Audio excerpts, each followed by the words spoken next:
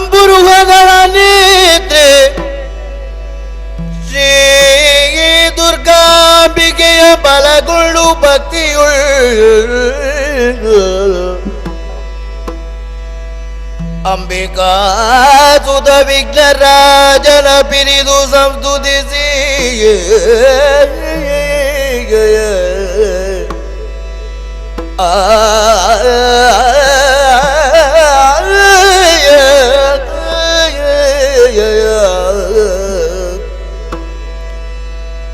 ಅಂಬುನಿರಿಯ ಮಜಿಗೆ ಕೈ ಮುಗಿದು ಅಂಬುಜಾಸನವಾಣಿಯರ ಪದಾಂಬುಜಗೆ ಬಡಮಡುದ ವರ್ಣಿ ಪೆರಿ ಕಥಾಮೃತವ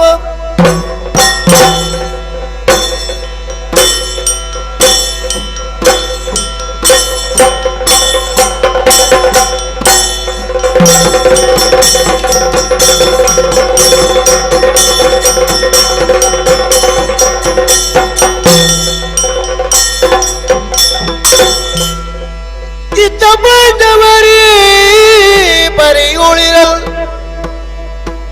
ಅತ್ತ ಏಳನೆಯ ದಿವಸದಲ್ಲಿಯೇ ಪುರುಷೋತ್ತಮರು ಸುಜ್ಞಾನ ದೃಷ್ಟಿಯ ತೆಗೆದು ಪರಿಗಿಸಲು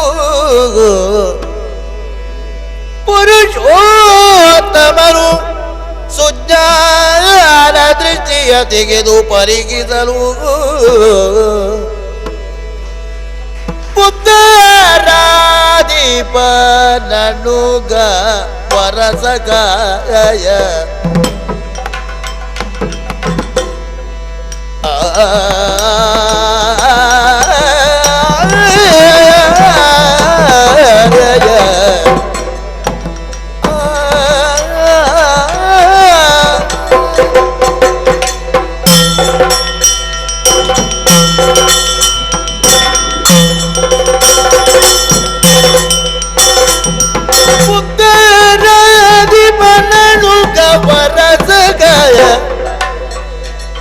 ಪಾತನಲು ಮರೆ ಹೊಕ್ಕ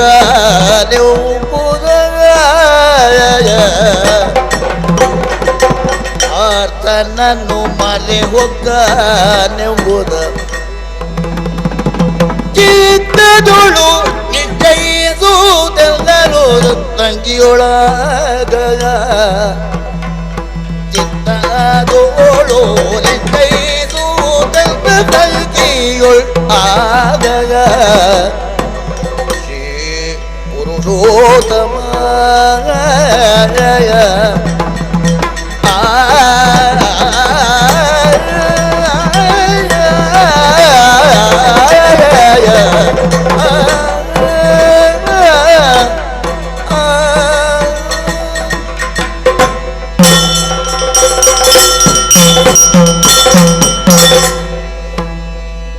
ದೂರದ ಗುರಿಯನ್ನಿಟ್ಟುಕೊಂಡು ಹೊರಟ ಮೇಲೆ ಮಧ್ಯೆ ವಿಶ್ರಾಂತಿಯನ್ನು ಬಯಸಬಾರ್ದು, ಮಧ್ಯೆ ಮೀನಾಮೇಷ ಅಂತ ಯೋಚನೆ ಮಾಡಬಾರ್ದು. ಏನನ್ನು ಸಾಧಿಸಬೇಕೋ, ಎಲ್ಲಿಗೆ ಮುಟ್ಟಬೇಕೋ ಅಲ್ಲಿವರೆಗೆ ಅವಿರತವಾದಂತಹ ಸಾಧನೆ, ಯತ್ನ, ಪ್ರಯಾಣ ನಡೆಯಲೇಬೇಕು. ಅದಕ್ಕೆ ತಿಳಿದವರು ಹೇಳಿದರು, ನ ನಿಶ್ಚಿತಾರ್ಥಾತ್ ವಿರಮಂತಿ ಧೀರಾಹ. ಯಾವುದು ಗುರಿಯೋ ಅದನ್ನು ಯಾರು ಮಧ್ಯೆ ಕೈ ಬಿಡ್ತಾನೋ, ಯೋಚನೆಗೆ ಅವಕಾಶ ಉಂಟು ಅಂತ ಚಿಂತಿಸುವುದಕ್ಕೆ ತೊಡಗಿ ಇದ್ದಲ್ಲೇ ಇದ್ದು ಬಿಡ್ತಾನೋ ಅವನು ಧೀರನಾಗುವುದಿಲ್ಲ. ನನಗೊಂದು ಲಕ್ಷ್ಯ ಇದೆ. ಜನ ನನ್ನನ್ನು ಕಳ್ಳ ಸುಳ್ಳ ಅಂತ ಹೇಳಿದ್ದು ಒಂದು ಕಡೆಯಾದರೆ, ದೇವರು ಅಂತ ಕರೆದದ್ದು ಇನ್ನೊಂದು ಕಡೆ. ನನಗೆ ಕಳ್ಳನಾಗುವುದಕ್ಕೂ ಇಷ್ಟ ಇಲ್ಲ, ದೇವರಾಗಬೇಕು ಎಂಬ ಆತುರವೂ ಇಲ್ಲ. ಆದರೆ ಎಲ್ಲರಿಗೂ ಒಳ್ಳೆಯದನ್ನು ಮಾಡಿದವನಾಗಬೇಕು ಎಂಬ ಕಠಿಣವಾದಂತಹ ಒಂದು ವ್ರತ ನನಗಿದೆ. ಇದು ಸುಲಭದ ಮಾರ್ಗ ಅಲ್ಲ, ನನಗೆ ಗೊತ್ತಿದೆ. ಈ ಭೂಮಿಯ ಭಾರವನ್ನು ಕಳೆಯುವುದು, ದುಷ್ಟರ ನಾಶವನ್ನು ಮಾಡುವುದು ಇದು ನನ್ನ ಇಷ್ಟದ ಕಾರ್ಯ. ಇದರಿಂದ ಯಾರಿಗೂ ನಷ್ಟ ಇಲ್ಲ. ಏನಾದರೂ ಪರಿಣಾಮ ಇದ್ದರೆ ಶಾಂತಿ, ಕ್ಷೇಮ ಅಷ್ಟೇ. ಹೀಗೆ ಯೋಚಿಸುವಾಗ ಇದುವರೆಗೆ ಎಷ್ಟು ಜನರನ್ನು ಕೊಂದು ಮುಗಿಸಿದೆ ನಾನು. ಅಳೆದವರ ಸಂಖ್ಯೆ ಕಡಿಮೆ ಇಲ್ಲ. ಆದರೆ ನನಗೆ ತೋರುತ್ತದೆ ಉಳಿದವರ ಸಂಖ್ಯೆ ಇನ್ನೂ ಬಹಳ ಹೆಚ್ಚಿದೆ. ಹಿಂದೊಂದು ಕಾಲದಲ್ಲಿ ರಾಕ್ಷಸರು ಅಂತ ಯಾರನ್ನು ನಾವು ಕರೆಯುತ್ತಾ ಇದ್ವು, ಅವರನ್ನು ಕಂಡಾಗ ತಿಳಿಯುವುದಕ್ಕೆ ಸಾಧ್ಯ ಇತ್ತು. ಅವರಿಗೆ ಭಾರಿ ಹುಬ್ಬು, ಕೋರೆ ದಾಡೆ, ಭಾರಿ ದೇಹ ಕಂಡ್ರೆ ಅವನು ರಾಕ್ಷಸ ಅಂತ ಗುರುತಿಸುವುದಕ್ಕಾಗ್ತಿತ್ತು. ಈಗ ಹಾಗಿಲ್ಲ. ಯಾರು ದೃಷ್ಟಿಯಿಂದ ಕೂಡಿದ್ದಾರೋ, ರಾಕ್ಷಸಿ ಗುಣದಿಂದ ಕೂಡಿದ್ದಾರೋ ಅವರು ಕಂಡ್ರೆ ಶುದ್ಧ ಕ್ಷತ್ರಿಯರಾಗಿ ಕಾಣ್ತಾರೆ, ಒಳ್ಳೆಯವರಾಗಿಯೇ ಕಾಣ್ತಾರೆ. ಹೃದಯದಲ್ಲಿ ಅಸುರತನವನ್ನು ಮೈಗೂಡಿಸಿಕೊಂಡು ಬೆಳೆಸಿಕೊಂಡು ಅದರ ಬಲದಿಂದ ತಾವು ಮೆರೆಯಬೇಕು ಅಂತ ಯೋಚನೆ ಮಾಡ್ತಾ ಇದ್ದಾರೆ. ಇಂಥವ್ರನ್ನೆಲ್ಲ ನಾಶ ಮಾಡದೇ ಇದ್ದರೆ ನಾನು ದೇವರು ಅಂತ ಹೇಳಿಸಿಕೊಳ್ಳುವುದಕ್ಕೂ ಅರ್ಹನಲ್ಲ. ಲೋಕದಲ್ಲಿ ಎಲ್ರಿಗೂ ಕ್ಷೇಮ ಉಂಟಾಗಬೇಕು ಅಂತ ಬಯಸುವುದಕ್ಕೂ ಯಾವ ಅರ್ಥವೂ ಇಲ್ಲ. ಆ ಕಾರಣಕ್ಕಾಗಿಯೇ ಆ ದಾರಿಯಲ್ಲಿ ನನ್ನ ಶ್ರಮ ನಡೆದಿದೆ. ಆದರೆ ಎಷ್ಟು ದಿನ ಅಂತ ಇದನ್ನು ಮಾಡುವುದಕ್ಕೆ ಸಾಧ್ಯ? ಒಬ್ಬನೇ ಒಂಟಿಯಾಗಿ ಒಂದು ಸಲ ಎಲ್ಲರನ್ನೂ ಒಂದು ಕಡೆ ಸೇರಿಸಿ ಮನೆಗೆ ಹೋಗಿ ಹುಡುಕಿ ಕೊಲ್ಲುವುದಕ್ಕಿಂತ ಎಲ್ಲರನ್ನೂ ಒಂದೇ ಸಲ ಮುಗಿಸುವುದಕ್ಕೊಂದು ವ್ಯವಸ್ಥೆ ಆದರೆ ಹೇಗಿರ್ತದೆ? ಇದು ನನ್ನ ತರ್ಕ ಮಾತ್ರ ಅಲ್ಲ, ಇದು ನನ್ನ ವ್ಯವಸ್ಥೆಯೂ ಹೌದು. ಕುರುಕ್ಷೇತ್ರ ಎಂಬ ಧರ್ಮಕ್ಷೇತ್ರದಲ್ಲಿ ಧರ್ಮಾಧರ್ಮಗಳಿಗೊಂದು ಸಂಘರ್ಷವನ್ನು ಏರ್ಪಡಿಸಿ ಆ ಮೂಲಕವಾಗಿ ಧರ್ಮದ ಉಳಿತಾಯವನ್ನು ಮಾಡುವುದಕ್ಕೆ, ಅಧರ್ಮವನ್ನು ನಾಶ ಮಾಡುವುದಕ್ಕೆ ಸಾಧ್ಯ ಆದರೆ ಅಲ್ಲಿ ಇಲ್ಲಿ ಅಷ್ಟೋ ಇಷ್ಟೋ ಮಾಡಿದ್ದಕ್ಕಿಂತ ಒಳ್ಳೆಯ ಕೆಲಸ ಅಂತ ನನಗೆ ತೋರೋದು. ಆ ಯೋಚನೆ ಮಾಡಿದ್ದೇ ತಡ. ಅದಕ್ಕೆ ಬೇಕಾದ ವೇದಿಕೆ ಈಗಾಗಲೇ ಸಿದ್ಧ ಆಗ್ತಾ ಇದೆ ಅಲ್ವೇ? ಮತ್ತೆ ಸ್ವಂತಕ್ಕಾಗಿ ಯಾರಾದರೂ ಯೋಚನೆ ಮಾಡುವಾಗ ಅವನಿಗೆ ದೇವರ ದಯ ಅಂತ ಇರುವುದಿಲ್ಲ. ಅವನಿಗೆ ಬೇಕಾದ ವೇದಿಕೆಯನ್ನು ಸ್ವಂತಕ್ಕಾಗಿ ಅವನೇ ನಿರ್ಮಿಸಿಕೊಳ್ಬೇಕಾಗ್ತದೆ. ನಾನು ಸ್ವಾರ್ಥದಿಂದ ಅಲ್ಲ, ಲೋಕ ಕಲ್ಯಾಣಕ್ಕಾಗಿ ಏನಾದರೂ ಮಾಡಬೇಕು ಅಂತ ಯೋಚನೆ ಮಾಡಿದರೆ ಸಂದರ್ಭ ಒದಗದೇ ಇರ್ತದೆಯೇ? ಸಂದರ್ಭ ಒದಗಿದೆ. ಆದರೆ ಈ ಸಂದರ್ಭದಲ್ಲಿ ನಾನು ಮಾಡಬೇಕಾದ ಒಂದೇ ಒಂದು ಕೆಲಸ ಅಂತಂದರೆ ಅರ್ಜುನ ಪರೀಕ್ಷೆ. ಬರೀ ಅರ್ಜುನ ಪರೀಕ್ಷೆ ಮಾಡುವುದು ಯಾಕೆ? ಅರ್ಜುನ ಮುಂದೆ ನನಗೆ ಬಹಳ ಅಗತ್ಯಕ್ಕೆ ಬೇಕಾಗ್ತಾನೆ. ಕುರುಕ್ಷೇತ್ರದ ಯುದ್ಧದಲ್ಲಿ ಅವನು ನನ್ನ ಆಯುಧ ಆಗಬೇಕಾಗಿದೆ. ಆಯುಧ ಎಷ್ಟು ಪಳಗಿದೆ ಅಥವಾ ಎಷ್ಟು ಶಕ್ತವಾಗಿದೆ ಇದರ ಮೇಲಿಂದ ಕಾರ್ಯಕ್ರಮದ ಫಲ ನಿರ್ಣಯ ಆಗುವಂಥದ್ದು. ಅರ್ಜುನ ನನ್ನ ಅತ್ತೆಯ ಮಗ ಆದ್ದರಿಂದ ನಾನು ಅವನನ್ನು ಎತ್ತಿ ತಲೆ ಮೇಲೆ ಹೊತ್ತೆ ಅಂತ ಯಾರಾದರೂ ಹೇಳಿದರೆ ಅದು ಅಬದ್ಧ ಅಂತ ಹೇಳುವುದಕ್ಕೆ, ಅವನ ವ್ಯಕ್ತಿತ್ವವನ್ನು ತಿಳಿದೇ ನಾನು ಅವನಿಗೆ ಆಶ್ರಯ ಕೊಟ್ಟಿದ್ದೇನೆ ಅಥವಾ ಅವನನ್ನು ಕೈಯಾಯುಧ ಮಾಡಿದ್ದೇನೆ ಅಂತ ಜನ ತಿಳಿಯುವುದಕ್ಕೆ ಒಂದು ವ್ಯವಸ್ಥಿತವಾದಂತಹ ಪರೀಕ್ಷೆ ನಡೆಯಬೇಕಾಗಿದೆ. ಅದು ಕಾಳಗದ ರೂಪದಲ್ಲಿ ಇರಬಹುದು, ಯಾವುದೇ ರೂಪದಲ್ಲಿ ನಡೆಯಬಹುದು. ಆದರೆ ಈ ಪ್ರಸಂಗಕ್ಕೆ ಹೆಸರು ಸತ್ವ ಪರೀಕ್ಷೆ. ಅವನ ಸತ್ವವನ್ನು ಪರೀಕ್ಷೆ ಮಾಡೋಣ. ಅದಕ್ಕಾಗಿಯೇ ಈಗಾಗಲೇ ಅಷ್ಟು ಕೆಲಸ ನಡೆದಿರೋದು. ಆದರೆ ನಡೆದ ಕೆಲಸದ ಜೊತೆಯಲ್ಲಿ ಅರ್ಜುನ ಪರೀಕ್ಷೆಯ ಜೊತೆಯಲ್ಲಿ ಇನ್ನೊಂದು ಪರೀಕ್ಷೆಯೂ ನಡೆಯಬೇಕಾಗಿದೆ ನನಗೆ. ನನ್ನ ತಂಗಿ ಸುಭದ್ರೆ ಪಾಂಡವರು ವನವಾಸದಲ್ಲಿರುವಾಗಲೇ ಇಲ್ಲಿದ್ದಾಳೆ. ಕರ್ತಂದದ್ದು ಅಂತ ಹೇಳೋಣ. ಅಭಿಮನ್ಯುವಿನ ಭವಿಷ್ಯಕ್ಕಾಗಿ, ಅವನ ವಿದ್ಯಾಭ್ಯಾಸಕ್ಕಾಗಿ ವನವಾಸಿಗಳಾದಂಥ ನಿನ್ನ ಗಂಡನ ಜೊತೆಯಲ್ಲಿ ನೀನಿರುವುದು ಸರಿಯಲ್ಲ ಅಂತ ಹೇಳಿಯೇ ನಾವು ಕರ್ಕೊಂಡು ಬಂದಿರುವುದು. ಆದರೆ ಇದು ನಮ್ಮ ಇರಬಹುದು, ಲೋಕದ ಕಣ್ಣಿನಲ್ಲಿ ಏನು? ಸುಭದ್ರೆ ಅಂತ ಒಬ್ಬ ಸಾಧ್ವಿ ವನವಾಸದಲ್ಲಿ ಪತಿರಾಯ ಕಷ್ಟಪಡ್ತಾ ಇರುವಾಗ ತಾಯಿ ಮನೆಯಲ್ಲಿ ನೆಮ್ಮದಿಯಿಂದ ಬದುಕುವುದಕ್ಕೆ ಯೋಚನೆ ಮಾಡಿದಳು. ಇವಳೆಂಥ ಹೆಣ್ಣು, ಇವಳ ಪಾತಿವ್ರತ್ಯ ಎಷ್ಟು ಸರಿ? ಪ್ರಶ್ನೆ ಆಗೋದಿಲ್ವೋ? ಆ ಪ್ರಶ್ನೆಗೂ ಒಂದು ಉತ್ತರ ಹುಡುಕಬೇಕಾಗಿದೆ. ಅವಳ ವ್ಯಕ್ತಿತ್ವ ಪರಿಶುದ್ಧವಾದದ್ದು, ಅವಳ ಪತಿಭಕ್ತಿ ಪರಾಯಣತೆಯಲ್ಲಿ ಯಾವ ಕೊರತೆಯೂ ಇಲ್ಲ. ಇದನ್ನೂ ಜನ ತಿಳಿಬೇಕು. ಇಷ್ಟ ಆಗಬೇಕಾದ್ರೆ ಮತ್ತಿನ ಪರೀಕ್ಷೆ, ಅರ್ಜುನನ ಸತ್ವ ಪರೀಕ್ಷೆ, ಇದನ್ನು ಮುಂದೆ ಮಾಡೋಣ. ಅದಕ್ಕೆ ಪೂರ್ವಭಾವಿಯಾಗಿ ಅನುಕೂಲವಾಗುವಂತೆ ಇವಳ ಪರೀಕ್ಷೆಯನ್ನು ಒಂದು ಮಾಡಿ ಮುಗಿಸೋಣ ಅಂತ ಯೋಚನೆ ಮಾಡಿದ್ದೇನೆ. ಅದಕ್ಕಾಗಿ ತಂಗಿಯಾದ ಸುಭದ್ರೆಯನ್ನು ಕರೆತು ನನ್ನ ಮನದ ಇಂಗಿತವನ್ನು ಹೇಳಬೇಕಾಗಿದೆ. ಅವಳಿಂದ ಬರುವ ಉತ್ತರದ ಮೇಲೆ ಮುಂದಿನ ಕರ್ತವ್ಯವನ್ನು ನಿರ್ಣಯಿಸಬೇಕಾಗಿದೆ. ಯಾರಲ್ಲಿ? ಸುಭದ್ರೆಯನ್ನು ಬರ ಹೇಳಿ. ಅಣ್ಣದೇವ, ತಂಗಿ ವಂದಿಸಿಕೊಂಡಿದ್ದೇನೆ. ಬಾರಮ್ಮ, ಬಾ ಅಮ್ಮ. ಓ, ಏನು ವಿಚಾರ? ಅಮ್ಮ ತಗಮ್ಮ ಸೌಭದ್ರೆ, ಅಮ್ಮ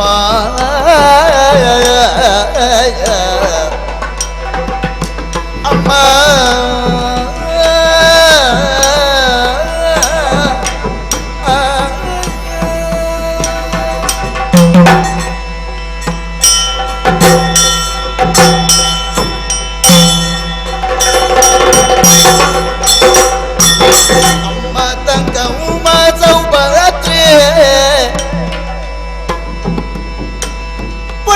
ನಿರ್ಮಲವಾಯ್ತು ಕಾರ್ಯಗುಣಾತ್ರೆಯೇ, ಒಳ್ಳೆ ನಿರ್ಮಲವಾಯ್ತು ಕಾರ್ಯಗುಣಾತ್ರೆ ಅಮ್ಮ.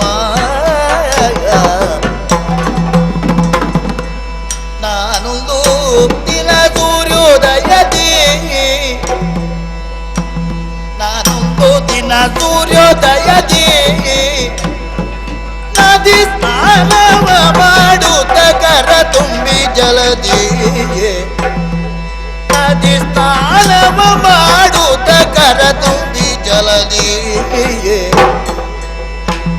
ಮೌನ ಮುದ್ರೆಯ ನಾತು ಮುದದಿ ಮೌನ ಮುದ್ರೆಯ ನಾತು ಮುದದಿ ಇರಲೇನೆಂಬೆ ಕೈಯನೆಂಬದಲು ವ್ಯೋಮ ಪದದಿ ಅಮ್ಮ ತಂಗಮ್ಮ ಸೌಭದ್ರೆ ಒಳ್ಳೆ ನಿರ್ಮಲವಾಯ್ತು ಕಾರ್ಯ ಗುಣಾತೆ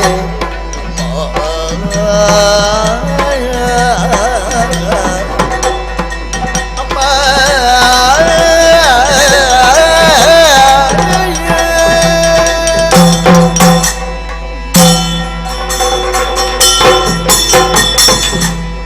ತಂಗಿ, ಅಣ್ಣದೇವ. ಕರೆದಾಗಲೇ ಬಂದಿದ್ದಿ. ಆ, ನಾನೇ ಕರೆದವನು ಅಂದ ಮೇಲೆ ಯಾಕೆ ಕರೆದದ್ದು ಅಂತ ನಾನು ಹೇಳಬೇಕು. ಆ, ಆದರೆ ನೋಡಮ್ಮ, ಓ, ನಿನ್ನ ಮುಗ್ಧತೆಯಿಂದ ಕೂಡಿದ ಮುಖವನ್ನು ನೋಡುವಾಗ ಆ, ಹೇಗೆ ಆರಂಭಿಸಬೇಕು, ಹೇಗೆ ಹೇಳಬೇಕು ನನಗೊಂದು ಗೊತ್ತಾಗ್ತಾ ಇಲ್ಲ. ಓಹೋ, ನಾನಾದರೂ ಇವಳನ್ನು ಯಾಕೆ ಕರೆಯಬೇಕಾಗಿತ್ತು? ಆ, ಈ ವಿಷಯವನ್ನು ಹೇಳಿದರೆ ಅವಳಿಗೆ ಸಂತೋಷ ಅಂತೂ ಖಂಡಿತ ಆಗೋದಿಲ್ಲ.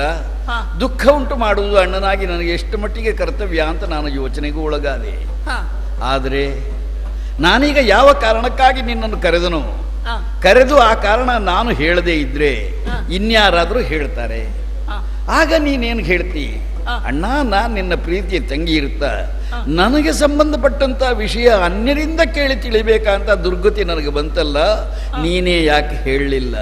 ಹಾ, ಹೀಗೇನಾದರೂ ನೀನು ಕೇಳಿದರೆ ನನ್ನಲ್ಲಿ ಉತ್ತರ ಉಂಟು, ಹೇಳು. ಆ, ಆದ್ರಿಂದ ಹೇಳೋದು ಅಂತಲೇ ತೀರ್ಮಾನ ಮಾಡಿ ಕರೆದದ್ದು. ಹಾ. ಸೋದರಿ, ಅಣ್ಣ. ಏನು ಹೇಳೋಣ, ಹೇಗೆ ಹೇಳೋಣ? ಹಾ, ತಂಗಿ ಸುಭದ್ರಾ, ಓ, ಒಂಥರ ಎಲ್ಲ ನಿರ್ಮಲವಾಯಿತು.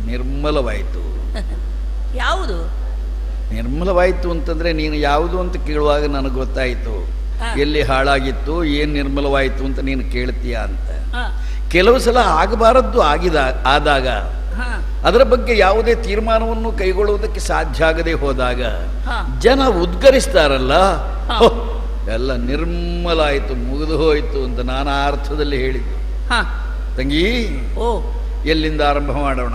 ಆ, ಆರಂಭ ಮಾಡುವುದಕ್ಕೆ ಅಂತ ತೊಡಗಿದ ಮೇಲೆ ಮತ್ತೆ ಎಲ್ಲಿ ನಿಲ್ಲಿಸೋಣ? ಇದು ಸಮಸ್ಯೆ ಆಗ್ತದೆ. ಹಾ. ಏನೇ ಆಗಲಿ ಆರಂಭ ಮಾಡಿಬಿಡ್ತೇನೆ. ಆ, ಅದು ನಿನಗೆ ಸಂಬಂಧಪಟ್ಟ ವಿಷಯ ಆದ್ದರಿಂದ ನಾನು ಮುಚ್ಚುಮರೆ ಮಾಡುವ ಹಾಗಿಲ್ಲ.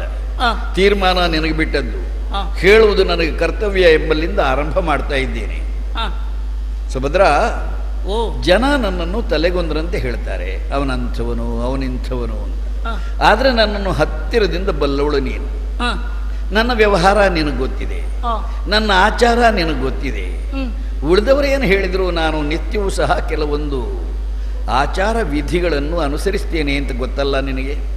ಓಹೋ, ಉದಯ ಕಾಲದಲ್ಲಿ ಹೇಳೋದು, ಸ್ನಾನವನ್ನು ಮಾಡೋದು, ಭಗವಾನ್ ಭಾಸ್ಕರನಿಗೆ ಅರ್ಘ್ಯವನ್ನು ಕೊಡುವುದು, ಹಾ. ಅಲ್ಲಿಂದಲೇ ನನ್ನ ದಿನಚರಿ ಆರಂಭ ಆಗೋದು. ಹ್ಮ್, ಅದನ್ನು ಯಾವುದೇ ಕಾರಣಕ್ಕೂ ಯಾವತ್ತೂ ನಾನು ತಪ್ಪಿಸಿದನವಲ್ಲ, ನೀನು ನೋಡ್ತಾ ಇದ್ದಿ.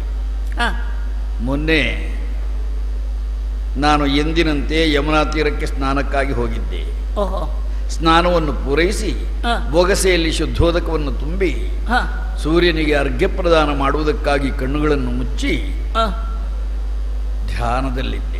ಆ, ಜಗತ್ತಿನ ಕತ್ತಲೆಯನ್ನು ಕಳೆಯುವ ಓ ಭಾನುವೇ, ಆ, ನನ್ನ ಅಜ್ಞಾನ ಎಂಬ ಕತ್ತಲೆಯನ್ನು ಕಳೆದು ಹಾ. ನನಗೆ ಸುಜ್ಞಾನವನ್ನು ಕೊಡುವಂತ ನಾನು ಮೈಮರೆತು ಪ್ರಾರ್ಥಿಸ್ತಾ ಇದ್ರೆ, ಹಾ, ಹೊರಗಿನ ಪ್ರಪಂಚದಲ್ಲಿ ಏನು ನಡೆಯಿತು ಅನ್ನೋದರ ಯೋಚನೆ ಇಲ್ಲದೆ ಇದ್ದಂತಹ ಸ್ಥಿತಿಯಲ್ಲಿ ನನಗೆ ಹಾ. ಒಂದು ಕೆಟ್ಟ ಅನುಭವ ಆಯಿತು. ಹಾ. ಎಲ್ಲಿಂದ ಆಯಿತು ಗೊತ್ತಾ? ಎಲ್ಲಿಂದ? ಆಕಾಶದಿಂದ. ಆ, ಕುದುರೆಯ ಮೇಲೇರಿ ಬಂದಾಗ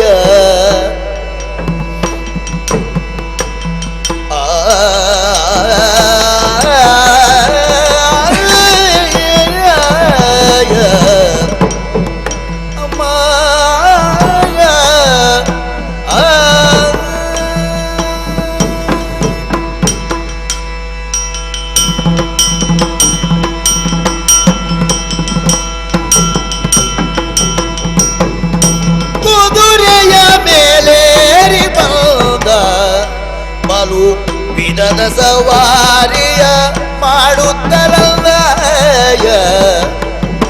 ಬಲು ವಿಧದ ಸವಾರಿಯ ಮಾಡುತ್ತ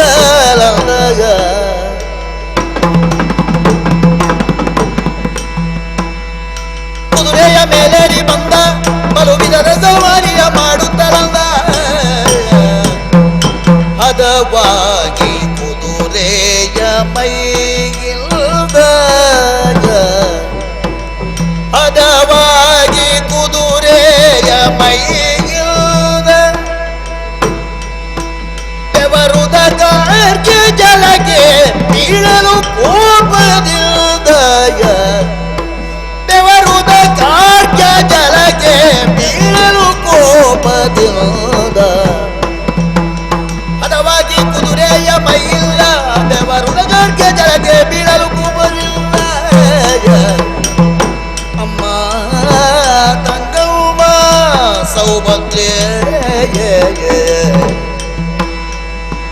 ಒಳ್ಳೆ ನಿರ್ಮಲವಾಯಿದು ಕಾರ್ಯಗುಳಾದ್ರೆ ಅಮ್ಮ ಅಮ್ಮ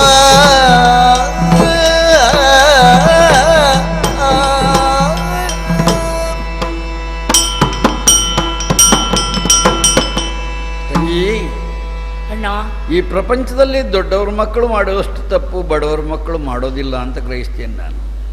ಅವರಿಗೆ ಆ ಧೈರ್ಯವೂ ಇರುವುದಿಲ್ಲ, ಹಿನ್ನೆಲೆಯೂ ಇರುವುದಿಲ್ಲ. ಹಾ ಈ ದೊಡ್ಡವ್ರ ಮಕ್ಕಳು ಅಂತ ನಾನು ಹೇಳ್ತಾ ಇರುವುದು ಒಬ್ಬ ದೊಡ್ಡವನ ಮಗನ ಕುರಿತಾಗಿ.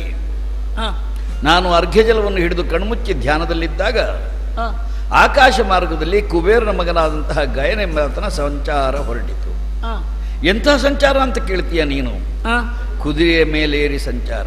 ಓಹೋ ಈ ಕುದುರೆ ತಾನೊಂದು ಜೀವಂತ ಪ್ರಾಣಿ ಅನ್ನುವುದನ್ನು ಕರೆದು ಹೇಳಬೇಕೋ ಹೇಳು? ಹಾ ಸವಾರಿ ಮಾಡುವವನಿಗೆ ಅದು ಗೊತ್ತಾಗುವುದಿಲ್ಲೋ? ಹಾ ಈ ಸವಾರಿ ಮಾಡುವವನಿಗೆ ಕುದುರೆಯ ದಣಿವು ಗೊತ್ತಾಗಬೇಕು, ಅದರ ಯಾತನೆ ಗೊತ್ತಾಗಬೇಕು, ಅದರ ಆಯಾಸ ತಿಳಿಬೇಕು, ಹೌದು ಅಲ್ವೋ? ಹ್ಮ್ ಈ ಗಯನೆಂಬಾತನಿಗೆ ಕುದುರೆ ಮೇಲೆ ಸವಾರಿ ಮಾಡುವುದು ಉದ್ದೇಶ ಹೊರತು ತಾನೊಂದು ಜೀವಂತ ಪ್ರಾಣಿಯನ್ನು ಏರಿದ್ದೇನೆ ಈ ಕಲ್ಪನೆಯೇ ಇದ್ದ ಹಾಗಿರಲಿಲ್ಲ. ಹಾ ಅತ್ಯಂತ ವೇಗದಲ್ಲಿ ವಾಯುವನ್ನು ಹಿಂದಕ್ಕೆ ಸಾಗಬೇಕು ಎಂಬ ಯೋಚನೆಯಿಂದಲೇನೋ ಅವನ ಪ್ರಯಾಣ ನಡೆದಿತ್ತು. ಹ್ಮ್ ಕುದುರೆಯ ಮೈಯಲ್ಲಿ ಬೆವರು ಹುಟ್ಟುವಂಥ ರೀತಿಯ ಯಾತನೆ ಅದಕ್ಕುಂಟಾಗಿತ್ತು. ಹಾ ಆ ವೇಗದ ಪ್ರಯಾಣದ ಪರಿಣಾಮವಾಗಿ ಕುದುರೆಯ ಮೈಯಲ್ಲಿ ಬೆವರು ಹುಟ್ಟಿತು. ಆ ಬೆವರು ನೇರಾಗಿ ಬಂದು ನನ್ನ ಅರ್ಘ್ಯ ಜಲಕ್ಕೆ ಬಿದ್ದು ಅರ್ಘ್ಯ ಜಲ ಕೆಟ್ಟು ಹೋಯಿತು. ಹಾ ಏನೋ ಅನುಭವ ಆಯಿತು ನನಗೆ, ಏನೋ ಬಿದ್ದಿತು ನನ್ನ ಕೈಯೊಳಗೆ ಅಂತ ನೋಡ್ತೇನೆ. ಹಾ. ಶುದ್ಧೋದಕ ಕಲುಷಿತವಾಗಿದೆ.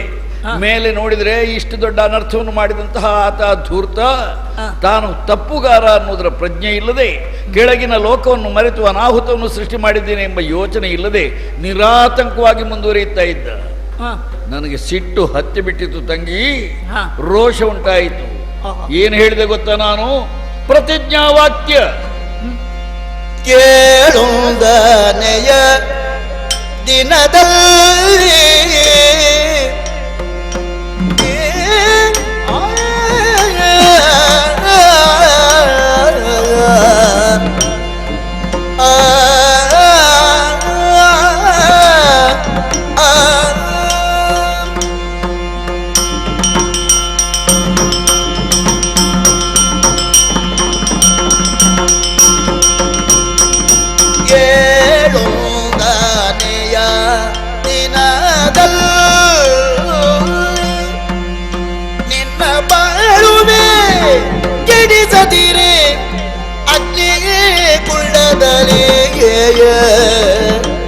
ನಿನ್ನ ಬಾಳುವೆ ಕೆಡಿಸದಿರೆ ಅಗ್ನಿ ಕುಳ್ಳದಲಿಯೇ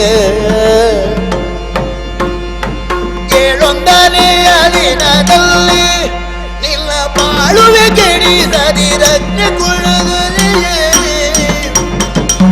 ಬೀಳುವೆ ನೆನುತ್ತಲೇ ಬಾಸಿಯನು ಬೀಳುವೆನೆನು ತಲೆ ಬಾಜೆಯನು ನಾನು ತಾಳಲು ಜಗವಿಲ್ಲ ತಿರುಗುತ್ತ ಗಯನು ನಾನು ತಾಳಲು ಜಗವೆಲ್ಲ ತಿರುಗುತ್ತ ಗಯನು ಬೀಳುವೆನೆನು ತಲೆ ಬಾಜೆಯನು ನಾನು ತಾಳಲು ಜಗವೆಲ್ಲ ತಿರುಗುತ್ತ ಗಯನು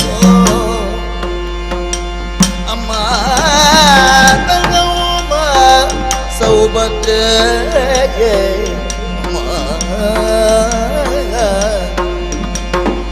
ಅಮ್ಮ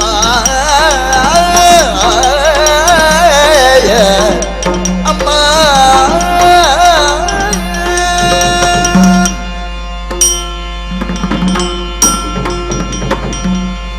ತಂಗಿ, ಅಣ್ಣದೇವ, ಈ ಸಿಟ್ಟಿನಿಂದ ಬರುವಂತಹ ಮಾತು ಪೂರ್ವ ಸಿದ್ಧತೆಯಿಂದ ಕೂಡಿದ್ದಾಗಿರುವುದಿಲ್ಲ, ಹಾ ಸಂದರ್ಭದಲ್ಲಿ ಹುಟ್ಟಿಕೊಳ್ಳುವಂತಹದ್ದು. ಹಾ. ನನಗಿಂತಹ ಅನ್ಯಾಯವನ್ನು ಮಾಡಿ, ನನ್ನ ಆಚಾರವನ್ನು ಕೆಡಿಸಿ, ನನ್ನ ವ್ರತಭಂಗವನ್ನು ಮಾಡಿ ಗಯ ಹೀಗೆ ಹೋಗ್ತಾ ಇದ್ದನಲ್ಲ ಅಂತ ಯೋಚನೆ ಮಾಡಿದಾಗ ಹಾ. ನನ್ನ ಬಾಯಿಂದ ಮಾತು ಹೊರಟೇ ಬಿಟ್ಟಿತು. ಹ್ಮ್ ಅನ್ಯಾಯಗಾರನಾದ ಗಯನೇ, ಹಾ ಇಂದಿಗೆ ಸರಿಯಾಗಿ 8ನೇ ದಿನ ಕತ್ತಲಾಗುವುದರೊಳಗಾಗಿ ನಿನ್ನ ಕತ್ತನ್ನು ಕತ್ತರಿಸ್ತೇನೆ. ಹಾ ಇದಕ್ಕೆ ಅಸಮರ್ಥನಾದರೆ ಅಗ್ನಿ ಪ್ರವೇಶ ಮಾಡಿ ದೇಹತ್ಯಾಗ ಮಾಡ್ತೇನೆ. ಹಾ. ನಿನ್ನನ್ನು ಯಾರು ರಕ್ಷಿಸ್ತಾರೋ, ಎಲ್ಲಿ ನಿನಗೆ ಆಶ್ರಯ ಸಿಗ್ತದೋ, ನಿನ್ನ ಅನ್ಯಾಯಕ್ಕೆ ಬೆಲೆ ಕೊಟ್ಟು ಆಶ್ರಯ ಕೊಡುವವರು ಯಾರಿದ್ರು ಅವರನ್ನು ನೋಡಿಕೊಳ್ತೇನೆ, ನಡಿ ಅಂತ ಹೇಳಿಬಿಟ್ಟೆ. ಪ್ರತಿಜ್ಞೆ ಮಾಡಿದೆ. ಹೌದಮ್ಮ. ಓಹೋ. ನನ್ನ ಅಣ್ಣ. ಏನಮ್ಮ? ವಿವೇಕಿಗಳಾದವರ ಸಿಟ್ಟಿಗೆ ಹ್ಮ್ ಒಂದು ಮಿತಿ ಎಂಬುದು ಇರ್ತದೆ. ಹ್ಮ್ ನಿನ್ನಂಥವರಿಗೆ ಸಿಟ್ಟು ಬಂದರೂ ನೀನು ಅವಸರದಿಂದ ಅನರ್ಥವನ್ನು ಮಾಡುವುದಿಲ್ಲ. ಇಲ್ಲ. ಇಲ್ಲವಾದರೆ ಅನ್ಯಾಯ ಮಾಡಿದ ಹ್ಮ್ ಅವನನ್ನು ಕೊಲ್ಲುವುದಕ್ಕೆ ಅವಧಿ ಬೇಕೆ. ಹ್ಮ್ ಅದರ ಬದಲಾಗಿ ಸಿಟ್ಟು ಬಂದರೂ ಅದನ್ನು ಸಹಿಸಿಕೊಂಡು ಹ್ಮ್ ಅವನಿಗೆ ಅವಕಾಶವನ್ನು ಕೊಟ್ಟೆ ನೀನು. ಹ್ಮ್ 8 ದಿನ. ಹೌದು ಯಾಕೇನು ಅಂತ ನನಗೆ ಅರ್ಥವಾಗುವುದಿಲ್ಲ. ತಂಗಿ, ಅಣ್ಣ, ಸಂಕಲ್ಪದಿಂದ ಅವನನ್ನು ಕೊಲ್ಲಬಹುದಾಗಿತ್ತು, ಚಕ್ರವನ್ನು ಕಳುಹಿಸಿ ಅವನ ತಲೆಯನ್ನು ಕಡಿಯಬಹುದಾಗಿತ್ತು. ಹಾ. ಆದರೆ ಅವನಿಗೆ ತಾನು ಯಾಕೆ ಈ ಶಿಕ್ಷೆಗೊಳಗಾದೆ ಅಂತ ತಿಳಿಯುವುದಕ್ಕಾದರೂ ಒಂದು ಅವಕಾಶ ಬೇಕೋ ಬೇಡೋ? ಹಾ ನ್ಯಾಯಾಧೀಶನಾದವನು ಅಪರಾಧಿಗೆ ಶಿಕ್ಷೆ ವಿಧಿಸುವ ಮೊದಲು ಹಾ ಇಂತಹ ಕಾರಣಕ್ಕಾಗಿ ಶಿಕ್ಷೆಯಿಂದ ವಿವರಣೆಯನ್ನು ಕೊಟ್ಟು ಮತ್ತೆ ನಿನಗೇನಾದರೂ ಇದರ ವಿರುದ್ಧ ಹೇಳುವುದಕ್ಕಿದೆಯೋ ಅಂತ ಕೇಳಿ ಆಮೇಲೆ ಶಾಸನವನ್ನು ಕಾರ್ಯರೂಪಕ್ಕೆ ತರ್ತಾನೆ. ಹಾ ನನ್ನಂತಹ ಒಬ್ಬ ವ್ಯಕ್ತಿ ಹಾ. ಒಂದೇ ಸಲ ಅವನ ತಲೆಯನ್ನು ಕಡಿಯುವುದು ಸುಲಭದ ಕೆಲಸ ಆದರೂ ಹಾ ಆ ಸುಲಭದ ಕೆಲಸ ಅಂತ ಅದನ್ನು ಮಾಡುವುದರ ಮೂಲಕವಾಗಿ ವ್ಯಕ್ತಿತ್ವಕ್ಕೆ ಕೊರತೆ ಉಂಟು ಮಾಡಬಾರದು ಅಂತಲೇ ಅವಕಾಶ ಕೊಟ್ಟದ್ದು. ಹಾ. ಇನ್ನೊಂದೇನು ಗೊತ್ತಾ? ಏನು? ಇಂಥ ಅನ್ಯಾಯ ಮಾಡಿದವನಿಗೆ ಯಾರಾದರೂ ಆಶ್ರಯ ಕೊಡ್ತಾರೆ ಅಂತ ಆದರೆ ಹಾ ಅವರನ್ನು ನೋಡಬೇಕಲ್ಲ. ಇವನದ್ದೇ ದುರ್ಬುದ್ಧಿಗೆ ಅವರ ಪ್ರೋತ್ಸಾಹ ಅಂತ ಆಯ್ತಲ್ಲ. ಹಾ ಅಂಥವರಿದ್ರೆ ಅವರದ್ದು ಪತ್ತೆ ಆಗಲಿ ಅಂತಲೂ ಇತ್ತು ನನಗೆ. ಹಾ ತಂಗಿ, ಅದಕ್ಕಾಗಿ ಅವಕಾಶವನ್ನು ಕೊಟ್ಟೆ. ಹೌದು. ನಿನ್ನ ಪ್ರತಿಜ್ಞೆ ಅವನಿಗೆ ಕೇಳಿತ? ಕೇಳಿದ್ದು ಮಾತ್ರವೇನು, ಹಾ ಆಕಾಶದಲ್ಲಿ ಪ್ರತಿಧ್ವನಿಸಿದಂತಹ ನನ್ನ ಮಾತುಗಳನ್ನು, ನನ್ನ ಗರ್ಜನೆಯನ್ನು ಕೇಳಿದಂತ ಅವನು ಹಾ. ಕುದುರೆ ಮೇಲೆ ಬೋರಲಾಗಿ ಬಿದ್ದು ಎತ್ತಲೋ ನಡೆದ. ಹಾ ನಮಗೆ ಸಿಕ್ಕಿದ ಸುದ್ದಿಯ ಪ್ರಕಾರ ಯಾರನ್ನೂ ಬಿಡಲಿಲ್ಲ ಅವನು. ಹಾ ಎಲ್ಲರ ಕಾಲುಗಳಿಗೂ ಹೋಗಿ ಬಿದ್ದ. ಹಾ ಜನ ಏನು ಹೇಳಿದ್ರು ಗೊತ್ತಾ? ಹಾ ನನಗೆ ಆಗದೇ ಇದ್ದವರು ಹೇಳಿದ್ರಂತೆ, ಕೃಷ್ಣನಲ್ಲಿ ನಮಗೇನಾದರೂ ಸ್ನೇಹ ಇಲ್ಲ, ಹಾ. ಅವ ಹುಟ್ಟಿದ ಮೇಲೆ ನಮ್ಮ ಮರ್ಯಾದೆ ಕಡಿಮೆ ಆಗಿದೆ, ಎಲ್ಲರೂ ಅವನನ್ನು ದೇವರು ಮಾಡಿದ್ದಾರೆ, ಅವನಿಗೇನಾದರೂ ಬುದ್ಧಿ ಕಲಿಸಬೇಕು ಅಂತ ನಮಗಿದೆ, ಆದರೆ ನೀನು ಮಾಡಿದ್ದು ಸರಿಯಲ್ಲದೆ ಇದ್ದದ್ರಿಂದ ನಿನ್ನ ಪಾಪದಲ್ಲಿ ಪಾಲುಗಾರರಾಗುವುದಕ್ಕೆ ನಮ್ಮನ್ನು ಕರೀಬೇಡ. ಹಾ ಎಲ್ಲೂ ಸ್ಥಳ ಸಿಗಲಿಲ್ಲ ಅವನಿಗೆ, ಯಾರೂ ಅವನನ್ನು ಹತ್ತಿರ ಸೇರಿಸಿಕೊಳ್ಳಿಲ್ಲ. ಹಾ ನಿಜವಾಗಿ ಹ್ಮ್ ಅವನು ಬುದ್ಧಿ ಇಲ್ಲ, ಹುಡುಗ ಆಗಿದ್ದಾನೆ. ಹ್ಮ್ ಹುಡುಗ ಅಂತ ಇನ್ನು ಮೊದಲೇ ಹೇಳಿದೆಯಲ್ಲ. ಹೌದು. ಮತ್ತೇನು, ಪ್ರಾಯ ಪ್ರಬುದ್ಧನಲ್ಲ, ಬುದ್ಧಿವಂತನೂ ಅಲ್ಲ. ಬುದ್ಧಿ ಇದ್ದವನಾಗುತ್ತಿದ್ದರೆ ಹ್ಮ್ ಊರೂರು ಸಂಚಾರ ಮಾಡಿ ಇದ್ದವರ ಕಾಲಿಗೆಲ್ಲ ಬೀಳುತ್ತಿದ್ದಿಲ್ಲ. ಹ್ಮ್ ನೇರಾಗಿ ನಿನ್ನ ಕಾಲಿಗೆ ಬಂದು ಬೀಳುವುದಪ್ಪ. ತಪ್ಪು ಮಾಡಿ ನನ್ನನ್ನು ಕ್ಷಮಿಸು ಎಂಬ ಹಾಗೆ. ತಂಗಿ ನೀನು ಹೇಳುವುದು ಸರಿ, ಅದಕ್ಕೆ ನಿನ್ನನ್ನು ನಾನು ಅಮಾಯಕಳು ಅಂತ ಕರೀಬೇಕು. ಆಗ ನೀನೇನು ಮಾಡಬೇಕಾಗಿತ್ತು? ನಿನಗೆ ಬೆಳ್ಳಗಿದ್ದದಲ್ಲೆಲ್ಲ ಹಾಲೆ. ಹಾ ಅವ ಹಾಗೆ ಮಾಡಬೇಕಾಗಿತ್ತು ಅಂತ ನೀನು ಯೋಚಿಸುವುದು ಸರಿ. ಹಾ ಅವ ಅಷ್ಟು ಸುಲಭದಲ್ಲಿಲ್ಲ. ಹಾ ಕೃಷ್ಣನಿಗೆ ತಪ್ಪು ಮಾಡಿದ್ದೇನೆ, ಹಾ. ಅವನಲ್ಲಿ ಕ್ಷಮೆ ಕೇಳೋಣ, ಯಾಕೆಂದ್ರೆ ದೊಡ್ಡವರ ಮಗ ಅಲ್ವೋ, ನವನಿಧಿಗಳ ಒಡೆಯ ಅಲ್ಲೋ ಕುಬೇರ.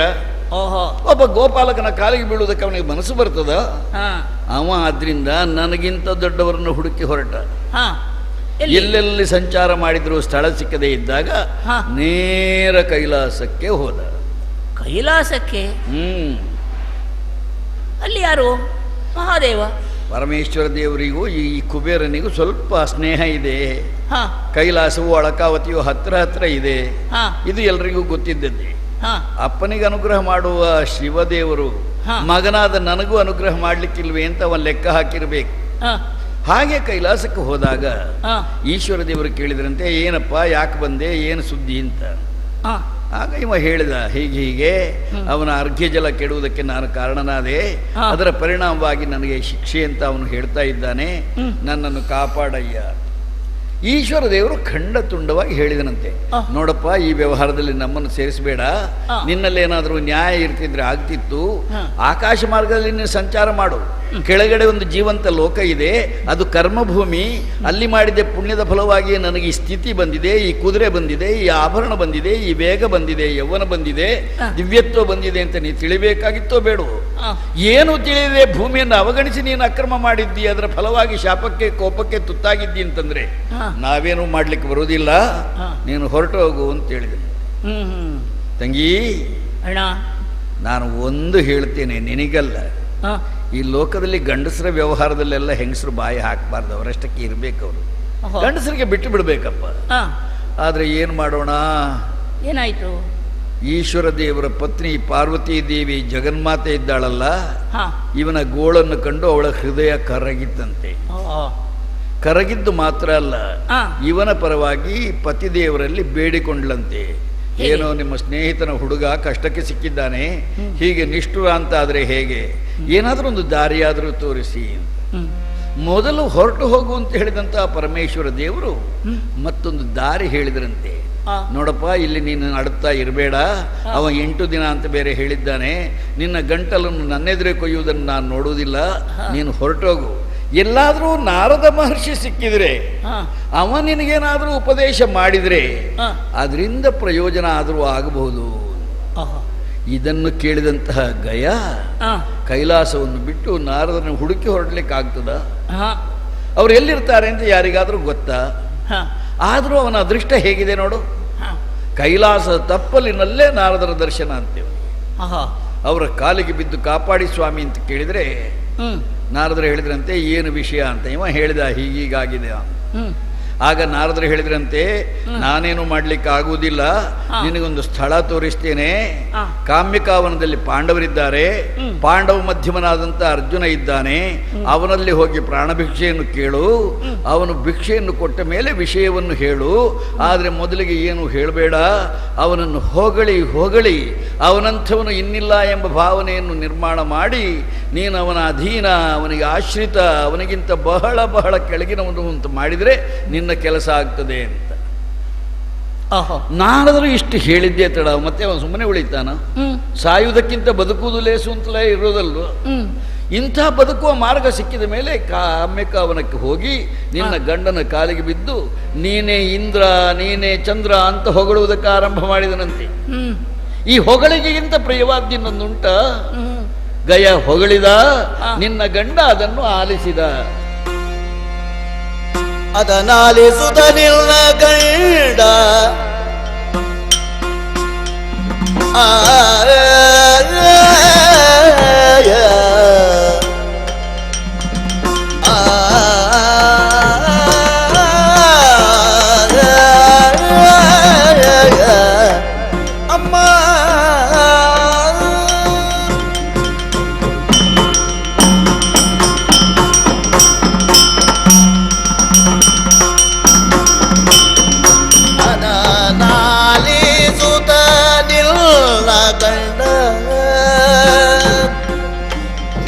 ಬದುಕಿಸದಿರೆನೆಂದು ಬಲು ಭಾಷೆಗೊಂಡ, ನಿನ್ನ ಬದುಕಿಸದಿರೆನು ಎಂದು ಬಲು ಭಾಷೆಗೊಂಡ. ಇದಕ್ಕೆ ತಪ್ಪಿದರಕ್ಕೆ ಕುಳ್ಳ, ಇದಕ್ಕೆ ತಪ್ಪಿದರಕ್ಕೆ ಕುಳ್ಳ, ಹೋಗುವಲಗು ಬವಿಲ್ಲೆಂದು ಬಲು ಭಾಷೆಗೊಂಡ, ಬಲು ಭಾಷೆಗೊಂಡ, ಬಲು ಭಾಷೆಗೊಂಡ. ನಿನ್ನ ಗಂಡ ಭಾಷೆಗೊಂಡ, ನಿನ್ನ ಗಂಡ ಅದನ್ನಾಲಿಸುತ್ತ ನಿನ್ನ ಗಂಡ, ನಿನ್ನ ಬದುಕಿಸದಿರೆ ನಿಲ್ಲು ಬಲು ಭಾಷೆಗೊಂಡ. ಇದಕ್ಕೆ ತಪ್ಪಿದರಕ್ಕೆ ಕುಳ್ಳ, ಹೋಗುವದ ಗುಬವಿಲ್ಲೆಂದು ಬಲು ಭಾಷೆಗೊಂಡ. ಅಮ್ಮ ತಂಗಮ್ಮ ಸೌಭದ್ರೆ ಒಳ್ಳೆ ನಿರ್ಮಲವಾಯ್ತು ಕಾರ್ಯ ಗುಣ.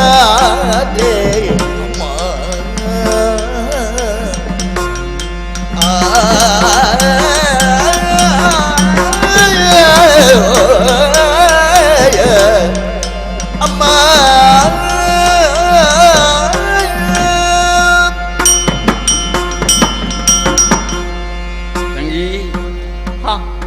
ಈ ವಿಶಾಲವಾದ ವಿಶ್ವದಲ್ಲಿ ನಿನ್ನಂತಹ ದೊಡ್ಡ ವ್ಯಕ್ತಿ ಇಲ್ಲ, ನಿನ್ನಂತಹ ಪರಾಕ್ರಮಶಾಲಿ ಇಲ್ಲ ಅಂತ ಮತ್ತೆ ಮತ್ತೆ ಹೇಳಿದಾಗ ಬಂದ ನೀನು ಯಾರು, ಯಾಕೆ ನನ್ನನ್ನು ಹೀಗೆ ಹೊಗಳ್ತಾ ಇದ್ದಿ, ನನ್ನಿಂದ ನಿನಗೇನಾಗಬೇಕಾಗಿದೆ, ಪ್ರಾಣಭಿಕ್ಷೆಯನ್ನು ಕೊಡು ಅಂತ ಕೇಳ್ತಾ ಇದೆಯಲ್ಲ, ನಿನ್ನ ಪ್ರಾಣಕ್ಕೆ ಯಾರು ಅಪಘಾತವನ್ನು ಅನ್ಯಾಯವನ್ನು ಮಾಡುವವರು ವಿವರವನ್ನು ಹೇಳುವಂತ ಕೇಳಬೇಕಾಗಿತ್ತಲ್ಲ. ನಿನ್ನ ಗಂಡ ಕೇಳುವ ಗೋಜಿಗೆ ಹೋದದ್ದಲ್ಲ, ನಿನ್ನ ಶತ್ರು ಯಾರು, ನಿನ್ನ ಕಷ್ಟ ಏನು ಅಂತ ವಿವರಣೆ ಕೇಳಿದ್ದಲ್ಲ. ಈ ಹೊಗಳಿಕೆಯನ್ನು ಕೇಳಿದಂತಹ ನಿನ್ನ ಪತಿರಾಯ ಕತಿಯನ್ನು ತಾಳಿ ಯಾರನ್ನೋ ಯೋಚನೆ ಮಾಡಿಕೊಂಡು ಏನು ಅಂತ ಮಾತಾಡ್ತೀಯೋ ಹುಡುಗ, ಅಳಲಿಗೆನೆ ಬೆದರದಿರು, ನಿನ್ನ ತಲೆಗೊಂಬರ ತಲೆ ಕೊಂಬೆ. ಒಂದು ವೇಳೆ ಅದಕ್ಕೆ ಅಸಮರ್ಥನು ನಾನಾದರೆ ಅಗ್ನಿ ಪ್ರವೇಶ ಮಾಡಿ ದೇಹತ್ಯಾಗ ಮಾಡ್ತೇನೆ ಅಂತ ಹೇಳಿಬಿಟ್ನ ತಂಗಿ. ಓ, ಆಮೇಲೆ ಇವನನ್ನ ಹೆಸರು ಹೇಳಿರಬೇಕು. ಆಮೇಲೆ ಹೇಳಿದ ಹೆಸರನ್ನು ಕೇಳಿ ಕೃಷ್ಣ ಅಂತ ಕೂತ್ಕೊಂಡು ಮುಂದೇನು ಅಂತ ಚಿಂತನೆ ಮಾಡೋದಕ್ಕೆ ನನ್ನ ಹತ್ರವೂ ಸುದ್ದಿ ಬರಲಿಲ್ಲ. ಅವರ ಅಣ್ಣ ತಮ್ಮಂದಿರು ಸೇರಿ ಮಾತಾಡಿಕೊಂಡು ಗಯನಿಗೆ ಆಶ್ರಯ ಕೊಟ್ಟು ಕೂತಿದ್ದಾರಂತೆ. ಭಾಷೆಯಂತೆ ನಡೀಬೇಕು, ಅವನ ಪ್ರಾಣ ಉಳಿಸಬೇಕು, ಯಾವುದೇ ಕಾರಣಕ್ಕೂ ಗಯನಿಗೆ ಆಪತ್ತು ಬರುವುದನ್ನು ನಾವು ಒಪ್ಪತಕ್ಕದ್ದಲ್ಲ ಅಂತ ಸಾಮೂಹಿಕವಾದಂಥ ಒಂದು ತೀರ್ಮಾನ ಅಣ್ಣ ತಮ್ಮಂದಿರಲ್ಲಿ ಆಗಿದೆಯಂತೆ. ಹೇಳಮ್ಮ, ಇದು ನಿರೀಕ್ಷಿತವೋ ನಿನಗೆ? ಇದನ್ನು ನಂಬಿ ಇದನ್ನು ಒಪ್ಪಿ ಪಾಂಡವರ ಬಗ್ಗೆ ಏನಾದರೂ ಮಾತಾಡ್ಲಿಕ್ಕೆ ಬರ್ತದ? ಇದುವರೆಗೆ ಪಾಂಡವರನ್ನು ಏನು ಅಂತ ತಿಳಿದಿದ್ದೆ ನಾನು, ಈಗ ಏನಾಗಿದ್ದಾರೆ? ನನಗೆ ಹೇಳಮ್ಮ, ನನಗೆ ನಿನ್ನ ಗಂಡ ಇಂಥ ದ್ರೋಹ ಮಾಡಿದ ಅಂತಂದ್ರೆ ಸಹಿಸುವುದಕ್ಕಾದರೂ ಸಾಧ್ಯವೇ? ನಿನಗಿದು ಸರಿ ಅನ್ನಿಸ್ತದ? ನಾನು ನಿನ್ನಲ್ಲಿ ಈ ಮಾತು ಹೇಳದೇ ಇದ್ರೆ ನಾಳೆ ಕಷ್ಟ, ಹೇಳಿದ್ರೆ ಈಗ ನಿನಗೂ ಕಷ್ಟ, ನನಗೆ ಗೊತ್ತಿದೆ. ಉಪಾಯ ಇಲ್ಲ ನನಗೆ. ಏನು ಮಾಡಿ ಸಾಯಬೇಕು ಹೇಳು? ಏನು ಮಾಡಬೇಕು ನಾನು? ಇದು ನಿನ್ನ ಕಥೆ? ಹೌದಮ್ಮ. ಅಣ್ಣ, ನಾರದನಿಂದ ಬಂದ ಕಲಹವನು, ಇಂದು ನಾರದನಿಂದ ಬಂದ ಕಲಹವನು ಪರಿಹರಿಸಿ ರಕ್ಷಿಸುವುದು, ಪರಿಹರಿಸಿ ರಕ್ಷಿಸುವುದು ಗೋವಿಂದ, ಪರಿಹರಿಸಿ ರಕ್ಷಿಸುವುದು ಗೋವಿಂದ ಗೋವಿಂದ.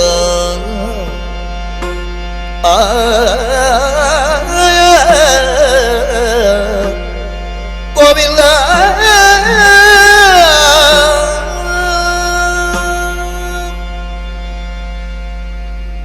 ಅಣ್ಣದೇವ ತಂಗಿ, ನೀನು ಹೇಳಿದಂತಹ ಕಥೆಯನ್ನು ಶ್ರದ್ಧೆಯಿಂದ ಕೇಳಿದೆ. ಏನೋ ಸ್ವಾರಸ್ಯ ಇರಬಹುದು ಇದರಲ್ಲಿ, ಸಂತೋಷಕ್ಕೋ ದುಃಖಕ್ಕೋ ಕಾರಣವಾಗಿ. ಹೀಗೆ ನಾನು ಕುತೂಹಲದಿಂದ ಕೇಳುತ್ತಾ ಇದ್ದರೆ ಸಂತೋಷಕ್ಕೇನು ಎಡೆ ಇಲ್ಲ. ಇಲ್ಲಮ್ಮ. ಈ ಮೊದಲು ನೀನೆಲ್ಲ ನನ್ನ ಬೇಸರದ ಪರಿಹಾರಕ್ಕಾಗಿ ಎಷ್ಟೋ ಕಥೆಗಳನ್ನು ಹೇಳಿದ್ದಿದೆ, ಕೇಳಿ ನಾನು ಸಂತೋಷ ಪಟ್ಟವಳು. ಹೌದು. ಆದರೆ ಈ ಕಥೆ ಮಾತ್ರ ನನ್ನ ದುಃಖಕ್ಕೆ ಕಾರಣವಾಯಿತು. ನೀನು ಮೊದಲೇ ಹೇಳಿದ್ದೀಯ ಇದು ದುಃಖದ ಕಥೆ ಅಂತ. ನಿನಗೂ ಅಲ್ಲ, ಅರ್ಜುನ ದೇವರಿಗೂ ಅಲ್ಲ, ಗಯನಿಗೂ ಅಲ್ಲ.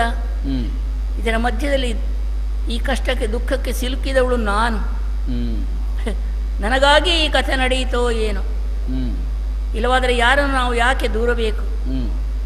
ಗಯನೊಬ್ಬ ತಪ್ಪು ಮಾಡಿದ, ಯೋಚಿಸಿದರೆ ಅವನು ಉದ್ದೇಶಪೂರ್ವಕ ಮಾಡಿದ ತಪ್ಪಲ್ಲ. ಎಳೆಯ ಹುಡುಗ ಏನು ಸವಾರಿ ಮಾಡಿದನೋ, ಏನು ಕುಣಿದಾಡಿದನೋ, ಅವನಿಂದಾದುದು ಪ್ರಮಾದ, ಅಹಂಕಾರದಿಂದ ಅನ್ಯಾಯ ಮಾಡಿದ ಅಂತ ಹೇಳುವುದಕ್ಕಿಲ್ಲ. ಹಾಗಾದರೆ ನೀನು ವಿಶಾಲ ಹೃದಯದಿಂದ ಅವನನ್ನು ಕ್ಷಮಿಸಬಹುದಿತ್ತು.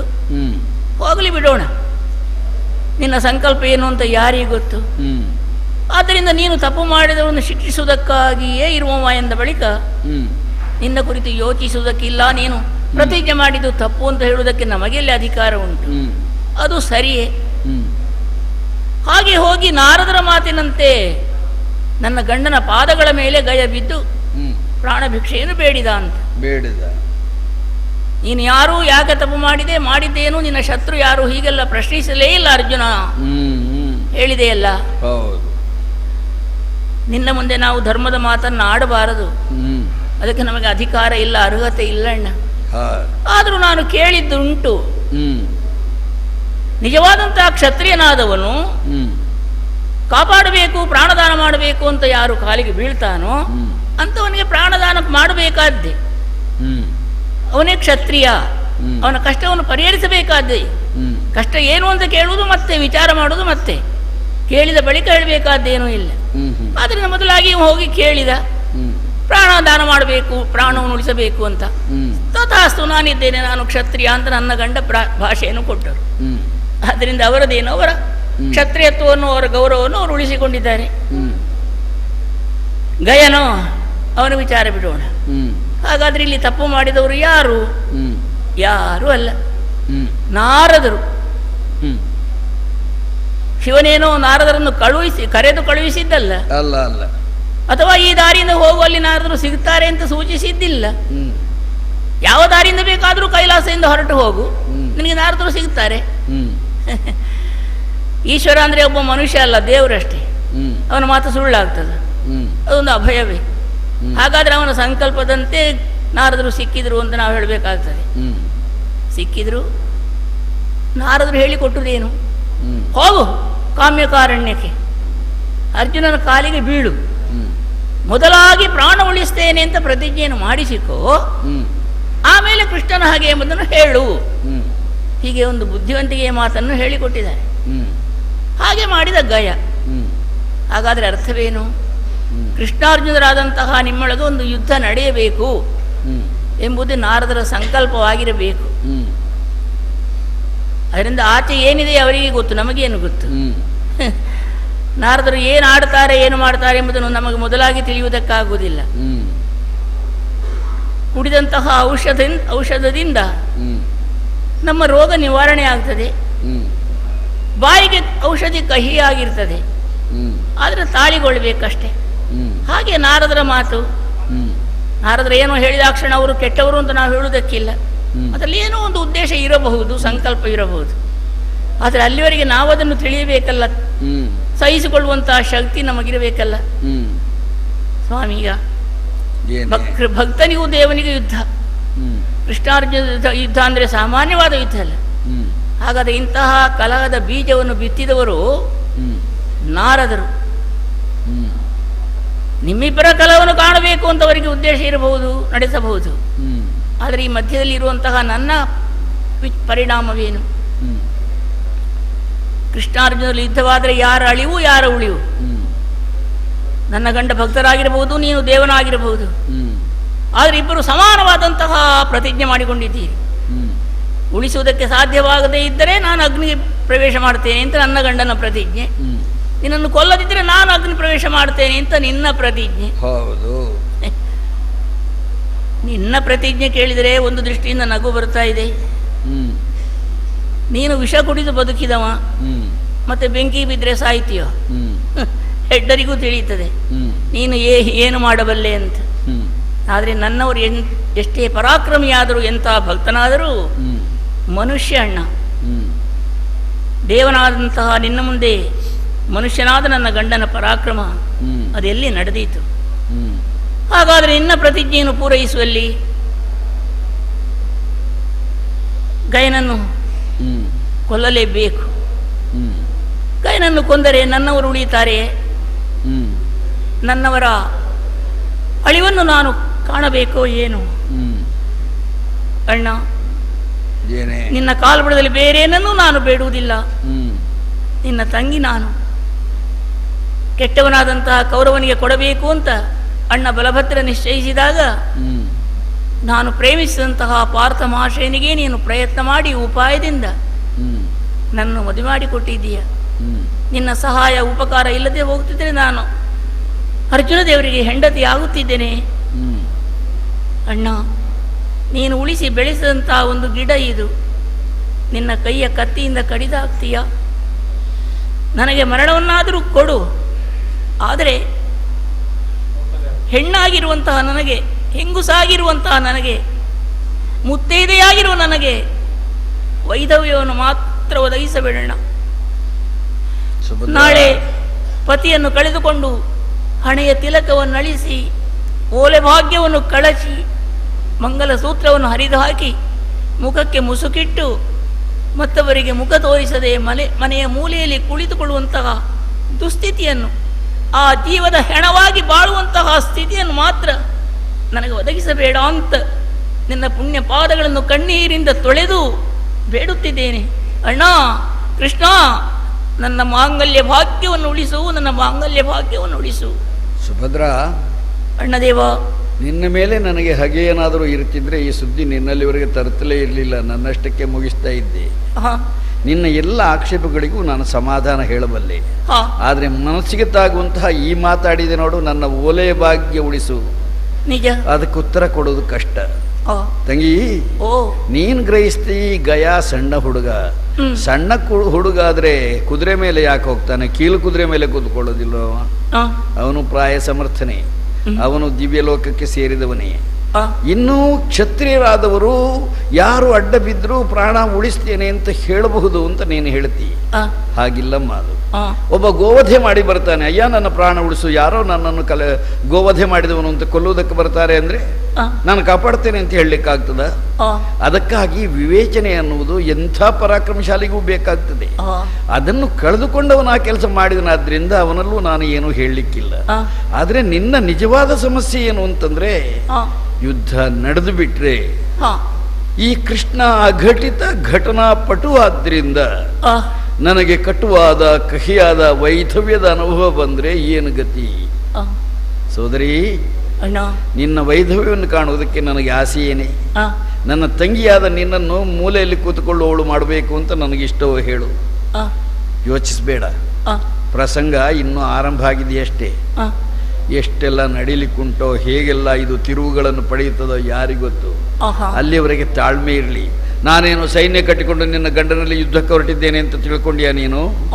ಯಾವುದಾದ್ರೂ ಬೇರೆ ಮಾರ್ಗ ಹುಡುಕಿ ಅವನನ್ನು ಒಲಿಸುವುದಕ್ಕೆ, ರಮಿಸುವುದಕ್ಕೆ, ಗಯನನ್ನು ಬಿಡಿಸುವುದಕ್ಕೆ ಸಾಧ್ಯವಂತ ಯೋಚನೆ ಮಾಡ್ತೇನೆ. ಅಳ್ತಾ ಇರಬೇಡ. ಆ ಹುಡುಗನ ಎದುರು ಹೆಚ್ಚು ಅಳಬೇಡ ನೀನು. ಅವನು ಅಳುವುದಕ್ಕೆ ತೊಡಗಿದ್ರೆ, ಅಲದಿದ್ರೆ ಅದೇನು ಅಂತ ಮತ್ತೆ ಮತ್ತೆ ಕೇಳಿದ್ರೆ ನಿನಗೆ ಹಿಂಸೆ ಅಧಿಕ ಆಗ್ತದೆ. ಸಮಾಧಾನದಿಂದ ಇರು, ಸಮಾಧಾನದಿಂದ. ಒಳ್ಳೆಯದು. ಹೇಗುಂಟು ಅಣ್ಣ ತಂಗಿಯ ಮಾತುಕತೆ? ಓಹೋ, ಅವಳು ಕಣ್ಣೀರು ಹಾಕ್ಲಿಕ್ಕೆ, ಇವ ಗಾಳಿ ಬೀಸಲಿಕ್ಕೆ. ನಮ್ಮ ದೇವರ ಹತ್ರ ಇದನ್ನು ನೇರವಾಗಿ ಹೋಗಿ ಕೇಳುದು. ಲಕ್ಷ್ಮಿ ಇದನ್ನು ಹೀಗೆಲ್ಲ, ಅಪ್ಪ ಇವರ ದೇವರೇ ಎಂತೆಂಥದ್ದು ಸ್ವಾಮಿ. ಆಯ್ತು ಆಯ್ತು. ಕೃಷ್ಣ, ಮಕರಂದ, ಊಟಕ್ಕೆ ಆಯ್ತಂತೆ, ಹೋಗೋಣ. ಊಟಕ್ಕೆ ಆಯ್ತಲ್ಲ, ಒಗ್ಗರಣೆ ಹಾಕ್ಲಿಕ್ಕೆ ಬಾಕಿ ಉಂಟು, ಹೋಗು. ಏನು ಅದು ಆಯ್ತು ಅಂದ್ರೆ ಊಟಕ್ಕೆ ಆಯ್ತು ಅಂತ ಹೇಳೋದ? ರುಕ್ಮಿಣಿ ಬೇರೆ ಲೋಕದಲ್ಲಿ ಆಯ್ತು ಅಂತ ಹೇಳಲಿಕ್ಕೆ ಬೇರೆ ವಿಷಯವೇ ಇಲ್ವಾ? ರುಕ್ಮಿಣಿ ಅಮ್ಮ ಆಯ್ತು ಅಂತ ಹೇಳಿದ್ರೆ ಊಟಕ್ಕೆ ಆಗುವುದಲ್ವ? ಬೇರೆ ಎಂತ? ಏನು ಅಡಿಗೆ ಅವಳ ಏನು ಮಾತಾಡ್ತೀಯ? ಅವಳಿಗೆ ಬಂದೀತ. ಸ್ವಾಮಿ, ನಿಮ್ಮ ಹತ್ರ ಮಾತಾಡ್ಬೇಕು ಅಂತಲೇ ಬಂದದ್ದು. ಅಯ್ಯೋ, ಯಾರು? ಅದು ಹಾಗಲ್ಲ, ಸರಿ ಸೆರಗು ಸೊಂಟಕ್ಕೆ ಸಿಕ್ಕಿಸಿ ಇವತ್ತು ನಿಮ್ಮಲ್ಲಿ ಮಾತಾಡೋದು ಆಯ್ತಾ? ಆಯಿತಾಯಿತು ಪಂಚ ಪ್ರಾಣ ಪ್ರಾಣವರೆವ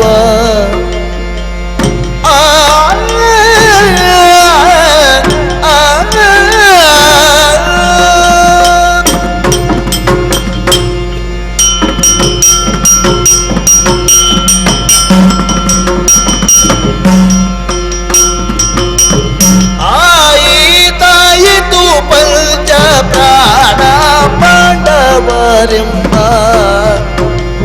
ನ್ಯಾಯಾಧಿ ತಲೆ ತುಂಬ ಹೊತ್ತಿರಿ ನೀವು. ನ್ಯಾಯಾಧಿ ತಲೆ ತುಂಬ ಹೊತ್ತಿರಿ ನೀವು. ಈ ಯಾವತ್ತಿಗೆ ತೌಲನ ಪಾರ್ಥನಟರ, ಈ ಯಾವತ್ತಿಗೆ ತೌಲನ ಪಾರ್ಥನಟರ. ಪ್ರಿಯ ನಿಮ್ಮನು ನುಂಗ ಮಲ್ದಿದೆ ಕಂದ. ಆಯಿತಾಯಿತು ಪಂಚ ಪ್ರಾಣ ಪಾಂಡವರೆಂಬ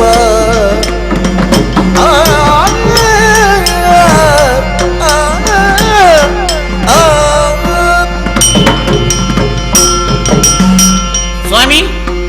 ಏನೇ ಅದು? ಆಗದಿಂದ ಬಂದು ನಾನು ನಿಮಗೆ ಅತ್ತ ಇತ್ತ ಸುತ್ತು ಬರ್ತೇನೆ, ನೀವು ಮುಖ ಎಲ್ಲೆಲ್ಲಿಗೂ ತಿರುಗಿಸುವುದೇನು? ನಿಮಗೆ ಅವಳು ಪ್ರದಕ್ಷಿಣೆ ಬರದೆ ಮತ್ತೆ ಯಾರಿಗಪ್ಪ ಪ್ರದಕ್ಷಿಣೆ ಬರುವುದಲ್ಲ, ನನಗೆ ಮುಖ ಕೊಟ್ಟು ಮಾತಾಡ್ಲಿಕ್ಕೆ ಅವರಿಗೆ ಧೈರ್ಯ ಉಂಟು ಇವತ್ತು. ನೋಡಿ, ನಿನ್ನ ಮುಖವನ್ನು ಸ್ವಲ್ಪ ಕೊಡು ಕೃಷ್ಣ. ಅಲ್ವೇ, ನಾನು ಕೆಲವು ಮುಖಗಳನ್ನು ನೋಡಿದ್ದೇನೆ, ಆದರೆ ನಿಜವಾದ ಸುಖ ಇರುವುದು ನಿನ್ನ ಮುಖದಲ್ಲಿ ಅಂತ ನನಗೆ ಗೊತ್ತಿದೆ. ಯಾಕೆಂದ್ರೆ ಅವರೆಲ್ಲ ಬೇರೆ ರೀತಿಯಲ್ಲಿ ಬಂದವಳು, ನೀನು ಓಲೆ ಕಳಿಸಿ ಬಂದವಳು. ಹೌದು. ಅಂದಮೇಲೆ ನಿನ್ನ ಒಳ್ಳೆತನದ ಬಗ್ಗೆ, ನಿನ್ನ ಸೌಂದರ್ಯದ ಬಗ್ಗೆ ನಾನು ಆಕರ್ಷಿತ ಯಾವಾಗಲೂ ಹೌದು. ಆದ್ರೆ ಎಷ್ಟು ನಮ್ಮ ಮಾತಿಗೆ ಬೆಲೆ ಕೊಟ್ಟಿದ್ದೀರಿ ನೀವು. ಈಗ ನಿನ್ನ ಮುಖ ನೋಡಿದ್ರೆ ಸತ್ಯ ಹೇಳ್ತೇನೆ, ಇದು ಅದೇ ಮುಖ ಹೌದು ಅಲ್ವೋ ಅಂತ ನನಗೆ ಅನುಮಾನ ಆಗಿದೆ. ಏನು ನಿನ್ನ ಹುಬ್ಬು ಗಂಟಿಕ್ಕಿರೋದು, ಏನ್ ನಿನ್ನ ಹಣೆಯಲ್ಲಿ ನೆರಿಗೆ ಮೂಡಿರೋದು, ಏನಾಗಿದೆ ನಿನಗೆ? ಏನಾಗಿದೆ ಮಾತ್ರ ಇಷ್ಟು ಪ್ರಕರಣ ಆಯ್ತು. ಎಷ್ಟಾಯ್ತು? ಎದುರಿನಲ್ಲೇ ಬಂದು ಎಲ್ಲರೂ ಕಥೆ ಹೇಳಿ ಆಯ್ತು. ಏನ್ ವಿಷಯ? ಎಂತದ್ದು? ಯಾವ ಕಥೆ? ಪಾಂಡವರ ವಿಷಯ. ಹಾ ಹಾ, ಪಾಂಡವರ ವಿಷಯ. ಏನಾಗಿದೆ ಪಾಂಡವರಿಗೆ? ಅಲ್ಲ, 4 ಜನ ಸೋದರತ್ತೆ ಅಂದ್ರೆ ನಿಮಗಿದ್ರೆ ಹಾ. 3 ಸೋದರತ್ತೆ ಮಕ್ಕಳನ್ನು ನಿಮಗೆ ಕಂಡ್ರಾಗೋದಿಲ್ಲ. ಆ 1 ಸೋದರತ್ತೆ ಮಕ್ಕಳನ್ನು ಮಾತ್ರ ತಲೆಯಲ್ಲಿ ಹೊರುವುದು. ಹಾಕೊಳ್ಳಿ ಕೃಷ್ಣ. ಏನ? ಇದೊಂದು ಮಾತಾ? ಹಾ, ಏನ್ ಹೇಳು? 5 ಜನರನ್ನು ತಲೆಯಲ್ಲಿ ಹೊರುವುದು ಅಂತ ಹೇಳ್ತಾರೆ ಅಮ್ಮವರು. ಭೀಮನನ್ನು ತಲೆಯಲ್ಲಿ ಹೊರಲಿಕ್ಕೆ ಕಷ್ಟ, ಇನ್ನು 5 ಜನರನ್ನು ತಲೆಯಲ್ಲಿ ಹೊರಲಿಕ್ಕೆ ಉಂಟು. ತಲೆಯಲ್ಲಿ ಹೊರಲಿಕ್ಕೆ ಎಂತದ್ದು? ಮಣ್ಣಗಿಟ್ಟೇನು? ತಲೆಯಲ್ಲಿ ಕಾಲಿನಲ್ಲಿ ನಡೆಯುವ ಪ್ರಾಣಿ ಹಲವು ಇರ್ಬೋದು ತಲೆಯಲ್ಲಿಗೆ ಹುಡುಕಿದ್ರೆ. ನಿನ್ನಂಥದ್ದು ಮಂಗ ಅಲ್ವಾ? ತಲೆಯಲ್ಲಿ ಹೊರೋದು ಅಂದ್ರೆ ಗಂಟು ಕಟ್ಟಿ ಹೊರೋದು ಅಂತಲ್ಲ. ಮತ್ತೆಂತದ್ದು ಹೇಳಿದ್ದು? ತನ್ನ ತಲೆಯಲ್ಲಿ ಎಲ್ಲ ತುಂಬಿಸಿಕೊಂಡಿದ್ದಾರೆ ಅವರನ್ನು. ಇನ್ನೊಬ್ಬರ ಬಗ್ಗೆ ಅತಿಯಾದ ಪ್ರೇಮ ಸ್ನೇಹ ತೋರಿಸಿದೆ ಅವರನ್ನು ತಲೆಯಲ್ಲಿ ಹೊತ್ತು ತಿರುಗುತ್ತಾನೆ ಅಂತ ಇವನ ಸಂಬಂಧಪಟ್ಟವರು ಹೇಳುವಂತದ್ದು. ಹಾಗಿದ್ರೆ ನಾನು ನೀನು ಪಾಂಡವರು ನನ್ನನ್ನು ತಲೆಯಲ್ಲಿ ಹೊತ್ತಿದ್ದಿ. ನೀನು ನಾನು ನನ್ನನ್ನು- ಹೊತ್ತಿದ್ದೇನೆ ಅಂತ ಅವರು ಹೇಳೋದು ಅದು ಯಾಕೆ ಹೇಳ್ತಾಳೆ, ಏನ್ ಕಾರಣ, ಇದು ನನಗೆ ಗೊತ್ತಿಲ್ಲ. ಅದು ಅವಳೇ ಹೇಳ್ಬೇಕಷ್ಟೇ. ಎಲ್ಲೋ ಯಾರದ್ದೋ ಕುಂಬಾರನ ಮನೆಯಲ್ಲಿ ಇದ್ದವರನ್ನು ಹೋಗಿ ನೀವೆಲ್ಲ ನನ್ನವರು, ನನ್ನ ಪ್ರಾಣ ಅಂತ ಹೇಳಿಬಿಟ್ರಲ್ಲ. ಹೌದು. ಈಗ ಅದೇ ಪ್ರಾಣಗಳು ಏನೆಲ್ಲ ಮಾಡ್ತಾ ಇದ್ದೇವೆ ಅಂತ ಗೊತ್ತಾಯ್ತಲ್ಲ. ಏನು ಮಾಡ್ತಾವಪ್ಪ? ನೀವು ಪ್ರತಿಜ್ಞೆ ಮಾಡಿದ್ದು ಅಂತ ಗಯನನ್ನು ರಕ್ಷಿಸುವುದಕ್ಕೆ ಅರ್ಜುನ ಈಗ ಮುಂದೆ ಅದಲ್ವ? ಹೋ ಗಯ. ಆ ಗಯ, ಆ ಗಯ ಅಲ್ಲ, ಹೋ ಗಯ ಅಂತ ಹೇಳಬೇಕು. ಈಗ ಗಯನ ಪ್ರಕರಣ ಇವಳಿಗೆ ಗೊತ್ತಾಗಿದೆ ಅಲ್ಲ, ಯಾರಿಗೂ ಗೊತ್ತಾಗದೆ ಇದ್ದ ಗುಟ್ಟೇನೂ ಅಲ್ಲ. ಈಗ ಮನೆಗಳಿಗೆ ಅದು ಸುದ್ದಿ ಆಗಿದೆ. ಗಯನ ಪ್ರಕರಣದಲ್ಲಿ ಸ್ವಲ್ಪ ಗಾಯ ಆಗಿದೆ. ಹೋಗ್ಲಿ, ನೀನು ಹೇಳು. ಆ ಪ್ರಕರಣದಲ್ಲಿ ನಾನಾದ್ರೂ ಏನು ಮಾಡಬೇಕಾಗಿತ್ತು? ಪಾಂಡವರು ಆಶ್ರಯ ಕೊಟ್ಟಿದ್ದಾರೆ, ಅವರ ಇಷ್ಟ, ಅವರ ಸ್ವಾತಂತ್ರ್ಯ. ನೀವು ಯಾಕೆ ಆಶ್ರಯ ಕೊಟ್ರಿ ಅಂತ ಕೇಳುವುದಕ್ಕೆ ನನ್ನ ಮೇಲೆ ಅವರಿಗಾಗಲಿ ಅವರ ಮೇಲೆ ನನಗಾಗಲಿ ಏನಂತ ಹಕ್ಕು? ಅಷ್ಟು ಸ್ವಾತಂತ್ರ್ಯ ಅಲ್ಲ, ಅದು ಸಲುಗೆ. ನೀವು ಸಲಹೆ ಕೊಟ್ಟ ಕಾರಣ ಅಲ್ವಾ ಅಷ್ಟು ಸಲಿಗೆ ಕೊಟ್ಟನೆ ನಾನು ಪಾಂಡವರಿಗೆ. ಮತ್ತೇನು ಆ ಅರ್ಜುನನಿಗೆ ಬೇಕಾಗಿ ನೀನು ಏನು ಮಾಡ್ಲಿಲ್ಲ? ಏನ್ ಮಾಡಿದೆ? ಏನು ಮಾಡಿದ್ದಿ? ಸ್ವಂತ ಅಣ್ಣನನ್ನು ಕೂಡ ಮೋಸ ಮಾಡಿದ್ದಲ್ವಾ? ಯಾವಾಗ ಬಲಭದ್ರ ಸ್ವಾಮಿಯ ವಂಚಿಸಿ ತಂಗಿಯ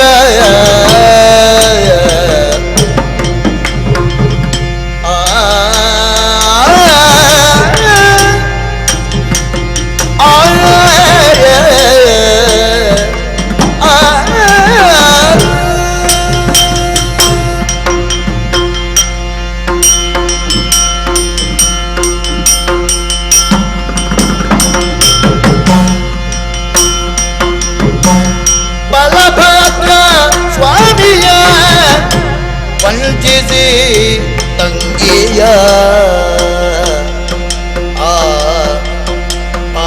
ಫಲಗುಣನಿಗೆ ಕೊಟ್ಟ ಉಪಕಾರ ಗಿಲ್ಲು, ಫಲಗುಣನಿಗೆ ಕೊಟ್ಟ ಉಪಕಾರ ಗಿಲ್ಲು,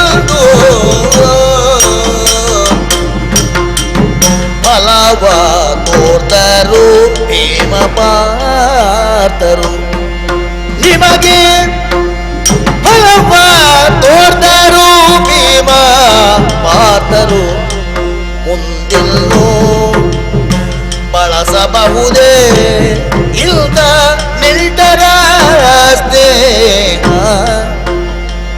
ಮುಂದಿಲ್ಲೋ ಬಳಸಬಹುದೇ ಇಲ್ದ ನಿಲ್ಟರ ಸ್ನೇಹ, ಫಲವತ್ತರು ಭೀಮ ಪಾರ್ತರು, ಮುಂದಿಲ್ಲೋ ಬಳಸಬಹುದಿಲ್ದ ನಿಲ್ಟರ ಸ್ನೇಹ, ಬಲಭದ್ರ ಸ್ವಾಮಿಯ ವಂಚಿಸಿ ತಂಗಿಯ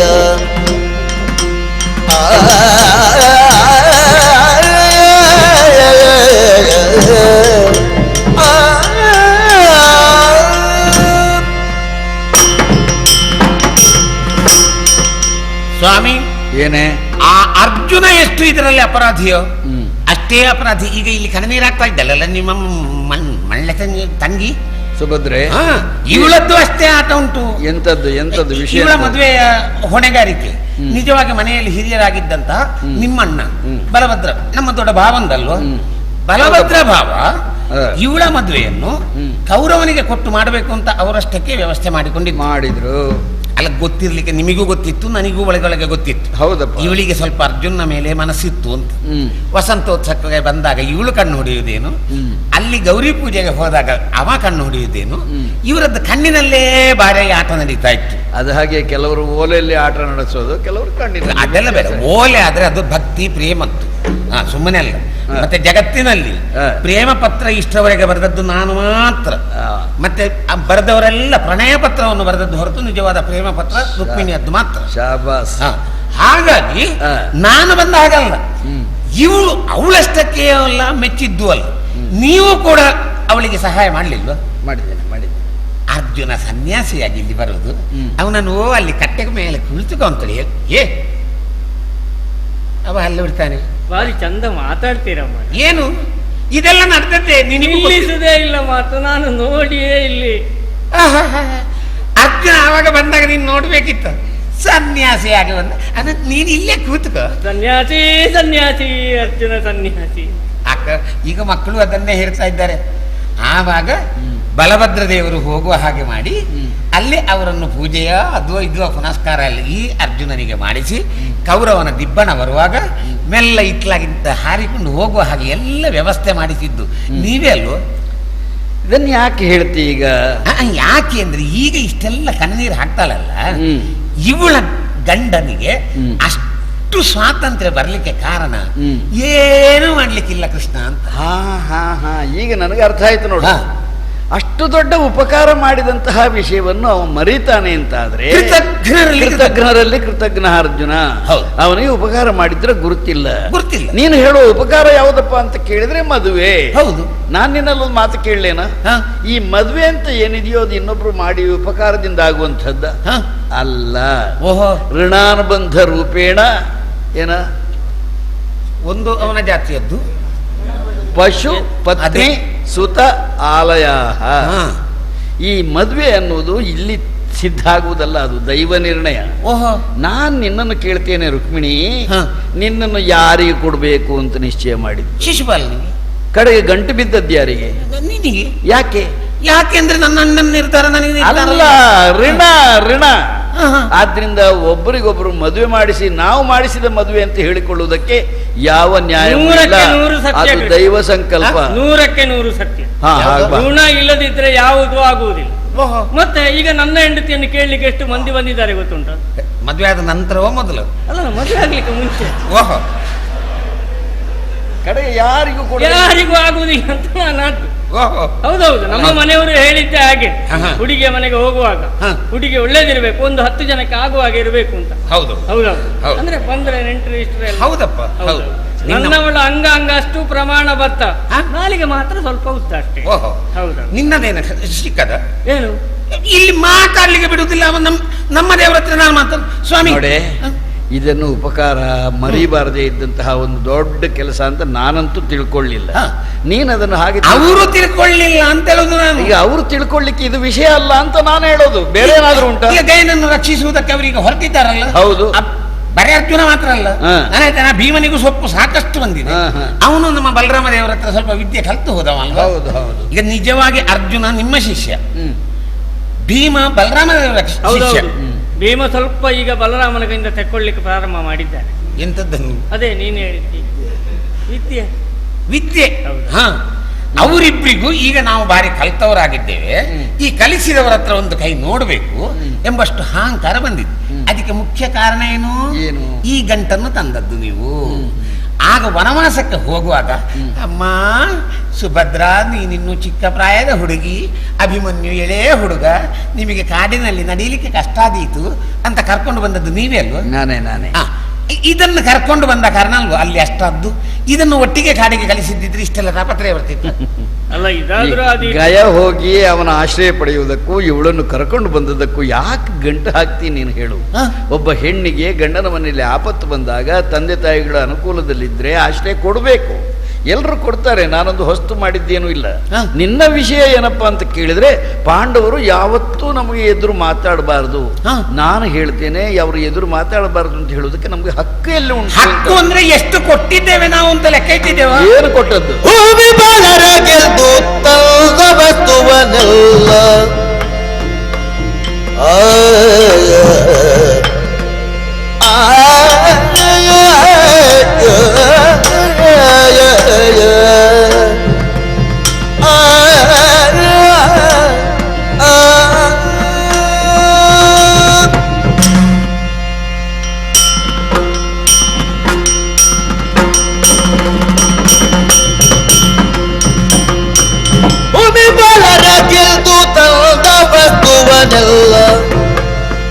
ಮಹಾತ್ಮರಿಗಿಂತ ಉಪಕಾರಕ್ಕಿಲ್ದು ಆ ಮಹಾತ್ಮರಿಗಿಂತ ಉಪಕಾರಕ್ಕಿಲ್ದು ಭೀಮ ಪಾತರು ಲೇಸು ಕಾರ್ಯವ ಮಾಡಿದರು ಭೀಮ ಪಾತರು ಲೇಸು ಕಾರ್ಯವ ಮಾಡಿದರು ಈ ಮಾತು ಸೊಗಸಾಯಿತಲ್ಲವೇ ಈ ಮಾತು ಸೊಗಸಾಯಿತಲ್ಲವೇ ಭೀಮ ಪಾತರು ಲೇಸು ಕಾರ್ಯವ ಮಾಡಿದರೆ ಮಾತು ಸೊಗಸಾಯಿತಲ್ಲವೇ ಮಲರ ಗೆಲ್ದ ಕಲ್ಲ ವಸ್ತುವರೆಲ್ಲ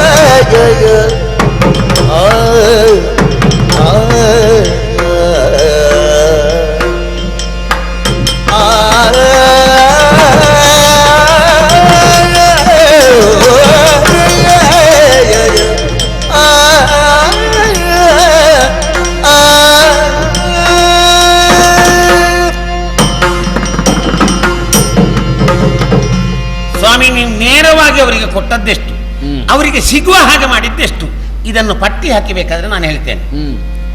ಹೇಳಬಹುದು ಅವರು ರಾಜಸೂಯಾಧ್ವರವನ್ನು ಮಾಡಿದ್ದಾರೆ, ಎಂಥದ್ದು ಮಾಡಿದ್ದು ನೀವಲ್ಲದಿದ್ರೆ ಒಂದು ಆಗ್ತಿರ್ಲಿಲ್ಲ. ಆ ಮಾಗಧನನ್ನು ಭೀಮ ಕೊಂದದ್ದು ಅಂತೇಳಿ ನಿಜವಾಗಿ ನಿಮ್ಮಿಂದಾಗಿ. ಆ ರೀತಿಯಾಗಿ ಅವರು ಭೂಮಿಪಾಲರನ್ನು ಗೆದ್ದದ್ದಿದ್ರು ಅದು ನಿಮ್ಮಿಂದಾಗಿ. ಇಲ್ಲ, ನೇರವಾಗಿಯೇ ಹೇಳಿ. ಮಿಕ್ಕವರೆಲ್ಲ ಮಾಡಿದ ಹಾಗಲ್ಲ ನೀವು ಅಶ್ವಮೇಧವನ್ನು ಮಾಡಿದ್ದು, ನೀವು ದಿನಾಶ್ವಮೇಧವನ್ನು ಮಾಡಿದ್ದು. ಆ ದಿನಾಶ್ವಮೇಧದಲ್ಲಿ ನಿಮಗೆ ಸಿಕ್ಕಿದಂತಹ ಸಂಪತ್ತೆಷ್ಟು. ಇವಳನ್ನು ಮದುವೆ ಮಾಡಿ ಕಳಿಸಿಕೊಡುವಾಗ ಗೊಲ್ಲರ ಹುಡುಗಿ ಹಾಗೆ ವೇಷ ಮಾಡಿ ಕಳಿಸಿ, ಆಮೇಲೆ ಗಂಟು ಒಬ್ಳೇ ತಂಗಿ ಅಂತೇಳಿ ತಂಗಿ ಮನೆಗೆ ಗಾಡಿ ಕಟ್ಟಿದ್ದೆಷ್ಟಾದೀತು. ರುಕ್ಮಿಣಿ, ನೀನು ಹೇಳಿದ್ರಲ್ಲಿ ಔಚಿತ್ಯ ಇದೆ.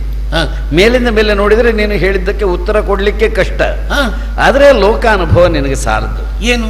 ನಾನು ಪಾಂಡವರಿಗೆ ಅನೇಕ ಬಗೆಯಲ್ಲಿ ಸಂಪತ್ತನ್ನು ಸಹಾಯವಾಗಿ ಕೊಟ್ಟಿದ್ದೇನೆ. ಹೌದು. ನಮ್ಮಲ್ಲಿ ಧರಣಿಪಾಲರನ್ನು ಗೆದ್ದು ಬಂದಂತಹ ಯಾವತ್ತೂ ಸುವಸ್ತುಗಳನ್ನು ದ್ವಾರಾವತಿಯಲ್ಲಿ ಇಡುವ ಬದಲು ಅವರ ಮನೆಗೆ ಹೌದು.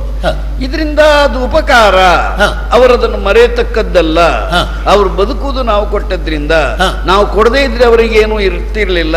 ಕೊಟ್ಟದ್ದು ದೊಡ್ಡ ಸಂಗತಿ ಅಂತ ನೀನು ಹೇಳಿದ್ರೆ ನಾನು ಅದನ್ನಲ್ಲ ಅಂತ ಖಂಡಿಸಬೇಕಾಗ್ತದೆ. ಯಾಕೆ? ಈ ಸಾಮಾಜಿಕ ವ್ಯವಸ್ಥೆ ಅಂತಿದೆಯಲ್ಲ, ಸಮಾಜದಲ್ಲಿ ಕೆಲವೊಂದು ರೂಢಿಗಳು ಅಂತಿದ್ದಾವಲ್ಲ, ಅದು ನಾನು ಮಾಡಿದ್ದು ಅಲ್ಲ, ನೀನು ಮಾಡಿದ್ದು ಅಲ್ಲ, ನಮ್ಮ ಹಿರಿಯರು ಮಾಡಿದ್ದು. ಸರಿ. ಒಂದು ಹುಡುಗಿಯನ್ನು ಮದುವೆ ಮಾಡಿ ಇನ್ನೊಂದು ಮನೆಗೆ ಕೊಡುವ ಹೊತ್ತಿಗೆ ಬರೇ ಹುಡುಗಿಯನ್ನು ಕಳಿಸುವುದಲ್ಲ, ಬಳುವಳಿ ಕೊಡುವುದು ಅಂತಿದೆ. ಹೌದು. ಈ ಬಳುವಳಿಯಲ್ಲಿ ಏನೆಲ್ಲ ಬರ್ತದೆ ಹೇಳು? ಸಂಪತ್ತು ಬರ್ತದೆ, ದವಸಧಾನ್ಯ ಬರ್ತದೆ, ಅನೇಕ ಗೃಹೋಪಯೋಗಿ ವಸ್ತುಗಳು ಬರ್ತವೆ. ಈ ಎಲ್ಲವನ್ನೂ ಕೊಟ್ಟು ಕಳಿಸುವಂತದ್ದು ಸಂಪ್ರದಾಯ. ಸುಭದ್ರೆಯನ್ನು ಪಾಂಡವರ ಮನೆಗೆ ಅರ್ಜುನಿಗೆ ನಾವು ಮದುವೆ ಮಾಡಿ ಕೊಡುವಾಗ ಏನು ಕಳಿಸಿದ್ವು ನಾವು? ಕಳಿಸುವುದಕ್ಕೆ ಏನಿತ್ತು ಆ ಸ್ಥಿತಿಯಲ್ಲಿ? ಒಂದು ವೇಳೆ ಹಾಗೆ ಕಳಿಸುವುದಕ್ಕಿಂತ ಆ ಗಂಡು ಹೆಣ್ಣನ್ನು ಒಂದು ಮಾಡುವುದೇ ನಮ್ಗೆ ದೊಡ್ಡ ಸಮಸ್ಯೆ ಆಗಿತ್ತು. ಹೌದು. ಆದ್ರೆ ಅಲ್ಲಿ ಹೋದ ನಮ್ಮ ಹೆಣ್ಣು ಸುಖದಲ್ಲಿ ಬಾಳ್ಬೇಕಲ್ಲ. ಈ ಬಳುವಳಿ ಅನ್ನುವುದರ ಅರ್ಥ ಏನು ಗೊತ್ತಾ? ಗಂಡನ ಮನೆಗೆ ಹೋದಂತಹ ಹೆಣ್ಣಿಗೆ ಗಂಡನ ಮನೆ ಸಹ್ಯ ಆಗುವಂತೆ ಮಾಡುವುದಕ್ಕಿದ್ದಂತ ವ್ಯವಸ್ಥೆ ಅಂತ ಆ ಮನೆಯವರು ಹೇಳಬೇಕು. ನೋಡಿ, ನಮ್ಮ ಮನೆ ಸೊಸೆ ಬರುವಾಗ ತಂದ ಬಂಗಾರದ ಪಾತ್ರ ಇದು, ಈ ದೀಪ ಬೆಳ್ಳಿಯ ದೀಪ ಇದು ಅಲ್ಲಿಂದಲೇ ಬಂದದ್ದು, ಈ ದೊಡ್ಡ ಪಾತ್ರ ಅಲ್ಲಿಂದಲೇ ಕೊಟ್ಟದ್ದು, ಈ ರತ್ನಗಂಬಳಿ ಅಲ್ಲಿಂದಲೇ ಕಳಿಸಿಕೊಟ್ಟಲ್ಪಟ್ಟದ್ದು. ಹೀಗೆಲ್ಲ ಹುಡುಗಿಯ ಗುಣಗಾನ, ಇವಳ ಮನೆಯವರ ಗುಣಗಾನ ಆಗುವಾಗ ಆ ಹುಡುಗಿಯ ಬಗ್ಗೆ ಆ ಮನೆಯವರಿಗೆ ಆತ್ಮೀಯತೆ ಬೆಳೆಯುತ್ತದೆ, ಬಂದವರೆಲ್ಲೂ ಆತ್ಮೀಯತೆ ಬೆಳೆಯುತ್ತದೆ. ಆ ಹುಡುಗಿಯ ಜೀವನದಲ್ಲಿ ಯಾವುದೇ ವಿರೋಧ ಆ ಮನೆಯಲ್ಲಿ ಉಂಟಾಗುವುದಿಲ್ಲ. ಇದಕ್ಕೆ ನಮ್ಮ ಹಿರಿಯರು ಮಾಡಿದಂತಹ ವ್ಯವಸ್ಥೆ. ನಾವು ಏನು ಅವರಿಗೆ ಕೊಟ್ಟಿದ್ದೇವೆ ಪಾಂಡವರಿಗೆ, ಹೆಣ್ಣು ಕೊಡುವಾಗ ಕೊಡದೇ ಇದ್ದಂತಹ ವಸ್ತುಗಳು, ಕೊಡಬೇಕಾದಂತಹ ವಸ್ತುಗಳು ಬಳುವಳಿ ರೂಪದಲ್ಲಿ ಕೊಟ್ಟದ್ದು ಅಂತ ನಾನು ತಿಳ್ಕೊಂಡಿದ್ದೇನೆ. ಹಾಗ ನೀನು ಕೇಳಬಹುದು, ಹಾಗಾದ್ರೆ ಹೇಳಿದ್ರ ನೀವು ಇದು ಬಳುವಳಿ ಅಂತ? ಬಳುವಳಿ ಹೇಳಿಕೊಡುವುದಲ್ವೇ, ತಿಳಿದು ಕೊಡುವಂತದ್ದು ಲೋಕಾಚಾರ. ಏನಪ್ಪಾ ನಿನ್ನಲ್ಲಿ ಎಂತದ್ದು ನಮ್ಮಲ್ಲಿ ಉಂಟು ಆ ಸಂಪ್ರದಾಯ ಕೊಡುವಂತದ್ದು. ಏನು? ನನಗೆ ಮದುವೆ ಆಗುವಾಗ ನನ್ನ ಹೆಂಡತಿ ಅಪ್ಪನ ಮನೆಯಿಂದ ಎಂತದ್ದೆಲ್ಲ ಬಂದಿದೆ ಗೊತ್ತುಂಟು? ಏನೆಲ್ಲ ಬಂದಿದೆ? ಅದು ಹೇಳಿ ಪ್ರಯೋಜನ ಇಲ್ಲ. ಹೇಳು. ಉಪಯೋಗಕ್ಕೆ ಪ್ರಯೋಜನ ಇಲ್ಲದಿದ್ರೆ ಹೋಗ್ಲಿ, ಹೊರುವುದಕ್ಕೆ ಆಗದೆ ಇದ್ದಷ್ಟು ದೊಡ್ಡ ಒಂದು ಕಸಬರಿಕೆ ಕಟ್ಟು, ಒಣಗಿಸಿದ ಸಗಣಿಯ. ಅವ್ರಿಗೆ ಚೆನ್ನಾಗಿ ಗೊತ್ತುಂಟು ನೀನು ಕಸ ಬಹಳ ಮಾಡ್ತೀಯ. ಏನು? ಅದಕ್ಕೆ ಒಂದು ಕಸಬರಿಕೆ ಕಟ್ಟೆ ಕೊಟ್ಟು ಕಳಿಸಿದ್ದು, ಗುಡಿಸಿಕೊಂಡೇ ಇರುವಂತ. ಅಲ್ಲ, ಗುಡಿಸುದ ಒಳ್ಳೆ. ಆಮೇಲೇನು? ಆಮೇಲೆ ಹಲಸಿನಕಾಯಿದ್ದು ಹಪ್ಪಳ, ಅದರ ಬೀಜದ್ದು ಗುದ್ದಿ ಮಾಡಿದ್ದೆಲ್ಲ ಇತ್ತು. ರುಕ್ಮಿಣಿ ಹ, ಅವ ಬಡವ, ಹೌದು. ಬಡವರ ಮನೆಯಿಂದ ಹೆಣ್ಣು ತಂದಿದ್ದಾನೆ. ಹ, ಬಡವರು ಅವರ ಸಾಮರ್ಥ್ಯಕ್ಕೆ ಸರಿಯಾಗಿ ಅವ ಹೇಳಿದಂಥ ವಸ್ತುಗಳನ್ನು ಕೊಟ್ಟು ಕಳಿಸ್ತಾರೆ. ಹ. ನಾವು ನಮ್ಮ ಸಾಮರ್ಥ್ಯಕ್ಕೆ ಯೋಗ್ಯತೆಗೆ ಸರಿಯಾಗಿ ಸುವಸ್ತುಗಳನ್ನು ಕೊಟ್ಟಿದ್ದೇವೆ. ಹ. ಇದು ಮಹೋಪಕಾರ ಅಂತ ನೀನು ಹೇಳಿದ್ರು ನನ್ನ ಸಹಮತ ಇಲ್ಲ. ಸ್ವಾಮಿ, ಈಗ ಕೊಟ್ಟದ್ದಲ್ಲೇ ಇಟ್ಟುಕೊಂಡಿದ್ದಿದ್ರೆ ಅದೇ ಮನೆಯಲ್ಲಿ ಉಳಿದಿದ್ದಿದ್ರೆ ಆಗ್ತಿತ್ತು. ಅದನ್ನು ಸುಮ್ಮನೆ ಜೂಜಾಡಿ ಎಲ್ಲ ಮುಗಿಸಿದವರಲ್ವ ಇವರು. ಈ ವ್ಯಕ್ತಿ ಸ್ವಾತಂತ್ರ್ಯ ಅಂತ ಒಂದಿದೆ. ಹ, ಯಾರು ಹೇಗೆ ಬದುಕಬೇಕು, ಯಾರಲ್ಲಿ ಹೇಗೆ ನಡೀಬೇಕು ಅಂತ ಹೇಳುವುದಕ್ಕೆ ನಮ್ಮ ಪಾಠಶಾಲೆ ಉಂಟು ಹೇಳು. ಹ, ಹ. ಪಾಂಡವರು ಜೂಜಾಡಿದ್ದು ಯಾಕೆ ಅಂತ ಕೇಳಲಿಕ್ಕೆ ನನಗೆ ಅಧಿಕಾರ ಉಂಟು. ಆವಾಗ ಇದನ್ನು ನೋಡವಿರ್ಲಿಲ್ವ? ಈಗ ನಾನು ಕೇಳುವುದೇನು ಗೊತ್ತಾ, ಹ. ಏನೇ ಅಡವಿಡ್ಲಿ, ಹ. ಏನೇ ಜೂಜಾಡ್ಲಿ, ಅವರ ಸ್ವಾತಂತ್ರ್ಯ. ಹ. ಈಗ ಅವರ ಮೇಲೆ ನಮ್ಮ ಅಧಿಕಾರ ಇಲ್ಲ, ನಮ್ಮ ಮೇಲೆ ಅವರ ಅಧಿಕಾರ ಇಲ್ಲ. ಅವರು ನಮ್ಮ ಸಂಬಂಧ ಹೆಚ್ಚು ಕಡಿಮೆ ವೈರ ಉಂಟಾಯಿತು ಗೈನಿಂದ ಅಂತ ಆದ್ಮೇಲೆ ಕಡ್ದು ಹೋದ ಹಾಗೆ. ಅಲ್ಲಿಗೆ ನಾನು ಕೂಡ ನಿಮ್ಮ ಹತ್ರ ಹೇಳೋದು ಏನು? ಹಾ, ಇನ್ನಾದ್ರೂ ತಿಳ್ಕೊಳ್ಳಿ. ಒಂದು ಬುದ್ಧಿ ಮಾತ್ರ ನಿಮಗೆ ಹೇಳ್ತೇನೆ. ಒಳ್ಳಿದಲ್ಲ ಇನ್ನಾದರೂ ಕುಂತಿ ಪುತ್ರರ ತಳ್ಳಿ ನಿಮಗೆ ಬೇಡ, ತಳ್ಳಿ ನಿಮಗೆ ಬೇಡ.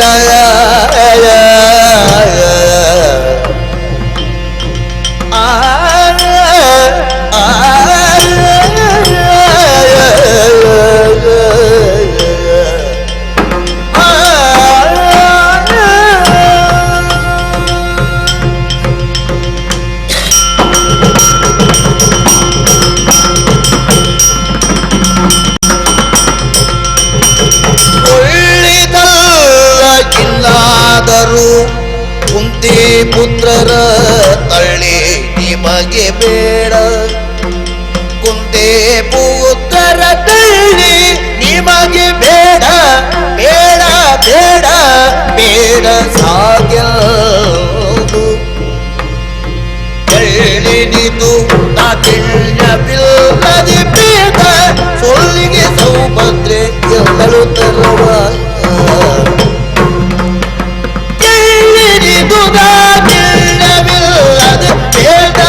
ಸೊಲ್ಲಿಗೆ ಸೌಭದ್ರೆ ಎಲ್ಲರೂ ತರವ.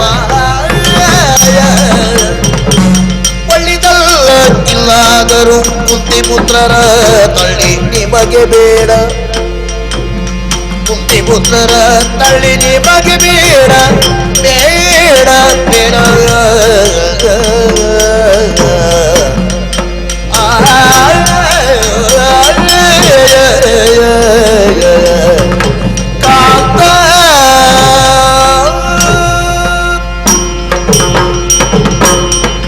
ಸ್ವಾಮಿ, ಇವತ್ತು ನೀವು ಸತ್ಯ ಹೇಳಬೇಕು. ಯಾವುದು?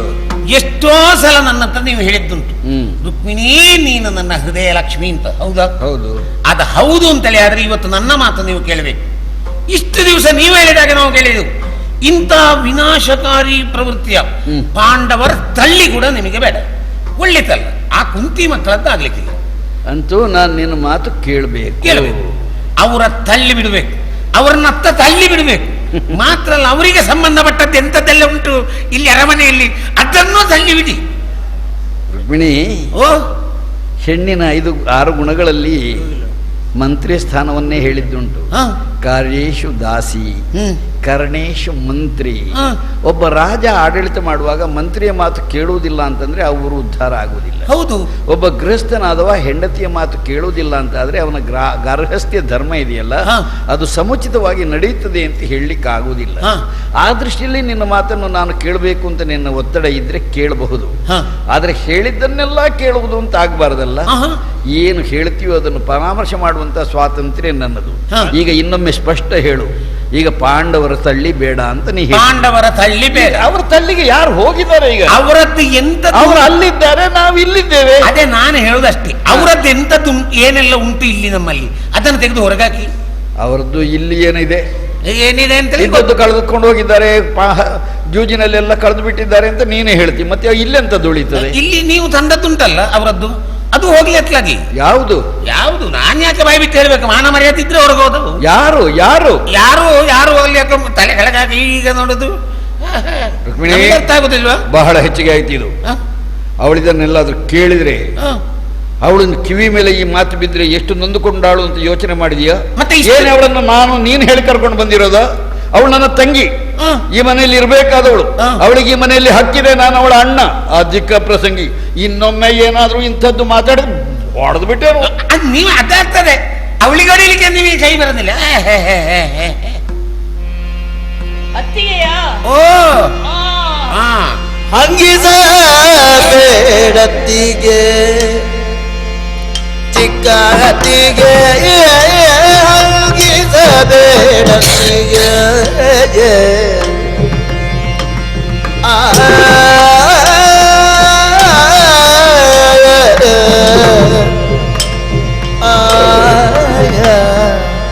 ಅತ್ತಿಗೆ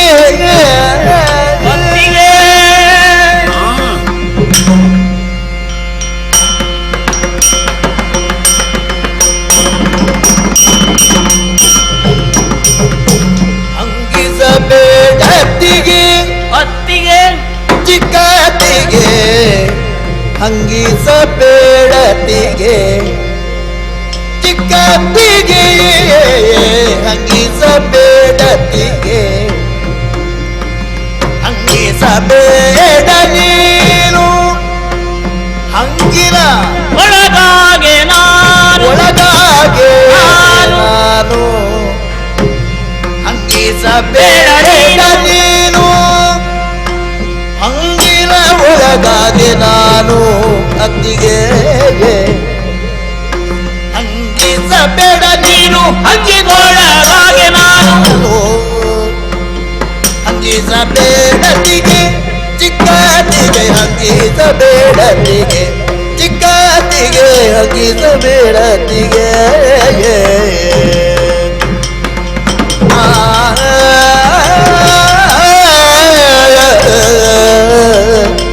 ಅತ್ತಿಗೆ ಅತ್ತಿಗೆ.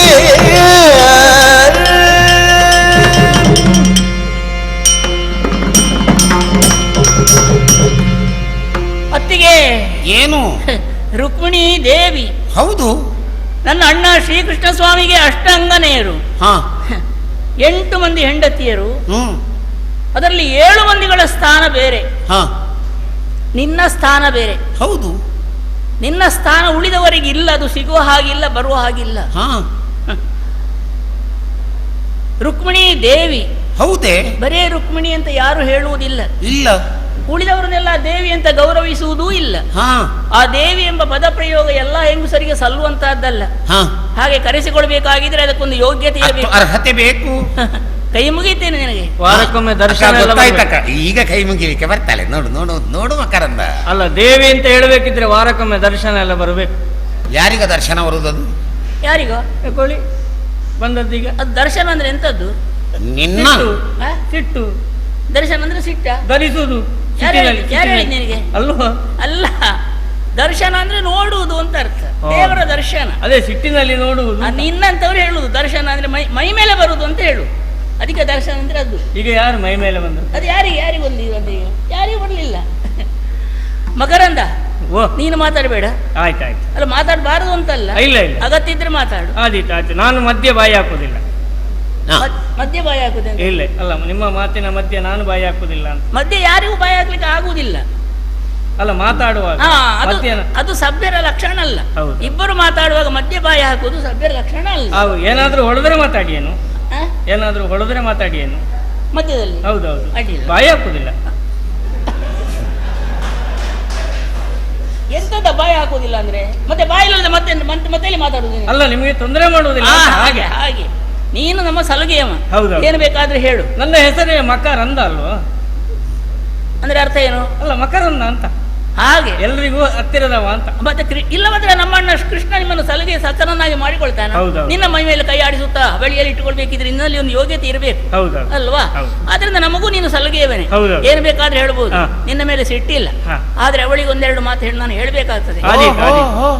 ಅತ್ತಿಗೆ ಏನೇ? ಹಾಗಾದ್ರೆ ರುಕ್ಮಿಣಿ ದೇವಿ ನೀನು. ಹೌದು. ಹಾಗಾದ್ರೆ ಎಲ್ಲರೂ ಹೇಳಿದ್ರೆ ಆ ಗೌರವವನ್ನು ಉಳಿಸಿಕೊಳ್ಬೇಕು ನಾವು. ಉಳಿಸಿಕೊಳ್ಳುವುದು ಅಂತ ಉಂಟು. ಮತ್ತೆ ಯಾರಾದ್ರೂ ಅದು ಉಳಿಯುವುದು, ಉಳಿಯುವುದಲ್ಲ, ಉಳಿಸಿಕೊಳ್ಳುವುದು. ಯಾರಾದ್ರೂ ಒಂದು ಕೊಟ್ಟದ್ದನ್ನು ಸಂಪಾದನೆ ಮಾಡಿದ್ದನ್ನು ಉಳಿಸಿಕೊಳ್ಬೇಕು, ಅದು ಬುದ್ಧಿವಂತಿಗೆ. ತಿಳಿದಲ್ಲ, ಪಡೆಯುವುದು ದೊಡ್ಡ ವಿಷಯ ಅಲ್ಲ, ಪಡೆದದನ್ನು ಉಳಿಸಿಕೊಳ್ಳುವುದು ದೊಡ್ಡ ವಿಷಯ. ಹೌದು. ಆದ್ದರಿಂದ ಒಬ್ರು ಗೌರವ ಕೊಡುವುದಿಲ್ಲ, ಇವನಲ್ಲಿ ಗೌರವ ಇಲ್ಲ ಇದ್ರೆ ಕೊಡುವುದಿಲ್ಲ. ಹಾಗಾದ್ರೆ ಗಂಡನನ್ನು ಇಟ್ಟುಕೊಳ್ಳೋದಕ್ಕೊಂದು ಯೋಗ್ಯತೆ ಬೇಕು. ಅಲ್ಲ, ಇಲ್ಲದಿದ್ರೆ ಮತ್ತೆ ಎಲ್ಲಿಂದಾದ್ರೂ ಹೋಗಿ ಮತ್ತೊಂದು ಬಿಡಾರದಲ್ಲಿ ಕೂತ್ಕೊಳ್ಳಿ. ನಮಗೆ ಗೌರವ ಬೇಕೋ ಹಾ. ಕೊಟ್ಟು ತಕೊಳ್ಳಿ. ಎಂತ ನಮಗೆ ಗೌರವ ಬೇಕೋ ಹಾ. ಕೊಟ್ಟು ತಕೊಳ್ಳಿ. ಕೊಟ್ಟು ತಕೊಳ್ಳುದು. ಹೌದು, ಎಂತದ ಕೊಟ್ಟು ಗೌರವ ಕೊಟ್ಟು ತಕೊಳ್ಳಿ. ಅವನಿಗಾದ್ರೂ ಗೊತ್ತುಂಟು ಹಾ. ಕೊಡುವುದು ತಕೊಳ್ಳುದು ಅಂತ. ಹೌದು. ಆದ್ದರಿಂದ ಹಾಗೆಲ್ಲ ಹೇಳಬಾರ್ದು. ಹಾ ಹಾ. ಏನು ಮಾಡುವ, ನಿನ್ನಲ್ಲಿ ಜಗಳ ಆಡುವುದಕ್ಕೆ ನನಗೆ ಮನಸ್ಸಿಲ್ಲ. ಓಹೋ, ಜಗಳ ಆಡುವುದಕ್ಕೆ ಹೆಂಗಸರಿಗೆ ಹೇಳಿಕೊಡ್ಬೇಕಾದಿಲ್ಲ. ಅಲ್ಲ ನಿನಗಂತೂ ಬೇಕಾಗಿಯೇ ಇಲ್ಲ. ಅದೇ ಸಂದರ್ಭ ಬಂದ್ರೆ ಹಾ. ಇನ್ನು ಒಂದು ಮಾತಿಗೆ 10 ಉತ್ತರ ಕೊಟ್ಟೇನು. ಓಹೋ, ನನಗೆ ಗೊತ್ತುಂಟದು. ಹಾ ಆದ್ರೆ ಕೊಡುವವಳಲ್ಲ ನನಗೆ ಮನಸ್ಸು ಬರುವುದಿಲ್ಲ. ಹಾ. ಯಾಕೆ? ಯಾಕೆ? ನಿನ್ನ ಮೇಲೆ ನನಗೆ ಅಷ್ಟು ಗೌರವ. ಓಹೋ. ಅಣ್ಣನ 8 ಮಂದಿ ಹೆಂಡತಿಯರಲ್ಲಿ ಹಾ. ವಿಶೇಷವಾದ ಗೌರವವುಳ್ಳವಳು ರುಕ್ಮಿಣಿ ದೇವಿ ಅಂತ. ಹ್ಮ್. ಅವಳು ಬಂದ ಮೇಲೆ ಈ ಮನೆಗೆ ಸಂಪತ್ತು ಬಂತು, ಸೌಭಾಗ್ಯ ಬಂತು, ಕೃಷ್ಣನಿಗೊಂದು ಗೌರವ ಬಂತು. ಹಾ.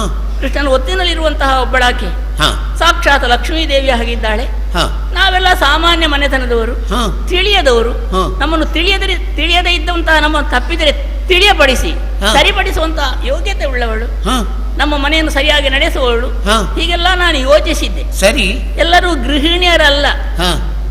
ಗೃಹಸ್ಥ, ಗೃಹಿಣಿ, ಈಗ ಒಂದಕ್ಕೊಂದು ಸಂಬಂಧ ಉಂಟು. ಹಾ. ಹಾಗಾದ್ರೆ ಒಬ್ಬ ಗೃಹಸ್ಥನಾಗುವುದು ಯಾವಾಗ? ಗೃಹಿಣಿ ಬಂದ ಮೇಲೆ ಗೃಹಸ್ಥ. ಹೌದು. ಇಲ್ಲವಾಗ ಅವನಿಗೆ ಗೃಹಸ್ಥ ಅಂತ ಯಾರು ಹೇಳ್ತಾರೆ? ಅಲ್ಲಿವರೆಗೆ ಅದು ಗೃಹವೇ ಅಲ್ಲ. ಅಲ್ಲ. ಹಾಗಾದ್ರೆ ಗೃಹ ಬೆಳಗುವುದು, ಗೃಹಸ್ಥನ ಗೌರವ ಉಳಿಯುವುದು ಎಲ್ಲ ಗೃಹಿಣಿಯಿಂದ. ಹಾ. ಗೃಹಿಣಿ ಅಂದ್ರೆ ಏನು? ಮನೆಯಲ್ಲಿ ಬೊಬ್ಬೆ ಹೊಡೆಯುವಳಿಗೆ ಗೃಹಿಣಿ ಅಂತ ಹೆಸರಿಲ್ಲ. ಆಹಾ.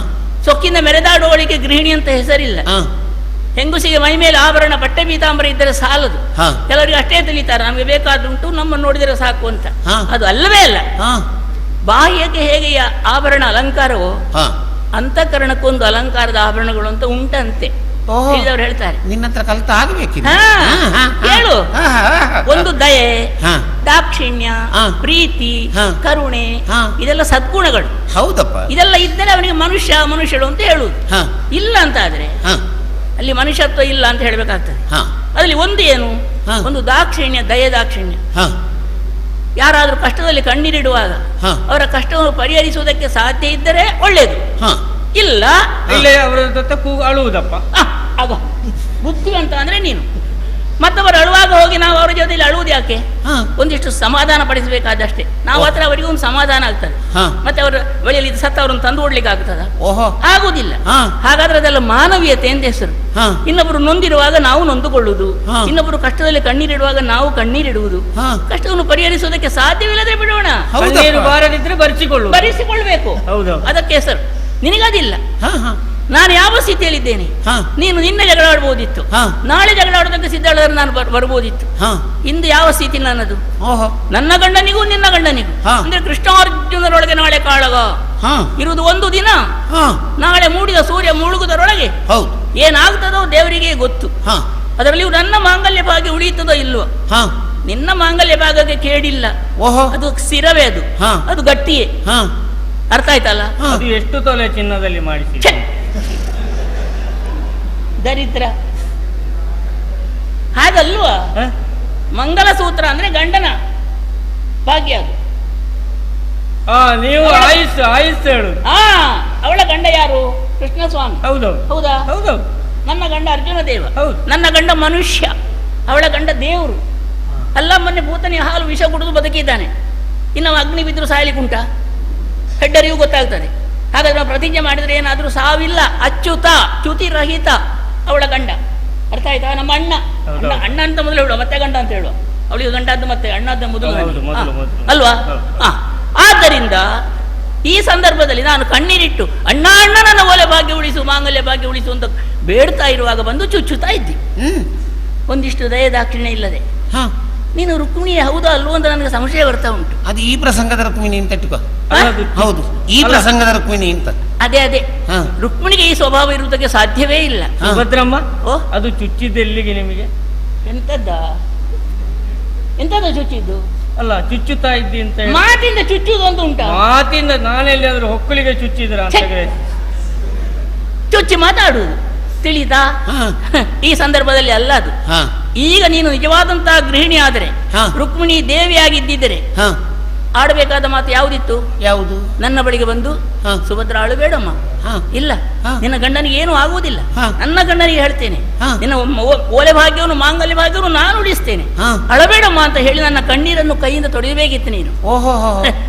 ಹೀಗೆ ಸಾಂತ್ವನ ಪಡಿಸುತ್ತಿದ್ದರೆ ಹ, ನನಗೊಂದು ಸಮಾಧಾನವಾಗ್ತಿತ್ತು. ಹ. ನಿನ್ನ ಕಾಲಿಡಿತಿದ್ದೆ, ನನ್ನ ಓ. ಅತ್ತಿಗೆ ದೇವಿ ಅಂತ. ಹ. ಇದು ಹಾಗಲ್ಲ. ಹ, ಬೆಂದ ಹುಣ್ಣಿಗೆ ದೊಂದಿ ಮದ್ದು ಅಂತ ಒಂದು ಗಾದೆ ಉಂಟು. ಹ, ನಾಳೆ ಏನಾಗ್ತದೆ ಅಂತ ನಾನು ಎಣಿಸಿ ಕಣ್ಣೀರಾಗ್ತಾ ಇದ್ದೇನೆ. ಹ. ಒಂದು ಮದುವೆ ಆಯ್ತಂತೆ, ಮಕ್ಕಳಾಯ್ತಂತೆ, ಹಾಗಾಯ್ತಂತೆ, ಹೀಗಾಯ್ತಂತೆ. ಹ. ಇಡೀ ಪ್ರಪಂಚಕ್ಕೆ ಗೊತ್ತುಂಟು ಸುಭದ್ರಾ ಕಲ್ಯಾಣದ ಕಥೆ. ಹ. ಅದನ್ನು ಮತ್ತೊಮ್ಮೆ ನೀನು ಹೇಳಬೇಕಾದ್ದುಂಟಾ? ಅದು ಏನು ಬೇಡ. ಬೇಡವೇ ಬೇಡ. ಹ. ಎಲ್ಲರ ಬಾಯಲ್ಲಿಯೂ ಸುಭದ್ರಾ ಕಲ್ಯಾಣ ಎಂತ ಬಾಯಲ್ಲಿ? ಅಲ್ಲ, ಆ ಸಮಯದಲ್ಲಿ ಹೌದು, ಸುಭದ್ರಾ ಕಲ್ಯಾಣ. ಎಷ್ಟು ಕಡೆಯಲ್ಲಿ ಆಗಿದೆ ಆ ಪ್ರಸಂಗ. ಎಂತದ ಪ್ರಸಂಗ ಅಲ್ಲ, ಸುಭದ್ರಾ ಕಲ್ಯಾಣ. ಹೌದು ಹೌದು, ಅದು ಇಡೀ ಎಲ್ಲರ ಬಾಯಲ್ಲಿಯೂ ಹೌದು. ಆಗಷ್ಟು ಗೌರವದಿಂದ ನಡೆದಿದೆ ಅಂತ ಅರ್ಥ. ಹೌದು ಹೌದು. ಹಾ, ಬಿಡು. ಮತ್ತೆಂತ ಹೇಳಿದ್ರೆ ಮದುವೆ ಕತೆ ಸುಭದ್ರೆ ಅಲ್ವಾ? ಹ್ಮ್. ಮೊದಲು ನೋಡು, ಹ. ಮತ್ತೊಬ್ಬರ ಮುಖದಲ್ಲಿ ಕೊಳಕಿದೆ ಅಂತ ಹೇಳಬೇಕಾಗಿದ್ದರೆ ಹಾ. ಮೊದಲು ನಾವು ಕನ್ನಡಿ ಹಿಡಿದು ನಮ್ಮ ಮುಖದಲ್ಲಿ, ನಮ್ಮ ಮುಸುಡಿನಲ್ಲಿ ಏನಿದೆ ಅಂತ ತಿಳ್ಕೊಳ್ಬೇಕು. ನೋಡಿ, ಮುಸುಡು ಅಲ್ಲಿರುದು, ಇಲ್ಲಿರುದು ಮುಖ. ನಿನ್ನ ಮುಖ ನೋಡಿಕೊಂಡಿದ್ಯಾ ನೀನು? ಹಾ, ನನ್ನದೇ ಮುಖ ಅಂತ ಹೇಳಿದ್ ನಾನು. ಮದುವೆ ಕತೆ ಹೇಳ್ತಾಳೆ ಮತ್ತೆ. ಹಿಂದೆ ಬಾರ್ದಾಗಿತ್ತು ಎನ್ನನು ಇವಳ ಮದುವೆ ಕತೆ ಅತ್ತಿಗೆ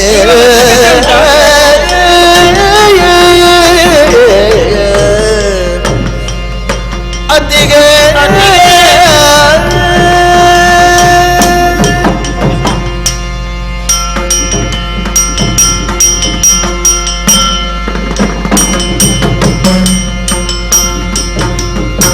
ಹಿಂದೆ ಬಾರ್ದಾಗಿತ್ತು ಎಲ್ಲನು ನೀನಿಂದು ಎಲ್ಲ ಮುಂದೆ ಬೈದರೇನು ಫಲವಿಲ್ಲೋ ನೀನಿಂದು ಎಲ್ಲ ಮುಂದೆ ಬೈದರೇನು ಫಲವಿಲ್ಲೋ ಬಂದ ಹಳುಬಿ ಎಲ್ಲೇ ಕಳ್ಳನ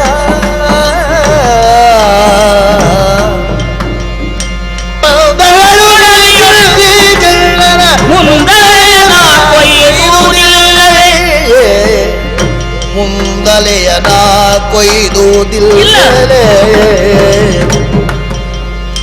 ಬಂದಳು ಬೇಕಿಲ್ದಿ ಕಳ್ಳನ ಮುಂದಲೆಯ ನಾ ಕೊಯ್ದುವುದಿಲ್ಲಲೇ ಹಿಂದೆ ಬಾರ್ದಾಗಿತ್ತು ಎಲ್ಲರೂ ಅತ್ತಿಗೆ ಹಂಗಿಸಬೇಡ ಹಂಗಿಸಬೇಡ ಹಂಗಿಸಬೇಡ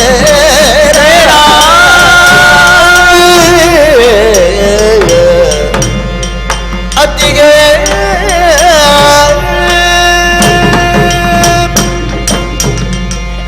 ಅರ್ಜುನ ದೇವರಿಗೆ ಮದುವೆ ಮಾಡಿ ಕೊಟ್ಟಿದ್ದೀರಿ. ಹ್ಮ್. ಹೌದು, ಅಣ್ಣನೇ ಹೇಳಿದನಲ್ಲ, ಹ. ಅದು ಋಣಾನುಬಂಧ ಅಂತ. ಹ. ಋಣಾನುಬಂಧ ಇದ್ದಂತೆ ಸಿಗುವುದದು. ಹ.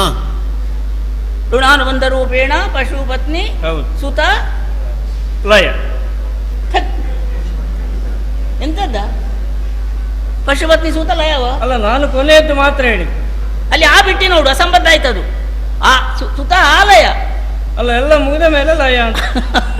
ಎಲ್ಲ ಲಯ ಅಲ್ಲ ಅದು. ಹೌದು. ಇಷ್ಟು ಯಾವುದು? ಋಣಾನುಬಂಧ ರೂಪೇಣ ಪಶು ಪತ್ನಿ ಪಶು. ಹಕ್. ಪತ್ನಿ ಪಶು ಅಲ್ವಾ? ಪಶು ಪತ್ನಿ ಅದು ಆಚೆ ಈಚೆ ಮಾಡಿದ್ರೆ ಆಯ್ತು. ಅದು ಬೇರೆದು. ಸುತ ಆಲಯ, ಮನೆ ಮಕ್ಕಳು ಹೆಂಡತಿ, ಇದೆಲ್ಲ ಋಣಾನುಬಂಧ. ಅದು ಪ್ರಯತ್ನ ಮಾಡಿದರೆ ಸಿಗುವಂಥದ್ದಲ್ಲ, ಆಗುವಂಥದ್ದಲ್ಲ. ಆದ್ದರಿಂದ ನಮ್ಮ ಋಣಾನುಬಂಧದಂತೆ ಮದುವೆ ನಡೆದು ಹೋಯ್ತು. ಪ್ರಯತ್ನ ಮಾಡಿದ್ದು ಅಣ್ಣ. ಹೌದು ಹೌದೌದು. ಹೌದು. ಯಾಕೆ ಇವಳು ಸೂಚನೆಗೆ ಸಲಹೆ ಕೊಟ್ಟಿದ್ದಾಳಂತೆ. ನನಗೆ ಗೊತ್ತುಂಟು, ನನ್ನಲ್ಲಿ ಹೇಳಿದ್ದು ಉಂಟು, ಇವಳು ಇಲ್ಲ ಅಂತಿಲ್ಲ. ಹಾ. ಅರ್ಜುನ ಮೆಚ್ಚಿದ್ಯಾ? ಆಹಾ, ಅದು ನಮ್ಮಲ್ಲಿ ಪರ್ವತದಲ್ಲಿ ನಾವು ನೋಡಿಕೊಂಡದ್ದು. ನನ್ನ ಮನಸ್ಸೇನು ಅಂತ ಅವಳಿಗೆ ಗೊತ್ತುಂಟು. ಈಗ ನನ್ನ ನಂಜು ಮಾತಾಡ್ತಾಳೆ ಅವಳು. ನೀವು ಕಣ್ಣು ನೋಡ್ತಿದ್ದೀರಂತ. ಎಂತ ವಸಂತೋತ್ಸವದಲ್ಲಿ ಕಣ್ಣು ಹೊಡೆದದ್ದು ಊರಿನ ಕಣ್ಣಿಗೆ ಎಲ್ಲ ಕಂಡಿದೆ. ಅದು ನಮಗೆ ಗೊತ್ತಾಗುತ್ತೆ. ಅದು ಎಂತದ? ಅದು ಕಣ್ಣು ಹೊಡಿಯೋದು ಅಂದ್ರೆ ಎಂತದ? ಅಲ್ಲ, ಎಲ್ಲರೂ ನೋಡುವಾಗ ನೀವು ಅಲ್ಲ, ಕಣ್ಣು ಹೊಡಿಯೋದು ಅಂದ್ರೆ ಎಂತದದು? ಎಂತದ್ದು ಅಂತ ರುಕ್ಮಿಣಿ ಅಮ್ಮನ ಹತ್ರ ಕೇಳಬೇಕಷ್ಟೇ. ಅಯ್ಯೋ. ಅವರೇ ಹೇಳಿದ್ದು, ನಾನಲ್ಲ. ಹ? ಅವಳು ಕಣ್ಣು ಹೊಡಿಯೋಳ? ಈಗ ನಾನು ಹೇಳಿದ್ದಲ್ಲ. ಏ, ಭಾಷೆ ಕೆಟ್ಟವನೇ. ಹ. ರುಕ್ಮಿಣಿ ಅಮ್ಮನ ಹತ್ರ ಕೇಳ್ಬೇಕು, ಹೌದು. ಮಾಡಿದವ್ರ ಹತ್ರ ಕೇಳ್ಬೇಕಂತ ನನ್ನ ಹತ್ರ ಅಲ್ಲ. ಹಾ. ಹ. ನೀ ಹೇಳಿದ್ರೆ ಲಘು ಭಾಷೆ ಲಘುವಾದ್ರೂ ಅರ್ಥ ಹೌದದು, ತಪ್ಪಲ್ಲ. ವಿಷಯ ಉಂಟದ. ಹೌದೌದು. ಹೌದೌದು. ನಾನು ನೋಡಿದೆ, ಕಣ್ಣು ಹೊಡೆದದ್ದು ಅಂದ್ರೆ ನಾನು ಅರ್ಜುನ ದೇವರನ್ನು ನೋಡಿದೆ, ಅವರು ನನ್ನನ್ನು ನೋಡಿದರು. ಪರಸ್ಪರ ನಾವು ಪ್ರೀತಿಸಿಕೊಂಡೆವು ಕಣ್ಣ ನೋಟದಿಂದಲೇ. ಅದನ್ನು ಅಣ್ಣ ನೋಡಿದ, ಅಲ್ಲಿ ಅರ್ಥ ಮಾಡಿಕೊಂಡ, ಓ ಇವರೊಳಗೆ ಸ್ನೇಹ ಸಂಬಂಧ ಉಂಟು ಅಂತ. ಆಗ ಮುಂದೆ ಮದುವೆ ಮಾಡಿದ, ಬಿಡೋಣ. ಅದಕ್ಕೆ ಅವಳು ಅಡ್ಡಿಲ್ಲ, ಸಂತೋಷ ಅಂತ ಹೇಳಿದಾಳಂತೆ. ಈಗ ಬೇರೆ ಮಾತಾಡ್ತಾಳೆ. ಹಾಗಾಗಿ ಎಲ್ಲ ಆದ ಮೇಲೆ ಮತ್ತೆ ಸಂತೋಷ ಮತ್ತೆ ಕಣ್ಣು ನೀರು ಹಾಕಬೇಕಂದ್ರೆ ಹೌದಪ್ಪ, ನಮ್ಮ ಯಾದವರಲ್ಲಿ ಇರುವುದೇ 2 ಜಾತಿ ಅಲ್ವೋ? ಹೌದಾ? ಒಂದು ಯಾದವರು, ಇನ್ನೊಂದು ಮದುವೆ ಯಾದವರು. ಎಂತದ ಅದು ಆದವರ ಹಾಗುಂಟದು. ಆದ್ದರಿಂದ ಅದನ್ನು ಮತ್ತೊಮ್ಮೆ ಹೇಳುವುದಕ್ಕೆ ಇಲ್ಲಿ ಏನುಂಟು, ತಪ್ಪೇನು? ಏನಿಲ್ಲ. ಎತ್ತಿ ಹೇಳ್ತಾಳೆ ಹಾಗಾಯ್ತು ಹೀಗಾಯ್ತು ಅಂತ. ಹೋಗಲಿ, ಮದುವೆ ಆಯ್ತು, ಮಕ್ಕಳಾಯ್ತು. ಹೌದು. ಇಷ್ಟು ವರ್ಷ ಕಳೆದ್ರು ಇನ್ನೂ ಅವಳ ಹೊಟ್ಟೆಯೊಳಗೆ ಇಟ್ಟುಕೊಂಡಿದ್ದಾಳೆ ಅಂದರೆ ಇವಳು ನಂಬುವುದಕ್ಕಾಗುದಿಲ್ಲ. ನಾನು ಹೇಳುವುದಾದ್ರೆ ಇವಳದು ನಿಜವಾದ ರುಕ್ಮಿಣಿಯ ಮಾತಲ್ಲ ಇದು, ಏನೋ ಒಂದು ನಾಟಕ ಮಾಡ್ತಾಳೆ ಅಂತಲೇ ನಾನು ತಿಳಿಯುತ್ತೇನೆ. ಕೆಲವರು ಸಿಟ್ಟು ಬಂದಾಗ ಮಾಡುವುದು, ದುಃಖ ಬಂದಾಗ ಮಾಡುವುದು, ಹೀಗೆಲ್ಲ ನಟಿಸುವುದು ಉಂಟು. ಹಾಗೆ ಮಾಡ್ತಾಳೆ ಅಂತ ನನಗೆ ಕಾಣ್ತದೆ. ಇಲ್ಲವಾದ್ರೆ ಹೀಗೆಲ್ಲ ನೋಯಿಸುವವಳಲ್ಲ ಅವಳು. ಆಗಲಿ, ಅವಳು ನೋಯಿಸುವಾಗ ನಾವು ನೊಂದು ಮಾತಾಡಬೇಕಾಗ್ತದೆ, ಅಷ್ಟಕ್ಕಷ್ಟೇ ಉತ್ತರ. ಇಲ್ಲವಾದ್ರೆ ಹೇಳಬಾರದು. ಒಬ್ಬರು ಬೈದರೆ ಪ್ರತಿ ಬೈಯುವುದು ಯಾರು? ಅಂಥವರೇ. ಅಲ್ಲಿಗೆ ಸಮಾನತೆ ಬಂತು, ಹೌದಾ ಅಲ್ವಾ? ಅದು ಅಶಿಕ್ಷಿತರು. ನೀನು ಕಟ್ಟವಳು, ನೀನು ಕಟ್ಟ, ನೀನು ಹಾಗೆ ನೀನು ಹೀಗೆ, ಅದಲ್ಲ ಅದು ಜಗಳ ಮಾಡಿದರೆ ಗೌರವ ಕೆಟ್ಟು ಹೋಗ್ತದೆ. ಅದರಿಂದ ಅವಳು ಹೇಳಿದ್ದಕ್ಕೆ ಪ್ರತಿಯಾಗಿ ನಾನೀಗ ಅವಳ ಮದುವೆ ಆಗತ್ತೆ ಹೇಳಬೇಕಾಗ್ತದೆ ಅಷ್ಟೇ. ಕತೆ ಹೇಳಬೇಕು. ಯಾಕೆ? ಅವಳು ಹೇಳಿದ್ದಕ್ಕೆ. ಇಲ್ಲವ್ರು ನಾನು ಹೇಳುವುದಿಲ್ಲ. ಅವಳು ಅಣ್ಣನ ಹೆಂಡತಿ, ನಾನು ತಂಗಿ, ನಾವು ಒಂದು ಮನೆಯವರು. ಒಂದು ಮನೆಯ ಕೊಳಕನ್ನು ಮನೆ ಹೊರಗೆ ಹೇಳುವ ಹೆಂಗಸರಿಗೆ ಬುದ್ಧಿ ಉಂಟಾ? ಬುದ್ಧಿ ಇದ್ದವ್ರು ಹೇಳ್ತಾರಾ? ಯಾವ ಕಾಲಕ್ಕೂ ಹೇಳಬಾರದು. ಆದ್ರೆ ಅವ್ರ ಹತ್ರವೇ ಹೇಳುವುದು. ಆಯ್ತು, ಮನೆಯೊಳಗೆ ಈಗ ಕೇಳೋ ನೀನಿಲ್ಲಿ. ನಾನು ಮನೆ ಸದಸ್ಯ ಅಷ್ಟೇ. ಸದಸ್ಯ ಅಂತ ನೀನು ಕರ್ಮ. ಒಬ್ಬ ಇದ್ದಿ ಮನೆಯಲ್ಲಿ ತಿಂದುಕೊಂಡು ಕಸ ಗುಡಿಸಿಕೊಂಡು ಅಲ್ಲ, ಆದ್ರೂ ಕೇಳಿಕೊಂಡೆ. ಅಷ್ಟೇ ಕೇಳುದಕ್ಕೆ ಹೇಳು. ನೀನೊಬ್ಬ ಇದ್ದಿಯಲ್ಲ ಕೇಳುದಕ್ಕೆ. ಅವಳ ಕಥೆಯನ್ನು ಅವಳಿಗೆ ಹೇಳುದು ಯಾಕೆ? ನಾನು ಬೇರೆ ಯಾರ ಹತ್ರ ಹೇಳುವುದಿಲ್ಲ. ಹೇಳಿದ್ರೆ ನನ್ನ ಹೆಂಡತಿ ಹತ್ರ ಹೇಳಿ. ಅಲ್ಲ, ಅವಳು ಊರಿನಲ್ಲಿ ಹೇಳಿದ್ರೆ ನಾನಲ್ಲಿ ಜನ ಅಲ್ಲ. ಹೇಳುವುದಕ್ಕೆ ಇಲ್ಲ ಪುಣ್ಯಾತ್ಮ, ಇದು ಪ್ರಚಾರದಲ್ಲಿ ಇರುವ ಕತೆ. ಇದು ಪ್ರಚಾರ ಆಗಿ ಹೋಗಿದೆ. ಇದು ಗುಟ್ಟಿನ ಕಥೆ ಅಲ್ಲ. ಇದನ್ನು ನಾವು ಬಾಯಿ ಬಿಟ್ಟು ಹೇಳಬಾರದು ಅಂತ, ಮರ್ಯಾದೆ ಅಲ್ಲ ಅಂತ ಅಷ್ಟೇ. ಗೊತ್ತಿಲ್ಲದ ವಿಷಯ ಅಲ್ಲ ಇದು, ಗೊತ್ತಿದ್ದದ್ದೇ. ಮರ್ಯಾದೆ ಇದ್ದವರು ಹೇಳಲಿಕ್ಕಿಲ್ಲ, ನೀವು ಹೇಳಿ ಅಮ್ಮ. ಎಂತದ ನನಗೆ ಮರ್ಯಾದೆ ಇಲ್ವಾ? ಮನೆಯೊಳಗಿನ ಗುಟ್ಟನ್ನು ಮರ್ಯಾದತ್ತ ಹೆಂಗಸರು ಮತ್ತೊಬ್ಬರ ಹತ್ರ ಹೇಳಲಿಕ್ಕಿಲ್ಲ, ನೀವು ಹೇಳಿ ಅಂತ. ನಾನು ಹೇಳ್ತೇನೆ, ನೀನು ಕೇಳು. ನನಗೆ ಅದಕ್ಕೆ ಇದಕ್ಕೂ ಸಂಬಂಧ ಇಲ್ಲ. ನೀನು ಹೇಳಿ ಮಾತಿ. ನೀನು ಕೇಳು, ಅವಳಿಗೆ ಹೇಳುದಂತ ಕರ್ಮ. ಅವಳ ಮದುವೆಗತೆ ಬಹಳ ಸ್ವಾರಸ್ಯ ಉಂಟು. ಒಬ್ಬ ಇವಳಿಗೆ 3-4 ಮಂದಿ ಅಣ್ಣಂದಿರು. ಎಲ್ಲ ರುಕ್ಮಿ ಅಂತ ಹೆಸರು ಅವರಿಗೆಲ್ಲ. ಹೌದೌದು, ಹೆಸರೆಲ್ಲ ಒಳ್ಳೆ ಹೆಸರೇ. ರುಕ್ಮಿ ಅಂದ್ರೆ ಇಂಥ ಚಿನ್ನ ಅಂತೆ. ಸ್ವಭಾವದಲ್ಲಿ ಒಂದು ಸಹ ಇಲ್ಲ. ಎಲ್ಲ ಇವಳ ಅಣ್ಣನ ರುಕ್ಮಯ.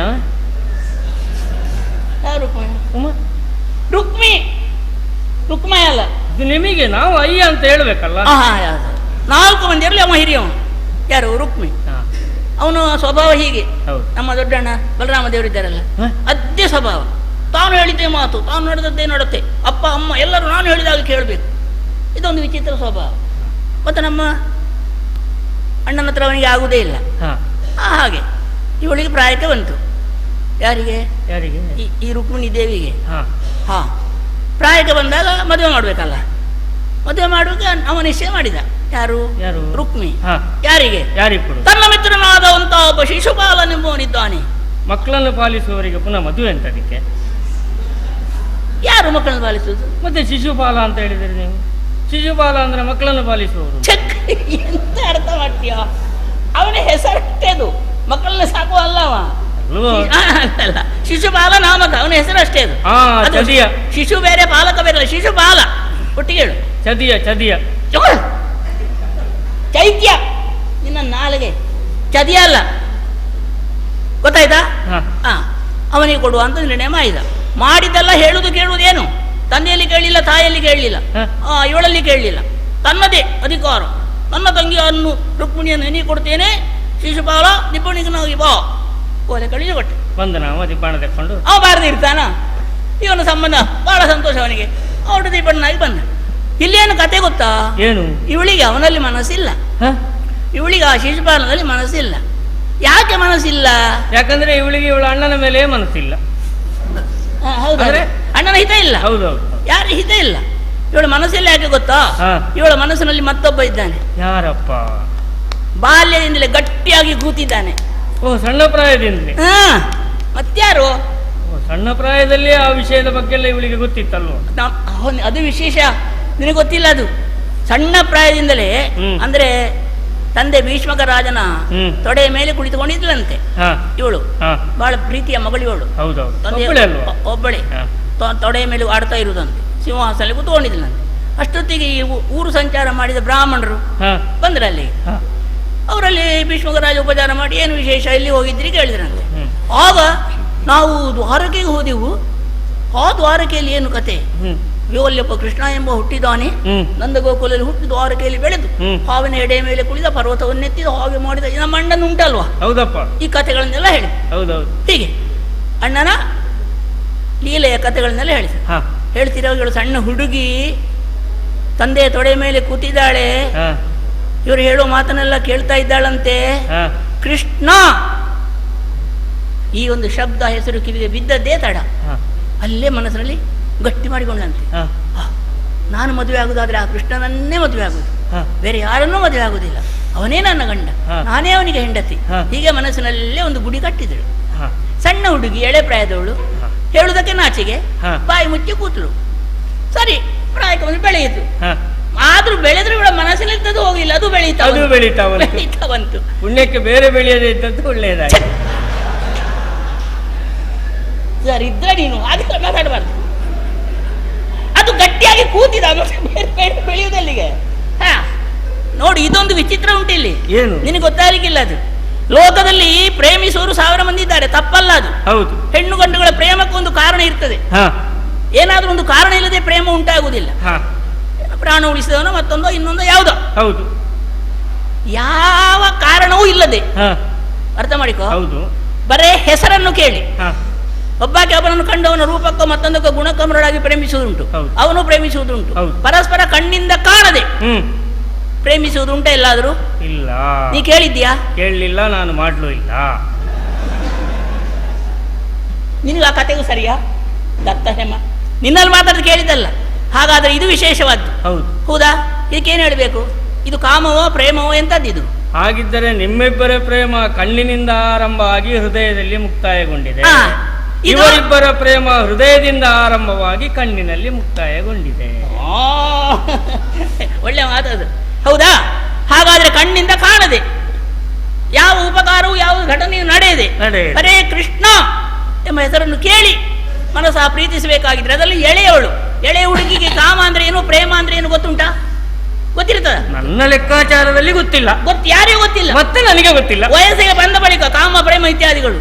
ಸಣ್ಣ ಪ್ರಾಯದಲ್ಲಿ ಏನು ಇವಳಿಗೆ ಬಂತು, ಅವನ ಮೇಲೆ ಪ್ರೀತಿ ಪ್ರೇಮ, ಕೃಷ್ಣ ಕೃಷ್ಣ. ಅಲ್ಲಿಂದ ಮನೆಗೆ ಹೋಗಿ ಪೂಜೆ ಮಾಡಿಲ್ಲಂತೆ. ಯಾರಿಗೆ? ಇದೇ ಕೃಷ್ಣ ಮೂರ್ತಿಗೆ. ಕೃಷ್ಣ ಕಾಣಲಿಲ್ಲ, ಆದ್ರೂ ಮೂರ್ತಿ ಉಂಟು. ಒಂದು ಮೂರ್ತಿ ಇಟ್ಟುಕೊಂಡ್ಳು. ಕೃಷ್ಣ ಅಂದ್ರೆ ಹೀಗೆ ಅಂತ ಹೋಗುದು, ದೇವರ ಗುಡಿಯಲ್ಲಿ ಅಡ್ಡ ಬೀಳುದು, ಕೃಷ್ಣ ಅಂತ ಪೂಜೆ ಮಾಡುದು. ಬೆಳೆಯಿತು. ಇಲ್ಲಿ ಅನರ್ಥ ನಡೆಯಿತಲ್ಲ, ಅಣ್ಣನ ಶಿಶುಪಾಲನೆ ಕೊಡುವ ನಿರ್ಣಯ ಆಯ್ತು. ಏನು ಮಾಡುವ? ಅಂತಃಪುರದಲ್ಲಿ ಕುಳಿತಳು ಮದುಮಗಳು ಕಣ್ಣೀರಾಗ್ತಾಳೆ. ಅಯ್ಯೋ, ನಾಳೆ ಮದುವೆ ಆಗ್ತದೆ, ಅಣ್ಣ ಶಿಶುಪಾಲನೆ ಕೊಡ್ತಾನೆ, ನನ್ನ ಬಾಳ್ವೆ ಹಾಳಾಯ್ತು, ನಾನು ಪ್ರೀತಿಸಿದ ಕೃಷ್ಣಸ್ವಾಮಿ ಇಲ್ಲವಲ್ಲ. ಹೇಳುತ್ತಾ ಹೇಳುತ್ತಾ ಒಂದು ಉಪಾಯ ಮಾಡಿದ. ಒಂದು ಓಲೆ. ಪ್ರೇಮ ಪತ್ರ, ಪ್ರಣಯ ಪತ್ರ, ಅದಕ್ಕೆ ಹೇಳುದು. ಗೊತ್ತಿಲ್ಲ ನಿನಗೆ ಅದು? ಎಂತದ್ದು? ಪ್ರಣಯ ಪತ್ರ. ಅವಳ ಕರ್ಮವ, ಪ್ರಣಯ ಪತ್ರ ಅಲ್ಲ, ಪ್ರೇಮ ಪತ್ರ ಅನ್ನುವುದೇ ಸರಿಯಾದ. ಪ್ರಣಯ ಕಣ್ಣಿನಲ್ಲಿ ನೋಡಿ ಆಗುವಂಥದ್ದು, ಅದಲ್ಲ ಅವಳದ್ದು, ಆದಿಬದಿಯದ್ದು. ಇದು ಹದಿಬದೆಯದ್ದು. ಏನು ಹದಿಬದೆ ಅಂದ್ರೆ ಎಂತದ್ದು? ಎಂತದ್ದು ಗೊತ್ತಿಲ್ಲ. ನೀನು ಸುಮ್ಮನಿರು, ಅವಳು ಹೇಳಿದನ್ನು ಕೇಳಬೇಡ ನೀನು. ಸರಿ, ಪ್ರೇಮ ಪತ್ರ ಒಂದು ಓಲೆ ಬರೆದಳು. ಈವರೆಗೆ ಅಂದ್ರೆ ಇವಳು ಬರೆಯುವವರೆಗೆ ಪ್ರಪಂಚದಲ್ಲಿ ಯಾವ ಹೆಂಗಸರು ಗಂಡಸರಿಗೆ ಓಲೆ ಬರೆದದ್ದಿಲ್ಲಂತೆ. ಅದೇ ಪ್ರೇಮ ಪತ್ರ ಬರೆದದಿಲ್ಲ, ಗಂಡಸರು ಹೆಂಗಸರಿಗೆ ಬರೆದದ್ದಿರ್ಲಿಕ್ಕಿಲ್ಲ. ಇವಳೆ ಆರಂಭ ಮಾಡಿದ್ರು, ಇಡೀ ಪ್ರಪಂಚಕ್ಕೆ ಪಾಠ ಕೊಟ್ಟವಳು ಇವಳು. ಪ್ರೇಮ ಪತ್ರ ಬರೆಯುವುದಕ್ಕೆ ಗುಟ್ಟಾಗಿ ಪ್ರೇಮಿಸಿದಂತಹ ಗಂಡಸರಿಗೆ ಪತ್ರ ಬರೆಯಬಹುದು, ಓಲೆ ಕಳಿಸಬಹುದು ಅಂತ ಬರೆದಳು. ಗುಟ್ಟು ಕೋಣೆಯಲ್ಲಿ ಕೂತ್ಕೊಂಡು ಬರೆದಳು, ಏನೇನೋ ಬರೆದು.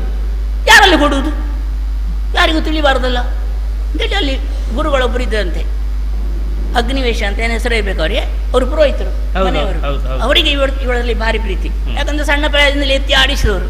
ಮುದುಕ ಅವರನ್ನು ಕರೆದು ಕಾಲಿಗೆ ಅಡ್ಡ ಬಿದ್ದು ಕಣ್ಣೀರು ಹಾಕಿ ಬೇಡಿಕೊಂಡಂತೆ.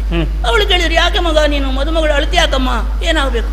ಸ್ವಾಮಿ, ನನ್ನ ಗತಿ ಹೀಗಾಗಿದೆ, ನಾನು ಪ್ರೀತಿಸಿದ್ದು ಕೃಷ್ಣ ಸ್ವಾಮಿಯನ್ನು, ಅಣ್ಣ ಶಿಶುಪಾಲನೆ ಕೊಡ್ತಾನೆ, ನೀ ದಯಮಾಡಿ ಇದೊಂದು ಓಲೆಯನ್ನು ಕೊಂಡು ಹೋಗಿ ಅಲ್ಲಿ ದ್ವಾರಕೆಯಲ್ಲಿರುವಂಥ ಕೃಷ್ಣ ಸ್ವಾಮಿಗೆ ಕೊಡಬೇಕು, ನನ್ನನ್ನು ಉಳಿಸಬೇಕು ಅಂತ ಬೇಡ್ಕೊಂಡ್ಲಂತೆ.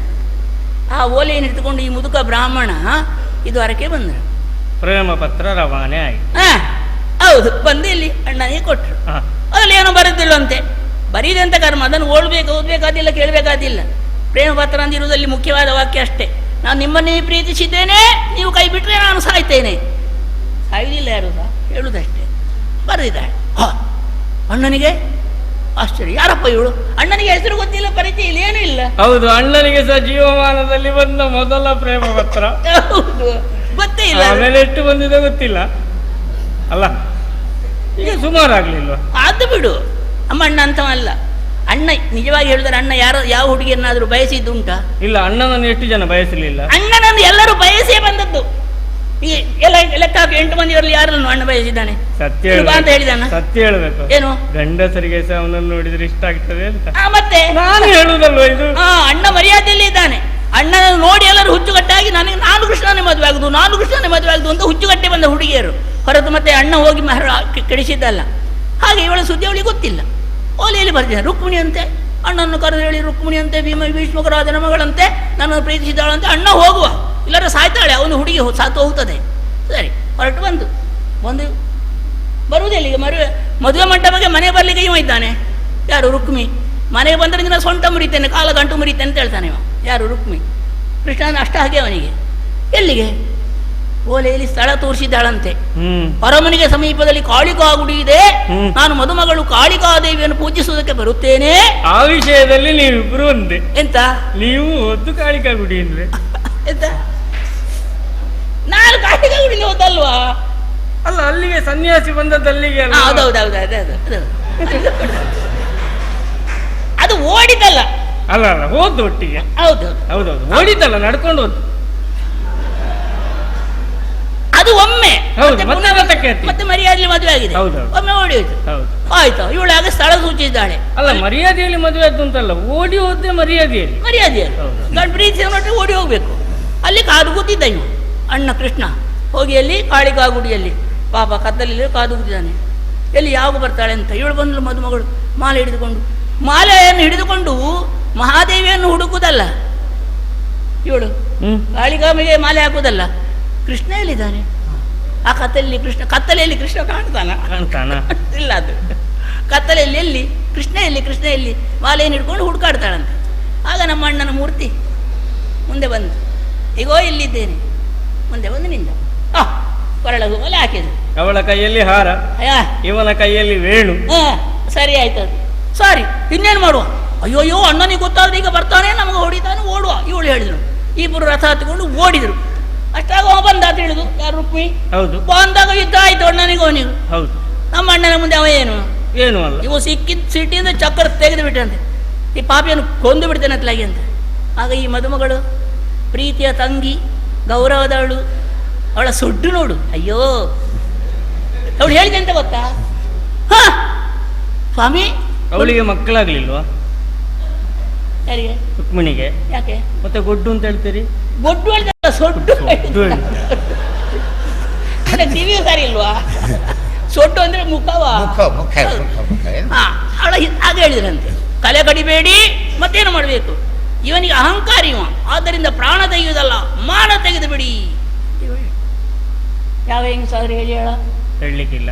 ಅದರಿಂದ ಪ್ರಾಣ ತೆಗೀರಿ ಅಂದ್ರೆ ಯಾವ ಹೆಂಗಸಾದ್ರೂ ಗಂಡನಲ್ಲಿ ಇನ್ನೊಂದು ಹೆಂಗಸಿನ ಮಾನ ತೆಗಿ ಅಂತ ಹೇಳಲಿಕ್ಕಿಲ್ಲ. ಗಂಡಸದ್ದಾದ್ರೆ ಹೇಳಿ. ಗಂಡು ಸಂದೇಶ ರುಕ್ಮಿದೆ ಹೇಳಿದ್ದ, ತಿಳಿಯಿತಾ?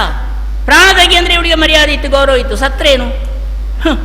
ಅವ ಹೇಳಿದಾಗಲ್ಲ. ಪ್ರಾಣ ತೆಗಿಬೇಡಿ, ಮಾನ ತೆಗೀರಿ. ಜೀವಚ್ಛವ, ಅವ ಜೀವದ ಹೆಣವಾದ. ಆ ರುಕ್ಮಿಯ ತಲೆಯನ್ನು 3 ಬಟ್ಟೆಯಾಗಿ ಅಣ್ಣ ಬೋಳಿಸಿ ಕಳಿಸಿದ. ಅವ ಊರು ಬಿಟ್ಟು ಹೋಗಿ ಎಲ್ಲೋ ಭೋಜಕಟಕ ಎಂಬ ಹೊರ ಊರಲ್ಲಿದ್ದಾನಂತೆ. ಊರಿಂದ ಓಡಿಸಿದವಳು, ಮನೆಯಿಂದ ಓಡಿಸಿದವಳು ಅಣ್ಣನ ಮುಂದಲೆಯನ್ನು ಕೊಯ್ಸಿತ್ತು. ಅದೇ ಮಾನ ಛೇದ ಮಾಡಿ. ಇಷ್ಟೆಲ್ಲ ದೊಡ್ಡ ಕತೆ ಅವಳ ಹೇಳಿದ ಕತೆ ಇದು ಇಷ್ಟುಂಟಲ್ಲ. ಅದನ್ನು ನಾನು ಬೇಕಾದ್ರೆ 3 ವಾಕ್ಯದಲ್ಲಿ ಹೇಳಿಬಿಟ್ಟು ಮುಗಿಸಿರು. ಹೇಳ್ಬೇಕ? ಹೌದು, ನಿನ್ನದೆಲ್ಲ ಚುಟುಕಲ್ವಾ? ಅಲ್ಲ, ಇವಳು ಸನ್ಯಾಸಿಯ ಹಿಂದೆ ಓಡಿ ಹೋದವಳು, ನಾನು ಕೃಷ್ಣನನ್ನು ಬರಮಾಡಿದವಳು. ಮರ್ಯಾದೆ ನನಗೆ, ಇದಕ್ಕೆ ಮಾನ ಮರ್ಯಾದೆ ಸುಟ್ಟದಿರ್ಲಿಕ್ಕಿಲ್ಲ. ಮಾತಾಡ್ತಾಳೆ ಮತ್ತೆ. ಆದರೆ ಇಷ್ಟು ದೊಡ್ಡ ಕಥೆ ಅವಳದುಂಟು, ಮದುವೆಯದ್ದು, ತಿಳಿಯಿತಾ? ಅದನ್ನು ಮುಚ್ಚಿಟ್ಟುಕೊಂಡಿದ್ದಾಳೆ. ನನ್ನ ಕಥೆಯನ್ನು ಹೇಳ್ತಾಳೆ. ಸುಭದ್ರ ಕಲ್ಯಾಣ ಗೌರವದಿಂದ ನಡೆದಿದೆ. ಇಬ್ಬರದು ಮಲರಾಮಣ್ಣನ ಮೆಟ್ಟಿದ್ದಾನೆ, ಸಣ್ಣ ಅಣ್ಣ ಎಲ್ಲರೂ ಮೆಟ್ಟಿ. ಅದರಲ್ಲಿ ನನ್ನ ಅಣ್ಣಂದು ತಲೆ ಕೂದಲು ಹೋಗಿದೆ, ಇದರಲ್ಲಿ ಇವಳ ದೊಡ್ಡ ಅಣ್ಣಂದು ಮುಖಕ್ಕೆ ಮಸಿ ಬೆಳೆದಾಗಿದೆ ಅಷ್ಟೇ. ಆದ್ದರಿಂದ ತನ್ನ ಕೊಳಕ ಕೊಳಕನ್ನು ಇಟ್ಟುಕೊಂಡು ಮತ್ತೊಬ್ಬರ ಕೊಳಕನ್ನು ಹೇಳುವುದಲ್ಲ. ಅದು ಯಾಕೆ ಬೇಕಿತ್ತು ನಿನಗೆ ಈಗ ಮದುವೆ ಕತೆ? ಅವಳು ನೀನು ಹೇಳಿದಾಗ ನಾನು ಹೇಳಿದಷ್ಟೇ, ಇಲ್ಲಾರೆ ಹೇಳುವಂತದ್ದಲ್ಲ. ಇದೆಲ್ಲ ನಾವು ಖರ್ಚಿಗೆ ಕೊಟ್ಟು ಹೇಳಿಸುವುದು. ನೀನು ಹೇಳಿಸಿದ್ದು ನಾನು ಹೇಳಿದ್ದಲ್ಲ. ಅದೇ ಅಂದ್ರೆ ನಿಮಗೆ ಇಷ್ಟು ಹಣ ಕೊಟ್ಟು ನಿಮಗೆ ಇಷ್ಟು ನಾಲಿಗೆ ದಪ್ಪ ತಿರುಗಲಿಕ್ಕೆ ಶುರುವಾಯ್ತು. ನಾವಿಬ್ಬರು ಮಾತಾಡುವ ನೀನು ಯಾಕೆ ಬರಬೇಕಿತ್ತು? ಅಣ್ಣ ಮತ್ತು ತಂಗಿ ಮಾತಾಡುವ. ಇದು ಎಲ್ಲೆಲ್ಲಿಂದ ಬಂದ ಪರದೇಶಿ ನಾನು ಮತ್ತು ನನ್ನ ಅಣ್ಣಂತೆ. ಅವರು ನನ್ನ ಗಂಡ, ಇವತ್ತು ಬೇರೆ ಸುಧಾರಿಕೆ. ಅಲ್ಲ, ಇದು ಮನೆ ನಮ್ಮದಲ್ವ? ಇವಳು ಯಾರು ಕೇಳಲಿಕ್ಕೆ? ಅದೇ ಹಕ್ಕೆಂತದ್ದು ಅಂತ. ಇದು ಮನೆ ನಮ್ಮದು, ಅವ್ರ ಗಂಡ ನನ್ನದು. ಒಟ್ಟು ಗೋತ್ರ ಕಡದಾಗಿದೆ ಅಲ್ವ? ಅಲ್ವ? ಇದು ನಾನು ಹುಟ್ಟಿದ ಮನೆ, ನೀನು ಬಂದು ಸೇರಿದ ಮನೆ. ಹೌದು, ನನ್ನ ಮನೆ ಮತ್ತೆ ನಿನ್ನ ಮನೆ ಆದದ್ದು, ತಿಳಿಯಿತೋ? ಬಾಲ್ಯದ ಇಲ್ಲಿಯೇ ಬೆಳೆದವಳು ನೀನು, ಅಲ್ಲಿಗೆ ನೀನು ಹತ್ತಿರಲ್ಲ. ನೀನು ಹೇಳುದು ಸರಿಯಮ್ಮ. ಸರಿ, ಮತ್ತೆ ಅಲ್ಲ, ಮದುವೆ ಆಗದಿದ್ರೆ ಇಲ್ಲೇ ಇರಬಹುದಾಗಿತ್ತು, ಅದರಲ್ಲಿ ಏನು ಅಡ್ಡಿ ಇರಲಿಲ್ಲ. ಅಲ್ಲ, ಅದು ಹೌದು. ಮತ್ತೆ ಮರ್ಯಾದೆ ಇದ್ರೆ ಗಂಡನೊಟ್ಟಿಗೆ ಹೋಗಬೇಕಿತ್ತು, ಇಲ್ಲೇ ಇರಬೇಕಾಗಿರ್ಲಿಲ್ಲ. ಈಗ ನೀನು ಒಂದು ಸಲ ಆದ್ರೆ ಅಪ್ಪನ ಮನೆಗೆ ಹೋಗಿದ್ದೆ, ಒಂದು ಅರ್ಥ ಉಂಟು. ನಾನು ಅಪ್ಪನ ಮನೆ ಮುಖ ತೋರಿಸಲಿಲ್ಲ. ಅಲ್ವಾ? ಅಲ್ವಾ? ನೀನು ಹೇಳುದು ಸರಿ. ಅದು ಪತಿವ್ರತೆ ಕ್ರಮ. ಎರಡು ಸರಿಯಾ? ಅಲ್ಲ, ತಪ್ಪು. ಅದು ಸರಿ, ಇದು ಸರಿ ಅಂದ್ರೆ ಮತ್ತೆ ಯಾವ್ದು ಸರಿ, ಯಾವ್ದು ತಪ್ಪು, ಯಾವುದು? ಅಲ್ಲ, ನಾನು ಹೇಳುದಕ್ಕೆ ಹೌದೌದು ಹೇಳ್ತೀನಿ, ನಾನು ಹೇಳುದಕ್ಕೆ ಹೌದೌದು ಹೇಳ್ತೀನಿ. ಹೌದು, ಇಲ್ಲಿ ನಾನು ಸರಿಯಾಗಿರ್ಬೇಕಲ್ಲ.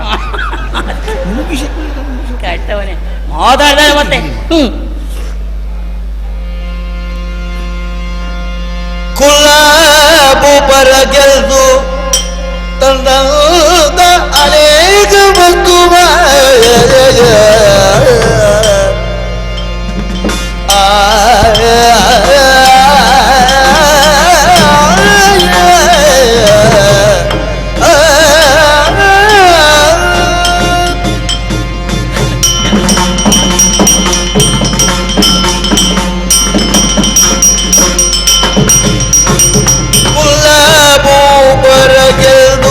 ತಂದಾನೇಕ ವಸ್ತುವನೆಲ್ಲವನು ನಿಮಗಿತ್ತು ಮತ್ಕಾಂತ, ಎಲ್ಲವನು ನಿಮಗಿತ್ತು ಮತ್ಕಾಂತ. ಎಲ್ಲ ಬಲ್ಲವಳೊಡನೆ ನೀನು, ಎಲ್ಲ ಬಲ್ಲವಳೊಡನೆ ನೀನು ಸೊಲ್ಲಿಸುವುದು ಏಕೆ ಏಕೆ ಏಕೆನಲು ಪೇದಳು. ಎಲ್ಲ ಬಲ್ಲವಳೊಡನೆ ನೀನು ಸೊಲ್ಲಿಸುವುದೇ ಕೆರಲು ಪೇದಳು. ಕುಲಭೂ ಪರಗಿಲ್ದು ತನ್ನ ಅನೇಕ ವಸ್ತುವನು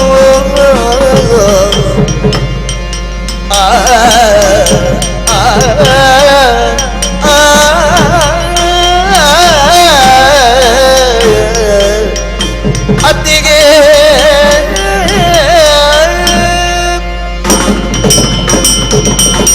ಅತ್ತಿಗೆ ಏನೇ ಮತ್ತೇನು ಸಂಪತ್ತನ್ನು ಸೌಭಾಗ್ಯವನ್ನು ಕೊಟ್ಟಿದ್ದೀನಿ ಅಂತ. ಅಣ್ಣ ಶ್ರೀಕೃಷ್ಣ ಸ್ವಾಮೀಜಿ ಮಾಡಿದಂತಹ ಕೃಷ್ಣ ದಿನಾಶ್ವಮೇಧ, ಅದಕ್ಕೆ ಸಾಹಸದಿಂದ ನನ್ನ ಗಂಡ ಅರ್ಜುನ ದೇವರು ಬೇಕಾದ ಸಂಪತ್ತನ್ನು ಸಂಗ್ರಹಿಸಿದ್ದಾರೆ. ಹೌದೌದು, ಭೀಮಾರ್ಜುನರು ಇಬ್ಬರು ಹೋಗಿದ್ದಾರೆ ಅಲ್ವಾ?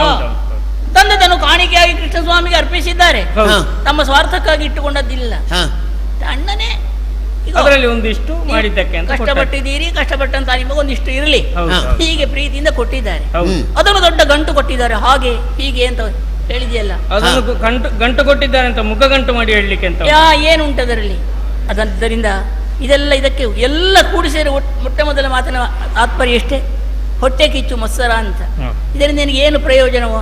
ನಾನು ಇನ್ನೂ ನೋಯಬೇಕು, ಇನ್ನೂ ಕಣ್ಣೀರಿಡಬೇಕೆಂಬುದೇ ನಿನ್ನ ಉದ್ದೇಶವಾಗಿರಬೇಕು.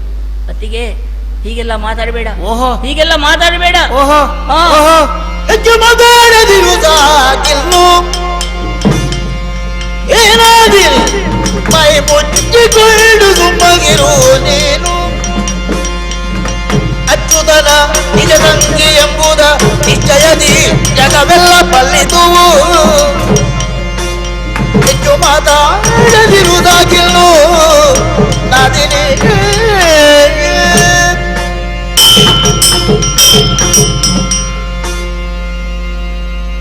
ಏನೇ ಏನು ನೀನು ಇವರ ತಂಗಿ ಅಂತೇಳಿ ಈ ಬಹಳ ಸಲಿಗೆ ಹೆಚ್ಚಿ ಹೋಗಿದೆ ನಿನಗೆ. ಹೌದು, ಒಬ್ಬಳೆ ತಂಗಿ ಅಲ್ವಾ, ಅಲ್ಲಿಗೆ ಹೆಚ್ಚಲ್ಲದೆ ಮತ್ತೆ ಎಂತ? ಒಬ್ಬಳೆ ತಂಗಿ ಊರಿನಲ್ಲಿ 1000 ಮಂದಿಗೆ ಇರ್ತಾರೆ, ಆದ್ರೆ ಇವರಿಗೆ ಒಬ್ಬಳೆ ತಂಗಿ. ಇವರ ದೊಡ್ಡಸ್ತಿಗೆಯಿಂದ ಅವಳಿಗೆ ದೊಡ್ಡ ಜನ ಆಗ್ಲಿಕ್ಕೆ ಹೊರಡು.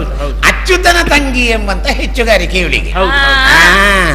ಅದೇ ಭಾಗ್ಯ ಅದು. ಹೌದಾ? ಲೋಕದಲ್ಲಿ ಎಷ್ಟು ಮಂದಿ ಅಣ್ಣ ತಂಗಿಯರಿದ್ದಾರೆ, ಈ ಭಾಗ್ಯ ಬಂದಿದ? ಎಲ್ಲರಿಗೂ ಸಾಮಾನ್ಯ ಮನುಷ್ಯ ಒಬ್ಬ ಅಣ್ಣನಾಗಿರ್ತಾನೆ. ನನಗೆ ಅಣ್ಣ ಅಂದ್ರೆ ಮನುಷ್ಯ ಅಲ್ಲ, ದೇವ್ರ ಅಣ್ಣನಾಗಿರ್ತಾನೆ. ದೇವ್ರಪ್ಪ. ಆಮೇಲೆ ಬೇರೆ ದೇವರಿಗೆ ಕಣ್ಣು ಹಾಕ್ಲಿಕ್ಕೆ ಹೋದ್ ಯಾಕೆ? ನಿನಗೆ ಇಲ್ಲೇ ಬೀಳಬಹುದಿತ್ತಲ್ಲ. ಈಗ ಅವನನ್ನು ದೇವ್ರು ಅಂತಲೇ ನೀನು ನಂಬುವಳು ಅಂತಲೇ ಆದ್ರೆ ಅವನ ಭಜನೆ ಮಾಡಿಕೊಂಡು ಇದೇ ಮನೆಯಲ್ಲಿರುವುದು. ಯಾವುದೋ ಒಂದು ಹುಡುಗನನ್ನು ಮೆಚ್ಚಿ ಅವನ ಸೌಂದರ್ಯವನ್ನು ನೋಡಿ ಅದಕ್ಕೆ ಮರಳಾಗಿ ಅದಕ್ಕೆ ಮತ್ತೆ ಪ್ರೇಮ ಎಂಬ ಹಾಳು ಕ್ರಿಯೆಗೆ ಆ ಶಬ್ದ ಹಾಕಬೇಡ, ಅದು ಪ್ರಣಯ ಅಲ್ಲ. ಅವಳಿಗೂ ನಿನಗೂ ಆ ವಿಷಯದಲ್ಲಿ ಒಂದೇ ವ್ಯತ್ಯಾಸ. ಏನು? ಅವಳಿಗೆ ಗಂಡ ದೇವರಾದ್ದು, ನಿನಗೆ ದೇವರು ಗಂಡ ಆದ್ದು ಅಲ್ವಾ? ಅದು ದೇವರ ನನ್ನ ಗಂಡ, ಇವಳು ಮತ್ತೆ ಏನೋ ಗ್ರಾಚಾರಕ್ಕೆ ಒಟ್ಟಿಗೆ ಹುಟ್ಟಿಕೊಂಡಿದ್ದಾಳೆ ಅಷ್ಟೇ. ಹೌದು, ಮತ್ತೆ ನಿಜವಾಗಿ ದೇವರಿಗೆ ಆದ ಕಾರಣ ಇಂಥದ್ದನ್ನೆಲ್ಲ ಸಾಕಲಿಕ್ಕೆ ಸಾಧ್ಯ ಉಂಟು, ಸಾಧಾರಣದವರಿಗೆ ಸಾಧ್ಯ ಇಲ್ಲ. ಇದು ನೋಡು, ಆ ಮನೆ ಹೊಕ್ಕಿತ್ತು, ಆ ಮನೆ ದಿವಾಳಿ ಹೋಯ್ತು, ಈ ಮನೆಗೆ ಪುನಃ ಬಂದ್ಲು, ಇಲ್ಲಿಗೆ ಗ್ರಾಚಾರ ತಂದಿತ್ತು.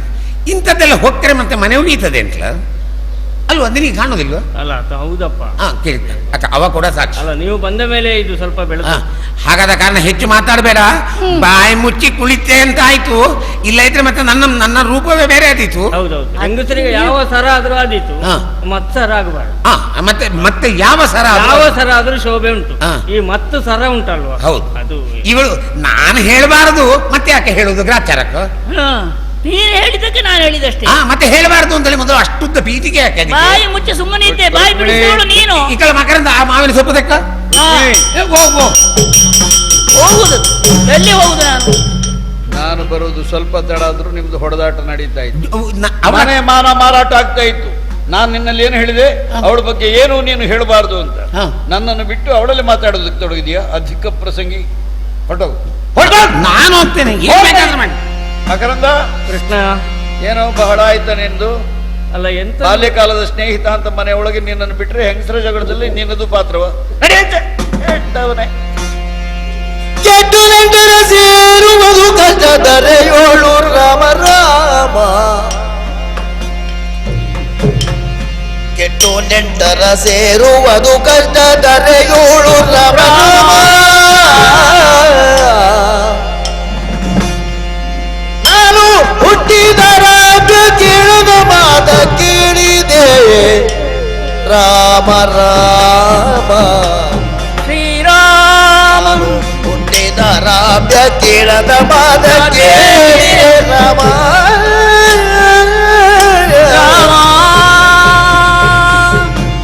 ನಟ್ಟಡವಿಯೋಳು ಕಬ್ಬರ ಬಿಟ್ಟೆಲ್ಲಿಗೆ ಬಂದು ರಾಮ. ನಟ್ಟಡವಿಯೋಳು ಕಾತನ ಬಿಟ್ಟೆಲ್ಲಿಗೆ ಬಂದು ರಾಮ ರಾಮ. ಇವಳ ದುಡ್ಡತನದ ಮಾತು ಕೇಳುವುದಾಯಿದೆಯೇ ರಾಮ. ಇವಳ ದುಷ್ಟತನದ ಮಾತು ಕೇಳುವುದಾಯಿದೆ ರಾಮ ರಾಮ.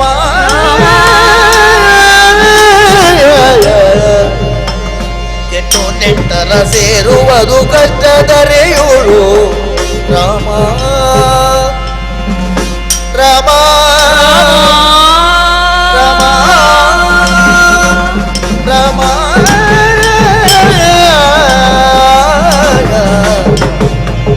ರಾಮ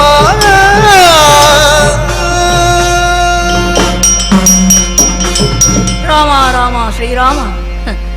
ಈ ಸಂದರ್ಭದಲ್ಲಿ ನನಗೆ ನಿನ್ನ ನೆನಪಾಗುತ್ತಾ ಇದೆ. ಶ್ರೀರಾಮ, ನಿನ್ನ ಸತಿಯಾದಂತಹ ಸಾಧ್ವಿ ಸೀತಾದೇವಿ ಲೋಕಮಾತೆ, ಅವಳು ಲೋಕಕ್ಕೊಬ್ಬಳು ಆದರ್ಶ ಸ್ತ್ರೀಯಾಗಿದ್ದಳು. ಆಹ, ಅವಳಿಗೆ ಮನೆ ಇತ್ತು, ಸಂಬಂಧಿಸಿದ ಹಿರಿಯವರಿದ್ದರು, ಸಂಪತ್ತು ಸೌಭಾಗ್ಯವಿತ್ತು. ಎಲ್ಲರನ್ನು ಬಿಟ್ಟು ನಿನ್ನನ್ನೇ ಹಿಂಬಾಲಿಸಳಂತೆ 14 ವರ್ಷ. ಪತಿ ಇದ್ದಲ್ಲಿ ಸತಿ ಇರಬೇಕು, ಇದು ಸತಿ ಧರ್ಮ. ಹೀಗೆ ನಿನ್ನನ್ನು ಸೇವಿಸುತ್ತಾ ಇದ್ದವಳು ಸೀತಾಮಾತೆ. ನಾನದನ್ನು ಮರೆತೆ. ನಾನೊಬ್ಬ ಗಂಡನಿಗೆ ಹೆಂಡತಿಯಾಗಿ ಗಂಡನನ್ನು ಕಾಡಿನಲ್ಲಿ ಕಷ್ಟಪಡುತ್ತಿರುವಾಗ ಆ ಗಂಡನನ್ನು ಬಿಟ್ಟು ಈ ತವರು ಮನೆಯನ್ನು ಸೇರಿದೆ. ಸೀತಾದೇವಿಗೆ ತವರು ಮನೆ ಇರಲಿಲ್ಲವೇ? ಅಯ್ಯೋ, ಬರಬಾರದಿತ್ತು. ನಮಗೆ ಬಡತನ ಬಂದಿದೆ. ಬಡತನ ಬಂದಾಗ ನೆಂಟರ ಮನೆಯನ್ನು ಸೇರಬಾರದು. ಕೆಟ್ಟ ಮೇಲೆ ನಂಟರ ಮನೆಯನ್ನು ಸೇರಿದರೆ ಇದೇ ಗತಿ. ಅವರ ನಿಷ್ಠುರವಾದಂತಹ ಮಾತನ್ನು ಕೇಳಬೇಕಾಗ್ತದೆ. ಆದರೆ ಈ ಮನೆಯಲ್ಲಿ ಅಂಥವರಿಲ್ಲ ಅಂತ ನಾನು ಭಾವಿಸಿದರೆ ನನ್ನ ಅತ್ತಿಗೆ ರುಕ್ಮಿಣಿ ದೇವಿಯ ಬಾಯಿಂದ ಇಂತಹ ಕೆಟ್ಟ ಮಾತುಗಳನ್ನು ಕೇಳುವ ಹಾಗಾಯಿತು. ಇವರಿಗೆ ನನ್ನ ತಂದೆ ತಾಯಿಗಳಾದರೂ ನನ್ನ ಅಣ್ಣಂದಿರಾದರೂ ಇಂತಹ ಮಾತನ್ನಾಡಿದ್ದಿಲ್ಲ, ನನ್ನನ್ನು ಮಾತಿಂದ ನೋಯಿಸಿದ್ದಿಲ್ಲ. ಇವರಿಗೆ ಪ್ರೀತಿಯಿಂದ, ಗುಣದಿಂದ, ಗೌರವದಿಂದ ಕಂಡಂತಹ ರುಕ್ಮಿಣೀ ದೇವಿ ಇಂದೇಕೆ ಈ ಮಾತನ್ನಾಡಿದಳು? ತಪ್ಪಲ್ಲ, ಅವಳು ಆಡಿದ್ದಲ್ಲ, ನಾನು ಆಡಿಸಿಕೊಂಡದ್ದು. ನಾನು ಬರಬಾರದಿತ್ತು. ಎಷ್ಟೇ ಕಷ್ಟ ಬಂದರೂ, ಬಡತನ ಬಂದರೂ ಗಂಡನ ಕಾಲುಬಡದಲ್ಲಿರಬೇಕಾಗಿತ್ತು. ಅಣ್ಣನೇನೋ ಪ್ರೀತಿಯಿಂದ ಬಾಸುಭದ್ರ ಎಂಬ ಹಾಗೆ ಕರೆದ, ನಾನು ಬಂದುದು ತಪ್ಪಾಯಿತು. ಅದಕ್ಕೆ ಇವಳು ಚುಚ್ಚಿದ್ದಲ್ಲ, ನನಗೆ ನಿಜವಾಗಿ ಉಪದೇಶ ಮಾಡಿದ್ದಾಳೆ. ನಿಷ್ಠುರವಾದ ಮಾತಿಂದ ಒಂದು ರೀತಿಯ ಶಿಕ್ಷೆಯನ್ನು ಕೊಟ್ಟಿದ್ದಾಳೆ, ಪಾಠವನ್ನು ಕೊಟ್ಟಿದ್ದಾಳೆ. ಸುಭದ್ರಾ, ಗಂಡ ಕಾಡಿನಲ್ಲಿ ಕಷ್ಟ ಬರುವಾಗ ಹೆಂಡತಿ ತವರು ಮನೆಯನ್ನು ಸೇರುವುದಲ್ಲ, ಇದು ಸರಿಯಲ್ಲ, ಸಾಧ್ವೀಯರ ಗೌರವವಲ್ಲ. ಸುಭದ್ರಾ, ಹೋಗು, ನಡೆ, ಗಂಡನೊಂದಿಗೆ ಇರು. ಹೀಗೆ ಅವಳು ನನಗೆ ಬೋಧಿಸಿದ್ದಾಳೆ, ಉಪದೇಶ ಮಾಡಿದ್ದಾಳೆ. ಹೊರತು ರುಕ್ಮಿಣೀ ದೇವಿಯ ನಾಲಗೆಯಿಂದ ಕೆಟ್ಟ ಮಾತು, ನಿಷ್ಠುರವಾದ ಮಾತು, ಮತ್ಸರದ ಮಾತು ಎಂದೂ ಬರುವಂತಿಲ್ಲ. ಅವಳದೇನು ತಪ್ಪು? ಅವಳು ರುಕ್ಮಿಣೀ ದೇವಿಯೇ. ಹಾಗಾದರೆ ನನ್ನದೇ ತಪ್ಪಾಗಿದೆ. ರಾಮ, ಶ್ರೀರಾಮ, ನಾನು ಯಾಕೆ ಬಂದೆನೋ, ಈ ತವರಿಗೆ ಯಾಕೆ ಬಂದೆನೋ? ರಾಮ, ಯಾಕೆ ಬಂದೆ?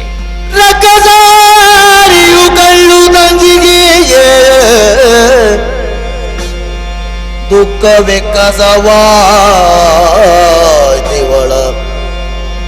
ತಾಪಗೆ ಹರಿಬರು ಕಾಣೆ ಮುನ್ನಿಲ್ಲೇವೆ ತಾರೆನುತ ಹಕ್ಕಿನಿಲ್ಲದವಳಿಲ್ಲ ನೂರ್ಮಡಿ ದುಃಖ ತನಗೆಂಬುದನು ಕಾಣಿಸಿ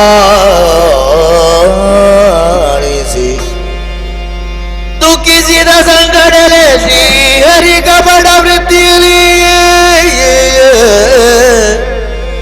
ದುಃಖಿಸಿದ ಸಂಗಡಲೆ ಶ್ರೀಹರಿ ಕಪಟ ವೃತ್ತಿಯಲ್ಲಿ ರಕ್ಕಸಾರಿಯು ಕಂಡು ತಂಗಿಗೆ ದುಃಖವೇ ಕಸವಾದಿವಳಿಗೆ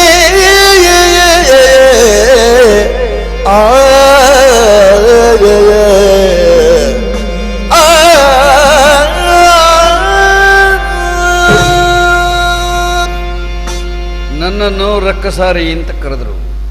ಅಸುರರಿಗೆ ಮಾತ್ರ ನಾನು ವೈರಿ, ತಂಗಿಗೆ ವೈರಿ ಆಗಬಾರ್ದಲ್ಲ.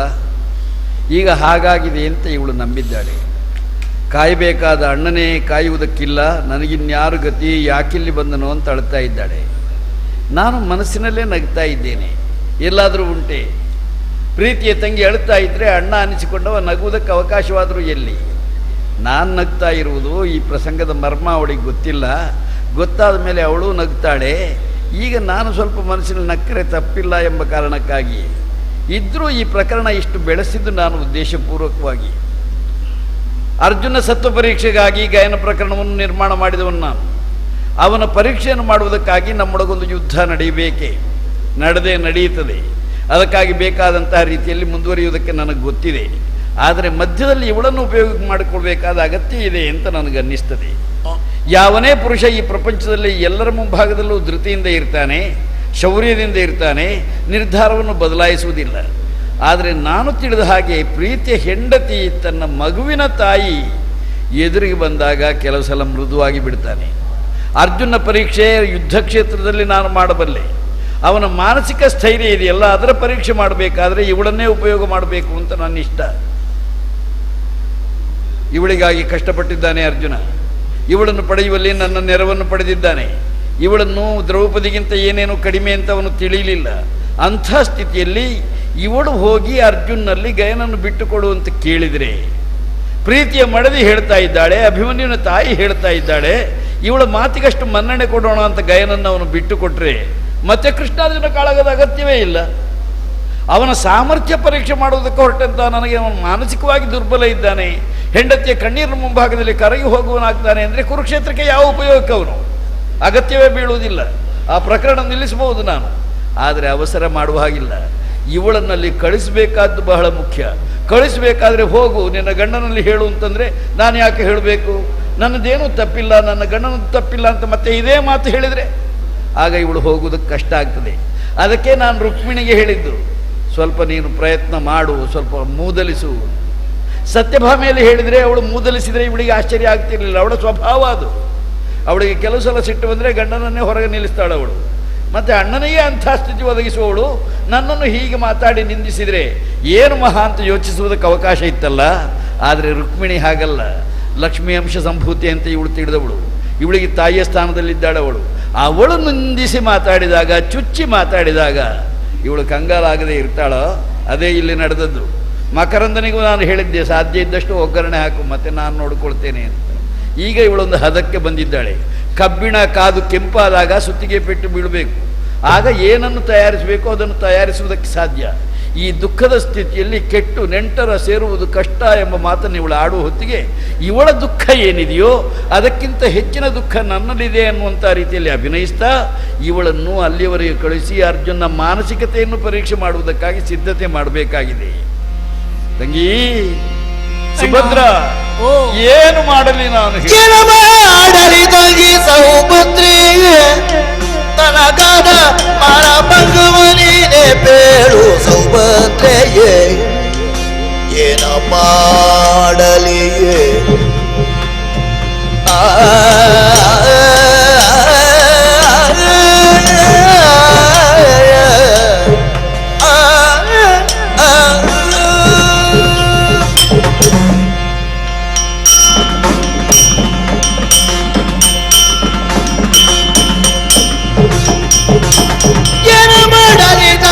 ಸೌಭದ್ರಿ ತನಗಾದ ಮಾನ ಭಂಗವ ನೀನೆ ಬೇಡು ಸೌಭದ್ರೆಯೇ, ತನಗಾದ ಮಾನ ಭಂಗವ ನೀನೆ ಬೇಡು ಸೌಭದ್ರೆ, ಏನ ಮಾಡಲಿ? ಅನರಗಯಗೆ ಬಜೆಯ ಕುಂಡು ಮುಲ್ದೆ, ಅನರಗಯಗೆ ಬಜೆಯ ಕುಂಡು ಮುಲ್ದೆ, ವಿರೋಧವ ಕೈಗೆನಲ್ಲೇ ಸೌಭದ್ರೆ, ಏನ ಮಾಡಲಿ ತಂಗಿ ಸೌಭದ್ರಿಗೆ? ಏನ ಮಾಡಲಿ, ಏನ ಮಾಡಲಿ?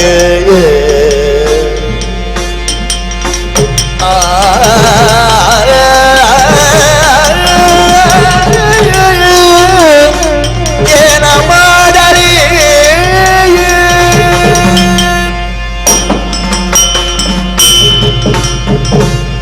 ಸುಭದ್ರ, ಅಣ್ಣದೇವ ಅಳ್ತೀಯ? ಹತ್ತು ಬಿಡಮ್ಮ. ಬೇರೊಂದು ಸಂದರ್ಭ ಆಗಿದ್ರೆ ನೀನು ಅಳುವಾಗ ಕಣ್ಣೀರು ಒರೆಸುವುದಕ್ಕೆ ನಾನು ಬರ್ತಿದ್ದೆ, ನಾನಿರುವಾಗ ನೀನು ಯಾಕೆ ಅಳಬೇಕು ಅಂತ ನಾನು ಕೇಳ್ತಿದ್ದೆ. ಈಗ ಆ ಪರಿಸ್ಥಿತಿಯಲ್ಲಿ ನಾನಿಲ್ಲ, ನಾನು ಏನು ಮಾಡಲಿ ಹೇಳೆ? ರುಕ್ಮಿಣಿ ಹಂಗಿಸಿದಳು, ಹೌದು. ಯಾಕೆ ಹಂಗಿಸಿದಳು ಅಂತ ಕೇಳಿದರೆ ನಿನ್ನ ಗಂಡ ನನಗೆ ಶತ್ರುವಾಗಿದ್ದಾನೆ ಎಂಬ ಕಾರಣಕ್ಕಾಗಿ. ನೀನು ನಿನ್ನ ಓಲೆ ಭಾಗ್ಯಕ್ಕಾಗಿ ನನ್ನಲ್ಲಿ ಹತ್ತು ಬಿಟ್ಟೆ. ನಾನು ಯೋಚನೆ ಮಾಡೋಣ ಅಂತ ಹೇಳಿದೆ. ಈಗ ಇಲ್ಲಿಂದ ಬರುವ ಮಾತು ಕೇಳ್ತೀಯ ನೀನು? ನಿನ್ನ 2 ಓಲೆಗಳ ಬಗ್ಗೆ ನೀನು ಮಾತಾಡ್ತಾ ಇದ್ದಿ, ಅವಳು ಸಾವಿರಾರು ಓಲೆಗಳ ಬಗ್ಗೆ ಮಾತಾಡ್ತಾ ಇದ್ದಾಳೆ. ನನಗೇನಾದರೂ ಹೆಚ್ಚು ಕಡಿಮೆ ಆದರೆ ಬಾಧಿಸಲ್ಪಡುವವರು ಇವರು. ಆದ್ದರಿಂದ ಅವರು ಮಾತಾಡಿದ್ದು ತಪ್ಪು ಅಂತ ನಾನು ಹೇಳಲಾರೆ. ಹಾಗಂತ ಅಣ್ಣ ಅವರ ಪಕ್ಷವನ್ನೇ ವಹಿಸ್ತಾನೆ. ಹೆಂಡತಿಯ ಮಾತು ಅಣ್ಣನಿಗೆ ವೇದವಾಕ್ಯ ಆಗಿದೆ, ನನಗಿನ್ನೇನು ಗತಿ ಅಂತ ನೀನು ಅಳಬೇಡ. ಈ ಪ್ರಸಂಗ ಎಲ್ಲಿಂದ ಆರಂಭ ಆಯಿತೋ, ಹೇಗೆ ಆರಂಭ ಆಯಿತೋ ಅದನ್ನು ಅಲ್ಲಿಂದ ಅಲ್ಲಿಗೆ ಮುಗಿಸುವುದಕ್ಕೇನಾದರೂ ಮಾರ್ಗ ಇದೆಯೋ ಅಂತ ಯೋಚನೆ ಮಾಡಿದರೆ ನನಗೆ ಯಾವ ದಾರಿಯೂ ಹೊಳೆಯುವುದಿಲ್ಲ. ಒಂದು ಕಡೆ ನಿನ್ನ ಮೇಲಿನ ಪ್ರೀತಿ, ಇನ್ನೊಂದು ಇವರ ಬಗ್ಗೆ ಇದ್ದಂಥ ಕರ್ತವ್ಯ, ಒಂದು ಕಡೆ ನಾನು ಉಳಿಬೇಕಾದಂಥ ಅಗತ್ಯ, ಇನ್ನೊಂದು ಕಡೆ ಅರ್ಜುನ ಪ್ರತಿಜ್ಞೆ. ಎಂಥ ಸಂದಿಗ್ಧ ನೋಡು ನನಗೆ.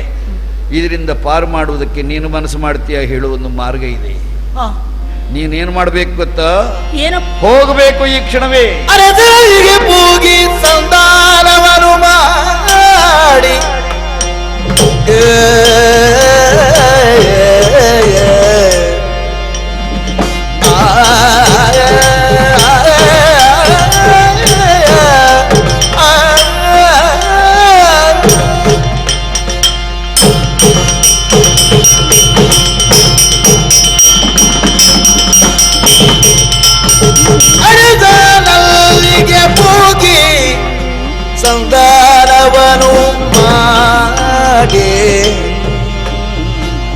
ನದಿ ಗಯನ ಕೊಂಡು ಬಾರಿ ಸೌಭದ್ರೆಯೇ ಹರದಿ ಗಯನ ಕೊಂಡು ಬಾರೆ ಸೌಭದ್ರೆಯೇ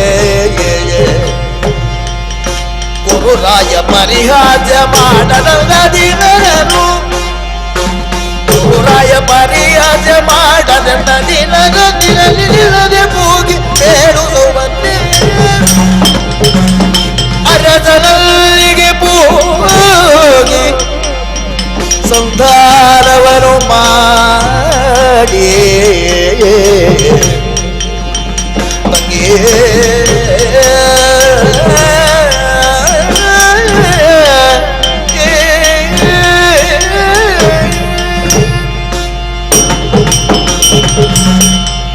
ಸುಭದ್ರ, ಅಣ್ಣ, ಅರ್ಜುನಲ್ಲಿ ಯುದ್ಧವನ್ನು ಮಾಡಿ ಏನಾದರೂ ಮಾಡಬೇಕು ಅನ್ನೋ ಹುಚ್ಚು ನನಗಿಲ್ಲ. ಅವನು ನನಗೇನು ಅಂತ ನನಗೆ ಗೊತ್ತಿದೆ. ನಿನಗೆ ಏನಾಗಬೇಕು ಅವನು ಅಂತ ನನಗೆ ಯಾರು ಹೇಳಿಕೊಡಬೇಕಾದ್ದಿಲ್ಲ, ನನಗದು ತಿಳಿದಿದೆ. ನೀನು ಗಂಡನಿಗಾಗಿ ಅಳ್ತಿ, ನಾನು ಬಂದ ಗಂಡಾಂತರಕ್ಕಾಗಿ ಅಳ್ತಾ ಇದ್ದೇನೆ. ಇದರ ಪರಿಹಾರಕ್ಕೆ ಒಂದು ಮಾರ್ಗ ಹೇಳ್ತೇನೆ, ನೀನು ಮನಸ್ಸು ಮಾಡಿದರೆ ಪರಿಹಾರ ಆದೀತೇನು ಅಂತ ನನಗೆ ಅನ್ನಿಸ್ತದೆ. ಈಗಲೇ ಕಾಮ್ಯಕಾವನಕ್ಕೆ ಹೋಗು, ನಿನ್ನ ಗಂಡನ ಕಾಲುಗಳಿಗೆ ಬೀಳು. ಅಣ್ಣನಿಗೆ ನಿಮ್ಮ ಮೇಲೆ ಹಗೆ ಇಲ್ಲ, ಇದುವರೆಗೆ ನಿಮ್ಮನ್ನು ಹೇಗೆ ನಡೆಸಿಕೊಂಡಿದ್ದಾನೆ ಅಂತ ನಿಮ್ಗೆ ಗೊತ್ತಿದೆ. ಮಧ್ಯದಲ್ಲಿ ಅನ್ಯನಾದಂತಹ ಗಯ ಬಂದದ್ರಿಂದ ಹೀಗೆಲ್ಲ ಆಗಿದೆ, ಆದ್ದರಿಂದ ಗಯನನ್ನು ಬಿಟ್ಟು ಕೊಡಬೇಕಂತೆ ಅಂತ ಹೇಳು. ಅವನಿಗೆ ಪ್ರೀತಿಯ ಹೆಂಡತಿ ನೀನು ಹೇಳಿದರೆ ಅವ ಕೇಳದೇ ಇರುವುದಕ್ಕೆ ಸಾಧ್ಯವೇ ಇಲ್ಲ. ಅವನ ಮನಸ್ಸನ್ನು ಪರಿವರ್ತನೆ ಮಾಡುವುದಕ್ಕೆ ಪ್ರಪಂಚದಲ್ಲಿ ನಿನ್ನಷ್ಟು ಸರಿಯಾದಂಥ ವ್ಯಕ್ತಿ ಮತ್ತೊಬ್ಬರಿಲ್ಲ ಅಂತ ನನಗೆ ಗೊತ್ತಿದೆ. ಅವನನ್ನು ಒಲಿಸಿ ರಮಿಸಿ ಕಣ್ಣೀರು ಹಾಕಿ ಕಾಲು ಹಿಡಿದು ಹೇಗಾದರೂ ಸರಿ ಗಯನ ಪ್ರಕರಣಕ್ಕೆ ಒಂದು ಇತ್ಯರ್ಥ ಆಗುವುದಕ್ಕೆ ಗಯನನ್ನು ಕರೆದುಕೊಂಡು ಬಾ. ಆಮೇಲೇನು ಬೇಕೋ ಅದನ್ನು ಮಾಡುವುದಕ್ಕೆ ನಾನಿದ್ದೇನೆ, ನನ್ನ ಸಾಮರ್ಥ್ಯ ಇದೆ, ನನ್ನ ಯೋಗ್ಯತೆ ಇದೆ, ಅದರ ಬಗ್ಗೆ ಅವನಿಗೆ ಅವಿಶ್ವಾಸ ಬೇಡ. ಇಟ್ಟುಕೊಂಡ ಗಯನನ್ನು ಬಿಟ್ಟು ಕೊಡುವುದಕ್ಕೆ ಅವನು ಮನಸ್ಸು ಮಾಡುವ ಹಾಗೆ ನೀನು ಮಾಡಿದರೆ ಕೆಟ್ಟು ಹೋದಂತಹ ಸಂಬಂಧವನ್ನು ಮತ್ತೆ ಒಟ್ಟು ಸೇರಿಸಿದಂತಹ ಪುಣ್ಯಾತ್ಮಳು ನೀನಾಗ್ತಿ. ಅದರಿಂದ ನಿನಗೂ ಲಾಭ, ನನಗೂ ಲಾಭ, ಲೋಕದಲ್ಲಿ ಯಾರೂ ನಗುವುದಕ್ಕೆ ಅವಕಾಶ ಆಗುವುದಿಲ್ಲ. ಅಲ್ಲ, ಇದು ಹೀಗೆ ಹೋಗಲಿ, ನನ್ನ ಗಂಡ ಮಾಡಿದ್ದೇನು ನಡೀಲಿ, ನೀನು ನಿನ್ನ ಪ್ರತಿಜ್ಞೆಯನ್ನು ಇಟ್ಟುಕೊಂಡು ಏನು ಬೇಕಾದರೂ ಮಾಡು, ನನಗೆ ಸಂಬಂಧ ಇಲ್ಲ ಅಂತ ಹೇಳಿದರೆ ಏನಾಗ್ತದೆ ಗೊತ್ತಾ?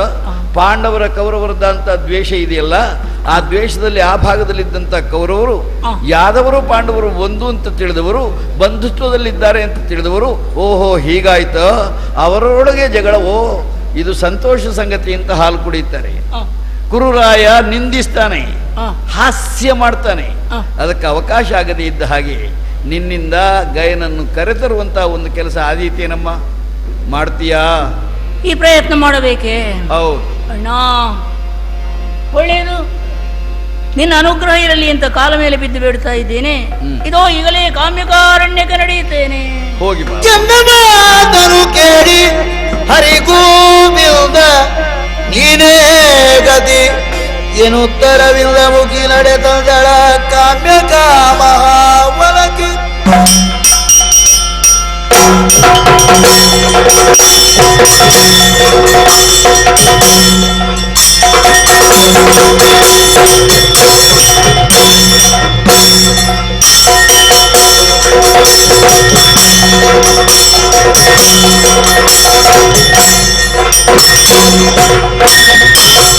ಭಾವಗೌಂದರ ಕೊಲ್ಲ ಕೈಗಳ ಭಾವ ಬರೆಯದೇ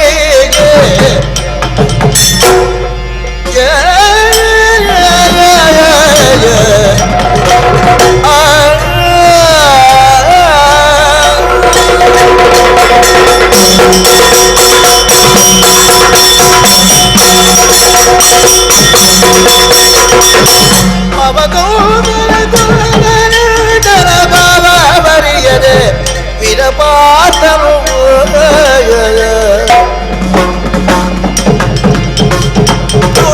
ಗಯನ ದೇವನ ದೇವಗಲೆ ಬರುಗು ತಿರರು ಕಾಲರಲ್ಲಿ ಅವಗೌದರ ಪುನರಿಡ ಭವ ಬರೆಯಲಿ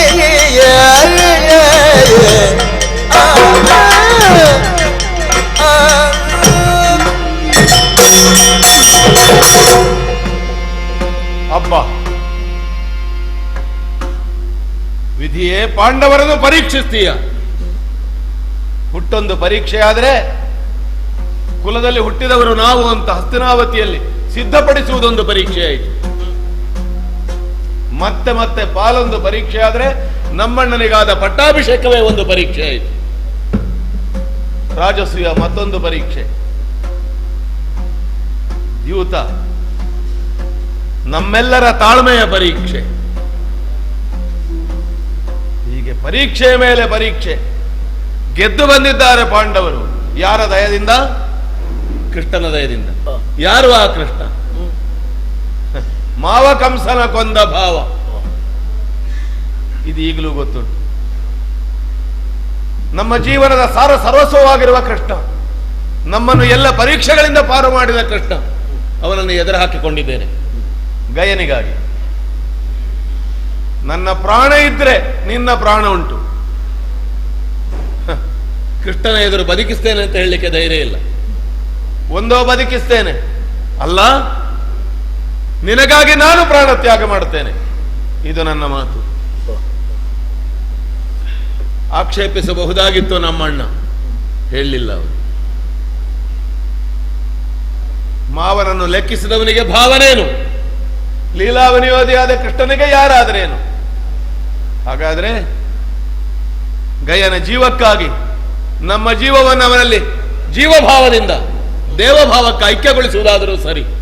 ಇದು ಕಾಮ್ಯಕಾವನದಲ್ಲಿ ನಾವು ಮಾಡಿದ ನಿರ್ಧಾರ.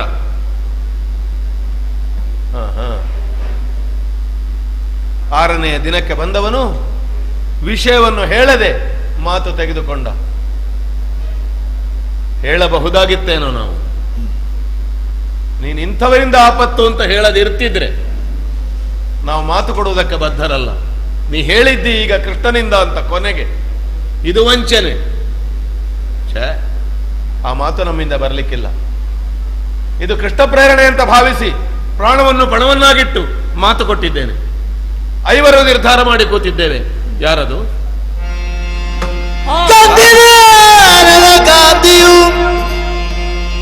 ಕೋಡಿಲು ಪಾತನ ಚರಣ ಕಮಲದೊಳಂದು ಬಿದ್ದರೊಳಿದಳು ಕರುಣಿಯೇ ಕಾವುದೆಂದೆನು ಸರದಿ ಜಾಲನೆ ಮೂಲನಾಗಿ ತ್ವರಿತದಿಯೇ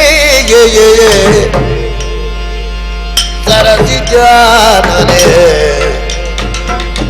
ಆ ಆ ಆ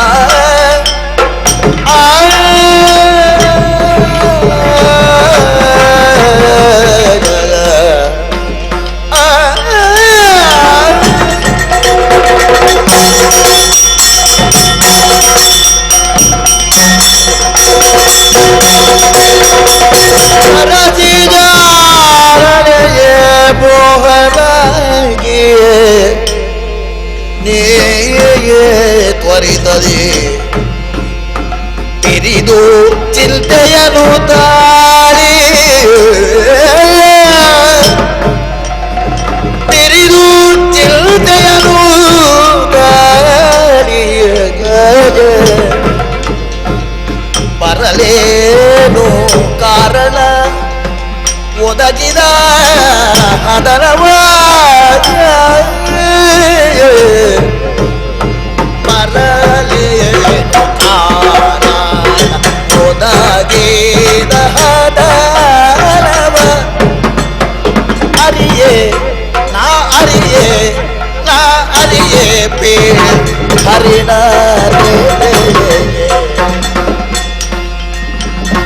ಅರಿಯೇ ಪೇ ಹರಿಣ ನೇತ್ರೆಯೇ ನಾನರಿಯೇ ಪೇ ಹರಿಣ ನೇತ್ರೆ ಬರಲೇನು ಕಾರಣ ಒದಗಿದ ಹದನವ ಅರಿಯ ಹರಿಣ ನೇತ್ರೆ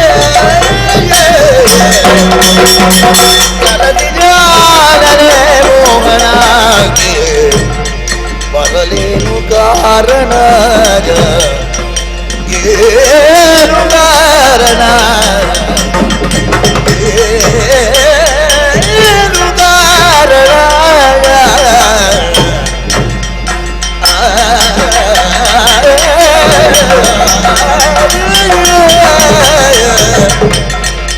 ಸರಜಿದಾವನೆ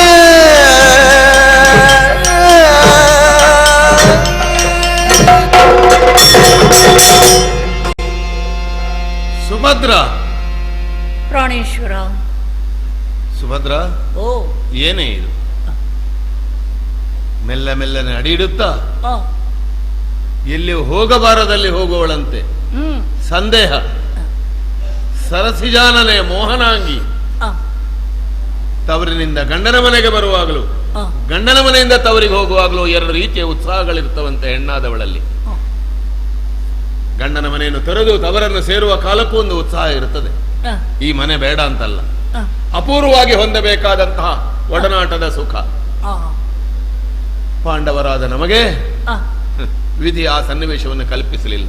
ಇಲ್ಲ. ಅನಿವಾರ್ಯ ಪರಿಸ್ಥಿತಿಯಲ್ಲಿ ನಿಮ್ಮನ್ನೆಲ್ಲ, ಆ, ನಮ್ಮ ಅಣ್ಣನ ಪತ್ನಿ, ಭೀಮಣ್ಣನ ಪತ್ನಿ, ಆ, ಹೀಗೆಲ್ಲ ಅವರನ್ನು ಅವರವರ ಅವರಿನಲ್ಲಿ ಬಿಟ್ಟು ಆ, ದ್ರೌಪದಿಯನ್ನು ಕರೆದುಕೊಂಡು ನಾವು ವನವಾಸ ದೀಕ್ಷಿತರಾಗಿರುವ ಕಾಲಕ್ಕೆ ಆ, ನಿಮ್ಮ ಹೋಗುವಿಕೆ ಎನ್ನುವುದು ನಿಮ್ಮ ಸ್ವೇಚ್ಛೆ ಆಗಿರಲಿಲ್ಲ.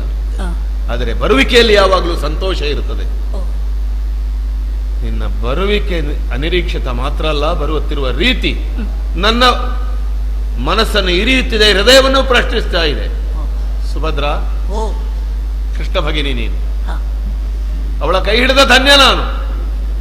ನಗನಗುತ್ತಾ ಆ, ಸರಸಿಜಾನನೆಯಾಗಿ ಮೋಹನಾಂಗಿಯಾಗಿ ಬರಬೇಕಾದ ನೀನು. ಆ, ವಸ್ತ್ರವೆಲ್ಲ ಮಲಿನವಾಗಿದೆ, ಅಸ್ತವ್ಯಸ್ತವಾಗಿದೆ. ಆ, ಕಮಲವನ್ನು ತೆಗೆದು ಆ, ಬಂಡೆ ಮೇಲೆ ಎಸೆದಂತೆ ಹ್ಮ್, ಬಾಡಿಕೊಂಡಿದೆ. ಆ. ಸುಭದ್ರ, ಸ್ವಾಮಿ, ತವರಿನಿಂದ ಹೆಂಡತಿಯಾದವಳು ಗಂಡನ ಮನೆಗೆ ಬರುವಾಗ ಅಳುತ್ತಾ ಬಂದ್ರೆ ಅದಕ್ಕೆ ಅರ್ಥ ಬೇರೆ ಆಗ್ತದೆ. ಆ, ಆದರೆ ದ್ವಾರಕೆಯ ಬಗ್ಗೆ ಹಾಗೆ ನಾವು ಕಲ್ಪಿಸುವುದಕ್ಕಿಲ್ಲ. ಆ, ಏನು ಪೀಡೆ ಕೊಟ್ರು, ಏನು ಚುಚ್ಚು ಮಾತಾಡಿದ್ರು ಅಂತ ನಾವು ಹೇಳುವ ಹಾಗಿಲ್ಲ. ಯಾಕೆಂದ್ರೆ ಅದು ನಮ್ಮ ಮನೆ. ಆ, ಪತಿಯ ಸಾಹಚರ್ಯ ಇಲ್ಲ ಎನ್ನುವುದನ್ನು ಬಿಟ್ರೆ ಉಳಿದಂತೆ ಆ, ನಮ್ಮೊಂದಿಗಿನ ಸಹವಾಸಕ್ಕಿಂತ ಸಂತೋಷದ, ಆ, ಸಕಲ ಸೌಖ್ಯದ, ಆ, ಸಕಲ ಆನಂದದ ಹ್ಮ್, ಪುರ ಅದು ದ್ವಾರಕಾಪುರ. ಹ್ಮ್, ಎಲ್ಲ ಸಂತೋಷಗಳಿಗೆ, ಎಲ್ಲ ಸುಖಗಳಿಗೆ, ಎಲ್ಲ ಉತ್ಕರ್ಷಕ್ಕೆ ಆ, ದ್ವಾರದ ಪದ ಅದು. ಓಹೋ, ಅಲ್ಲಿಂದ ಬಂದವಳು ನೀನು. ಹೇಗಿದ್ದೀಯೆ? ಮಗು ಹೇಗಿದ್ದಾನೆ? ನಿನಗೇನಾಗಿದೆ? ನಿನ್ನ ಮೌನ ನನ್ನ ಇರೀತಾ ಇದೆ, ಹೇಳು. ಸ್ವಾಮಿ, ಕಿನಿಯ ನೀ ಲಾಲಿಸಯ್ಯ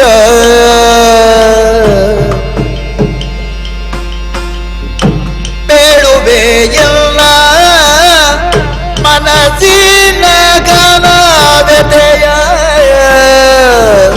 ಕಿನಿಯ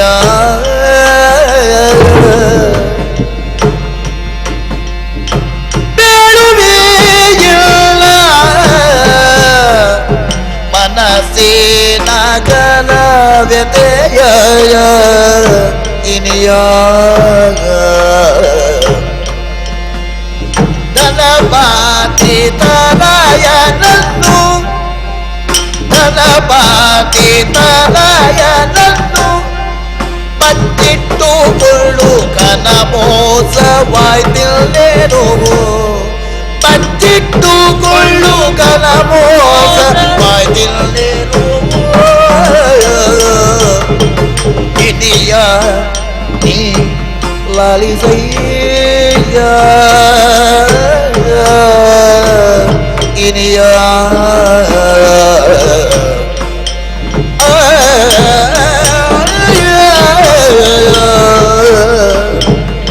ಕಿನಿಯ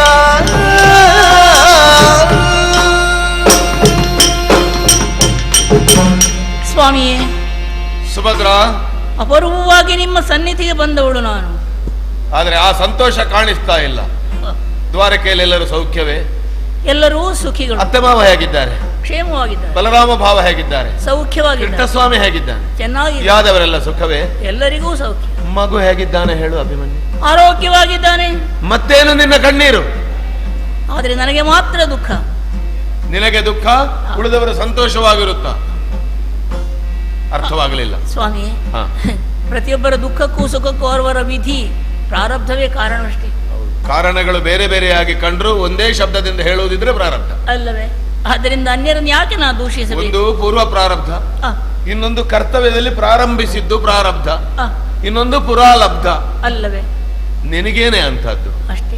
ನೀವು ಹೇಳಿದಾಗ ನಿಮ್ಮ ಹೆಂಡತಿ ಆಗಿದ್ದೇನೆ. ಮೂರು ಲೋಕದ ಗಂಡನಾದಂತಹ ಪಾರ್ಥನ ಸತಿನ. ಹಾಗೆ ಶ್ರೀಕೃಷ್ಣನ ತಂಗಿ ಹೇಳುವುದಕ್ಕೆ ನನಗೇನು ದುಃಖ. ಆದ್ರೆ ಹೇಳುವಾಗ ಮಾತ್ರ ಆ ಆತ್ಮವಿಶ್ವಾಸ ಇಲ್ಲ. ಇಲ್ಲ, ನಾಟಕೀಯವಾಗಿ ಹೇಳಿದಾಗ ಹೇಳ್ತಿ, ಮೂರು ಲೋಕದ ಗಂಡನ ಹೆಂಡತಿ ಅಂತ ಹೇಳ್ತಿ, ಕಣ್ಣೀರಾಗ್ತಿ. ಕೃಷ್ಣನ ತಂಗಿ ಅಂತ ಹೇಳ್ತಿ, ಕಣ್ಣೀರಾಗ್ತಿ. ಅದೇ ಇಂಥವರಿಗೆ ತಂಗಿಯಾಗಿ ಹೆಂಡತಿಯಾಗಿದ್ದರೂ ನನ್ನ ಪಾಡು ಹೀಗಾಯಿತು ಅಂತ. ಹೀಗಿದ್ದು ಏನೋ ಆಯ್ತು. ಏನಾಯ್ತು ಹೇಳು, ನಾನಿದ್ದೇನೆ. ಪತಿಯಾದಂತಹ ನಿಮ್ಮ ಬಳಿಗೆ ಅಪರೂಪವಾಗಿ ಬರುವಾಗ ನಗುಮುಖದಿಂದ ನಾನು ಬರಬೇಕಾಗಿತ್ತು. ಹೆಂಡತಿಯಾದವಳ ಮನಸ್ಸಿನಲ್ಲಿ ಯಾವ ದುಃಖವೇ ಇರಲಿ, ಅದನ್ನು ಮುಖದ ಮುಂದೆ ತೋರಿಸುವುದಲ್ಲ, ಅಡಗಿಸಿಕೊಂಡು ಮುಖದಲ್ಲಿ ನಗುವನ್ನು ಪ್ರಕಟಿಸಿ ಗಂಡನ ಸೇವೆಯನ್ನು ಮಾಡಬೇಕು, ಮಾತಾಡಬೇಕು. ನಮ್ಮ ಅಣ್ಣನನ್ನು ನಮಿಸುವಾಗ ನಾನು ನೋಡಿದೆ, ಮುಖ ಮುಚ್ಚಿಕೊಂಡು ನಮಸ್ಕಾರ ಮಾಡಿದ್ದೆ. ಹೌದು ಸ್ವಾಮಿಯೇ. ಆದ್ದರಿಂದ ಇದು ಸಾಮಾನ್ಯವಾದ ಚಿಂತೆಯಲ್ಲ, ತಡೆಯುವುದಕ್ಕೆ ಅದುಮಿ ಹಿಡಿದುಕೊಳ್ಳುವುದಕ್ಕೆ ಸಾಧ್ಯವಿಲ್ಲದ ಘನವಾದಂತಹ ಚಿಂತೆ ನನ್ನ ಪಾಲಿಗೆ ಬಂದಿದೆ. ಘನವಾದ ಚಿಂತೆ. ವಿವೇಕಿನಿ ನೀನು, ವಿದುಷಿ ನೀನು, ಸಾರಾಸಾರ ವಿವೇಕವನ್ನು ಬಲ್ಲವಳು ನೀನು.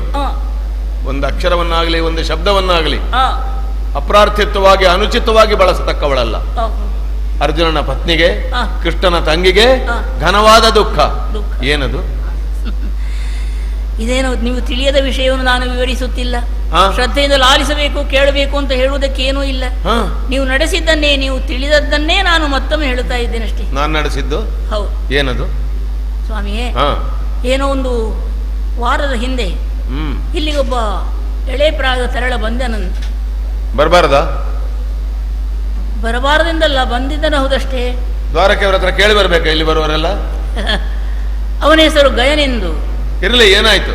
ಅವ ಕುಬೇರನ ಮಗನಂತೆ. ಕುಬೇರನ ಮಗ ಬಡತನದಲ್ಲಿರುವ ಪಾಂಡವರನ್ನು ಆಶ್ರಯ ಕೇಳಿ ಬಂದಿದ್ದಾನೆ. ನೋಡು ನಿನ್ನ ಗಂಡನ ದೊಡ್ಡಸ್ತಿಕೆ. ಸ್ವಾಮಿಯೇ, ನೀವೇನೋ ಸ್ಥಿತಿಯಲ್ಲಿ ಬಡವನಾಗಿರಬಹುದು, ಆದ್ರೆ ಯೋಗ್ಯತೆಯಲ್ಲಿ ನಿಮ್ಮನ್ನು ಬಡವ ಅಂತ ಯಾರು ಹೇಳುವುದಕ್ಕೆ ಸಾಧ್ಯವಿಲ್ಲ. ಧನಪತಿ ತನಯಂಗ ಆಶ್ರಯವಿತ್ತವನು ಇಂದ್ರ ತನಯ. ಸಂದೇಹವೇನು? ಕುಬೇರನ ಮನೆಗೆ ಆಶ್ರಯ ಕೊಟ್ಟಿದ್ದೀರಿ, ಮತ್ತೆ ಇನ್ನೇನು? ಅದೆಲ್ಲ ಮುಖ್ಯ ವಿಷಯ. ಅಂತವರು ಬಂದು ಕಾಲಿಗೆ ಬಿದ್ದು ಪ್ರಾಣದಾನ ಮಾಡಬೇಕು ಅಂತ ಬೇಡಿಕೊಂಡಾಗ ತಥಾಸ್ತು, ನಿನ್ನ ಪ್ರಾಣಕ್ಕೆ ನನ್ನ ಪ್ರಾಣ ಹೊಣೆ ಅಂತ ಹೇಳಿ ನಾನಿದ್ದೇನೆ. ಭಾಷೆ ಕೊಟ್ಟು ನಿನ್ನ ಗಂಡ ಅದಕ್ಕಿಂತ ಹೆಚ್ಚು ಏನು ಹೇಳಬೇಕು? ಬೇರೆ ಏನು ಹೇಳಬಹುದು? ಇಟ್ಟುಕೊಂಡದ್ದು ಹೌದಷ್ಟೇ. ಹಾಗೆ ಪ್ರತಿಜ್ಞೆ ಮಾಡಿದ್ದು ನಿಜವಷ್ಟೇ. ನಾನೇ ಹೌದು. ಸ್ವಾಮಿಯೇ, ಅದೇ ನನ್ನ ಕಣ್ಣೀರಿಗೆ ಕಾರಣ. ನಿನ್ನ ಕಣ್ಣೀರಿಗೂ ಅದಕ್ಕೇನು ಸಂಬಂಧ? ಕೇಳಿ. ನಾಳೆ ಸಂಜೆಗೆ ಮೊದಲು ಗಯನರು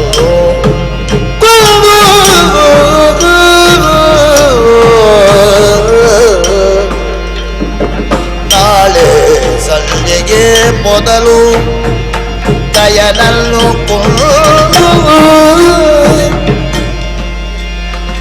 ಕಾಲ ದುಃಖಿಸದಿರಲು ಕಾಲಗೆ ಒಪ್ಪಿಸದೇ ಇರಲು ಕಾಳಿ ಮಿತ್ರನ ಕುಂಡಲಿಯೇ ಬೀಳುವ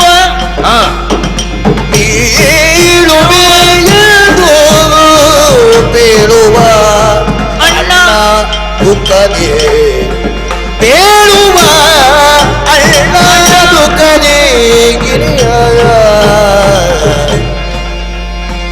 ಗಾಳಿ ಮಿತ್ರನ ಕುಂಡಲಿ ಬೇಳುವೆ ಬೇಳುವ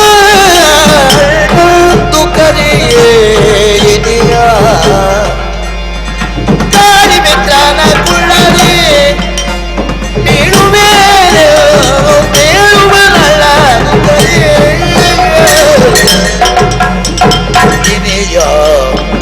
ನೀ ಲಾಲಿಸಯ್ಯ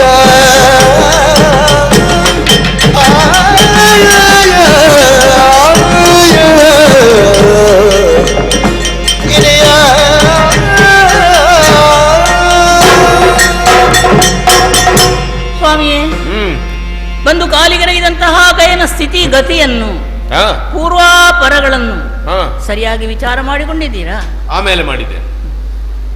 ಅದೇ ಅವನು ಶ್ರೀಕೃಷ್ಣ ಸ್ವಾಮಿಯ ಕೈಯ ಪವಿತ್ರವಾದಂತಹ ಅರ್ಘ್ಯವನ್ನು ಕೆಡಿಸಿದ ದುರಾತ್ಮನಂತೆ. ಓಹೋ, ವಿಷಯ ಇದೀಗ. ನೀನು ಬಂದದ್ದಲ್ಲ ಇದು, ಅಲ್ಲ ಕಳಿಸಿಕೊಟ್ಟದ್ದು. ನನ್ನ ಹೆಂಡತಿಯಾಗಿ ಮಾತನಾಡುವುದಲ್ಲ ನೀನು, ಕೃಷ್ಣನ ತಂಗಿಯಾಗಿ ನನ್ನ ಹೆಂಡತಿಯೂ ಆಗಿ. ಹೌದು. ಅದು ಎರಡನೇದ್ದು, ಹೌದು. ಇದು ಮೊದಲನೇದ್ದು. ಹಾ. ನನಗೆ ನೀನು ಆರಂಭ ಮಾಡುವಾಗಲೇ ಸಂದೇಹ ಬಂದಿತ್ತು. ಆ, ತವರಿಂದ ಪತಿಯನ್ನು ನೋಡೋಣ ಅಂತ ಬರುವುದುಂಟು. ಆ. ಈ ಹಿಂದೆ ನೀವು ಬಾರದಿದ್ದವರೇನಲ್ಲ, ಕೃಷ್ಣನೊಂದಿಗೂ ಬಂದಿದ್ದೀರಿ ಆ. ಕಾಡಿಗೆ. ಈ ಯಾವ ಭಾವವೂ ಇರಲಿಲ್ಲ. ಇಲ್ಲ. ಉಳಿದವರು ಬಂದಿದ್ದಾರೆ, ಅಲ್ಲಿಂದ ರಾಯಭಾರ ಹೊತ್ತುಕೊಂಡು ಬರುವ ಕ್ರಮ ಇಲ್ಲ. ಏನೇ ಇದು? ಇನಿಯನಿ ಲಾಲಿಸಯ್ಯ ಆ. ಮನದೊಳಗಿ ಹವ್ಯತೆಯ ಧನಪತಿ ತನಯನನ್ನು ಅಂತ ಹೇಳುವಲ್ಲಿವರೆಗೆ ನನಗೆ ಮತ್ತು ಗರ್ವ ಇತ್ತು. ಓಹೋ. ಕಟ್ಟಿಕೊಂಡಿಹುದು ಘನತರ ಕಾರ್ಯವಾಯಿತು ಅಂತ ಹೇಳ್ತಿ ಅಂತ ಭಾವಿಸಿದ್ದೆ. ಆಹಾ. ನೀ ಏನು ಹೇಳಿದಿ? ಮೋಸವಾಯಿತು. ಘನ ಮೋಸವಾಯಿತು. ಹಾಗಾದ್ರೆ ಯಾರೋ ಹೇಳಿ ಕಳಿಸಿದ್ದು, ಕಟ್ಟಿಕೊಟ್ಟ ಬುತ್ತಿ.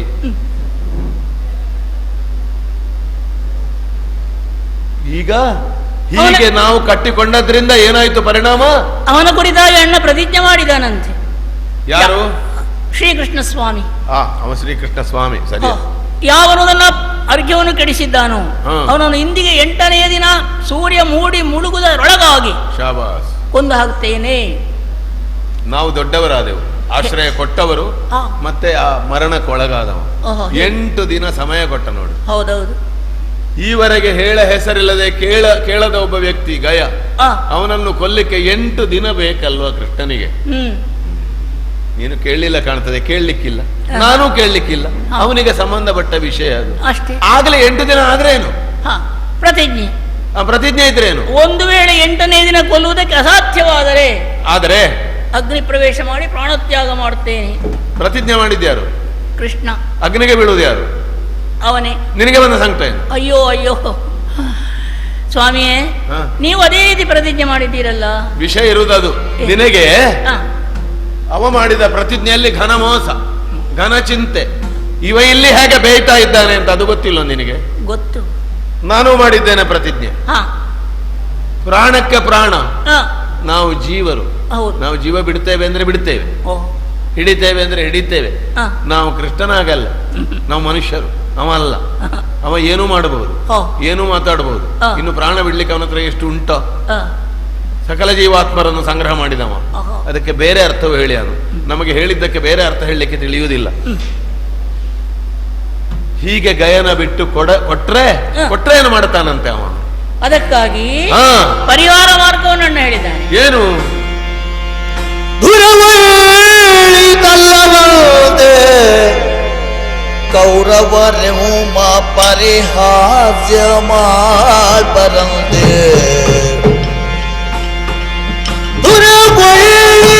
ದುರವಳಿತಲ್ಲವದೆ ಕೌರವರೆಮ ಪರಿಹಾಸ್ಯ ಮಾಡ್ಬರಂತೆ.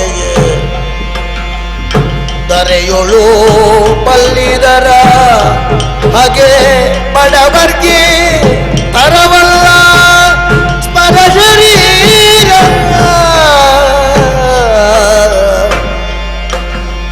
ದರೆಯೋಳು ಬಲ್ಲಿದರ ಹಾಗೆ ಬಡವರ್ಗೆ ತರವಲ್ಲ ಸ್ಮರ ಶರೀರ. ದರೆಯುಳು ಬಲ್ಲಿದರ ಹಾಗೆ ಬಡವರ್ಗೆ ತರವಲ್ಲ ಸ್ಮರ ಶರೀರ. ಗಿರಿಯಾದಿ ಲಾಲಿಸಯ್ಯ ಗಿರಿಯಾ ಗಿರಿಯಾ ಗಿರಿಯಾ.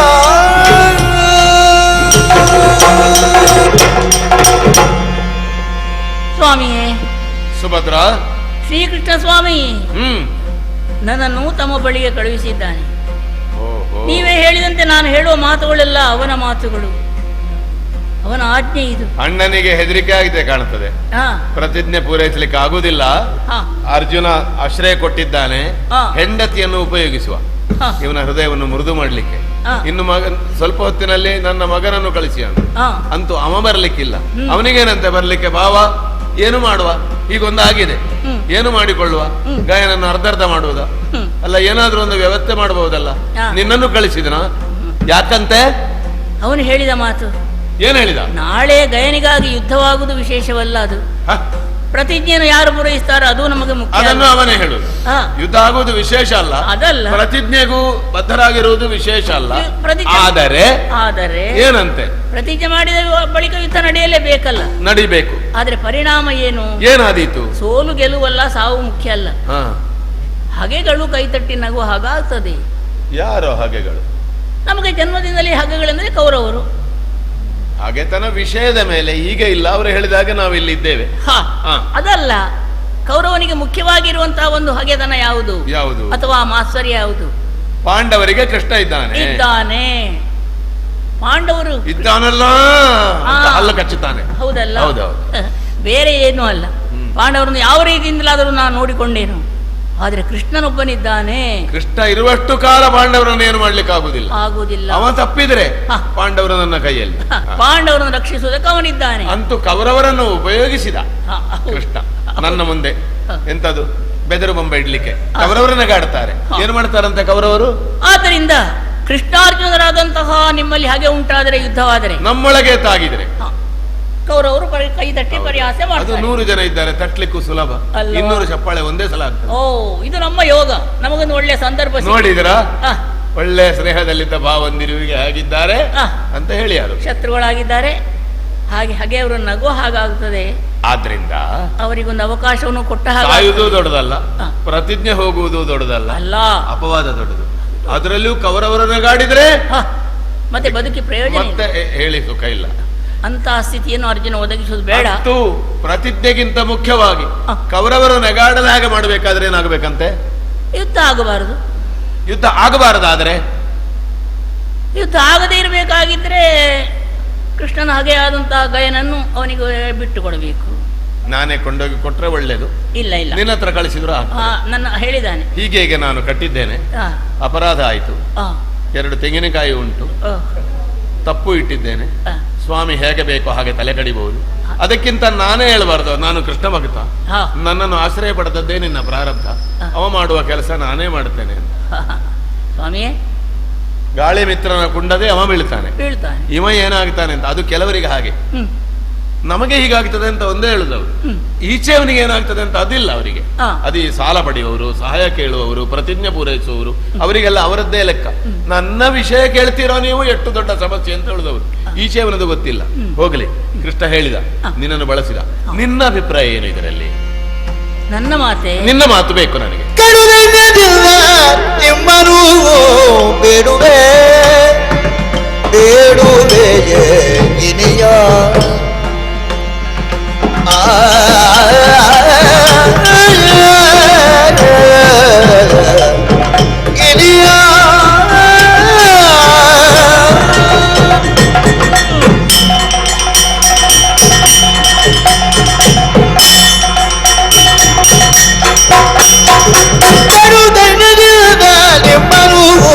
ಬೇಡುವೆ ಬೇಡುವೆ ಬೇಡುವೆ ಬಿಟ್ಟು ಕೊಡಬೇಕು ಗಯನ ನೀವು,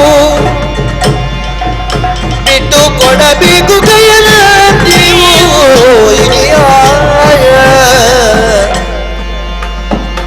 ಒಡೆಯನ ಬಾಡೆಯನು ಸಲಿಸಬೇಕದೆ, ಬಿಡಬೇಕು ಅಗೆಯನದೆ.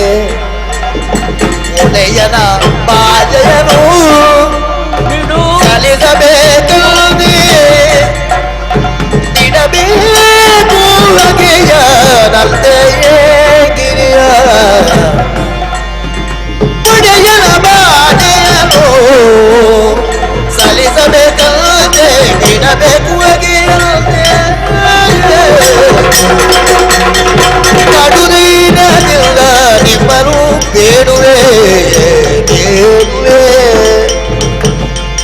ಬೇಡುವೆ ಇನೆಯ ಇನೆಯ ಇನೆಯ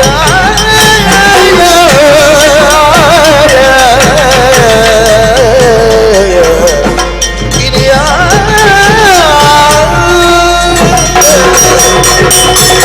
ದೇವ ಸುಭದ್ರ, ನಾನಾಡಿದಂತಹ ಈ ಮಾತುಗಳೆಲ್ಲ ಕೃಷ್ಣನ ಸಂದೇಶ ಮೊದಲೇ ಹೇಳಿದ್ದೆ. ಹೀಗೆ ಹೋಗು, ಹೇಳು, ಮನ ಕರಗಿಸು, ಗಯನನ್ನು ಬಿಡಿಸಿಕೊಂಡು ಬಾ, ಕರೆದುಕೊಂಡು ಬಾ. ಇದು ಅಣ್ಣನ ಆಜ್ಞೆ.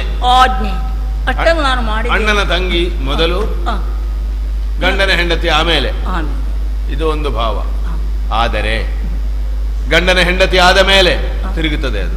ಗಂಡನ ಹೆಂಡತಿ ಮೊದಲು, ಅಣ್ಣನ ತಂಗಿ ಆಮೇಲೆ. ನೀನು ಅಲ್ಲಿ ಏನು ಹೇಳಿದ್ಯೋ ನಾ ಪ್ರಶ್ನಿಸುವುದಿಲ್ಲ. ಈಗ ಇದರ ಮಥಿತವಾಗಿ ನಿನ್ನ ಸ್ವಾಭಿಪ್ರಾಯ ಏನು? ಬೇಕಲ್ಲ? ಬೇಕು, ಅದು ನನಗೆ ಬೇಕು, ಅದು ನನಗೆ ಮುಖ್ಯ. ಸ್ವಾಮಿಯೇ, ನಿಮ್ಮ ಹೆಂಡತಿಯಾಗಿ ನಾನು ಈ ಮಾತನ್ನು ಹೇಳಿದರೆ ನಿಮಗೆ ನೋವಾಗ್ತದೋ ಸಿಟ್ಟು ಬರ್ತದೋ ಏನಾಗ್ತದೋ ಗೊತ್ತಿಲ್ಲ. ಅಂದರೆ ನೋವಾಗುವ ಮಾತು ಹೇಳ್ತಿ ಅಂತ ಅರ್ಥ ಅಲ್ಲ, ಏನಾದರೂ ಕ್ಷಮಿಸಬೇಕು ಅಂತ ಮೊದಲಾಗಿ ಕೇಳಿಕೊಳ್ತಾ ಇದ್ದೇನೆ. ಬಿಡು, ಗಂಡ ಹೆಂಡತಿಯ ಮಾತಲ್ವಾ? ಗಂಡ ಹೆಂಡತಿಯ ಮಾತಿನಲ್ಲಿ ಕೋಪ ಬಂದ್ರೆ ಅಂತದ್ದಕ್ಕೆ ಬರಬೇಕು, ಮತ್ತು ಕ್ಷಮೆ ಕೇಳಿದ್ರೆ ಗಂಡನಿಗೂ ಹೆಂಡತಿಗೂ ಬೇರೆ ಯಾವುದಕ್ಕೂ ಹೊತ್ತು ಸಿಕ್ಲಿಕ್ಕಿಲ್ಲ. ಹೇಳು ಹೇಳು. ನಿಮ್ಮಂತೆ ಮತ್ತೊಬ್ಬ ವೀರನಿಗೆ ನೀವು ಶರಣಾಗಬೇಕು, ಭಾಷೆ ಪ್ರತಿಜ್ಞೆಯನ್ನು ಬಿಟ್ಟು ಬಿಡಬೇಕು ಅಂತ ನಾನು ಹೇಳುತ್ತಿದ್ರೆ ತಪ್ಪಾಗ್ತಿತ್ತು. ನನ್ನ ಗಂಡ ಅಂತಹ ಗಂಡನಲ್ಲ, ಗಂಡುಸು, ಲೋಕದ ಗಂಡ. ಬಲೆ, ನನಗೆ ಗೊತ್ತಿದೆ. ಆ ಅಭಿಮಾನ ಉಂಟಲ್ಲ? ಇದ್ದೇ ಇದೆ. ಹಾಗಾದ್ರೆ ಗಟ್ಟಿಯಾಗಿ ಹೇಳು, ಏನೇ ಆಗಲಿ ಬಿಟ್ಟು ಕೊಡಬೇಡಿ. ಬಿಟ್ಟು ಕೊಡಬೇಡಿ ಅಂತ ಹೇಳುವುದಕ್ಕಾಗುದಿಲ್ಲ. ಆ ಧೈರ್ಯ ಇಲ್ಲ. ಯಾಕೆ? ಯಾಕಂದ್ರೆ ಅವನು ನಮಗಿಂತ ಹೆಚ್ಚಿನವ. ಎದುರಾಳಿ ಪ್ರಬಲ, ಮಹಿಮಾನ್ವಿತ. ಒಂದು ಲೌಕಿಕ ದೃಷ್ಟಿಯಿಂದ ನಾವಿಂದ ಮನೆ ಇಲ್ಲ, ಮಠ ಇಲ್ಲ, ಉಣ್ಣುವುದಕ್ಕಿಲ್ಲ, ಉಡುವುದಕ್ಕಿಲ್ಲ, ಕಾಡಿನಲ್ಲಿದ್ದೇವೆ, ಕಡು ಬಡವರಾಗಿದ್ದೇವೆ. ಅವ ಹಾಗಲ್ಲ, ಸಂಪತ್ತು ಸೌಭಾಗ್ಯನ ಮೆರೆಯುತ್ತಾ ಇದ್ದಾನೆ, ಲಕ್ಷ್ಮೀಪತಿ. ಈಗ ಲೌಕಿಕ ದೃಷ್ಟಿ, ಪಾರಮಾರ್ಥಿಕತೆಯಲ್ಲಿ ನೋಡಿದರೆ ಅವನನ್ನು ಲೋಕದೊಡೆಯ ಅಂತ ಜಗತ್ತು ಹೇಳ್ತಾ ಇದೆ. ನಮಗಂತೂ ಒಡೆಯನೇ ಹೌದು, ಲೋಕಕ್ಕೂ ಅವನು ಒಡೆಯನೇ ಹೌದು. ಆದ್ರಿಂದ ಅವನ ಮುಂದೆ ನಮ್ಮ ಪ್ರತಿಜ್ಞೆ ಅಂದ್ರೆ ಏನು, ಅಥವಾ ಪ್ರತಿಜ್ಞೆಯನ್ನು ಪೂರೈಸುವುದಕ್ಕಾದರೂ ಸಾಧ್ಯವೇ? ಅದು ಪ್ರಧಾನ. ಭಕ್ತರಾಗಿ ಭಾವಂದಿರಾಗಿ ಅವನ ಪ್ರತಿಜ್ಞೆಗೆ ಪೂರಕರಾಗಿರ್ಬೇಕಾದ್ದು ನಮಗೆ ಕರ್ತವ್ಯ, ಇರಬೇಕಾದ್ದು ನಮ್ಮ ಕರ್ತವ್ಯ. ಹೊರತು ಅವನಲ್ಲಿ ಹಗೆತನ ಕಟ್ಟಿಕೊಂಡರೆ ಇದು ನಡೆಯುವುದಕ್ಕೂ ಸಾಧ್ಯ ಇಲ್ಲ, ಸರಿಯೂ ಅಲ್ಲ. ಬೆಂಕಿಯಲ್ಲಿ ಸರಸವಾಡಿದ ವಿಷದಲ್ಲಿ ಸರಸ ಅಲ್ಲವೇ? ಕೃಷ್ಣನಲ್ಲಿ ವಿರೋಧ ಬದುಕುವುದಕ್ಕುಂಟೆ. ಹಾಗಾಗಿ ಅದಕ್ಕಾಗಿ ಕೈ ಮುಗಿದು ನಾನು ಬೇಡುತ್ತಾ ಇದ್ದೇನೆ, ನಿಮ್ಮ ಕಾಲನ್ನು ಕಣ್ಣೀರಿಂದ ತೊಳೆದು ಬೇಡುತ್ತಾ ಇದ್ದೇನೆ. ಕೃಷ್ಣನಲ್ಲಿ ಹಗೆ ಬೇಡ ಸ್ವಾಮಿಯೇ, ದಯಮಾಡಿ ಆ ಶತ್ರುವಾದಂತಹ ಗಯನನ್ನು ಬಿಟ್ಟುಕೊಡಿ ದೇವಾ. ಕಡು ದೈನ್ಯದಿಂದ ನೀ ಬೇಡಿಕೊಂಬುದು ಇದೇ ಮಾತು. ನಿಮ್ಮ ಪ್ರತಿಜ್ಞೆ ಒಂದು ವೇಳೆ ಬದಿಗಿರಲಿ, ಇರಲಿ. ಕೃಷ್ಣನ ಪ್ರತಿಜ್ಞೆಗೆ ಪೂರಕವಾಗಿ ಮಾತು ಕೊಟ್ಟ ಗಯನನ್ನು ಬಿಟ್ಟು ಕೊಡಬೇಕು. ಮಾನಿನಿಯ ಮಾತಲ್ವೇನೆ ಇದು? ಮಾನಿನಿ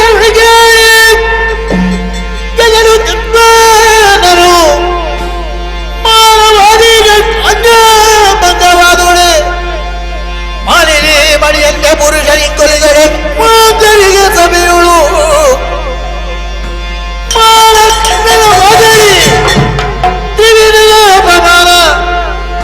ಏನೆಂಬೆ ಸತ್ರವಿಲ್ಲದ ವಧೆಗಳ ಮಮ ಪ್ರಾಣವಿದ್ಯುತಗಳು ಗಯನ ಬಿಡುವವನಲ್ಲ. ಹೋಗು ಹೋಗು ಹೋಗು ಸುರೆಂದರು.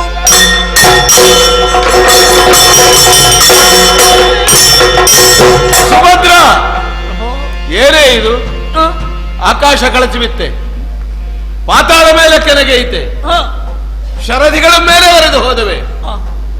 ಸುಭದ್ರೆ ಮರ್ಯಾದೆಯನ್ನು, ಸ್ಥಾನವನ್ನು, ಮಾನವನ್ನು ಬಿಟ್ಟು ಹೋಗುವವಳಲ್ಲ, ನನಗೊತ್ತದೆ. ಸುಭದ್ರ ಏನರ್ಥ?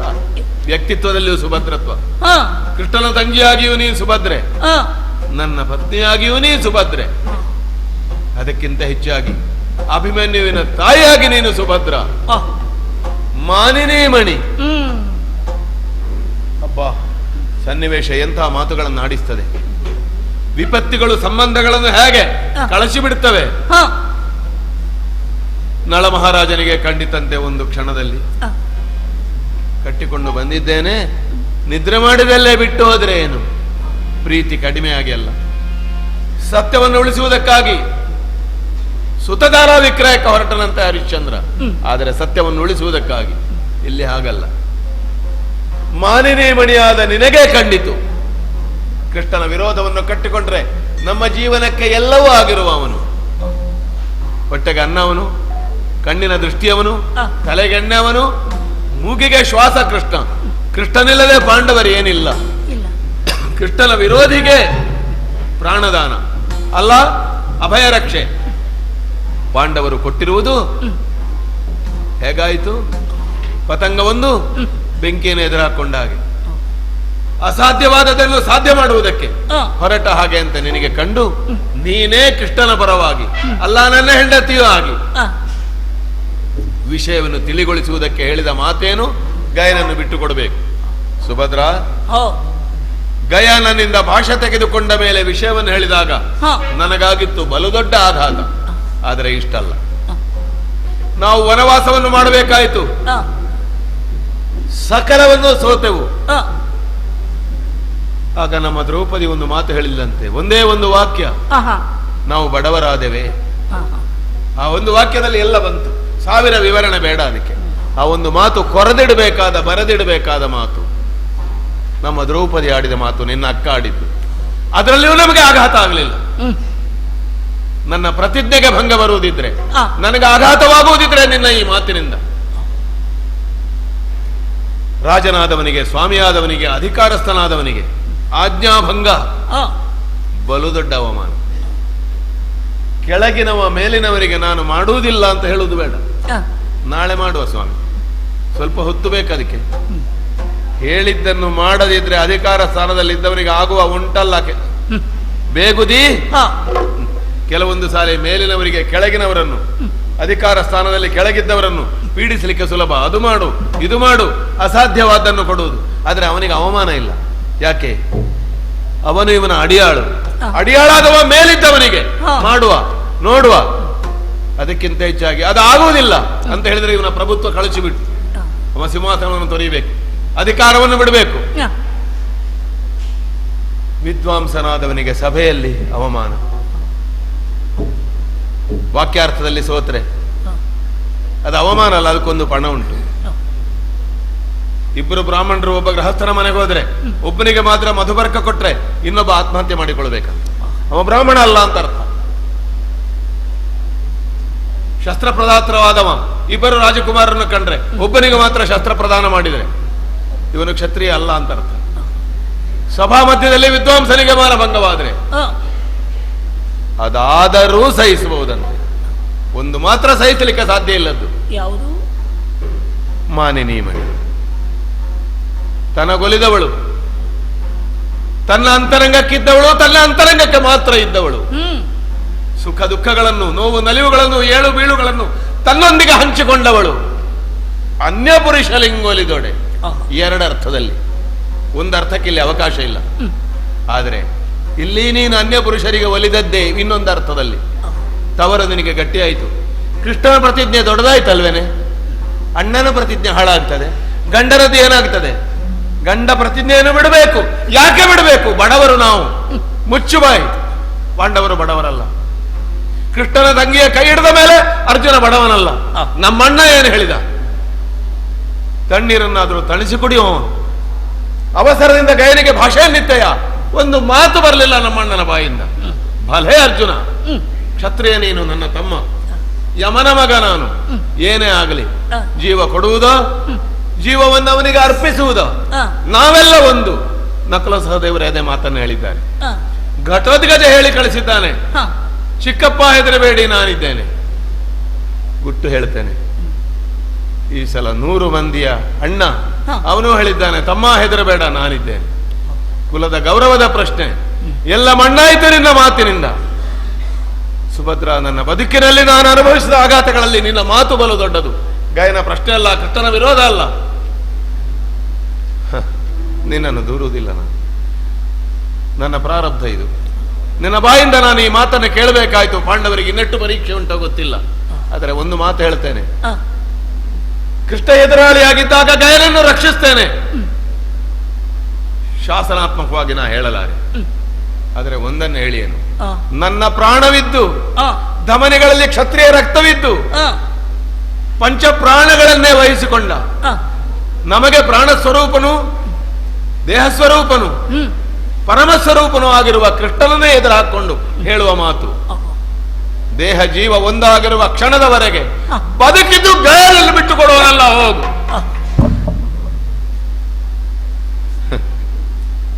ಸುಭದ್ರ,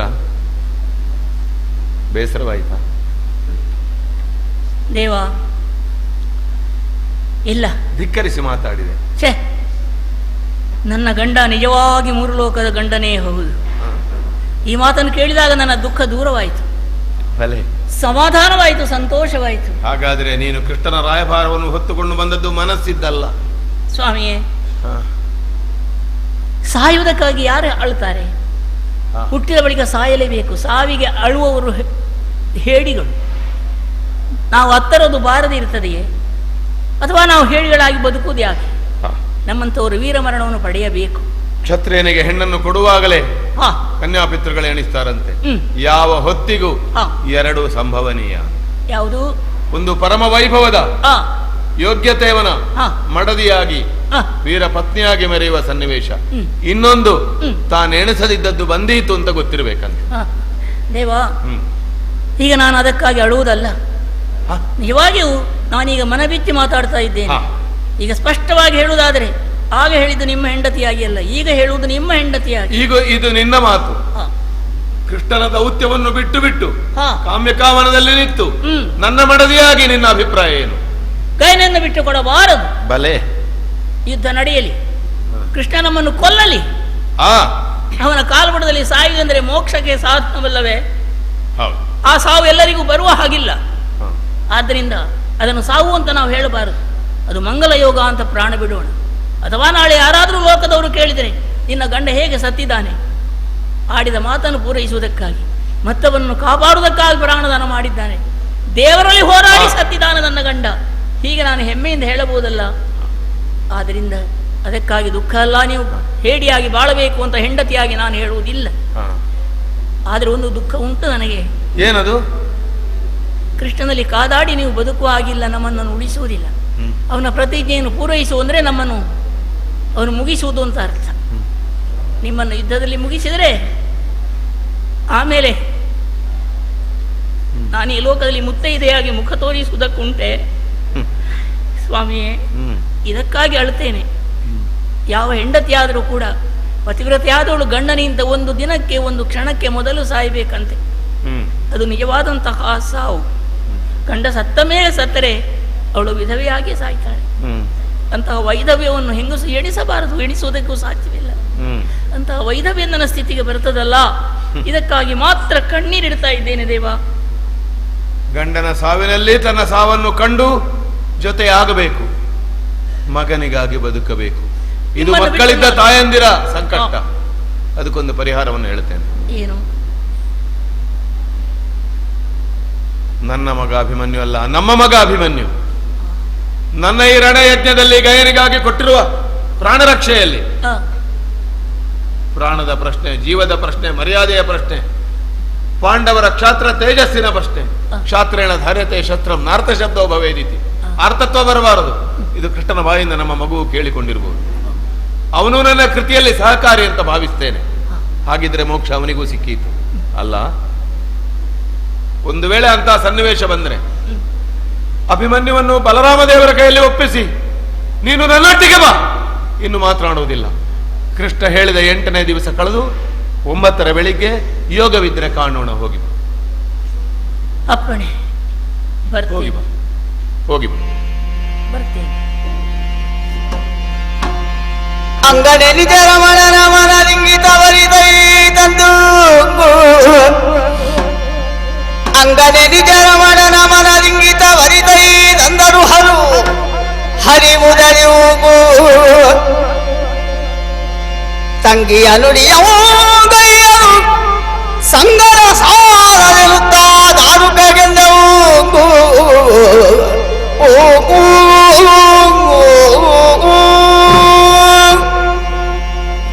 ಸುಭದ್ರೆಯ ಸಂಧಾನ ವಿಫಲವಾಗಿದೆ.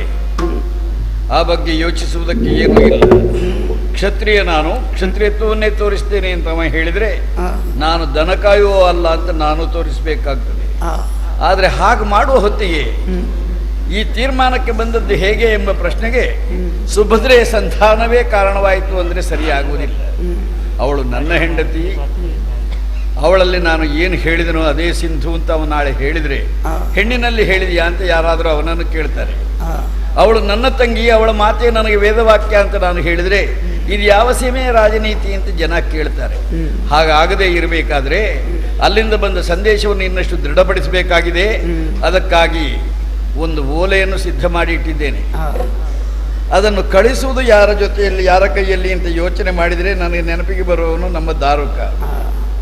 ಇತ್ತೀಚಿನ ದಿನಗಳಲ್ಲಿ ದಾರುಕ ಹದ ಮೀರ್ತಾ ಇದ್ದಾನೆ. ಈ ದೊಡ್ಡವ್ರ ಮನೆಯಲ್ಲಿ ಗಾಡಿ ಹೊಡೆಯೋರಿಗೂ ಬಹಳ ಅಹಂಕಾರ ಆದರೆ ಜನ ಸಹಿಸ್ತಾರೆ. ಯಾಕೆ? ಅವನ ಮನೆ ದೊಡ್ಡದು, ಅವನ ದೊಡ್ಡವರ ಜನ ಎಂಬ ಕಾರಣಕ್ಕಾಗಿ. ನಾನು ಅವನನ್ನು ತಿದ್ದುವುದಕ್ಕಿಲ್ಲ. ಅವನ ಅಹಂಕಾರಕ್ಕೆ ಏನಾದರೂ ಪ್ರಾಯಶ್ಚಿತ್ತ ಆಗುದಿದ್ರೆ ಅಲ್ಲಿ ಹೋಗಿ ಆಗಬೇಕು. ಅದಕ್ಕಾಗಿ ದಾರುಕನನ್ನೇ ಒಂದು ಓಲೆ ಕೊಟ್ಟು ಕಳಿಸುವುದು ಅಂತ ತೀರ್ಮಾನ ಮಾಡಿದ್ದೇನೆ. ದಾರುಕ, ಕೃಷ್ಣಯ್ಯ, ಬಾರಯ್ಯ, ಬಂದಿದ್ದೇನೆ. ಬಾರಯ್ಯ ದಾರುಕ ಎಂದನು.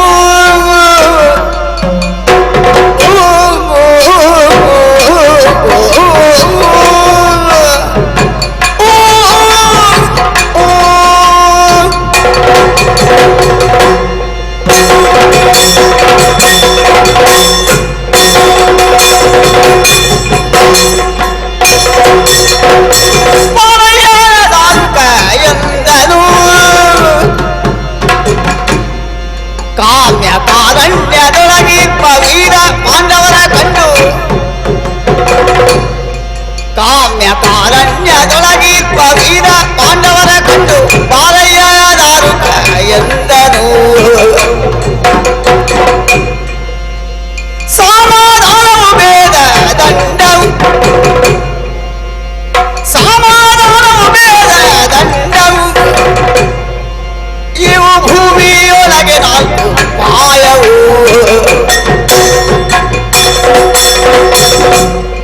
ಮೊದಲು ಸಾಮವನ್ನೇ ಬೆಳೆಸುವುದು ಯೋಗ್ಯವು, ಮೊದಲು ಸಾಮವನ್ನೇ ಬೆಳೆಸುವುದು ಯೋಗ್ಯವು.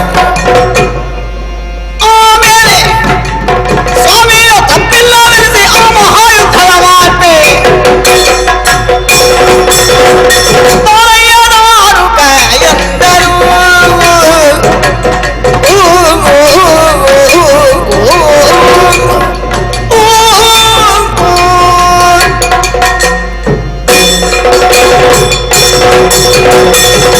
ದಾರುಕ, ಕೃಷ್ಣ, ಬಾರಯ್ಯ, ಬಂದಿದ್ದೇನಯ್ಯ. ಈ ಕ್ಷಣ ಹೊರಡಬೇಕು ನೀನು. ಆದೀತು, ಹೋಗ್ತೇನೆ. ಎಲ್ಲಿಗ? ಗೊತ್ತಿಲ್ಲ. ಹೊರಡಬೇಕು ಅಂತ ಹೇಳಿದ್ರೆ ಎಲ್ಲಿಗೆ ಅಂತ ಕೇಳಬೇಡ, ಒಟ್ಟು ಹೋಗೋದ? ಓ, ಎಲ್ಲಿಗೆ ಅಂತ ಕೇಳಬೇಕು. ಕಾಮ್ಯಕಾವನಕ್ಕೆ. ಆದೀತು, ಹೋಗಿ ಬರ್ತೇನೆ. ಯಾಕೆ? ಮರ ಎಷ್ಟುಂಟು ಅಂತ ಲೆಕ್ಕ ಮಾಡಿ ಬರ್ಲಿಕ್ಕ? ಸಂದರ್ಭ ಸೂಕ್ಷ್ಮವಾದದ್ದು. ನಿನಗೆ ಈಗಾಗಲೇ ಸುದ್ದಿ ಆಗಿರ್ಬೇಕು. ಪಾಂಡವರು ಬಹಳ ಸೊಕ್ಕಿದ್ದಾರೆ. ಅರ್ಜುನ ನನ್ನ ಶತ್ರುವಿಗೆ ಆಶ್ರಯ ಕೊಟ್ಟಿದ್ದಾನೆ, ಬಿಟ್ಟು ಕೊಡುವುದಿಲ್ಲ ಎಂಬ ಹಠದಲ್ಲಿದ್ದಾನಂತೆ. ಯುದ್ಧ ಆಗ್ತದೆ ಅಂತ ಸುದ್ದಿ ಉಂಟು. ಏನಿದ್ರು ಅದು ಬದ್ಧ ಆಗಬೇಕು ಅಂತಾದರೆ ನಿನ್ನನ್ನೇ ಉಪಯೋಗಿಸುವುದು ಅಂತ ತೀರ್ಮಾನ ಮಾಡಿದ್ದೇನೆ. ನಾನು ಅವತ್ತಿನಲೇ ಹೇಳ್ತಾ ಇದ್ದೇನೆ, ಬೇಡ, ನಮಗೆ ಬೇಡ, ಹೆಚ್ಚಾಯಿತು ಸ್ವಲ್ಪ ಅಂತ. ನೀನು ಕೇಳಲಿಲ್ಲ ನನ್ನ ಮಾತು. ಹೋಗಲಿ ಬಿಡು. ಈಗ ನಿನ್ನ ಮಾತು ನಾನು ಕೇಳೋದೋ ನನ್ನ ಮಾತು ನೀನು ಕೇಳೋದೋ ಪ್ರಶ್ನೆ ಅಲ್ಲ. ಒಂದು ಮುಖ್ಯ ವಿಷಯ ಹೇಳ್ತೇನೆ. ಹೆಚ್ಚಾಯಿತು ಅಂತ ನನಗೂ ಗೊತ್ತಾಗಿದೆ. ಕಡಿಮೆ ಮಾಡುವುದು ಹೇಗೆ ಅಂತಲೂ ನನಗೆ ಗೊತ್ತಿದೆ. ಅವರನ್ನು ಎತ್ತಿ ಹಿಡಿದವನು ನಾನು, ಒತ್ತಿ ಬದಿಗೆ ಸೇರಿಸುವ ಯೋಗ್ಯತೆಯು ನನ್ನದೇ. ಸಾಮ, ದಾನ, ಭೇದ, ದಂಡ ಅಂತ 4 ಉಪಾಯಗಳಿದ್ದಾವೆ. ಯಾವುದೇ ವ್ಯವಹಾರದಲ್ಲಿ ಅದು ಬಳಸಲ್ಪಡುತ್ತದೆ. ದಂಡೋಪಾಯ ಅನ್ನೋದು ಕೊನೆಯದ್ದು. ಅದಕ್ಕೆ ನಾನಿದ್ದೇನೆ. ಉಳಿದದ್ದಕ್ಕೆ ನಿನ್ನನ್ನು ಉಪಯೋಗಿಸುವುದಕ್ಕೆ ಈಗ ನನ್ನ ತೀರ್ಮಾನ. ಆ ಓಲೆ ಇದೆಯಲ್ಲ, ಅದನ್ನು ತಗೊಂಡೋಗು. ಓಲೆಯನ್ನು ಅರ್ಜುನ ಕೈಯಲ್ಲಿ ಕೊಡು. ಮಾತು ಧರ್ಮರಾಜನ ಹತ್ರ ಮಾತಾಡಬೇಕು. ಎಷ್ಟು ಮಾತಾಡ್ತಿ? ಹೇಗೆ ಮಾತಾಡಬೇಕು? 1 ಮಾತಾಡಿದ್ರೆ 9 ಮಾತಾಡು. 9 ಮಾತಾಡಿದ್ರೆ 99 ಮಾತಾಡು. 99 ಯಾಕೆ ಎಷ್ಟು ಮಾತಾಡಬೇಕು ಅಂತ? ನಮಗೆ ಸಂಧಾನ ಅಲ್ಲ ಆಗಬೇಕಾದ್ದು, ಸಂಗ್ರಾಮ. ಹೌದಯ್ಯ, ನಿನ್ನ ಮಾತಿನಲ್ಲಿ ಅವರಿಗೆ ಸಿಟ್ಟು ಹೆಚ್ಚಿ ಗಾಯನನ್ನೆಲ್ಲಾದರೂ ಕೊಡು, ಮನಸ್ಸಿದ್ರೂ ಕೊಡಬಾರದು. ನನಗಾಗಬೇಕಾದದ್ದು ನೀನು ಕೇಳಿದ ಹಾಗೂ ಆಗಬೇಕು. ಅವರು ಕೊಡಲೂ ಬಾರದು. ಸ್ವಾಮಿಗಳು ತಪ್ಪಿಲ್ಲ ಅಂತ ಹೌದು.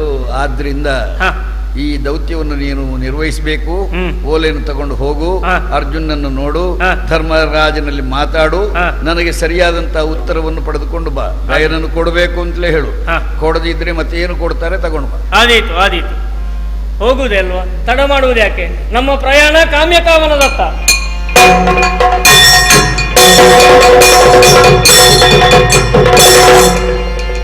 ಕಾಮ್ಯಕಾವನವನ್ನು ಬಂದು ಸೇರಿದ್ದೇನೆ. ಹೇಗೆ? ಹೀಗೆ ಮಾತಾಡಬೇಕು. ಕೃಷ್ಣ ಕಳುಹಿಸಿದ್ದಲ್ವ, ಮಾತಾಡುವುದು ಅರ್ಜುನಲ್ಲಿ ಅಲ್ವ. ಓಲೆಯನ್ನು ಹಿಡ್ಕೊಂಡಿದ್ದೇನೆ. ಒಮ್ಮೆ ಸುತ್ತಲೂ ನೋಡುವುದು, ಸುತ್ತಲೂ ನೋಡುತ್ತಾ ದಾರುಕನು. ಹೌದೌದು, ಕುಳಿತಿದ್ದಾನೆ. ಹಾಗೆ ಇದ್ದಾನೆ. ಕಾಡಿನಲ್ಲಿ ಬೆಳೆದ್ರು ಹೀಗೆ ಇದ್ದಾನಲ್ಲ ಇವ. ಅದೇ ವ್ಯಕ್ತಿತ್ವ ಚಂದ ಉಂಟು.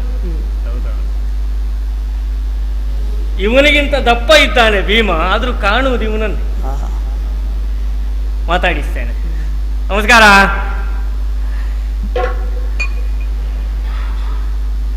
ಯಾರು ಜನ ಗೊತ್ತಲ್ಲ, ನಮ್ಮನ್ನು ಮಾತನಾಡಿಸುವ ಸಲುಗೆಯ ಕಿರಾತರು ಯಾವಾಗಲೂ ಬರ್ತಾರಲ್ಲ, ಹಾಗೆ ಸ್ವರ. ಓಹೋ ಹೋ ಹೋ, ನಾನು ದಾರುಕ. ಹೌದು ಹೌದು, ದಾರುಕನವರು. ಹೌದು. ಕುತುಕಲ್ಲಿ ಈಗ ಹೋಗಿದೆ, ನವರಿಲ್ಲ ಈಗ. ನವರಿಲ್ಲ, ಇಲ್ಲ.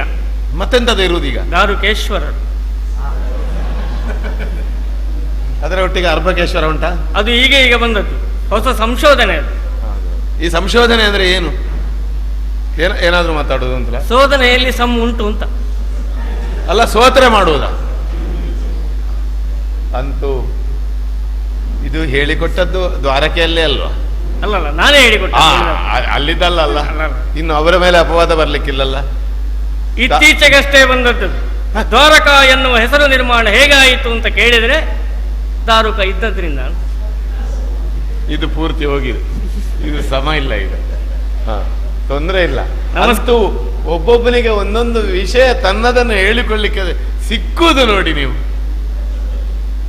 ಇದು ಮಣ್ಣಿನ ಹೆಂಟೆ ತಲೆ ಮೇಲೆ ಇಟ್ಟುಕೊಂಡು ಹೇಳಿದ್ದಾನಂತೆ, ಮಹಾಶೇಷನು ಒತ್ತುಕೊಂಡಿದ್ದಾನೆ, ನಾನು ಒತ್ತುಕೊಂಡಿದ್ದೇನೆ ಅಂತ. ಆಗಲಿ, ನಿನಗದು ಸಂತೋಷವಾಗುವುದಾದ್ರೆ.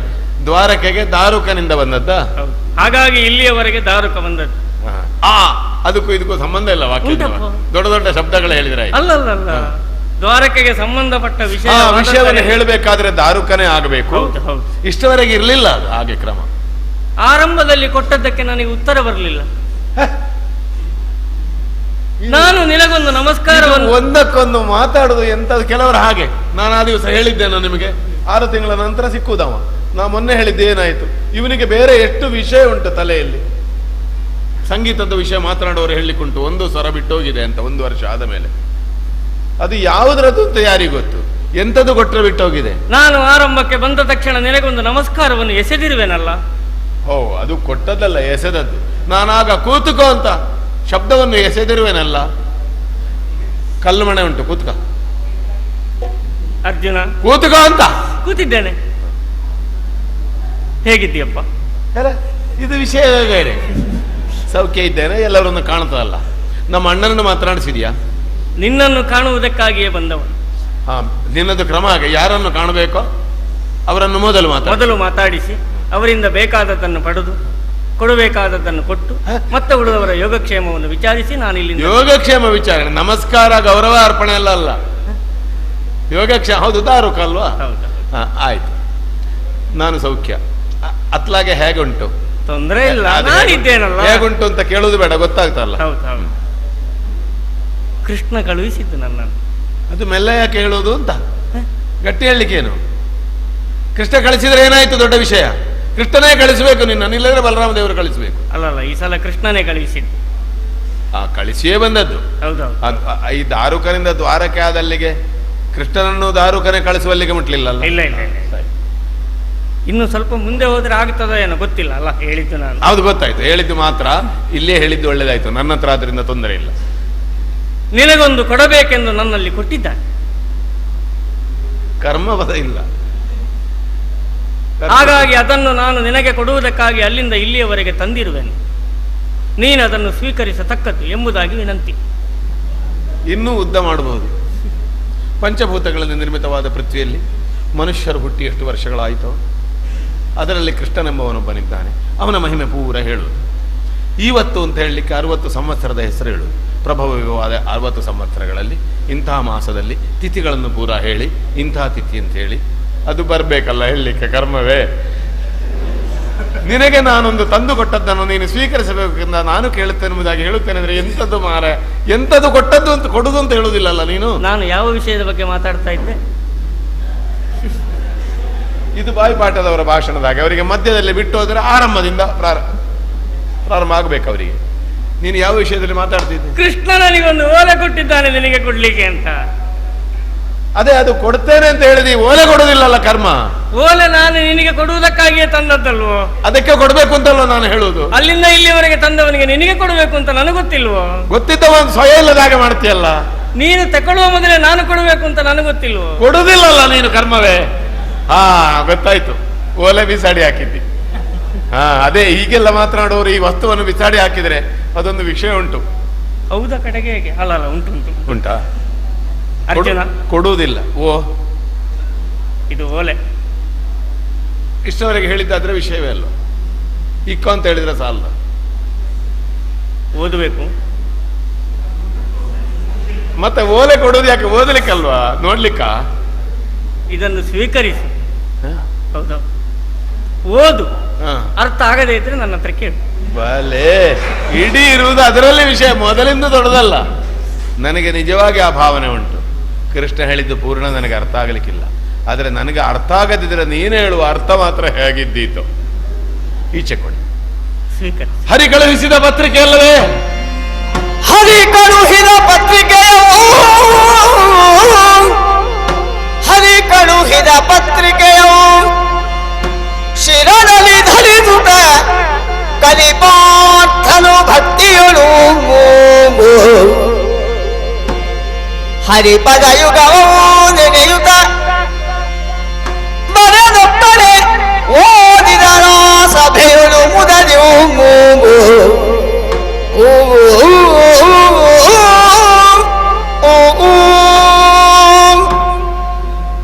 ಕೈ ಕೊಟ್ಟು ಸ್ವೀಕರಿಸಿದ್ದೇನೆ. ಜುಮ್ಮಾಯ್ತು.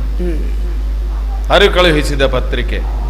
ಹಬ್ಬ, ನನಗೂ ಕೃಷ್ಣನಿಗೂ ಪತ್ರ ವ್ಯವಹಾರ ಮಾಡುವ ಸ್ಥಿತಿ ಬಂತಲ್ಲ. ಆತ್ಮೀಯತೆ ದೂರ ಆಯಿತು ಅಂತ ಅರ್ಥ. ಹೇಳಿ ಕಳಿಸಬಹುದಿತ್ತು. ಇನ್ನೇನು ಕಾದಿದೆಯೋ ಗೊತ್ತಿಲ್ಲ. ಹರಿ ಕಳುಹಿಸಿದ ಪತ್ರಿಕೆ ತಲೆ ಮೇಲೆ ಧರಿಸಿದ್ದೇನೆ. ಹರಿಪದ ಯುಗವನ್ನು ಧ್ಯಾನಿಸಿದ್ದೇನೆ. ಹರಿ ಅನುಗ್ರಹದಿಂದ ನನಗಿದು ಅರ್ಥವಾಗಲಿ ಅಂತ ಓದ್ತೇನೆ. ಏನಂತೆ ನೇಮವನ್ನು ಕೊಟ್ಟಿದ್ದಾನೆ. ನೇಮವನ್ನು ನೆನಪಿಡಿದು ಚಿತ್ತೈಸು ಪಾರ್ಥ, ನೇಮವನ್ನು ನೆನಪಿಡಿದು ಚಿತ್ತೈಸು ಪಾರ್ಥ, ಸುಪ್ರೇಮದಿಂದ ಸಕಲ ಜಗವ ನಿರ್ಮಿಸಿ ಸಲಹುವ ಮಹಾಪುರುಷ ಪರಮಾತ್ಮ ಸ್ವರೂಪದಿಂದ ಅಪರೋಕ್ಷದಿಂದರಿಯುವುದು.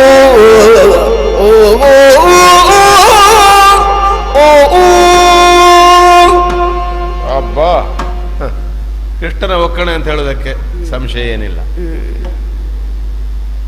ನೇಮವನು ನೆರೆಬಿಡಿದು ಚಿತ್ತೈಸು ಪಾರ್ಥ, ಪ್ರೇಮದಿಂದ ಸಕಲ ಜಗವನ್ನು ನಿರ್ಮಿಸಿ ಸೃಷ್ಟಿ ಸ್ಥಿತಿ ಲಯ ಮೂರು ಪರಮಾತ್ಮನ ಪ್ರೇಮದ ಅಭಿವ್ಯಕ್ತಿಯಂತೆ. ಕೆಲವರು ತಪ್ಪಾಗಿ ಅದನ್ನು ಕ್ರೌರ್ಯದ ಅಭಿವ್ಯಕ್ತಿ ಅಂತ ತಿಳಿಯುತ್ತಾರೆ.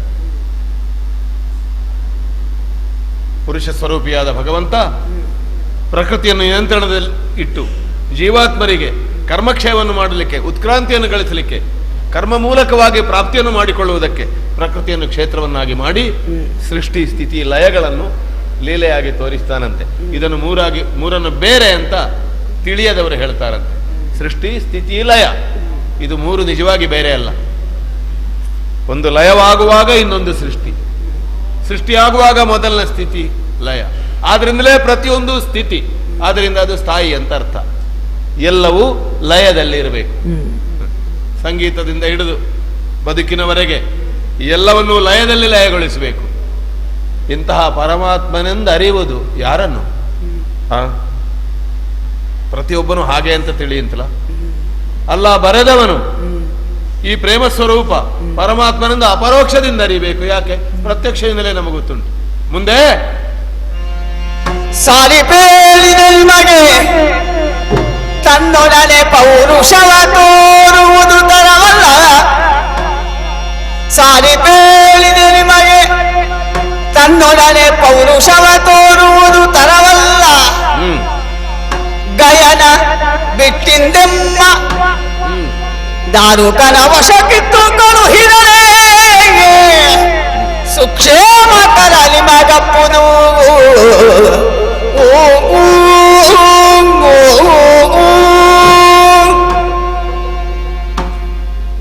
ಏನಿದು?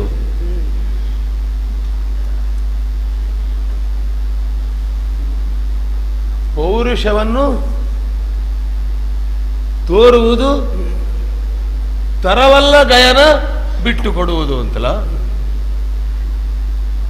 ಅಲ್ಲ, ಕೃಷ್ಣ ಅಂತ ತಿಳಿದು ಆಶ್ರಯವನ್ನು ಕೊಟ್ಟು ಗಯನ ಸಂರಕ್ಷಣೆಗಾಗಿ ಅನವಶ್ಯಕವಾಗಿ ಅಕ್ಷೇತ್ರದಲ್ಲಿ ಅಸ್ಥಾನದಲ್ಲಿ ಪೌರುಷವ ತೋರುವುದು ತರವಲ್ಲ.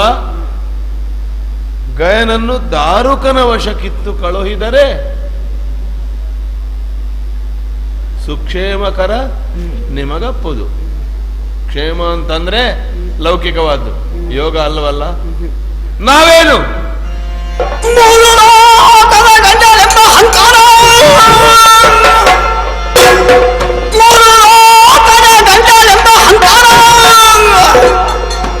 ತೋರಿದರೆ ಕೋಟಿ ರುದ್ರನ ಕೊಲ್ಲುವ ಕೊಲೆಯನ್ನು ತೋರಿಸುವೆ ಇಂತೆಂದು ಹರಿಬರದ ಪತ್ರಿಕೆಯ ಭಾವರಿದ ಅರ್ಥನು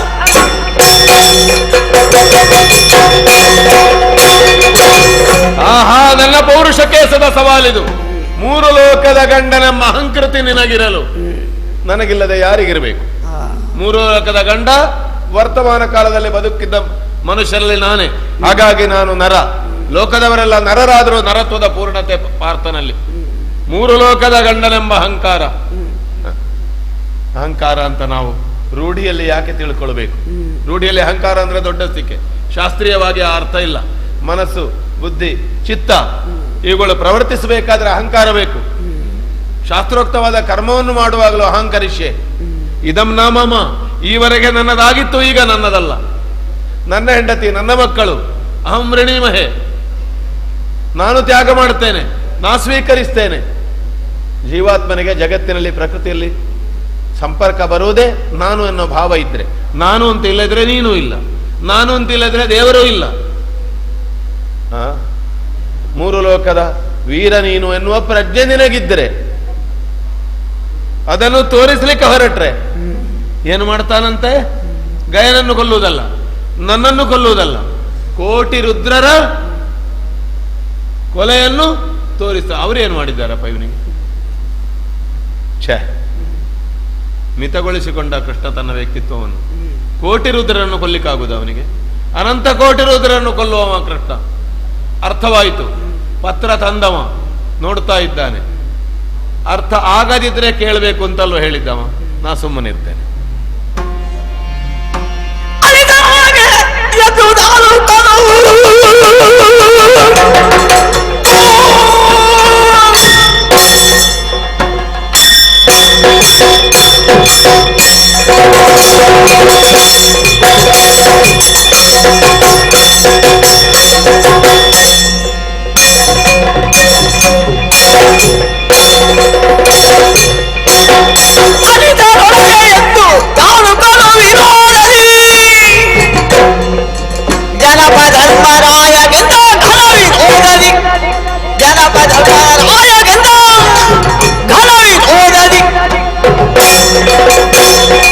ಪತ್ರ ತೆಕ್ಕೊಂಡು ನೋಡಿದ, ತಲೆಯ ಮೇಲೆ ಇಟ್ಟ. ಓದಿದ್ದು ಅರ್ಥ ಆಗ್ಲಿಲ್ಲ. ಹಾಗೆ ಬ್ರಹ್ಮರಂಧ್ರದ ಒಳಗೆ ಇಳಿಯುವುದಿದ್ರೆ ಇಳಿಯಲಿ ಅಂತ ತಲೆಯ ಮೇಲೆ ಇಟ್ಟದ್ದವ. ನನ್ನ ಹತ್ರ ಕೇಳ್ತಿದ್ರೆ ನಾನು ಹೇಳ್ತಿರ್ಲಿಲ್ಲ, ಸುಮ್ಮನೆ ಕುಳಿತಿದ್ದಾನೆ. ನಮಗೂ ಉಪಾಯ ಉಂಟು, ನಮಗೆ ನಮ್ಮ ಕೆಲಸ ಆಗಬೇಕು. ಕೆಲಸ ಆಗಬೇಕು ಅಂತ ಆದ್ರೆ ನಾನೇ ಮಾತಾಡಿಸಬೇಕಷ್ಟೆ. 4 ಹೇಳಿದ್ದಾನೆ ಕೃಷ್ಣ. ಒಂದೊಂದೇ ಪ್ರಯೋಗ ಬೇಕೀಗ. ಅರ್ಜುನ, ಈ ಪ್ರತಿ ಸಲ ಸ್ವರದಲ್ಲಿ ಏರಿಳಿತೆ ಅಂತ ಸ್ವರ ಸರಿ ಇಲ್ಲದೆಯಾ? ಅಲ್ಲ, ಬೇಕಾದಲ್ಲಿ ಬೇಕಾದಿಲ್ಲದೆಯಾ? ನೀನು ಬಂದದ್ದು ಅವನ ಕಡೆಯಿಂದ, ಈಗ ಮಾತಾಡೋದು ಮೇಲೆ ಇದೆಂತದು? ಅದು ನಮ್ಮ ಮಟ್ಟು. ಹಾಗಾಗಿ ಆರಂಭಕ್ಕೆ ನಮ್ಮದು ಮೊಟ್ಟೆ. ಮಟ್ಟ ಅಲ್ಲ, ಮಟ್ಟು. ಕೇಳುವ ದಾರುಕನ ಮಟ್ಟು. ಆಗಲಿ. ಅರ್ಜುನ ಅಂತಂದ್ರೆ ನೀನೇ ಅಲ್ವ? ಮೊದಲೇ ಅರ್ಜುನ ಅಂತ ಕೇಳಿದ್ದಿ ಯಾಕೆ ಮತ್ತೆ? ಈಗ ಆಗ ಬಂದ ಜನ ನೀನೆಯ ಬೇರೆಯ? ನಾನೇ. ಅರ್ಜುನ ನಾನೇ. ಸೃಷ್ಟಿಗರ್ಜುನನೆಂಬವನು ನೀನೇ.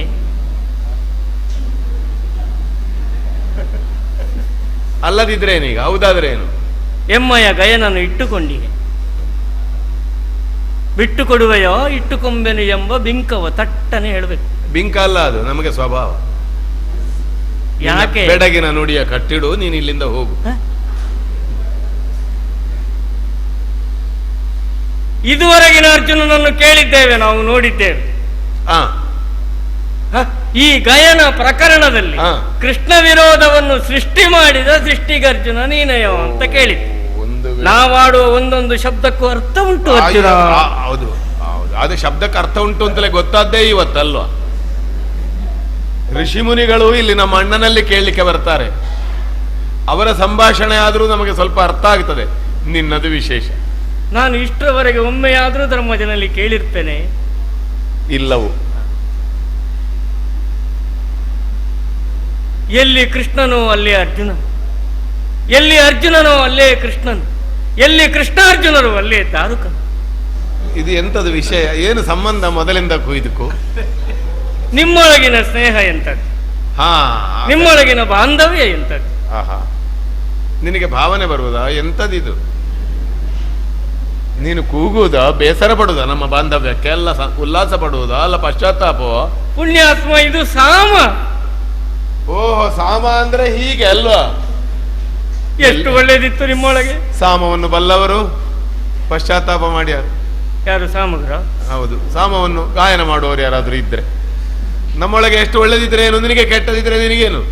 ಅಲ್ಲ, ಪ್ರಕರಣ ಇಲ್ಲಿಯವರೆಗೆ ಬಂದು ಮುಟ್ಟಿತಲ್ಲ ಆ ಗಯನ ನೆವನದಿಂದ. ಓ, ಇದೀಗ ಹಿಂದೆ ಮುಂದೆ ವಾಕ್ಯ. ಇದರಿಂದಾಗಿ ನಿನಗೆ ಪಶ್ಚಾತ್ತಾಪ ಆದ್ದಕ್ಕೆ ನೀನು ಅರ್ಜುನ ಅಂತ ಪ್ರಾರಂಭಿಸಿದ್ದಲ್ವಾ? ಬೇಕಾದಷ್ಟು ಇದ್ದವರ ಮಗ ಅಂತ ನಾಳೆ ಉಪಕಾರಕ್ಕೆ ಸಿಕ್ಲಿಕ್ಕಿಲ್ವಪ್ಪ. ಹೌದೌದು, ಧನಪತಿ ಕುವರ ಅಲ್ವ? ಧನಪತಿ ಕುವರ ಅಂತ ನಾವೆಲ್ಲ ಕಟ್ಟಿಕೊಂಡದ್ದು. ಧನಪತಿ ಕುವರನಾದ್ರೂ ನಮ್ಮ ಆಶ್ರಯಕ್ಕೆ ಬಂದ ಅಂತ. ಬಿಟ್ಟು ಬಿಡು. ಎಂತದನ್ನು? ಈ ವಿಷಯವನ್ನು ಅಲ್ಲ, ಗಯನ ಬಿಟ್ಟು ಕೊಟ್ರೆ ಒಂದು ಸಾಮದಲ್ಲಿ ಮುಗಿಯುದಿದ್ರೆ ಮುಗೀಲಿ. ನೀನು ಈಗ ನನಗೆ ಉಪದೇಶ. ಹೌದೌದು, ದಾರುಕೋಪದೇಶ ಅಂತ ಒಂದು ಹೊಸ ಪ್ರಸಂಗ ಇದೆ, ಇಷ್ಟವರೆಗೆ ಇಲ್ಲ ಇದು. ಹೇಗೆ ಒಂದು ಸಾಮದಲ್ಲಿ ಮುಗಿಸುವ? ಆಗುವುದಿಲ್ಲ. ಗಯನನ್ನು ಕೊಡುವುದು, ನಾನು ತೆಕ್ಕೊಂಡು ಹೋಗುದು. ಎಂತದದು ವಸ್ತುವ? ಕೊಡಬೇಕಾದ್ರೆ ಕಟ್ಟಿ ತಂದದ್ದಲ್ಲ, ಇಟ್ಟುಕೊಂಡದ್ದು ಯಾಕೆ ನಾವು? ಬೇಡ. ಯಾರು ಬೇಡ? ದ್ವಾರಕೆಯಿಂದ ನಿನಗೆ ದಾನವಾಗಿ ಏನು ಬೇಕು? ಒಂದು ಕೊಟ್ಟಿದ್ದೇವೆ, ಇನ್ನು 25 ಬೇಕು. ಎಂತದು ವಿಷಯ ಇದು? ಯಾಕೆ ಈಗ ಹೇಳುವುದು ಇದನ್ನು? ದಾನ ರೂಪವಾಗಿ ಏನಾದ್ರೂ ನೀನು ಸ್ವೀಕರಿಸಿದರೆ ಗಯನನ್ನು ಬಿಡುವುದಕ್ಕೆ. ಏನಾದ್ರೂ ಕೊಟ್ರೆ? ಹೌದು. ಗಯ ಮಾರಾಟಕ್ಕಿದ್ದ ವಸ್ತುವ? ಇಡೀ ದ್ವಾರಕೆಯನ್ನೇ ಬೇಕಿದ್ರೆ ಈ ಹೊತ್ತು ಕೊಡುವುದಕ್ಕೆ ನಾನು ಸಿದ್ಧನಿದ್ದೇನೆ. ಇದು ನನ್ನ ಮೂಗಿನ ಪ್ರಶ್ನೆ ಅರ್ಜುನ. ನಿನ್ನ ಮೂಗಿನ ಪ್ರಶ್ನೆ ಎಂತದ್ದು? ಕೃಷ್ಣನ ಮೂಗಿನ ಪ್ರಶ್ನೆ. ನೀನೆಂತದಲ್ಲಿ? ನೀನು ಹೇಳಿ ಬಂದಿದ್ದೀ ಕಾಣ್ತದೆ. ಸ್ವಾತಂತ್ರ್ಯವನ್ನು ಕೃಷ್ಣ ನನಗೆ ಕೊಟ್ಟಿದ್ದಾನೆ ಅಂತ ಅರ್ಥ. ಇಷ್ಟವರೆಗೆ ಕೊಟ್ಟಿರಲಿಲ್ಲ ಅಂತ ತಾತ್ಪರ್ಯ ಅಲ್ಲ ಈ ಪ್ರಕರಣದಲ್ಲಿ. ಹೌದು, ಗೊತ್ತಾಯ್ತು. ಏನು ಬೇಕು ನಿನಗೆ? ಇದುವರೆಗೆ ಕೊಟ್ಟದ್ದನ್ನೆಲ್ಲ ಮರೆತು ಬಿಡು. ಮರೆತು ಬಿಡು ಅಂದ್ರೆ ಹಾಗಲ್ಲ, ಇನ್ನು ಏನು ಕೊಡಬೇಕು ಅದನ್ನು ಕೇಳು. ಮರೆತು ಬಿಡು ಅಂತ ಹೇಳುವಾಗಲೂ ಮೊದಲು ಕೊಟ್ಟದ್ದೇ ಹೇಳಬೇಕಲ್ವಾ? ಒಬ್ಬ ಹೇಳಿದಾನಂತೆ, ಮೊನ್ನೆ ನೀನು ಪೆಟ್ಟು ತಿಂದಿದ್ದೆ, ಅದು ವಿಷಯ ಬಿಡುವ ಅಂತ ಹೇಳಿದಾಗ ಆಗ್ತದೆ. ಇದು ನಾವು ತೆಕ್ಕೊಂಡದಲ್ಲ, ನಾವು ಋಣಿಗಳಲ್ಲ. ಇನ್ನು ನಮಗೆ ಏನೂ ಬೇಡ, ಕೃಷ್ಣ ಬಿಡು. ಈಗ ನಿನಗೆ ಎಂತದ್ದು ಬೇಕು ಹೇಳು, ನಾ ಕೊಡ್ತೇನೆ. ನನಗೆ ಗಯ ಬೇಕು. ಗಯನನ್ನು ಬಿಟ್ಟು ಗಯನನ್ನು ಬಿಟ್ಟು ಬಿಡು. ಬಿಟ್ಟು ಕೊಡುವುದಿಲ್ಲ. ಗಯನನ್ನು ಬಿಟ್ಟು ಬೇರೆ ಬಿಟ್ಟು ಕೊಡ್ತೇವೆ, ಅಲ್ಲ ಕೊಟ್ಟು ಬಿಡುತ್ತೇವೆ. ದಾನ ರೂಪಕ್ಕೂ ಒಪ್ಪುವುದಿಲ್ವಲ್ಲ ನೀನು? ಇನ್ನು ಎಂಥದ್ದು ಮಾಡುದಪ್ಪ ಅರ್ಜುನ? ಇನ್ನು ಎಂಥದ್ದು ಮಾಡುದಪ್ಪ ಅಂತ ನನ್ನ ಹತ್ರ ಕೇಳಲಿಕ್ಕಾಲ. ಇದು ಇನ್ನೊಂದು ಪ್ರಾರಂಭ ಆದದ್ದ, ಅತ್ಯಂತ ರಹಸ್ಯವಾದದ್ದನ್ನೊಂದು ಸ್ಫೋಟಿಸ್ಲಿಕ್ಕುಂಟು ನಾನೀಗ. ಇದು ಇಷ್ಟವರೆಗೆ ರಹಸ್ಯ ಇಲ್ಲ, ನಿಗೂಢ ಸತ್ಯ, ಯಾರಿಗೂ ತಿಳಿಯತ್ತು. ನಿನಗೊತ್ತುಂಟಾ? ಆದರೆ ಸತ್ಯ.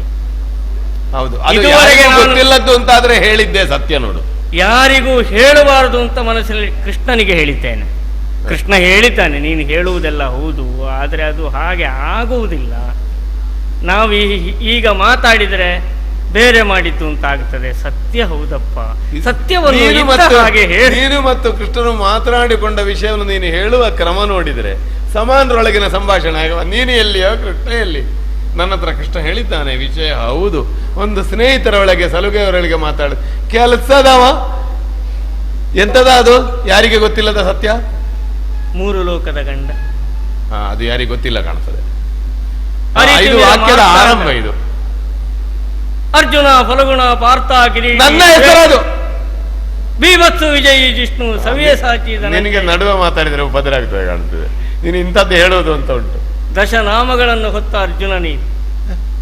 ಆಗ ಹೇಳಿದಿ ಎಂಥದೋ ಬೇರೆ, ದಾನ ಬಡ್ತೇನೆ. ಈಗ ಹೇಳ್ತೀನಿ ನಾನು ದೊಡ್ಡವ ಅಂತ. ನಿನ್ನ ಪರಾಕ್ರಮ ಏನು ಅಂತ ನಿನಗೆ ಗೊತ್ತಿಲ್ವಪ್ಪ?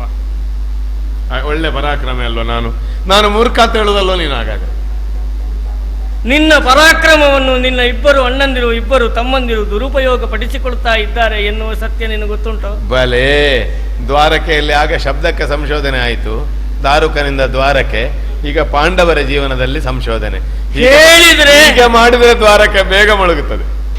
ಹೇಳಿದ್ರೆ ನಾನು ವೇದ ಮಾಡಿದ್ದು ಅಂತ ಆಗ್ತದೆ. ಈಗ ಎಂತದ್ದು ಮಾಡಿದ್ದು ಮತ್ತೆ ನೀನು?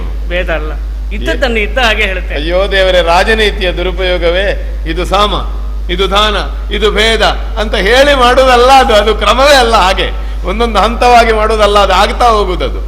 ನೀನು ಅದನ್ನು ಹೇಳಿ ಮಾಡುದು, ಅದು ಕ್ರಮ ಚಂದ ಉಂಟು. ಅಂದ್ರೆ ನಿನಗೆ ಏನು ಗೊತ್ತಿಲ್ಲ ಅಂತ ಅರ್ಥ. ಏನು ದುರುಪಯೋಗ ಆಗಿದೆ? ಒಂದು ಪ್ರಶ್ನೆ ಕೇಳಿದ್ರಂತೆ ನಿನ್ನ ಗುರುಗಳು, ಏನು ಕಾಣ್ತದೆ ಅಲ್ಲಿ? ಕೆಲವರು ಮರ ಕಾಣ್ತದೆ ಅಂತ ಹೇಳಿದ್ರೆ, ಕೆಲವರು ರಂಬೆಗಳು ಕೇಳಿದ್ದಾರೆ. ಇದು ಆ ಪ್ರಕರಣದ್ದು ಬಾಣ ಪ್ರಯೋಗ. ನೀನು ಮಾತ್ರ ಹೇಳಿದಂತೆ ಸ್ವಾಮಿ, ಪಕ್ಷಿ ಅಕ್ಷಿಗಳು ಬಿಟ್ಟು ನನಗೇನು ಕಾಣುವುದಿಲ್ಲ. ಅದು ನಿಜವಾದ ಗುರಿಕಾರನ ಸಾಧನೆಯ ಕ್ರಮ ಅಂತಂದ್ರೆ ಅದು ಹೌದು ಬಾಬಾ. ಧನುರ್ವೇದದಲ್ಲಿ ನೀನಿನ್ನು ಆಚಾರ್ಯ, ಅದು ಸರಿ ಅಂತ ಹೇಳಲಿಕ್ಕಾದ್ರೂ ಯೋಗ್ಯತೆ ಉಂಟಂದ್ರೆ ನಿನಗಿಂತ ಗೊತ್ತುಂಟು ಅಂತ ಬೇಕಲ್ಲ. ದ್ರೋಣರ ಪ್ರಶ್ನೆಯನ್ನು ಸರಿ ಅಂತ ನಿನ್ನ ಬಾಯಲ್ಲಿ ಬರ್ತಾ ಇಲ್ಲ. ಹಾಗಾದ್ರೆ ಏನು ಹೇಳಬೇಕು ನಿನಗೆ? ತುಂಬಿದ ಸಭೆ, ಬ್ರಾಹ್ಮಣರ ಮಧ್ಯದಿಂದ ಎದ್ದ ಕ್ಷತ್ರಿಯ ನೀನು. ಅದು ಅಲ್ಲಿಗೆ ಮುಗೀತು. ಈಗ ಎಲ್ಲೇ ಹೋಯ್ತು ವಿಷಯ. ಇದು ದೃಶ್ಯದಿಂದ ದೃಶ್ಯಕ್ಕೆ ಹೋಗುದು. ಇದೆಂತದ್ದು ವಿಷಯ? ಆ ಗುರಿ ಸರಿಯಾಗಿ ಪರಿಪಕ್ವವಾಗಿ ಪ್ರಯೋಗಕ್ಕೆ ಸಿಕ್ಕಿದಲ್ಲಿ ಅಂತ. ಎಲ್ಲಿ ಅದು? ಆ ತುಂಬಿದ ಸಭೆಯಲ್ಲಿ ಮೇಲೆ ಮತ್ಸ್ಯಲಾಂಛನ, ಕೆಳಗೆ ಎಣ್ಣೆ. ಎಣ್ಣೆ ಅಂತ ಹೇಳುವಾಗ ನೀನು ಕೂಗುದು ಯಾಕೆ? ನಿನಗೆ ಅದು ಹೀನತೆ ಏನದರಲ್ಲಿ? ಕುದಿಯುವ ಎಣ್ಣೆ ಹಾಗೆ ಹೇಳ್ಬೇಕು. ನೋಡಿದ್ದು ಎಣ್ಣೆಯನ್ನು, ಬಿಟ್ಟದ್ದು ಕಣ್ಣಿಗೆ ಬಾಣ. ಅದು ಅದರಿಂದ ಅಲ್ಲ, ಏನು ಪಂಥವೇ ಇದ್ದದ್ದು ಹಾಗೆ. ಎಣ್ಣೆ ನೋಡಿ ಹಾಗಾದಲ್ಲ. ಅದಕ್ಕೆ ಕಾರಣ ಇದು ಅಂತ ಪಕ್ಷಿ ಅಕ್ಷಿ ಮಾತ್ರ ಕಂಡದ್ದು. ಹಾಗೆ ಅಲ್ಲಿ ಇದು ಜೋಡಣೆ ನೀನೇ ಹೇಳಿ ಆಗ್ಬೇಕಂತೆ. ಇದು ಮೂರಲ್ವೋ ನಾನು ಹೇಳಿದ್ದು? ಎರಡಾಯ್ತು, ಒಂದು ಯಾವುದು ಹೇಳು ಅಂತ ಹೇಳೋರಿದ್ದಾರೆ ಕೆಲವರು. ಹಾಗಿದ್ದ ವ್ಯವಸ್ಥೆ ಇದು. ದ್ರೌಪದಿಯನ್ನು ಗೆದ್ದಿ. ನಿನಗೆ ಸ್ವರ ಬೀಳುವುದೇನು? ನಾನು ದ್ರೌಪದಿಯನ್ನು ಗೆದ್ದದಕ್ಕೆ ಕರಕೊಂಡು ಕುಂಬಾರನ ಮನೆಗೆ ಹೋದಿ. ಆಯ್ತು. ಹೆಣ್ಣು ತಂದಿದ್ದೇವೆ ಅಂತ ಹೇಳುವಾಗ ನಿನ್ನ ತಾಯಿಗೆ ಹಣ್ಣು ತಂದಿದ್ದ ಕರ್ಮವ ಕಿವಿ ಸರಿ ಇಲ್ವ ಅಂತದ್ದು ಗೊತ್ತಿಲ್ಲ. ಹಾಗ ಹೇಳಿದ ಸಮಾನವಾಗಿ ಹಂಚಿಕೊಳ್ಳಿ ಅಂತ. ಮೊದಲೇ ನಿನ್ನ ಹತ್ರ ಅಷ್ಟಕ್ಕಷ್ಟೇ, ನಿನ್ನ ಅಣ್ಣಂದ್ರಿಗೂ ತಮ್ಮಂದ್ರಿಗೂ. ಹೌದು, ಅದು ನನಗೆ ಗೊತ್ತಿಲ್ಲದ ನಿನ್ನ ಹತ್ರ ಹೇಳಿದ್ದುಂಟು ನೋಡು. ನನ್ನ ಅಣ್ಣ ತಮ್ಮಂದ್ರು, ಅದು ಬಹಳ ವಿಶೇಷ. ಆಗಲಿ, ನೀನು ಪರಾಕ್ರಮಿ, ನೀನು ಬಿಲ್ಗಾರ. ಮನಸ್ಸು ಮಾಡಿದರೆ ಯಾವ ಸಾಧನೆಯನ್ನು ಈ ಲೋಕದಲ್ಲಿ ಮಾಡಬಹುದಾದಂತಹ ಸಾಮರ್ಥ್ಯವಂತ ಎಂದು ನೀನು ತಿಳಿದು ನಿನ್ನ ಬಗ್ಗೆ ಒಳಗೆ ಒಂದು ರೀತಿಯ ಶ್ವಾಸ ತೆಕ್ಕೋ ಒಂದು ಸಲ ಮಧ್ಯದಲ್ಲಿ. ಇಲ್ಲದ್ರೆ ಕಡೆದು ಅಕ್ಷರ ಕೇಳುವುದಿಲ್ಲ ಅಂತ ನನ್ನ ಅಣ್ಣ ತಮ್ಮಂದ್ರು. ನಿನ್ನ ತಾಯಿ ಕುಂತಿಗೆ ನೀನು ಹುಟ್ಟಿದ ಮೇಲೆ ಮಕ್ಕಳು ಸಾಕು ಅಂತ ಕಂಡಿದಂತೆ. ಅಂದ್ರೆ ಹಾಗಲ್ಲ, ಮಕ್ಕಳು ಸಾಕು ಅಂತ ಕಂಡದ್ದಲ್ಲ, ಹಾಗೆ ಹೇಳುವುದಲ್ಲ. ಅದನ್ನು ಮಾತೃತ್ವ ಪೂರ್ತಿ ಆಯ್ತು ಅಂತ ಆದದ್ದು ಅಲ್ಲ, ಅದೇ ಹೇಳಿದ್ದು. ಅದಲ್ಲ, ಅದು ಬೇರೆ ಆಗ್ತದೆ. ಕುಂಭವನ್ನು ತಾಳ್ತೇಳುವಲ್ಲಿ ಮಡಿಕೆ ತಾ ಅಂತ ಹೇಳುವುದಾಗ್ಲಿ, ಯಜ್ಞಕ್ಕೆ ಅಗ್ನಿಯನ್ನು ತರುವಲ್ಲಿ ಸ್ವಲ್ಪ ಬೆಂಕಿಗೊಳ್ಳಿ ಹಿಡ್ಕೊಂಡು ಬಾ ಅಂತ ಹೇಳುವುದಾಗ್ಲಿ, ಹೋಮ ಹುತವಾಯಿತು ಅಂತ ಹೇಳುವಲ್ಲಿ ಸುಡ್ತಾ ಉಂಟು ಅಂತಾಗ್ಲಿ ಹೇಳಬಾರದು. ಅದಕ್ಕೆ ಕ್ರಮ ಉಂಟು. ನೀನು ಏರುವ ಎತ್ತರವನ್ನು ಸಹಿಸದಾದರೂ ನಿನ್ನ ಅಗ್ರಜರು ಬಾಲ ಏಕಪಾತ್ರಾಭಿನಯ. ಧರ್ಮರಾಯನಂತೂ ನೀನೇ ಮಾತಾಡುದು. ಇದು ನಿನಗೆ ಆಗಬೇಕಾದ್ದೀಗ. ಒಂದು ಧರ್ಮ ಸೂಕ್ಷ್ಮ ಉಳಿಯಿತು ನಿನ್ನ ಅಣ್ಣನಿಗೆ. ಎಂತದು ಧರ್ಮ ಸೂಕ್ಷ್ಮ ಅಂತೆ? ಹೌದೌದು. ತಮ್ಮನಿಗೆ ಮದುವೆಯಾಗದೆ ಅಣ್ಣನಿಗೆ ಮದುವೆಯಾಗಬಹುದೇ? ದ್ರೌಪದಿಯನ್ನು ನೋಡುವಾಗಲೇ ಕೈಕಾಲು ಬಿಟ್ಟಿದ್ದಾನೆ ಧರ್ಮರಾಯ.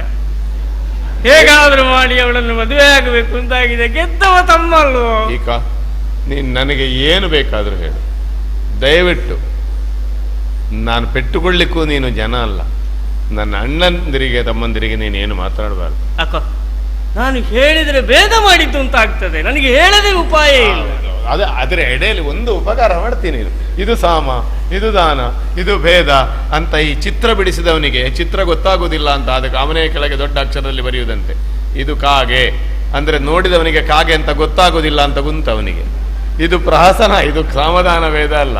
ಆಮೇಲೆ ಏನಾಯ್ತು? ಆಮೇಲೆ ದುರುಪಯೋಗ ಮಾಡಿದ್ರ ಧರ್ಮ ಸೂಕ್ಷ್ಮ ನೆನಪಾಯ್ತು ಅವನಿಗೆ. ಹೇಗಾದ್ರೂ ಮಾಡಿ ದ್ರೌಪದಿಯನ್ನು ಮದುವೆ ಆಗಬೇಕು ಅಂತ. ಇಲ್ಲದೆ ಇದ್ರೆ ಭೀಮ ಹಿಡಿಂಬೆಯನ್ನು ಮದುವೆ ಆಗುವಾಗ ಎಲ್ಲಿ ಹೋಗಿತ್ತು ಇವನ ಧರ್ಮ ಸೂಕ್ಷ್ಮ, ನೀನು ಆಲೋಚನೆ ಮಾಡು. ಈಗ ನಿನಗಿಂತ ಮೊದಲೇ ಭೀಮ ಮದುವೆ ಆಗ್ಲಿಲ್ಲ, ಒಂದು ಮೋಸ, ಧರ್ಮಜನಿಗಿಂತ ಮೊದಲೇ ಆಗ್ಲಿಲ್ಲ. ಒಂದು ಮೋಸ ಆಯ್ತು.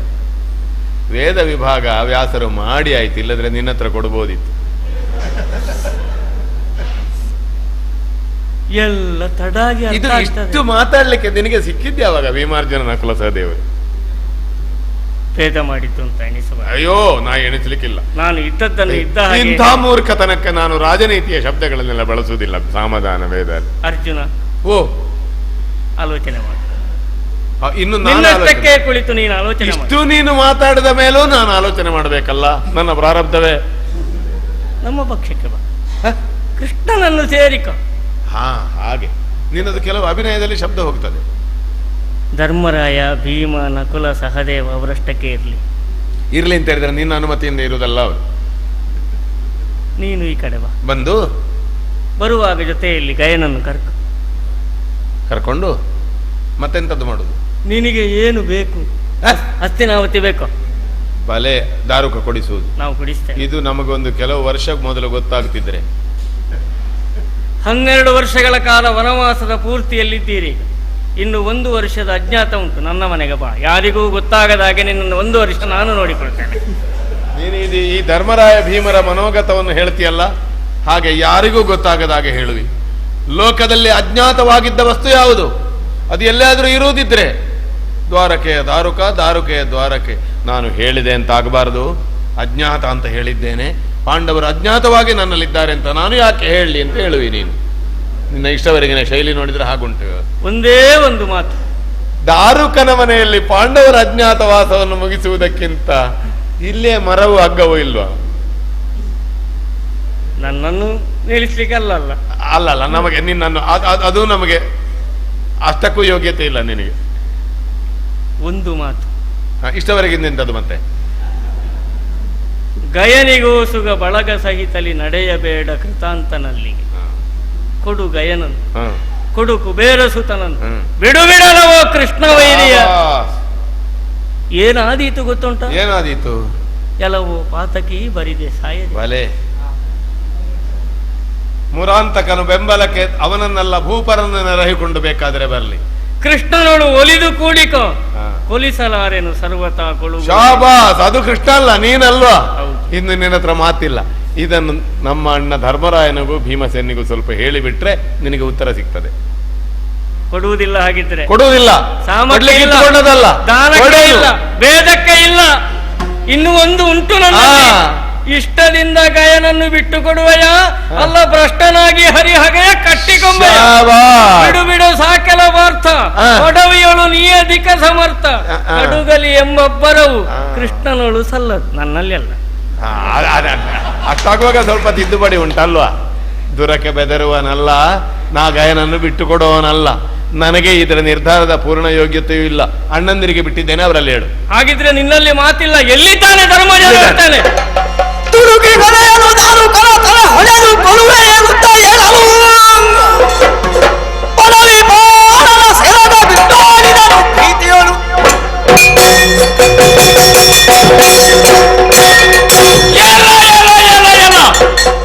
ಎಲ್ಲಿಗೆ ಓಡುವುದು ನೀನು?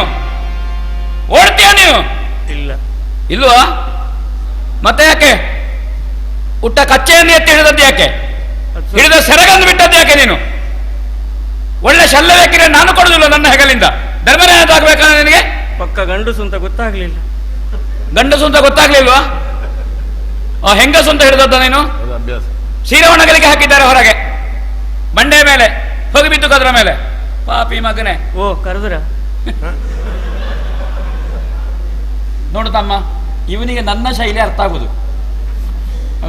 ಜುಟ್ಟು ಹಿಡ್ಕೊಂಡ ನಿನ್ನ ವಿಮರ್ಶೆ, ನಿನ್ನ ಸಾಹಿತ್ಯ, ನೀನು ಕಲ್ತದ್ದು, ನೀನು ಓದಿದ್ದು ಅವನಿಗೆ ಬೇಕಾ? ಏನು ಕಲಿಯದೆ ಟಾಟಾ ಡಾಟಾ 4 ಅಕ್ಷರದಲ್ಲಿ ಇವನಿಗೆ ಅರ್ಥ ಆಗುದು. ನೀನು ಎಂತದ್ದು ಮಾಡುದು ಎಂತದ್ದು? ಈಗ ಎಂತದ್ದು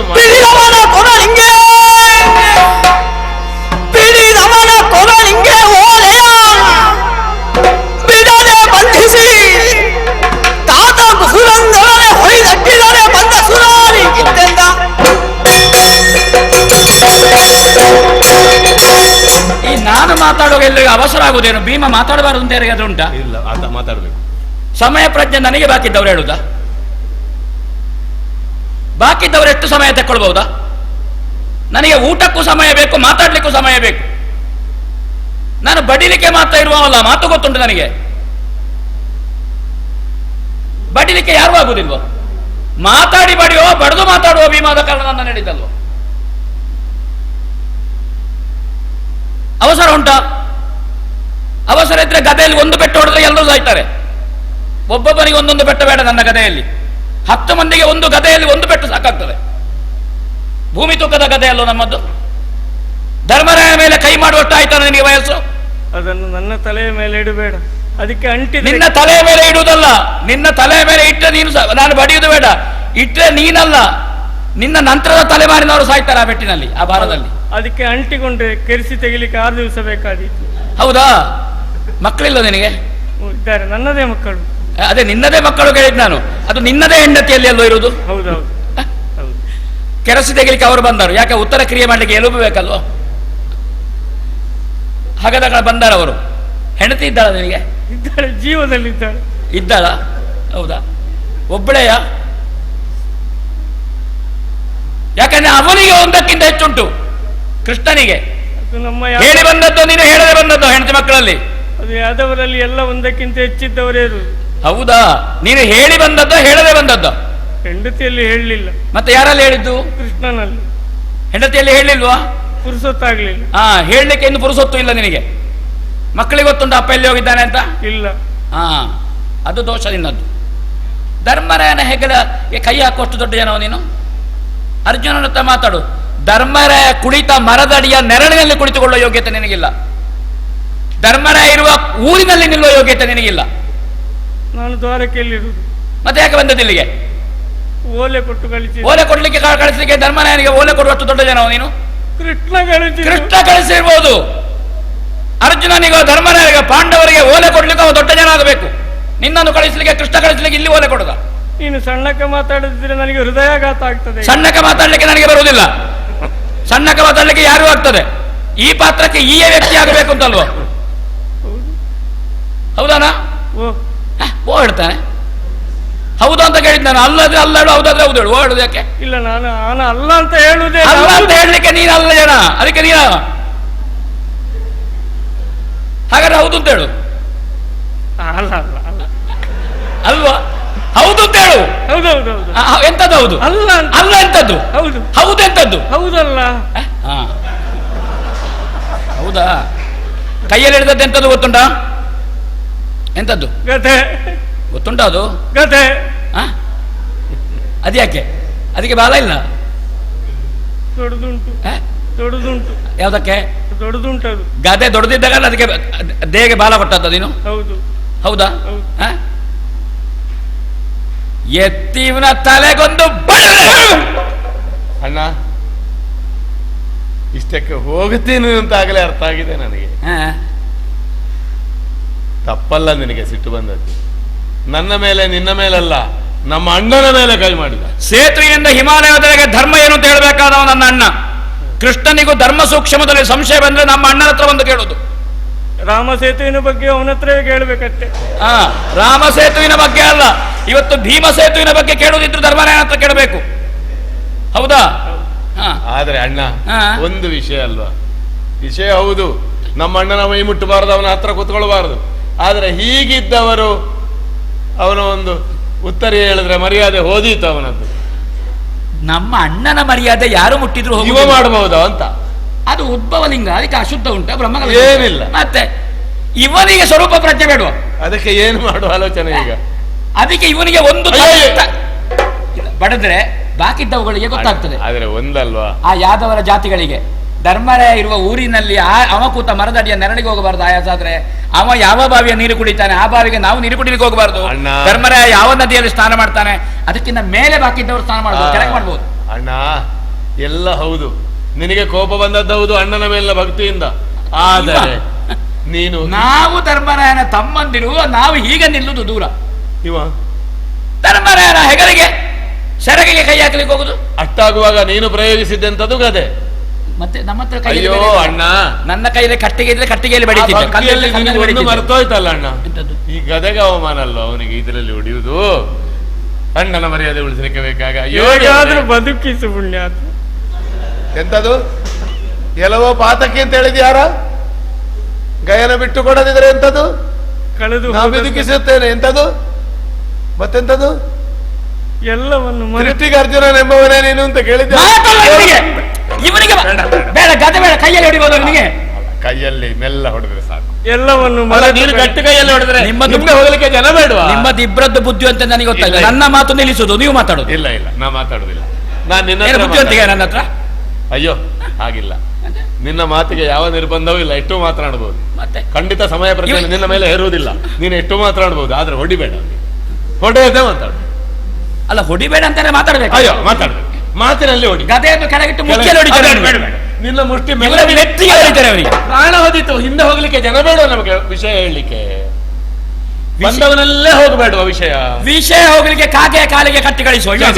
ಆ ಪತ್ರ ಹಿಂದೆ ಹೋಗ್ಬೇಕು, ಹಾಗೆ ಅದು ತಂದವನ ಹತ್ರ ಕಳಿಸ್ಬೇಕು, ಅದಲ್ವ ಅವಮಾನ. ನಮ್ಮ ಹತ್ರ ಜನ ಇಲ್ಲ, ನಾವು ಜನ ಕಳಿಸುವುದು ಅದು ಕಡಿಮೆ ಆಗ್ತದೆ ನಮಗೆ. ನಾವು ಜನ ಕಳಿಸಿಬಿಟ್ಟು ಸಣ್ಣವರು.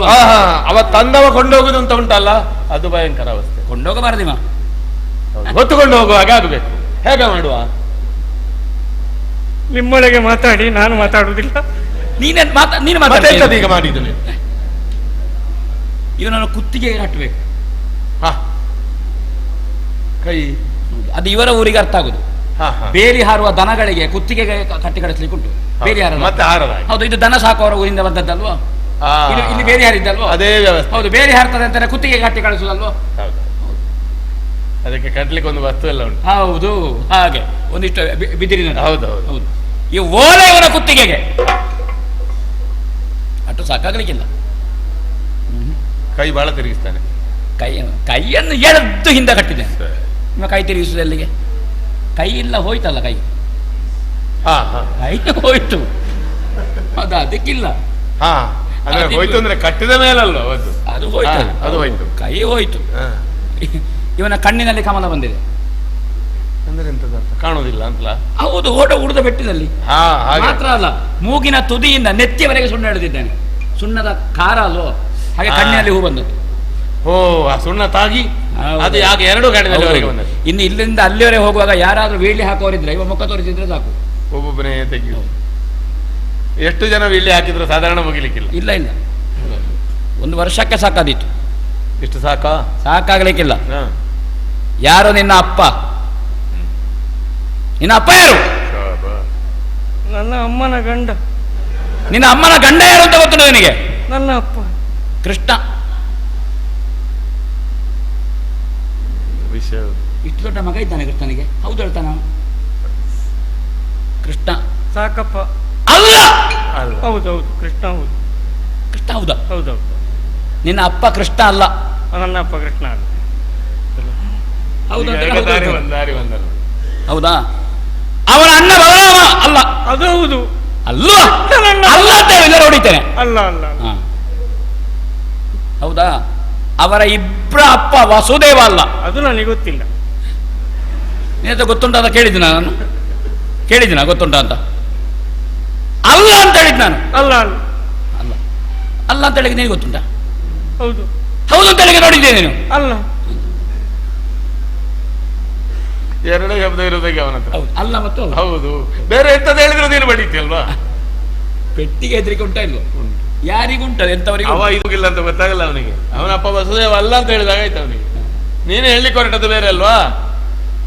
ಕೃಷ್ಣ ಅಲ್ಲ, ಅವನ ಅಣ್ಣ ಬಲರಾಮ ಅಲ್ಲ, ಅವನ ಅಪ್ಪ ವಸುದೇವ ಅಲ್ಲ. ಹಾಗೆ ಹಾಗೆ ಹಾಗೆ ಬಂದ್ರು ಹಾಗೆ. ಎಂತ ಬೇಕಾದ್ ನಿನಗೆ? ಗಯ. ಎಂತದ್ದು ಗಯ? ಅಲ್ಲ, ಬೇಕು ಅಂತ ಕೃಷ್ಣ ಹೇಳಿ ಕಳುಹಿಸಿದ್ದು. ಹೇಳ ಕೃಷ್ಣ ಮಾತಾಡಿದ್ರೆ ಹೊಡಿತಾನೆ. ಹೇಳಿಯಾನ ಕೃಷ್ಣ? ಮಾತಾಡು, ಮಾತಾಡು. ಹೊಡಿತಾನೆ ಇಲ್ಲ ಇದ್ರೆ ಮಾತಾಡಿದ್ರೆ ಹೊಡಿತಾನೆ.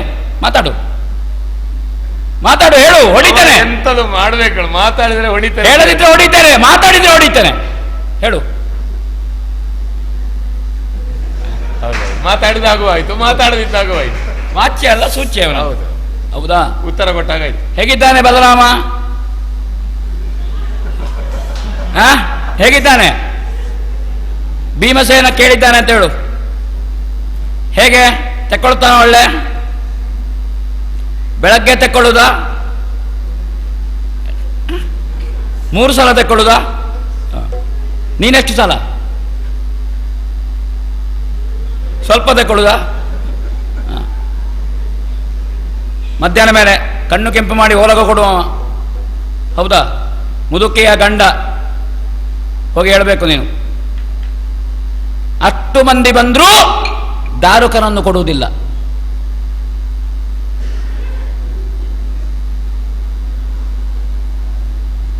ಹೋಗಬೇಕಾ ನಿನಗೆ? ಹೋಗಬೇಕಾ ನಿನಗೆ? ಹೋಗಲೇಬೇಕಾ ನಿನಗೆ? ಅಲ್ಲ, ಇಲ್ಲಿ ಇರ್ತೀಯ? ಗಾಯನ ವಿಷಯ ಬಿಡು.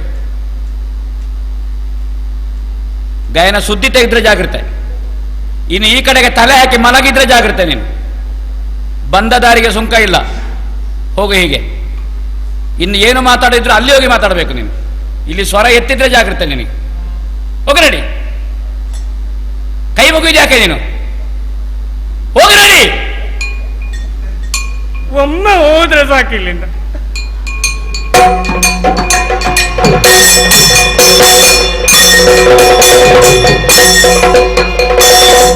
ಎನ್ನಿದ ತೆರದಲ್ಲಿ ಕಲಾವ ಹಳ್ಳಿದು ಬಂದಿರುತ್ತದಾರು ಕಲಸುರವು ಉನ್ನತ ಹರುಷದಿ ಹರಿ ತನ್ನಣ್ಣನ ಪದಕ್ಕೆ ಉದಪೇರಿರಲಿ ಹದನೋ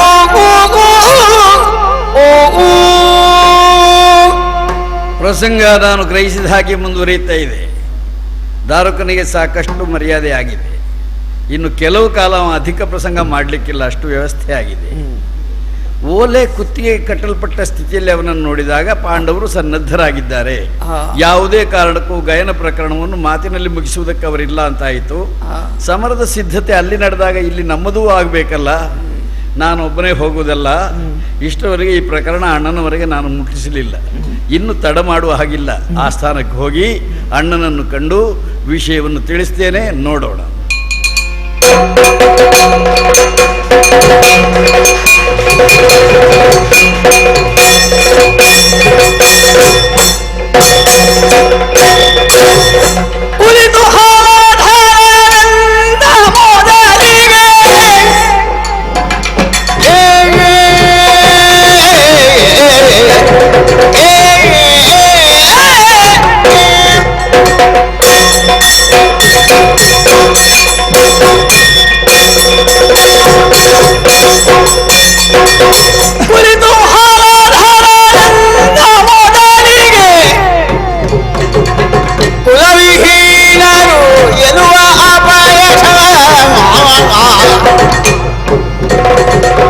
ತೊಲಗಿದುದು ಎದುಬಾರಗ ಕೆಂದಾಯ ಬಲುಹೀನಿಂದ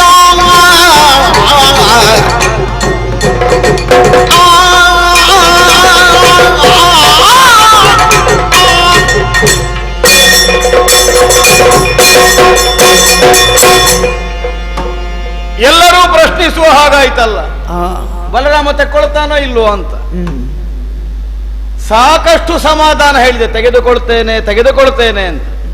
ಆದರೆ ಪೂರ್ತಿ ಭರವಸೆ ನನಗೇ ಸಾಕಾಗುವುದಿಲ್ಲ. ಈಗ ಎಲ್ಲರೂ ಆಕ್ಷೇಪ ಮಾಡುವುದು, ನಿನ್ನ ತಮ್ಮನ ಬಗ್ಗೆ ಏನಾದರೂ ಹೊಣೆಗಾರಿಕೆ ನೀನು ತೆಕ್ಕೊಳ್ತೀಯೋ ಇಲ್ವೋ? ತೆಗೆದುಕೊಳ್ತೇನೆ ಅಂತ ಹೇಳ್ತೇನೆ, ಹೌದೇ, ಆದರೆ ಅದನ್ನು ಸಂಪೂರ್ಣವಾಗಿ ಒಪ್ಪಿಕೊಳ್ಳುವಲ್ಲಿ ನನಗೆ ಅನುಮಾನ ಬರ್ತಾ ಉಂಟು. ಈಗ ಅಲ್ಲದಿದ್ರೇನು, ಲೋಕದಲ್ಲಿ ಮನ್ನಣೆಯೇ ಇಲ್ಲದೆ ಕ್ಷತ್ರಿಯರ ಸಾಲಿನಲ್ಲಿ ಸೇರುವುದಕ್ಕೆ ಅವಕಾಶ ಇಲ್ಲದೆ ಇದ್ದಂತಹ ಸ್ಥಿತಿಯಲ್ಲಿ ಸ್ವಪ್ರಯತ್ನದಿಂದ ನಾವು ಕಟ್ಟಿ ಬೆಳೆಸಿದಂತಹ ಈ ದ್ವಾರಕಾ ನಗರಿ, ಅರಸನಾಗಿ ನಾನಾದರೆ ಯುವರಾಜನಾಗಿ ತಮ್ಮನಾದಂತಹ ಕೃಷ್ಣನನ್ನು ನಿಯೋಜಿಸಿಕೊಂಡವನು. ಹೊಣೆಗಾರಿಕೆಗೆ ಬೇಡಪ್ಪ, ದಿನಕ್ಕೊಮ್ಮೆ ಒಂದು ಮುಖ ತೋರಿಸಬೇಕು ಅನ್ನುವಂತಹ ಪ್ರಜ್ಞೆ ಆದ್ರೂ ಬೇಕೋ ಬೇಡುವ ಅವನಿಗೆ. ಅದು ಇಲ್ಲ ಅಂತ ಆದ್ರೆ ನಾನು ಓಲಗ ಗುಟ್ಟು ಕುಳಿತುಕೊಳ್ಳುವುದು. ಎಲ್ಲಿಗೋದ ಇವ? ಓ ಅಣ್ಣ ಬಂದೆ ಇವತ್ತು. ಇನ್ನೆಲ್ಲಿ ಹೋಗ್ಲಿ ಅಣ್ಣ, ನಿನ್ನ ಹತ್ರ ಬರದೆ. ಕೃಷ್ಣ, ಏನಣ್ಣ? ವಿನೋದ ಅಲ್ಲ, ನಿನ್ನ ಮುಖ ನೋಡಿದರೆ ನನಗೆ ದಿಗ್ಭ್ರಮೆಯಾಗುತ್ತದೆ. ಎಂದಿದ್ರು ನನ್ನ ಮುಖಕ್ಕೆ ಬರುವಾಗ ನಗು ನಗುತ್ತಾ ಬರುತ್ತಿದ್ದವ ನೀನು. ಇವತ್ತು ನೋಡಿದರೆ ಮುಖ ಕಪ್ಪಿಟ್ಟು ಹೋಗಿದೆ, ನಿನ್ನ ಮುಖದಲ್ಲಿ ಯಾವುದೇ ತೇಜಸ್ಸು ಕಾಣಿಸುವುದಿಲ್ಲ. ಏನಾಯ್ತು ನಿನಗೆ? ಅಣ್ಣ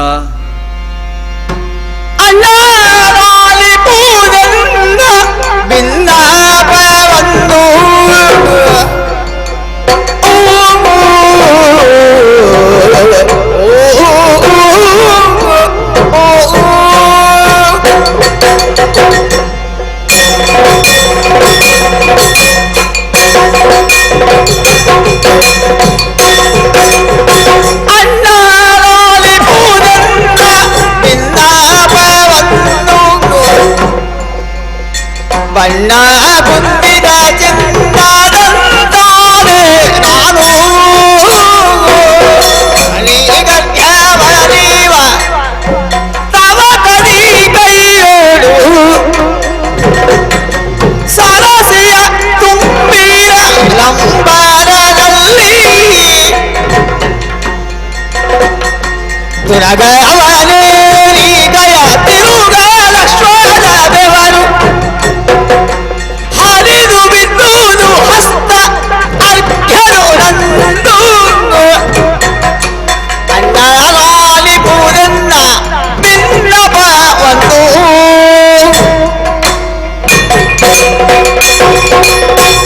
ಅಣ್ಣ ಕೃಷ್ಣ, ಈ ಪ್ರಪಂಚದಲ್ಲಿ ನಗುವಾಗ ಜೊತೆಗೆ ನಗುವುದಕ್ಕೆ ಬಹಳ ಜನ ಸಿಗ್ತಾರೆ. ಅಳುವ ಹೊತ್ತಿಗೆ ಯಾರೂ ಸಿಕ್ಕುವುದಿಲ್ಲ.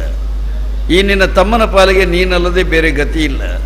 ಬಣ್ಣ ಕುಂದಿದ ಚಿನ್ನದ ಹಾಗಾಗಿದ್ದೇನೆ ನಾನು. ಯಾಕದು ಹಾಗಾದ್ದು? ನನ್ನ ಜೀವನದಲ್ಲಿ ಬಹುದೊಡ್ಡ ಗಂಡಾಂತರ ಬಂದಿದೆ. ಗಂಡಾಂತರ? ಹೌದಣ್ಣ.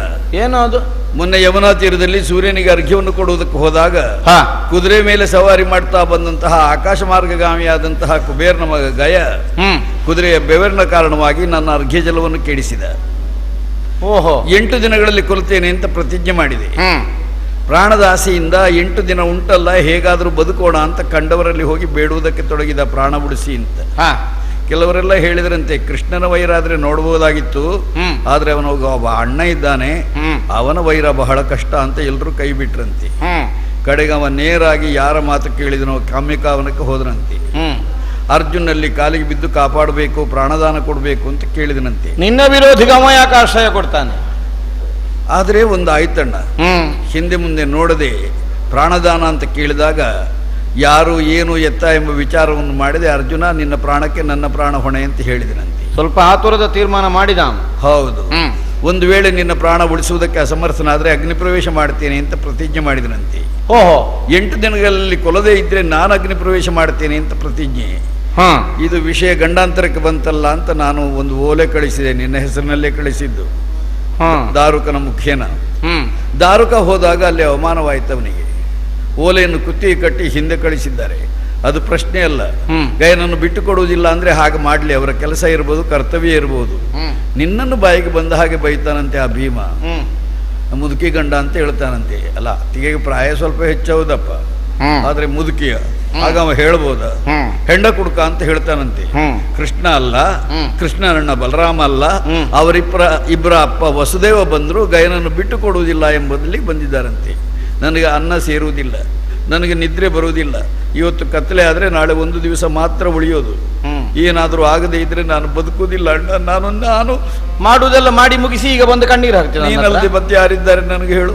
ಎಷ್ಟು ಸಲ ಹೇಳಿದೆ ನಾನು ನಿನಗೆ, ಪಾಂಡವರ ಗೊಡವೆ ಬೇಡ ಬೇಡ, ನಾಳಿನ ದಿನ ನಿನಗೆ ವಿರೋಧ ನಿಲ್ತಾರೆ ಅಂತ ಕೇಳಿದ್ಯೋ ನೀನು? ಹಾಗೆ ಆಯ್ತಿದು, ಇಷ್ಟ ಆಗ್ತದೆ ಅಂತ ನನಗೆ ಗೊತ್ತಿರ್ಲಿಲ್ಲ. ಈಗ ಯಾರೂ ಇಲ್ಲದಿದ್ರೆ ಹಳೆ ಅಣ್ಣನ ಪಾದವೇ ಗತಿಯಿಂದ ಮತ್ತೆ ನನ್ನ ಯಾರಿದ್ದಾರೆ ನನಗೆ ಹೇಳು? ಇಷ್ಟರವರೆಗೆ ಹೊತ್ತುಕೊಂಡೆ ಪಾಂಡವರು ನನಗೆ ಸರ್ವತ್ರ ಇದ್ದಾರೆ, ಅವರೆಲ್ಲದಕ್ಕೂ ಸಿಗ್ತಾರೆ ಅಂತ. ಸಿಕ್ಕಿದ್ರ ಅವರು? ಹೀಗೆಲ್ಲ ಕುತ್ತಿಗೆ ಕೊಯ್ತಾರೆ ಅಂತ ನನಗೆ ಗೊತ್ತುಂಟ. ನಾನು ಹೇಳೋ ತಮ್ಮ, ಪ್ರಪಂಚದಲ್ಲಿ ಶಾಶ್ವತವಾದ ಸಂಬಂಧ ಅಣ್ಣ ತಮ್ಮಂದಿರದ್ದು ಮಾತ್ರ. ಏನು ಈಗ ಗೊತ್ತಾಯ್ತು? ನೀನೇನೇ ಮಾಡು, ನಿನಗೆ ಬುದ್ಧಿವಂತಲ್ಲ. ಈಗ ಪಾಂಡವರು ಹೇಗೆ ಅನ್ನುವುದು ಸ್ಪಷ್ಟ ಆಯ್ತಲ್ಲ, ಬಂತು. ಅದಕ್ಕೊಂದು ಅವಕಾಶ ಒದಗಿದ್ದಕ್ಕಾಗಿ ಆ ದೇವರಿಗೆ ನಾನು ಮನಸಾರ ನಮಸ್ಕರಿಸ್ತೇನೆ.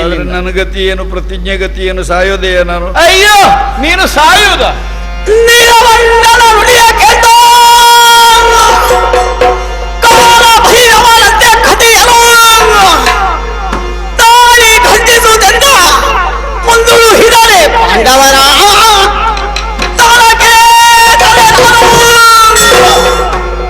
ದುಗುಳವ ತಾಳದಿರು ನಡುವಿರು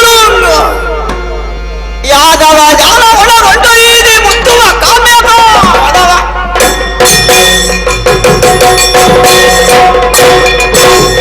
ತಮ್ಮ ಅಣ್ಣ, ಪಾಂಡವರು ಇತರನಾದಂತಹ ಕೃತಜ್ಞತೆಯನ್ನೇ ಪ್ರಕಟಿಸುವುದಕ್ಕೆ ಮುಂದಾಗಿದ್ದಾರೆ. ಹೌದಣ್ಣ. ಭೀಮಸೇನನಿರಲಿ, ಅರ್ಜುನನಿರಲಿ, ಇನ್ನಿತರೆ ಪಾಂಡವರಲ್ಲಿ ಸೇರಿದಂತಹ ಮಂದಿಗಳಿರಲಿ, ಲೋಕದಲ್ಲಿ ಇಂದಿನ ದಿನ ಬದುಕಿ ಉಳಿಯುವುದಕ್ಕೆ ಕಾರಣವಾಗುವಂತಹ ಸ್ಥಾನದಲ್ಲಿ ನಾವಿದ್ದೇವೆ ಅನ್ನುವುದನ್ನು ಅವರು ಅಲ್ಲಗಳೆದ ಹಾಗಾಯಿತು. ಈಗ ಅವನ ನನ್ನ ಮುದುಕಿ ಗಂಡ ಅಂತ ಹೇಳಿ, ಹೆಂಡ ಕುಡುಕ ಅಂತ ಹೇಳಿ, ಅದನ್ನು ಕೇಳಿ ಸಿಟ್ಟು ತಳೆಯುವಂತಹ ಅಣ್ಣ ಅಲ್ಲ ಇವ. ಮತ್ತಿನ್ನೇನು ಆ ಕಾರಣಕ್ಕಾಗಿ ಅಲ್ಲ, ಉಪಕಾರ ಸ್ಮರಣೆ ಇಲ್ಲದಂತಹ ಮಂದಿಗಳಾಗಿ ಹೋದ್ರಲ್ಲ ಪಾಂಡವರು. ನಿಜವಾಗಿ ನನಗೆ ಮನಸ್ಸಿರಲಿ ಇಲ್ಲದೆ ಹೋಗಲಿ, ನಾನು ನಿನ್ನನ್ನು ನಿರ್ಬಂಧಿಸಲಿ, ನಿನಗೆ ಮುಕ್ತ ಅವಕಾಶ ಕಲ್ಪಿಸಲಿ. ಪಾಂಡವರ ಏಳ್ಗೆಗಾಗಿ ನಿನ್ನನ್ನೇ ನೀನು ಅವರ ಕುರಿತಾಗಿ ತೆತ್ತುಕೊಂಡವನು. ನಿಜ. ಆ ಪ್ರಜ್ಞೆಯಾದರೂ ಅವರಿಗೆ ಬೇಕಿತ್ತು. ಏನಿಲ್ಲ, ನಿನ್ನ ವಿರೋಧಿಗೆ ಆಶ್ರಯವನ್ನು ಕೊಡುವುದರ ಮೂಲಕವಾಗಿ ನಿನ್ನನ್ನೇ ವಿರೋಧಿಸಿ ನಿಲ್ಲುವಂತಹ ಮಟ್ಟಕ್ಕೆ ಇಂದಿನ ದಿನ ಅವರು ಮುಟ್ಟುತ್ತಾರೆ ಅಂತ ಆದ್ರೆ ತಾವೇರಿದಂತಹ ಮೆಟ್ಟಲನ್ನು ಮರೆಯುವಂತಹ ದುರ್ಬುದ್ಧಿ ಅವರಲ್ಲಿ ಉಂಟು ಅನ್ನುವುದು ಸ್ಪಷ್ಟವಾಗಿ ಖಂಡಿತ ಉಂಟಣ್ಣ. ನನಗೆ ಗೊತ್ತಿರ್ಲಿಲ್ಲ ಇದು. ಯಾರಿಂದ ನಾವು ಉಪಕೃತರಿದ್ದೇವೆಯೋ ಅವರನ್ನು ಯಾವ ಕಾಲಕ್ಕೂ ಯಾವ ಕಾರಣಕ್ಕೂ ಮರೆಯಕೂಡದು. ತಮ್ಮ ಪ್ರಾಣವೇ ಹೋಗುವಂತಹ ಸ್ಥಿತಿ ಇದ್ದಾಗಲೂ ಕೂಡ ನಮಗೆ ಯಾರು ಉಪಕಾರವನ್ನು ಎಸಗಿದ್ದಾರೆ ಅವರ ಕುರಿತು ಗೌರವ ಲಕ್ಷ್ಯವಿರಬೇಕಾದದ್ದು ಮಾನವ ಸಹಜವಾದಂತಹ ಪ್ರವೃತ್ತಿ. ಹೇಳಿಕೊಳ್ಳಿಕ್ಕೆ ಚಂದ್ರವಂಶೋತ್ಪನ್ನರು ಅಂತ ಹೇಳಿಕೊಳ್ಳುತ್ತಾರೆ, ದೈವಾಂಶ ಸಂಭೂತರು ನಾವು ಅನ್ನುವಂತಹ ಬಿಗುಮಾನ ಅವರಲ್ಲುಂಟು. ಲೋಕದಲ್ಲಿ ತಮ್ಮಂತಹ ಅದ್ವಿತೀಯರಾದಂತಹ ಕ್ಷಾತ್ರಿಯ ವೀರರು ಇನ್ನೊಬ್ಬರಿಲ್ಲ ಅನ್ನುವಂತಹ ವಿಶ್ವಾಸವನ್ನು ಅವರು ಹೊಂದಿದ್ದಾರೆ. ಹೌದಪ್ಪ. ಯಾದವರೊಂದಿಗಿನ ವಿರೋಧವನ್ನು ಈಗ ಅವರು ಮೇಳೈಸಿಕೊಳ್ಳುವಲ್ಲಿ, ಈ ಯಾದವರು ಅವರ ಜೀವನದ ಉತ್ಕರ್ಷೆಗಾಗಿ, ಅವರ ಅಭಿವೃದ್ಧಿಗಾಗಿ ಕೊಡಮಾಡಿದಂತಹ ಕೊಡುಗೆಗಳೇನು ಅನ್ನುವುದನ್ನು ನೆನೆಸಿಕೊಳ್ಳುವಂತಹ ಒಂದು ಸ್ಥಿತಿಯೂ ಅವರಲ್ಲಿಲ್ಲ ಅಂತಾದ್ರೆ ಅಂತಹ ಕೃತಜ್ಞರನ್ನು ಮುಂದಕ್ಕೆ ಉಳಿಸಿಕೊಳ್ಳಕೂಡದು. ತಾಳಕೇತ ನಾನು ಮನ ಮಾಡಿ ಸಮರ ಕ್ಷೇತ್ರಕ್ಕೆ ಪ್ರವೇಶಿಸಿದೆ ಅಂತಾದ್ರೆ ಯಾವನವ ನನ್ನನ್ನು ವಿರೋಧಿಸಿ ನಿಲ್ಲುವ ಕಾಲಭೈರವನು ಹೇಳು. ಈ ಪ್ರಪಂಚದಲ್ಲಿ ಯಾರು ಇಲ್ಲ. ಮತ್ತ ಭೀಮಾರ್ಜುನರಿಂದ ಏನಾದೀತು ಯೋಚನೆ ಮಾಡಬೇಡ. ಒಂದು ದಿನದ ಅವಕಾಶ ಉಂಟಲ್ಲ, ಉಂಟು. ನಾಳಿನ ಸೂರ್ಯಾಸ್ತದೊಳಗೆ ನಿನ್ನ ಪ್ರತಿಜ್ಞಾ ಪೂರ್ತಿಯಾಗುವುದಕ್ಕೆ ಅವಕಾಶವಾಗುವ ಹಾಗೆ ಪಾಂಡವರ ಮೇಲೆ ವಿರೋಧಿ ಭಾವವನ್ನೇ ಹೊಂದುತ್ತಾ ಸಮರ ಸನ್ನಾಹದಿಂದ ಈ ಕ್ಷಣವೇ ಕಾಮ್ಯಕಾಮನಕ್ಕೆ ಹೋಗೋಣ. ಮೆತ್ತಗೆ ಮೆತ್ತಗೆ ತಂಗಿಗೇನಾದ್ರೂ ಕೇಳಿದ್ರೆ, ಎಲ್ಲಿಗೆ ಹೋಗೋದು ಅಂತ ಕೇಳಿದ್ರೆ ಅದು ಒಂದು ಪ್ರಾರಬ್ಧ.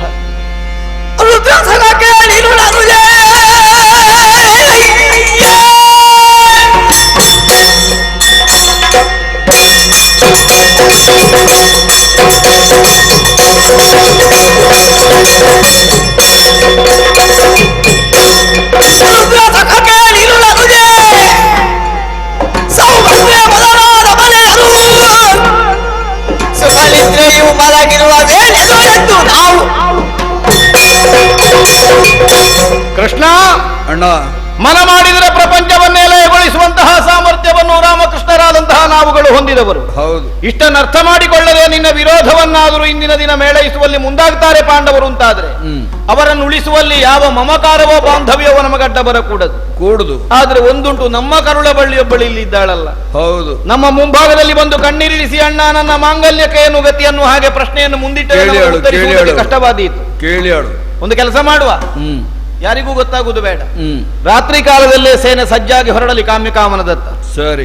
ಮನೆ ಹೆಮ್ಮಕ್ಕಳೆಲ್ಲ ಚೆನ್ನಾಗಿ ಮಿಷ್ಟಾನ್ನವನ್ನು ಉಂಡು ಮಲಗಿದ ಮೇಲೆ ನಡುರಾತ್ರಿಯಲ್ಲಿ ಎದ್ದು ಹೊರಡುವ. ಎದ್ದು ಹೊರಡುವ ಗಲಭೆಗೆ ಎಚ್ಚರಾಗಿ ಬಂದ್ರೆ ಏನಾದ್ರೂ ಒಂದು ನೆವನ ಹೇಳಿದ್ರೆ ಆಯ್ತು. ಸರಿ ಅಣ್ಣ. ಊರಾಚೆಯ ಗಡಿಯಲ್ಲಿ ಮಾರಿ ಪೂಜೆ ನಡೆಯುತ್ತದೆ, ಮಾರಿಯನ್ನು ಹೊಡೆದೋಡಿಸಿ ಬರ್ತೇವೆ ಅಂತ ಹೇಳಿ ಹೋದ್ರೂ ನಡೆಯುತ್ತದೆ. ಆಕೆಯ ಸಮಾಧಾನಕ್ಕೆ ಏನಾದ್ರೂ ಒಂದು ಉತ್ತರವನ್ನು ಹೇಳಿ ಸಮಸ್ತ ಯಾದವ ಸೈನಿಕವನ್ನು ಜೊತೆಗರಿಸಿಕೊಂಡು ನಡೆಯೋಣ ಕಾಮ್ಯ. ಹೋಗೋಣ.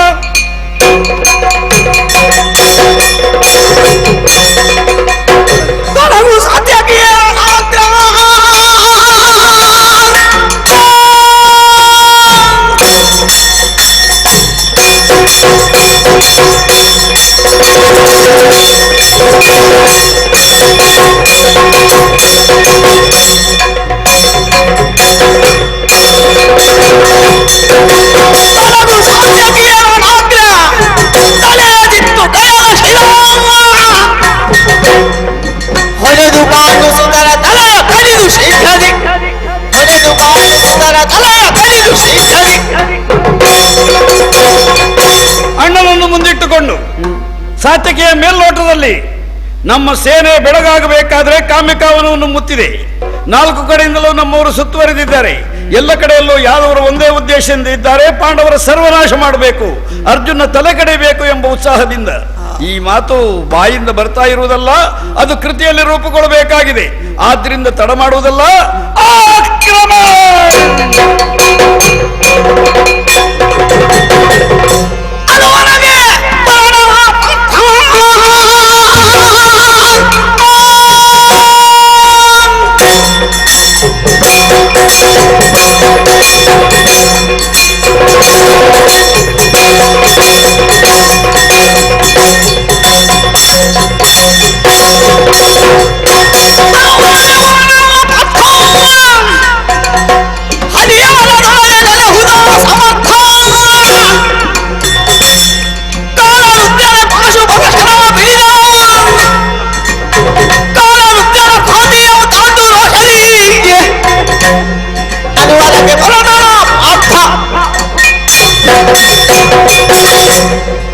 ಮೂರು ದಿನಗಳಲ್ಲಿ ಮೂರು ಅವಸ್ಥೆಗಳನ್ನು, ಮೂರು ಕಾರಣಗಳನ್ನು, ಮೂರು ಗತಿಗಳನ್ನು ನೋಡಿದಾಗಾಯಿತು. ನಿಜವಾಗಿ ಈಗ ಅನುವರಕ್ಕೆ ಹೊರಟದ್ದು ಪಾರ್ಥ. ಯುದ್ಧಗಳನ್ನು ಹಲವು ಅನುಭವಿಸಿದ್ದಾನೆ, ಹಲವು ಎದುರಿಸಿದ್ದಾನೆ ಈ ಅರ್ಜುನ. ಆದರೆ ನಿರ್ಣಾಯಕವಾಗಿ ಅನುವರಕ್ಕೆ ಹೊರಟದ್ದು ಈಗ. ನಮ್ಮಣ್ಣನ ಹೆಸರು ಸಾರ್ಥಕವಾಗುವುದು ಈಗ. ಯುಧಿಷ್ಠಿರ ಬಾಳುವೆಯ ರಣಕಡ ಈಗ ಬಂದಿದೆ. ನಾವು ಗೆದ್ದು ಬರುತ್ತೇವೆ ಅಂತ ಮನಸ್ಸು ಖಂಡಿತ ಹೇಳುತ್ತದೆ, ಬುದ್ಧಿ ಒಪ್ಪುವುದಿಲ್ಲ. ಯಾಕೆ? ಪ್ರತಿಪಕ್ಷ ಅಂತದ್ದು. ಆದರೆ ನಾ ಕೊಟ್ಟ ಮಾತು ಅದನ್ನು ಉಳಿಸುವಲ್ಲಿ ಸರ್ವತ್ಯಾಗಕ್ಕೆ ನಾವು ಸಿದ್ಧರು ಅಂತ ನಮ್ಮವರು ಅಣ್ಣ ತಮ್ಮಂದ್ರು ಹೇಳಿದ್ದು ಮಾತ್ರ ಅಲ್ಲ, ಎಲ್ಲರೂ ಸಜ್ಜಾಗಿ ನಿಂತದ್ದು ಮಾತ್ರ ಅಲ್ಲ. ಅನಿರೀಕ್ಷಿತವಾಗಿ ಹಸ್ತಿನಾವತಿಯಿಂದ ಒದಗಿ ಬಂದಿದೆ. ಅಜ್ಜ ಭೀಷ್ಮರು ಬಂದಿದ್ದಾರೆ, ಕರ್ಣಾದಿಗಳು ಬಂದಿದ್ದಾರೆ, ನಮ್ಮಣ್ಣ ಸುಯೋಧನ ಸ್ವತಃ ಬೆಂಗಾವಲಿಗಿದ್ದಾನೆ, ಘಟೋದ್ಗಜನು ಬಂದು ಸೇರಿದ್ದಾನೆ. ದೊಡ್ಡ ಕಿರೀಟದವರು ಸ್ವಲ್ಪ ಬೇಕಲ್ಲ ಒಬ್ಬೆ ಎಬ್ಬಿಸ್ಲಿಕ್ಕೆ. ಅವರ ಹತ್ರ ಮಾತ್ರ ಇರುವುದಲ್ಲ, ನಮ್ಮ ಹತ್ರ ಉಂಟು. ಧನುಜ ಅಂತ ಕಾಣಲ್ವ? ಈ ಧನುಜರನ್ನು ಕೊಲ್ಲಲಿ ನೋಡುವ. ಎಲ್ಲರೂ ಸಿದ್ಧರಾಗಿ ಸರ್ವತೋಭದ್ರ ವ್ಯೂಹದಿಂದ ನಮ್ಮ ಎಲೆಮನೆಯನ್ನು ಕಾಯ್ದು, ನಮ್ಮ ಪಕ್ಷವನ್ನು ಕಾಯ್ದು, ಗೈರನ್ನು ಕಾಯ್ಬೇಕು.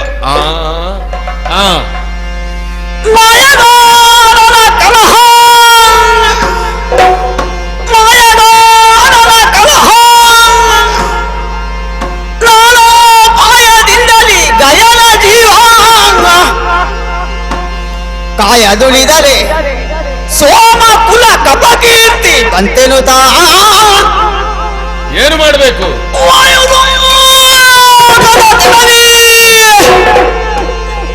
ಗಯನನು ಸಾಯಕದ ಬತ್ತಳಿಕೆಯು ಬಿಟ್ಟು ಆಯದಲ್ಲಿ ಬೆನ್ನಿನಲ್ಲಿ ಬಂದಿದ್ದೇನಿದ್ದ ಅವಕ್ಕೆ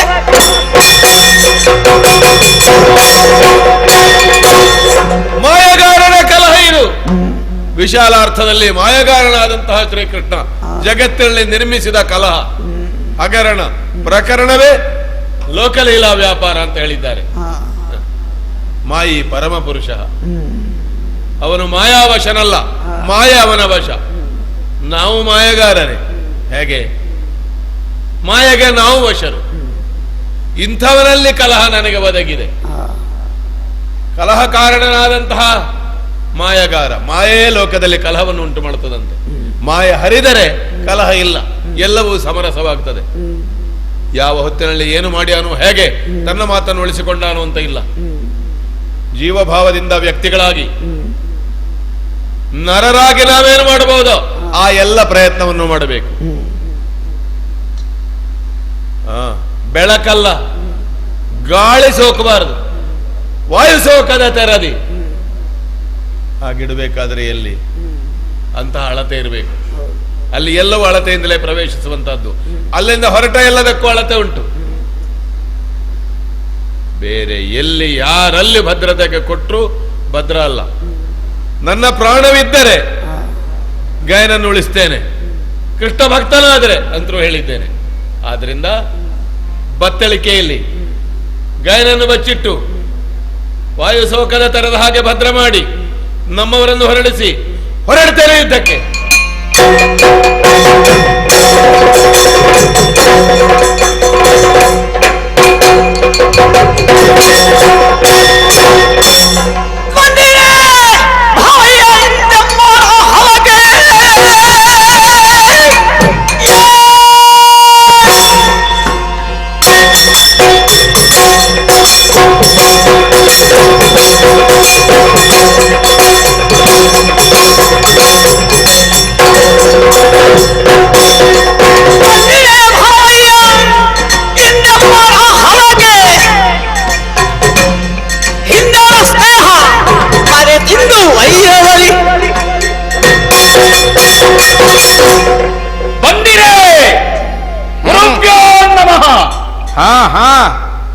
ಎತ್ತಿದ್ದು ಗದೆಯನ್ನು ಗುರುಗಳೇ ಕಾಣ್ತದೆ ನನಗೆ.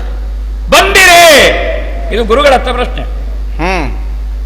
ನೀವು ಗುರುಗಳು ಅಂದ್ರೆ ಗದೆ ಎತ್ತಲಿಕ್ಕೆ ನೀವು ಕಲಿಸಿದ್ದಲ್ಲ ನನಗೆ. ಮಯ ಪ್ರದತ್ತವಾದಂತಹ ಗದೆ ಎತ್ತುವ ಯೋಗ್ಯತೆ ಮತ್ತು ಆ ಶಕ್ತಿ ಪರಾಕ್ರಮ ನನ್ನಲ್ಲಿ ಉಂಟು ಅಂತಲೇ ನನಗೆ ಕೊಟ್ಟದ್ದು. ಇಲ್ಲದಿದ್ರೆ ಅರ್ಜುನನಿಗೆ ಕೊಡ್ಬೋದಿತ್ತಲ್ಲ, ನಕುಲ ಸಹೋದರಿಗೆ ಕೊಡ್ಬೋದಿತ್ತಲ್ಲ. ಹೌದು, ಬಡಿಲಿಕ್ಕೂ ನನಗೆ ಗೊತ್ತಿತ್ತು, ಆದ್ರೆ ಗದೆ ತಿರುಗಿಸಲಿಕ್ಕೆ ಗೊತ್ತಿರಲಿಲ್ಲ. ಅದನ್ನು ನೀವು ಕಲಿಸಿದ್ದು, ಗದೆ ತಿರುಗಿಸಲಿಕ್ಕೆ. ಅದರ ಮೊದಲೆಲ್ಲ ನಾನು ತಿರುಗಿಸ್ತಿರ್ಲಿಲ್ಲ, ಒಟ್ಟು ಬಡಿಯುವುದೇ. ಹೌದಪ್ಪ, ಹೌದು. ಈಗ ತಿರುಗಿಸ್ಲಿಕ್ಕೆ ಕಲಿಸಿದ್ದನ್ನೇ ತಿರುಗಿಸುವಷ್ಟರ ಮಟ್ಟಕ್ಕೆ ಬೆಳೆದಿದ್ದೀನಿ. ಕಲಿಸಿದ್ದನ್ನೇ ತಿರುಗಿಸುವುದು. ನನ್ನ ಹತ್ರ ಸ್ವಂತ ಬಂಡವಾಳ ಇಲ್ಲ, ಕಲಿಸಿದ್ದನ್ನು ತಿರುಗಿಸಿ ಬಿಡುದು ನಾನು. ಬಂದಿರೇ. ಇದು ಗುರುಗಳ ಹತ್ರ ಪ್ರಶ್ನೆ ಇಷ್ಟೇ. ನೀವು ಬಂದ್ರಲ್ವ ಅಂತ. ಇದು 3 ಸಲ ಕೇಳಿದೆ, ಕಾಣುದಿಲ್ಲ ನನಗೆ ನಾನು ಬಂದದ್ದು. ಕಾಣೋದಿಲ್ಲ ಅಂತ ನೀವು ಬಂದ್ರಲ್ಲ. ನೀವು ಕೊಟ್ಟದ್ದೇ ನನ್ನ ಹತ್ರ ಉಂಟು, ತಿರುಗಿಸಲಿಕ್ಕೆ ಕಲಿಸಿದ್ದೇ ನನ್ನ ಹತ್ರ ಉಂಟು, ಮತ್ತೆ ನೀವು ಕಲಿಸಿದ ಮೇಲೆ ನಾನು ಕಲ್ತದ್ದು ಸ್ವಲ್ಪ ಉಂಟು, ಮತ್ತು ಹೆಚ್ಚು ತಿರುಗಿಸಲಿಕ್ಕೆ ಕೊಟ್ಟುಂಟು ಸವ್ಯವಾಗಿ. ಆದ್ರೂ ಬಂದಿರೇ. ಭಾವಯ್ಯ ಗುರುಗಳನ್ನು ವಿಷಯ ಬದಿಗಿಡುವ. ಬಂದಿರಿ, ಅಲ್ಲಿಗೆ ಮುಗಿಯಿತದು. ಸಂಬಂಧದಲ್ಲಿ ಭಾವಯಲ್ಲಿ ಭಾವ ದೊಡ್ಡ ಭಾವ. ಎಂತಹ ಸ್ನೇಹ ನಮ್ಮದ್ದು. ನಾವು ದ್ವಾರಕೆಗೆ ಬರುದು, ನೀವು ಹಸ್ತಿನಾವತಿಗೆ ಬರುದು, 1 ವಾರ ನೀವು ನಮ್ಮಲ್ಲಿರುವುದು, ನಾವು 1 ಅರ್ಧ ದಿವಸ ನಿಮ್ಮಲ್ಲಿರುವುದು. ಅದಕ್ಕಿಂತ ಹೆಚ್ಚು ನಾನು ನಿಂತರೆ ನಿಮಗೆ ಊಟಕ್ಕಿಲ್ಲ. ಹೌದಪ್ಪ, ನಿಮ್ಮಲ್ಲಿ 1 ವಾರದ್ದು ನನಗೆ ಒಬ್ಬನಿಗೆ ಬೇಕು. ಹಾಗೆ ನಾನು ಹೆಚ್ಚು ದಿವಸ ನಿಮ್ಮಲ್ಲಿ ನಿಲ್ಲಲಿಕ್ಕಿಲ್ಲ. ನಾನು 1 ಅರ್ಧ ದಿವಸ ನಿಂತರೆ ಅದನ್ನು ಎಲ್ಲ ನೀವು 10 ದಿವಸ ಇಲ್ಲಿ ತಿಂದು ಹೋಗುದು. ಅಷ್ಟು ಸ್ನೇಹ ನಮ್ಮಲ್ಲಿ ಅಂತ. ನಾವು 15 ದಿವಸ ತಿಂದದ್ದಕ್ಕಿಂತಲೂ ಹೆಚ್ಚು ಅರ್ಧ ಹೊತ್ತಿನಲ್ಲಿ ನೀನು ತಿಂದು ಹೋಗುತ್ತಿದ್ದಿ ಅಂತ ಅರ್ಥ ಅದರ. ಹೌದೌದು, ಅದೌದು. ಅಂತಹ ಸ್ನೇಹ ನಮ್ಮಲ್ಲಿತ್ತು. ಹೇಳಬಾರದು, ನಾನು ಹೇಳದ ನಿರ್ವಾಹ ಇಲ್ಲ. ಒಂದು ಕಾಲದಲ್ಲಿ ನಿಮಗೆ ಮರ್ಯಾದೆಯೇ ಇಲ್ಲ. ಸಭೆಗೆ ಬರುವ ಹಾಗಿಲ್ಲ, ಕ್ಷತ್ರಿಯರ ಸಭೆಗೆ. ಯದುಗಳಿಗೆ ರಾಜತ್ವ ಎಲ್ಲಿದ್ದ ಪ್ರಪಂಚ ಪ್ರಶ್ನೆ ಮಾಡಿದೆ. ಚಂದ್ರವಂಶ ಕುಲಸಂಭೂತರಾದ ಸಾಮ್ರಾಟ ಸಿಂಹಾದ ಸಂಬಂಧ ಮಾಡಿಕೊಂಡ್ರೆ ನೀವು ಸ್ನೇಹ ವೃದ್ಧಿ ಆಯಿತು. ನಮ್ಮ ಹಳೆಯ ಸಂಬಂಧ ಮತ್ತೆ ಹೊಸತಾಯ್ತು. ಹೊಸತಾದ ಮೇಲೆ ಚಕ್ರವರ್ತಿಗಳ ಸಂಬಂಧ ಮಾಡಿಕೊಂಡವರು, ನಿಮಗೂ ಸಮಾಜದಲ್ಲಿ ಮಾನ ಸಮ್ಮಾನ ಸಿಕ್ಕಿತು, ಗೌರವ. ಯಾದವರು ಅಂತ ಹೇಳಬಾರದು. ಯಾದವರ ಎದುರು ಯಯಾತಿಯ ಮತ್ತೊಂದು ಕವಲಲ್ಲೋದು, ಅವರು ಕ್ಷತ್ರಿಯರಲ್ಲೋ. ಈ ಸ್ನೇಹ ಸಂಬಂಧ ಬೆಳೆದು ನಿಮಗೆ ಸ್ಥಾನಮಾನ ಸಿಕ್ಕಿತು. ಅಲ್ಲಿಗೆ ಏರಿದ್ರಲ್ಲ ನೀವು. ಕ್ಷತ್ರಿಯರು, ನಾವು ಜಾತಿ ಕ್ಷತ್ರಿಯರು, ಸಾಮ್ರಾಟ ಪದವಿಗೆ ಅರ್ಹತೆ ಉಳ್ಳವರು. ಅಲ್ಲ, ನಮ್ಮಣ್ಣನಿಗೆ ಯುವರಾಜ್ಯ ಪಟ್ಟಾಭಿಷೇಕ ಆಗಿದೆ, ನಮ್ಮ ಸಂಬಂಧ ಆಗಿದೆ ಅಂತ ನಿಮಗೆ ಸ್ವಸ್ವರೂಪ ಪ್ರಜ್ಞೆ ಮರೆತೋಯ್ತಲ್ಲ. ಮರಿಬಾರದದು. ಈಗ ಸ್ನೇಹ, ನಾವು ಎಷ್ಟು ಸಲಿಗೆಯಲ್ಲಿ ನಿಮ್ಮ ಹತ್ರ ಮಾತಾಡಬಹುದು, ಅರೆ ನೀವು ಅಷ್ಟು ಸಲಿಗೆ ನಾವು ನಿಮ್ಮ ಹೆಗಲ ಮೇಲೆ ಕೈ ಹಾಕೋದು, ನೀವು ನಮ್ಮ ಹೆಗಲ ಮೇಲೆ ಕೈ ಹಾಕೋದಾ? ಹಾಕಬಾರದು. ಆಗ ನಮ್ಮ ಎತ್ತರ ಏನು, ನಮ್ಮ ಯೋಗ್ಯತೆ ಏನು? ಭೀಮಸೇನ ಬಲರಾಮ ದೇವರಲ್ಲಿ ಶಿಷ್ಯವೃತ್ತಿಯನ್ನು ಅಂಗೀಕರಿಸಿದ್ದೆ ಬಲರಾಮ ದೇವರಿಗೆ ಒಂದು ಮಾನದಂಡ, ಬೇರೆ ಸಮ್ಮಾನ ಬೇಡ. ಭೂಮಿ ತೂಕದ ಗದೆಯನ್ನೆತ್ತುವಂತಹ ಭೀಮಸೇನ ಬಲರಾಮ ದೇವರ ಪಾದಬಡಗಳಿಗೆ ಗದೆಯನ್ನಿಟ್ಟಿಲ್ವೋ, ಅದೇ ನಿಮಗೆ ದೊಡ್ಡ ಸಂಗತಿ ಅಂತ. ಅಂತಹ ಸ್ನೇಹ, ಅಂತ ನಿಮಗೆ ಮರ್ಯಾದೆಯನ್ನು ಕೊಟ್ಟವರು ನಾವು, ಸಮಾಜದಲ್ಲಿ ಸ್ಥಾನ ಕೊಟ್ಟವರು ನಾವು. ಇವತ್ತು ನಮ್ಮ ಮೇಲೆ ತಿರುಗಿ ಬಿದ್ರಲ್ಲ ನೀವು, ದಯದಾಕ್ಷಿಣ್ಯ ಇಲ್ಲದೆ. ಆರೋಗ್ಯಕ್ಕೆ ಒಳ್ಳೆದಲ್ಲ ಗುರುಗಳ ಇದು. ನಾನು ಕಿವಿಯಲ್ಲಿ ಹೇಳುದು, ನಮ್ಮೊಳಗೆ ನೀವು ಬಂದದ್ದು ಅಂತ ಸುದ್ದಿಯೇ ಬೇಡ, ನಾನು ಬಂದಿದ್ದೇನೆ ಅಂತ ಸುದ್ದಿ ಬೇಡ. ಹೌದು, ಮರ್ಯಾದೆ ಉಳಿಯುತ್ತದೆ ಅಂತ. ಆರೋಗ್ಯಕ್ಕೆ ಒಳ್ಳೆದಲ್ಲ, ಹೌದು. ಯಾರ ಆರೋಗ್ಯಕ್ಕೆ ಅಂತ ಯೋಚನೆ ಮಾಡಿದ್ಯಾ? ಯಾಕೆ? ನನ್ನ ಆರೋಗ್ಯಕ್ಕಲ್ಲ, ನಿನ್ನ ಆರೋಗ್ಯಕ್ಕೆ ಒಳ್ಳೆಯದಲ್ಲ ಭಾವನ ನಿನಗೆ. ಇಂದು ಪರ್ಯಂತ ಭಾವತ್ಯಾರಲ್ಲದೆ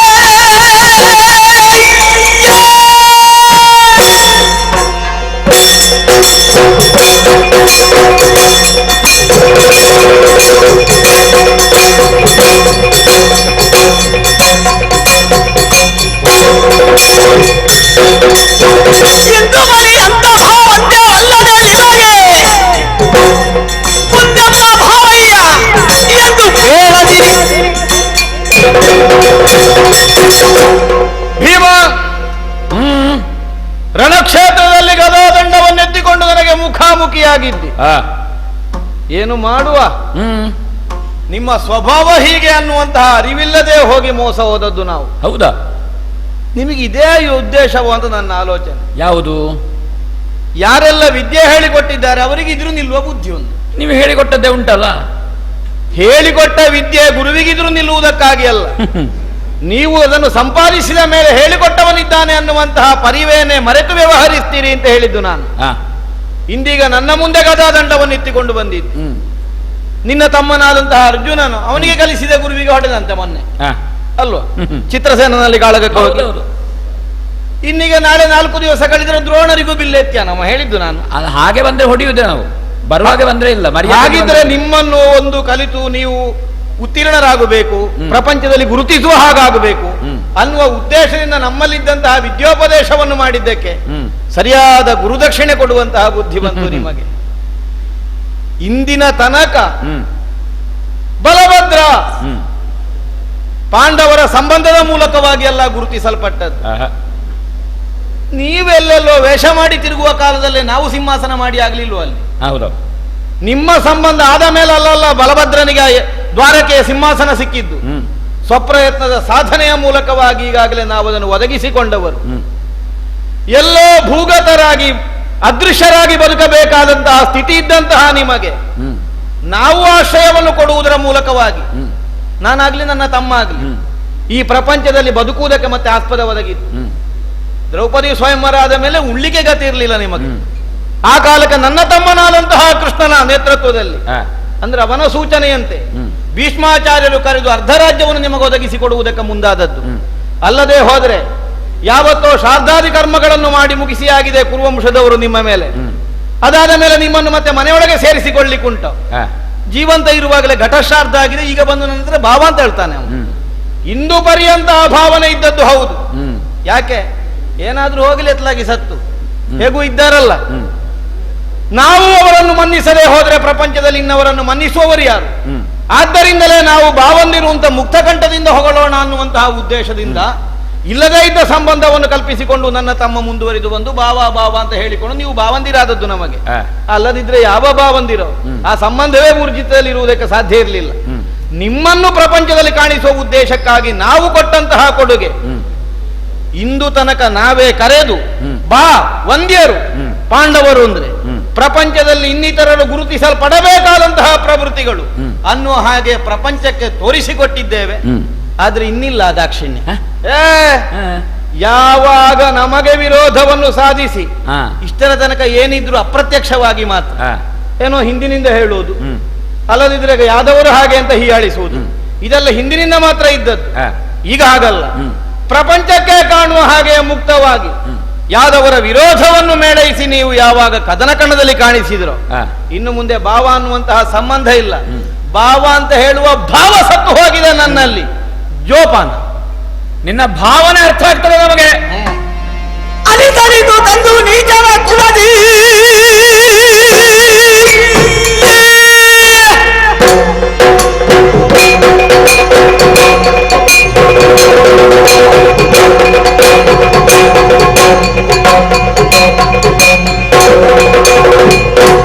ಅಲಿತರಿದು ತಂದು ನೀಚರ ಕುಲದಿ ಕನ್ನಿಕೆಯ ಕಲ ಬಿಡಿದು ನನಗೆ ಬರೀ ಕಷ್ಟವಾಯಿತು.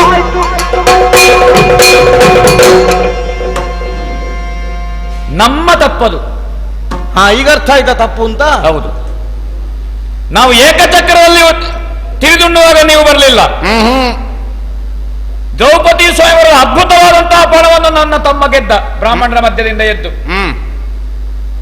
ಆ ಪಣವನ್ನು ಗೆದ್ದ ಕಾಲಕ್ಕೆ ಅಲ್ಲಿ ಸೇರಿದಂತಹ ಕ್ಷತ್ರಿಯರು ಅಂದ್ರೆ ಕೌರವನ ನೇತೃತ್ವದಲ್ಲಿ ನಮ್ಮ ಮೇಲೆ ಬಿದ್ರು. ಅಡ್ಡ ತಿಡ್ಡಿ ಬಡದೆ ನಾನು, ಅಡ್ಡ ತಿಡ್ಡಿ. ಅಲ್ಲಿ ಸಿಕ್ಕಿದ ಮರದ ತುಂಡನ್ನು ಎತ್ತಿ ಇದ್ದವರೆಗೆ ಬರೆದಿದ್ದೇನೆ.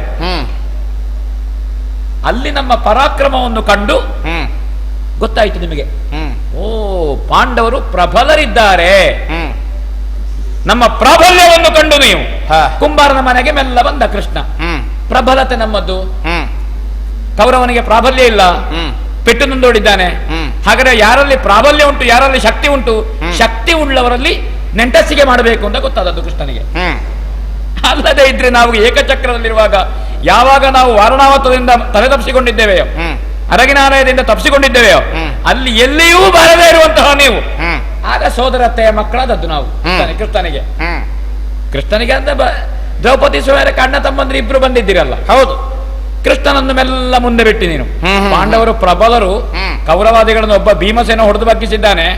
ಹಾಗೆ ಇವತ್ತು ಪ್ರಪಂಚದಲ್ಲಿ ನಾವು ಪ್ರಶ್ನಾತೀತರಾಗಬೇಕಿದ್ರೆ, ನಮ್ಮ ನೇತೃತ್ವವನ್ನು ಮಿಕ್ಕ ಕ್ಷತ್ರಿಯರು ಗೌರವಿಸಬೇಕಿದ್ರೆ ಪಾಂಡವರನ್ನು ಸ್ನೇಹ ಮಾಡಬೇಕು, ಸಂಬಂಧ ಮಾಡಬೇಕು.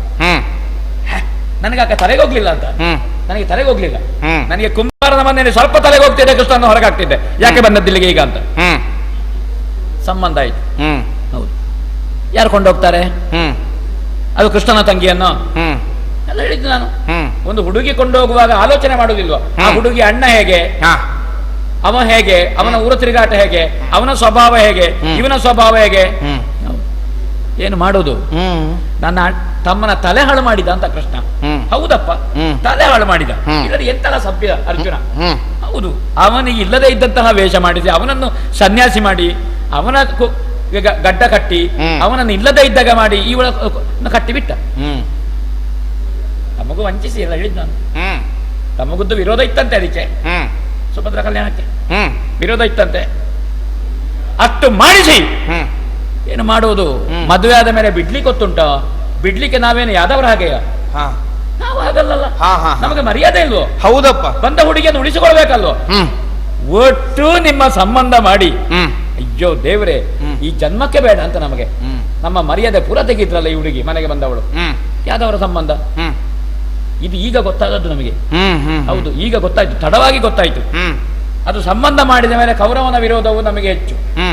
ಹೌದಪ್ಪ, ನಿಮ್ಮ ಸಂಬಂಧ ಅಲ್ಲದೆ ಇದ್ರೆ ಕೌರವನ ವಿರೋಧವೇ ನಮಗೆ ಅಷ್ಟೇ ಇಲ್ಲ. ಹೌದು, ನಿಮ್ಮ ಸಂಬಂಧ ಮಾಡಿದ ಮೇಲೆ ಕೌರವನ ವಿರೋಧ ಹೆಚ್ಚಾದದ್ದು.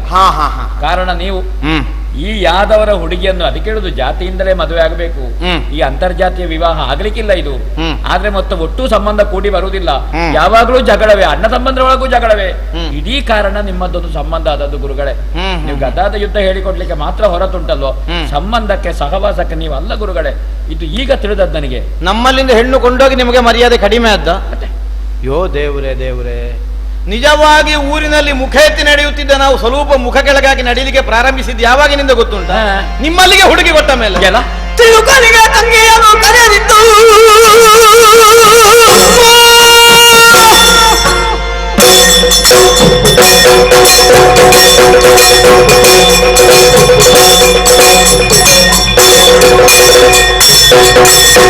ತಿಳುಕಲಿಗೆ ತಂಗಿಯನ್ನು ಕರೆದಿತ್ತು, ಮಕ್ಕಳ ಕೊರಳಿಂಗೆ ಪೂಸಲ ಇರಿಸಿದಂತಾಯ್ತು. ಭೀಮ, ನಮ್ಮಲ್ಲಿಯ ಸಂಬಂಧವನ್ನು ಮಾಡಿದ ಮೇಲೆ ನಿಮ್ಮ ಮರ್ಯಾದೆ ಕಡಿಮೆ ಆದದ್ದಲ್ಲ, ನಿಜವಾಗಿ ಊರಿನವರಿಗೆ ಮುಖ ತೋರಿಸಲಿಕ್ಕಿಲ್ಲದೆ ಇದ್ದಂತಹ ಸ್ಥಿತಿ ಯಾದವರಿಗಾಗಿ ಹೋದದ್ದು. ಯಾಕೆ? ನಿಮ್ಮಂತವರಿಗೆ ಹೆಣ್ಣು ಕೊಡುವಂತಹ ಸ್ಥಿತಿ ಬಂತಲ್ಲ. ಈ ಬಗ್ಗೆ ನನಗೆ ಈಗಲೂ ವಿಷಾದ ಉಂಟು. ನನ್ನ ತಮ್ಮನಿಗೆ 1000 ಸಲ ಹೇಳಿದೆ ನಾನು. ಹೌದಂತೆ, ಪಾಂಡವರ ಸಹವಾಸ ಬೇಡ, ಒಬ್ಬರಿಗೂ ಒಳ್ಳೆ ಬುದ್ಧಿ ಇಲ್ಲ ಅದರಲ್ಲಿ. ಇದ್ದದ್ದನ್ನು ಉಳಿಸಿಕೊಳ್ಳುವಂತಹ ಮತಿ ಇಲ್ಲದವರೇ ಇರುವುದು, ಇದ್ದದ್ದನ್ನೆಲ್ಲ ಕಳಕೊಳ್ಳುವಂತಹ ಜಾತಿ. ಎಲ್ಲಿಯವರೆಗಿನ ದುರ್ವ್ಯಸನ ನಿನ್ನಣ್ಣನದ್ದು. ಏನೋ ದ್ರೌಪದಿ ಸ್ವಯಂವರದ ಮೇಲೆ ಕೃಷ್ಣನದ್ದಾದಂತಹ ನೇತೃತ್ವದಲ್ಲಿ ಇಂದ್ರಪ್ರಸ್ಥ ಅನ್ನುವುದೊಂದು ನಿಮಗೆ ಸಿಕ್ಕಿ ಹೋಯಿತು. ಏನೋ ನಿಮ್ಮಯ್ಯನಾದಂತಹ ಪಾಂಡುವಿನ ಸದ್ಗತಿ, ರಾಜಸೂಯ ಆಗಬೇಕಂತೆ. ಕೃಷ್ಣ ಬಂದು ಹೇಳಿದ ನನ್ನಲ್ಲಿ, ಪಾಂಡವರಿಗೆ ರಾಜಸೂಯ ಆಗಬೇಕಂತ ಅಣ್ಣ. ಹೌದು, ರಾಜಸೂಯದ ವಿಧಿವಿಧಾನ ಗೊತ್ತಿಲ್ಲದೆ ಇದ್ದವಲ್ಲ ನಾನು. ಸಮಸ್ತ ರಾಜರು ಅವನದ್ದಾದಂತಹ ಪ್ರಭುತ್ವವನ್ನು ಒಪ್ಪಿಕೊಳ್ಳಬೇಕು, ರಾಜಸೂಯದ ಕರ್ತೃವಾದವನದ್ದು. ನಾವು ವಿರೋಧಿಸಿ ನಿಂತರೆ ನಿಮ್ಮ ರಾಜಸೂಯ ಆಗುತ್ತದೆ. ಒಮ್ಮೆ ಮೀಸೆ ಮೇಲೆ ಕೈ ಹಾಕಿದ್ದೆ ನಾನು. ಆಗ ತಮ್ಮನೇ ಸಮಾಧಾನ ಹೇಳಿದ, ನಮ್ಮ ಹುಡುಗರಿಗೆ ನಾವೇ ಹೊಡೆದ್ರೆ ಮತ್ತೆ ಅವರ ಬೆನ್ನು ತಟ್ಟುವವರು ಯಾರಣ್ಣ? ನೀನು ಒಟ್ಟು ಸಿಟ್ಟು ಮಾಡಿದ್ರೆ ಆಗುತ್ತದೆ. ಪಾಂಡು ಚಕ್ರವರ್ತಿಗೆ ಸದ್ಗತಿ ಅಲ್ವಾ, ನಾವೇ ಮೊದಲು ಕಪ್ಪ ಕೊಡುವ. ಇಲ್ಲಿಂದಲೇ ಅಲ್ವಾ 4 ಪೆಟ್ಟಿಗೆ ನಾನು ಮೊದಲು ಕಳಿಸಿದ್ದು. ಹೌದೌದು, ಪಾಂಡವರ ರಾಜಸೂಯಕ್ಕೆ ಮೊದಲಿನ ದೇಣಿಗೆ ಬಂದದ್ದೇ ದ್ವಾರಕೆಯಿಂದ. ಆಮೇಲೆ ಮಿಕ್ಕುಳಿದಂತಹ ನೃಪಾಲಕರುಗಳಲ್ಲಿ ನಿಮಗೆ ಸಂಪಾದಿಸಿಕೊಳ್ಳುವುದಕ್ಕೆ ಸಾಧ್ಯ ಆಯಿತು. ಯಾಕೆಂದ್ರೆ ನಿಮಗೆ ಅಲ್ಲೆಲ್ಲ ತೋರಿಸಲಿಕ್ಕೆ ನಮ್ಮಲ್ಲಿ ಒಂದು ಅನುಗ್ರಹ ಪತ್ರ ಉಂಟು, ಬಲಭದ್ರ ಸ್ವಾಮಿಯ ಕೊಟ್ಟಿದ್ದಾನೆ. ಇದನ್ನು ತೋರಿಸಿ ಸಾಕು, ಬಾಕಿದವರು ತನ್ನಿಂದ ತಾನೇ ನಿನಗೆ ಕಪ್ಪವನ್ನು ಒದಗಿಸಿಕೊಡ್ತಾರೆ. ಆದ್ದರಿಂದ ನಿಮಗೆ ರಾಜಸೂಯವನ್ನು ನಿರ್ವಿಘ್ನವಾಗಿ ಪೂರೈಸುವುದಕ್ಕೆ ಸಾಧ್ಯ ಆಯಿತು. ಬೇಕಾದ ಹಾಗೆ ಆ ಸಮಯದಲ್ಲಿ ಒದಗಿ ಬಂದಿದ್ದೇವೆ. ಆಲೋಚನೆ ಮಾಡಿ, ನಿಮ್ಮ ಮನೆಯಲ್ಲಿ ಉಂಡ ಎಂಜಲೆಲ್ಲ ಎಳೆದಿದ್ದಾನೆ ನನ್ನ ತಮ್ಮ ರಾಜಸೂಯದಲ್ಲಿ. ನಿಜವಾಗಿ ಅವ ಮಾಡಬೇಕಾದ ಕೆಲಸವಾದ ಅಷ್ಟು ಮಾಡಿದ್ದಾನೆ ಅಂತ ಅದರ ಅರ್ಥ ಏನು? ಏನೋ ಗತಿಗೋತ್ರ ಇಲ್ಲದೆ ಊರೂರು ತಿರುಗಿಕೊಂಡಿದ್ದವರು ಪಾಪ, ಒಂದು ಚಂದ್ರವಂಶದವರು ಅಂತ ಹೇಳಿಕೊಳ್ತಾರಲ್ಲ, ಒಂದು ಮರ್ಯಾದೆಗೆ ಬರುವುದಿದ್ರೆ ಬರಲಿ, ಯಾಕೆಂದ್ರೆ ನಮಗೂ ಒಂದು ಹಂಗುಂಟು. ಒಂದು ಸಂಬಂಧ ಆಗಿ ಹೋಗಿದೆಯಲ್ಲ, ತಂಗಿಯನ್ನು ಕೊಟ್ಟಿದ್ದೇವೆ. ಬಡವನ ಮನೆಗೆ ಹೆಣ್ಣು ಕೊಟ್ಟ ಮೇಲೆ ಹೆಣ್ಣು ಕೊಂಡೋದವನನ್ನು ತಮ್ಮಷ್ಟೇ ಸಿರಿವಂತಿಗೆ ಎಳೆದೊರಬೇಕಾದಂತಹ ಹೊಣೆ ನಮಗಿರುವುದರಿಂದ ಅಂತಹ ಮನ್ನಣೆಗಳೋ ಮರ್ಯಾದೆಗಳು ಅವರಿಗೆ ಸಿಕ್ಕುವ ಹಾಗಾಗಲಿ ಅನ್ನೋ ಹಾಗೆ ಮುಕ್ತವಾಗಿ ನಿಮಗೆ ಅನುಕೂಲವನ್ನು ಒದಗಿಸಿಕೊಟ್ಟೆವು. ಆದ್ರೆ ಏನು ಮಾಡುವ, ನಿಮ್ಮ ದುರ್ಬುದ್ಧಿ ನೀವು ಬಿಡ್ತೀರ. ಎಲ್ಲಿಯವರೆಗಿನ ಜೂಜುಕೋರಾಮ ಅಂತ ಮಾಡ್ಲಿಕ್ಕೆ ಬೇರೇನು ಕೆಲಸ ಇಲ್ಲ. ಕೈ ಹಿಡಿದ ಹೆಂಡತಿಯನ್ನೂ ಒತ್ತ ಇಡುವಷ್ಟರ ಮಟ್ಟಕ್ಕೆ. ದೇವ್ರೆ ನನಗೆ ನೆನೆಸುವಾಗ ಈಗಲೂ ಹೆದರಿಕೆ ಹುಟ್ಟುತ್ತದೆ. ಸುಭದ್ರೆಯನ್ನು ಒತ್ತೆ ಇಡ್ತಲ್ಲ ಹೇಳಿದ್ದು ನಾನು. ಅಲ್ಲ, ಸುಭದ್ರೆಯನ್ನು ಒತ್ತೆ ಇಡ್ತಿದ್ರೆ ಪರಿಸ್ಥಿತಿ ಎಲ್ಲಿಗೆ ಬರ್ತಿತ್ತು ಅಂತ. ನಿಮಗೆ ಮರ್ಯಾದೆ ಹೋಗ್ಲಿಕ್ಕೆ ಅಂತ ಇಲ್ಲ, ನಮಗ ಹಾಗಲ್ವಲ್ಲ, ನಮಗೆ ಮರ್ಯಾದೆ ಉಂಟು, ಆದದ್ದರಿಂದಲೇ ಹೋಗುತ್ತದೆ. ಈಗಲೂ ಮತ್ತೆ ಕಾಡಿನಲ್ಲಿ ಅಲೆಯುವಂತಹ ಸ್ಥಿತಿ ನಿಮಗೆ ಬಂತು. ನಮ್ಮಲ್ಲೇ ಬೆಂಗಡೆಯಲ್ಲಿ ಮಾತಾಡಿಕೊಡು, ನನ್ನ ಮುಂದೆ ಯಾರು ಮಾತಾಡುವುದಿಲ್ಲ ಪುಣ್ಯಕ್ಕೆ, ಹಿಂದಿನಿಂದ ನನಗೆ ಕೇಳುವಾಗೆ ಮಾತನಾಡ್ತಾರೆ. ಅಲ್ಲದಿದ್ರೆ ಬಲಭದ್ರನಿಗಾದ್ರೂ ಯೋಚನೆ ಬೇಡ. ಮೊದಲೇ ಕಾಡಾಡಿಗಳು ತಿರುಕರು ಊಟಕ್ಕಾಗಿ 4 ಮನೆ ಬೇಡಿ ಹೊಟ್ಟೆ ತುಂಬಿಸಿಕೊಂಡಿದ್ದಂತಹ ಪರಿಸ್ಥಿತಿಯಲ್ಲಿ ಇದ್ದವರು. ಅಂತಹ ತಿರುಕರಿಗೆ ಹುಡುಗಿಯನ್ನು ಕರೆದು ಕೊಟ್ರೆ ಹೇಗಾದೀತು ಮತ್ತೆ? ಹೀಗೆ ಆಗಿ ಹೋಗುವುದು. ಜನರ ಕುರಿತಾದಂತಹ ಸಹಾನುಭೂತಿಗೋ ಅನುಕಂಪಕ್ಕೋ ಬಲರಾಮನನ್ನು ನೋಡಿ ಮರೀಬೇಕಿನ್ನು ಪ್ರಪಂಚದಲ್ಲಿ. ಒಬ್ಬ ಸೋತಿದ್ದಾನೆ ಅನ್ನುವ ಹಾಗೆ ಅವನನ್ನು ಉದ್ಧರಿಸುವುದಕ್ಕಾಗಿ ಬೇಕಾದ ಅನುಕೂಲವನ್ನು ಮಾಡಿಕೊಟ್ರೆ ಏನಾಗುತ್ತದೆ, ಇದೇ ಸ್ಥಿತಿಯಾಗುತ್ತದೆ ಅನ್ನುವುದನ್ನು ಲೋಕಕ್ಕೆ ಪಾಠ ಮಾಡುವ ಹಾಗೆ ಇಂದಿನ ದಿನ ಬಂದಿರಲ್ಲ. ಹೌದಪ್ಪ, ಪೂಸರದ ಮೌಲ್ಯ ಏನು ಅನ್ನುವುದು ಮರ್ಕಟನಿಗೆ ತಿಳಿದುಕೊಳ್ಳುವುದಕ್ಕೆ ಸಾಧ್ಯ ಆಗುತ್ತದ?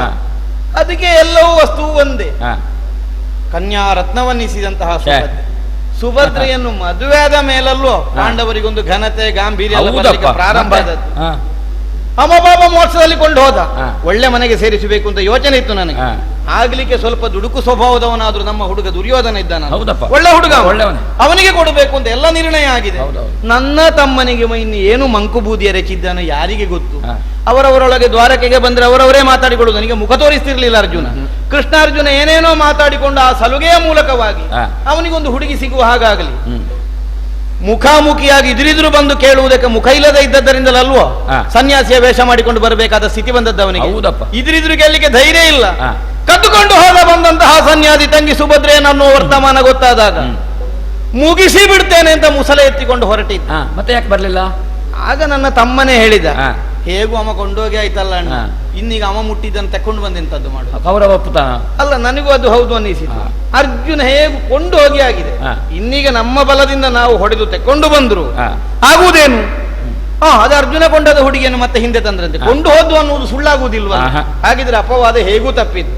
ಹಾಗಾಗಿ ಅಮ್ಮ ಮುಟ್ಟಿದ್ದು ನಮಗೆ ಬೇಡ, ಅವನಿಗೆ ಇರ್ಲಿ ಅನ್ನು ಹಾಗೆ ಕೊಟ್ಟು ಕಳಿಸಿದ್ರೆ ಪ್ರಾರಬ್ಧ ಬಿಡ್ಲಿಲ್ಲ ನೋಡು. ಈಗಲೂ ನಾವೇ ಅನ್ನ ಕೊಡಬೇಡ, ಇಲ್ಲ ಈಗಲೂ ನಾವೇ ಅನ್ನ ಕೊಡುವ ಸ್ಥಿತಿ ಬಂದಿದೆ. ನಿಮಗೆ ಒಬ್ಬೊಬ್ಬರಿಗೆ 3-4 ಮದುವೆ ಆಗಬೇಕು. ಅಲ್ಲ, ಮದುವೆ ಆಗಲಿಕ್ಕೆ ಸಂಕಟ ಏನು ಕೇಳುದು ನಾನು. ನಿಮ್ಮ ಕೈಯಲ್ಲಿಲ್ಲ ಅಂತಾದ್ರೆ ಊಟಕ್ಕಾಗುವಾಗ ನೀವು ಅಪ್ಪನ ಮನೆಗೆ ಕಳಿಸ್ತೀರಿ. ಈಗ ಸುಭದ್ರೆಯನ್ನು ಅಭಿಮನ್ಯುವನ್ನು ಕಳಿಸಿಕೊಳ್ಳಿಲ್ಲ ಇಲ್ಲಿಗೆ. ನಿಮಗೆ ಕಾಡಿನಲ್ಲಿ ಕೇವಲ ಕಂದಮೂಲಗಳನ್ನು ತಿಂದು ಬದುಕುವಂತಹ ಸ್ಥಿತಿ ಬಂದ ಕಾಲಕ್ಕೆ ಸುಭದ್ರೆಯನ್ನು ಅಪ್ಪನ ಮನೆಗೆ ಕಳಿಸಿದೆ.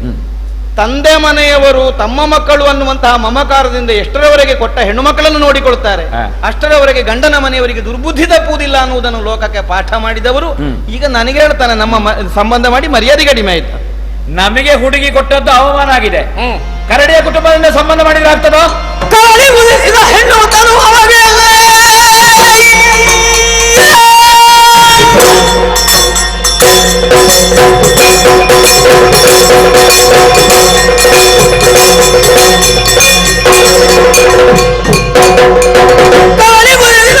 ತರುವಾಗ ಒತ್ತಡನು ತಿರುಗ ಹಾರುವರಾಗಿ ಹರಿದ ಮೊದಲು ಮೇಲೆ ನೋಡಿ ಉಗುಳಿದ್ರೆ ಮುಖಕ್ಕೆ ಬೀಳ್ತದೆ. ಒಂದು ವೇಳೆ ಉಗುಳೋದು ಅಂತ ಯೋಚನೆ ಮಾಡಿದ್ರೆ ಪಾವಿತ್ರ್ಯ ಕೆಡ್ತದೆ, ನುಂಗಿದ್ರೆ ಗಂಟಲು ಸುಡ್ತದೆ ಅಂತಾಗಿದೆ ನನ್ನ ಸ್ಥಿತಿ. ಹುಡುಗಿ ತನ್ನ ಮನೆಯವರ ವಿಷಯ ಹೇಳುವುದು, ಹೇಳಿದ್ರೆ ಊರಿನವರಿಗೆ ಗೊತ್ತಾಗ್ತದೆ. ಮೊದಲೇ ಗೊತ್ತಿಲ್ವ ಇವರಿಗೆ ಅಂತ ಕೇಳಲಿಕ್ಕಿಲ್ವೋ? ಹೇಳದೆ ಕುಳಿತುಕೊಳ್ಳುವುದು ಹೌದಲ್ಲ? ಅದು ಯಾವುದು? ಕೃಷ್ಣ ಎಂಜಲೆಯನ್ನು ಎಳೆಯದೆ ಮತ್ತೇನು ಮಾಡಿದ್ರು ರಾಜಸೂಯದಲ್ಲಿ? ಕೃಷ್ಣ ಬಳಸಿದ್ರೆ ನಮ್ಮ ಜಾತಿ ಕ್ಷತ್ರಿಯರು ಊಟ ಮಾಡ್ಲಿಕ್ಕಿಲ್ಲ. ಯಾದವರಲ್ವೋ? ಮತ್ತೆ ಮಡಿವಂತಿಕೆ ಇಲ್ವೋ ನಮಗೆ? ಯಾದವರು ಅನ್ನ ಬಳಸಲಿಕ್ಕೆ ಆಗ್ತದೋ ಅಥವಾ ಉಪ್ಪು ಹಾಕಲಿಕ್ಕೆ ಆಗ್ತದೆ ಎಲೆ ತಲೆಗೆ? ಹಾಗೆಂತ ಒಂದು ಪಾಂಡವರು ಮಾಡುವಂತ ಒಂದು ರಾಜಸೂಯ, ಒಂದು ಮಹಾ ನಡಾವಳಿಯಲ್ಲೋ ನಾವು ಮಾಡಿಸಿದ್ದು. ಮತ್ತೆ ನಮ್ಮದು ಧರ್ಮಸ್ಥಳ.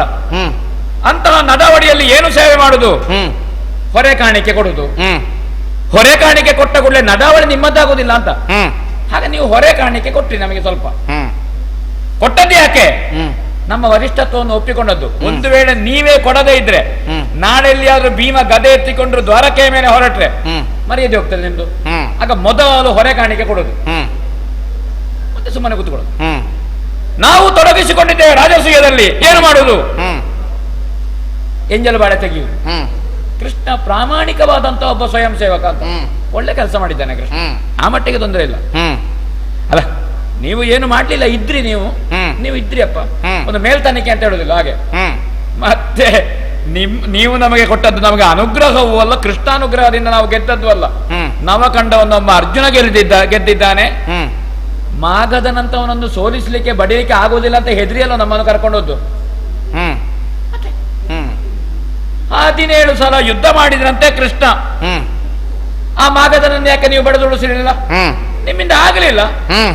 ಆಗದಿದ್ದಾಗ ಏನು ಮಾಡುದು? ಆಗ ನಮ್ಮನ್ನು ಕರ್ಕೊಂಡೋದು ಕೃಷ್ಣ. ಬುದ್ಧಿವಂತಿಕೆ ನಮ್ಗೆ ಗೊತ್ತುಂಟು. ಆ ಮಾಗದನನ್ನು ಹೊಡೆದು ಬಡ್ದು ನೋಡ್ಬೇಕಿತ್ತು ಗುರುಗಳೇ ನೀವು. ನಿಮ್ಮ ಗದೆಯೂ ಕೆಲಸ ಮಾಡಲಿಲ್ಲ. ಭೀಮನ ಸ್ವಂತ ಬಲದಲ್ಲಿ ಮಾಗದನನ್ನು ಮುಗಿಸಿದ್ದು. ನಿಮ್ಮಿಂದ ಆಗದೇ ಇದ್ದ ಸಾಧನೆಯನ್ನು ಭೀಮ ಮಾಡಿದ್ದಾನೆ, ನಿಮ್ಮಿಂದ ಆಗ್ಲಿಲ್ಲ ಅದು. ನಮ್ಮ ಸ್ವಂತ ಬಂಡವಾಳ ಬಿಡಿ. ಏನು ಮಾಡುದು ನನಗೆ ಗೊತ್ತಾಗ್ಲಿಲ್ಲ ಅಂತ. ಸುಭದ್ರೆಯನ್ನು ನನ್ನ ತಮ್ಮ ಮದುವೆ ಆಗ್ತಾನೆ ಅಂತ ನನಗೆ ಸತ್ಯಕ್ಕೆ ಗೊತ್ತಿಲ್ಲ.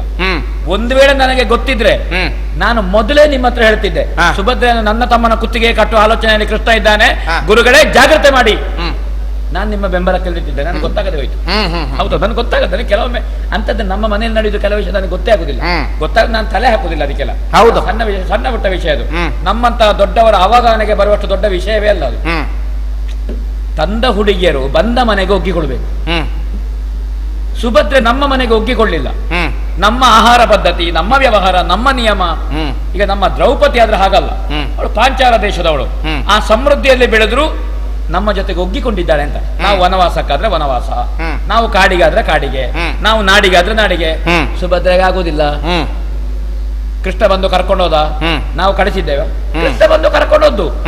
ಹಾಗಾದ್ರೆ ಗಂಡನ ಮನೆಯಲ್ಲಿ ಹೇಗಿರ್ಬೇಕು? ಪತಿವ್ರತೆಯಾಗಿರ್ಬೇಕು, ಗಂಡನಿಗೆ ಅನುಕೂಲವಾಗಿರ್ಬೇಕು. ಸುಭದ್ರೆಗೆ ನೀವು ಪಾಠ ಮಾಡಲಿಲ್ಲ, ಅದು ನಿಮ್ಮ ದೋಷ, ನಮ್ಮ ದೋಷ ಅಲ್ಲ. ಹೌದಪ್ಪ, ದೋಷ ನಿಮ್ಮದ್ದು. ಸುಭದ್ರೆಗೆ ಆ ಆದರ್ಶವನ್ನು ಹೇಳಲಿಕ್ಕೆ ನಿಮ್ಮಲ್ಲಿ ಯಾದವರಲ್ಲಿ ಈ ಗುಂಪುಗಾರಿಕೆ, ನಿಮ್ಮ ಮನೆಯೊಳಗಿನ ಜಗಳ, ಈ ಭೋಜರು, ವೃಷ್ಣಿಗಳು, ಅಂಧಕರು, ಅಯ್ಯೋ ಒಂದು ಅಷ್ಟು ನಿಮ್ಮಲ್ಲಿ ಜಾತಿ ಪದ್ಧತಿ, ಈ ಗುಂಪುಗಾರಿಕೆ ನಿಮ್ಮಲ್ಲಿ ಒಂದು ಸಂಯುಕ್ತ ಆಡಳಿತ ಪದ್ಧತಿ ಅಲ್ಲ ನಿಮ್ಮದೊಂದು. ಹೌದಪ್ಪ, ಒಟ್ಟು ಒಂದು ಒಕ್ಕೂಟ ಅಲ್ಲ ನಿಮ್ಮದ್ದು. ಒಬ್ಬೊಬ್ರು 2 ಜನ ನಿಲ್ಕೊಂಡು ನಾಯಕರು. ಈ ವ್ಯವಸ್ಥೆ ನಿಮ್ಮದ್ದು. ಬಿಡೋಣ, ಆದ್ರೂ ನಿಮ್ಮದ್ದು ನಿಮ್ಮ ವ್ಯವಹಾರ ಸರಿ ಉಂಟು ಅಂತ ನಮ್ಮ ಸಂಬಂಧವನ್ನು ದೂರ್ತೀರಿ. ಏನು ಜಾಂಬವತಿ ಏನೋ ಶುದ್ಧ ಕ್ಷತ್ರಿಯನ ಮಗಳು, ಕರಡಿಯ ಮಗಳು, ಎಲ್ಲಿಯೋ ಗುಟ್ಟದಲ್ಲಿ ಸಿಕ್ಕಿದ್ದು. ಆ ಕರಡಿಯ ಮಗಳನ್ನು ಸಂಬಂಧ ಮಾಡಿಕೊಂಡು ಅಷ್ಟಮೈಶ್ವರ್ಯಲ್ಲಿ ಅವಳೊಬ್ಬಳು ಅಂತ ಹೇಳಿಕೊಳ್ತಾನೆ ಕೃಷ್ಣ. ನಿನ್ನ ತಮ್ಮ ಕರಡಿಗೆ ಉದಿಸಿದಂತ ಹೆಣ್ಣನ್ನು ತಂದುಕೊಂಡು ನಮ್ಮ ಜಾತಿಯ ಮೇಲೆ ನೀವು ಹಾಗುಂಟು ಹೀಗುಂಟು ಅಂತ ಹೇಳ್ತಾ ಇದ್ದೀರಲ್ಲ ಗುರುಗಳೇ, ಹೇಗೆ ಸರಿಯೋ ಕರಡಿಯ ಸಂಬಂಧ ಮಾಡಿದ್ದು? ಕರಡಿಗುದಿಸಿದಂತಹ ಹೆಣ್ಣನ್ನು ತಂದದ್ದು ನಿಮಗೆ ಕೊರತೆ ಆಗ್ತದೆ. ಮತ್ತೆ ನಿನಗೆ ರಕ್ಕಸೇನು ಮದುವೆ ಹೋಗೋ ಮರ್ಯಾದೆ ಇರ್ಲಿಲ್ವಾ? ಹೌದಾ?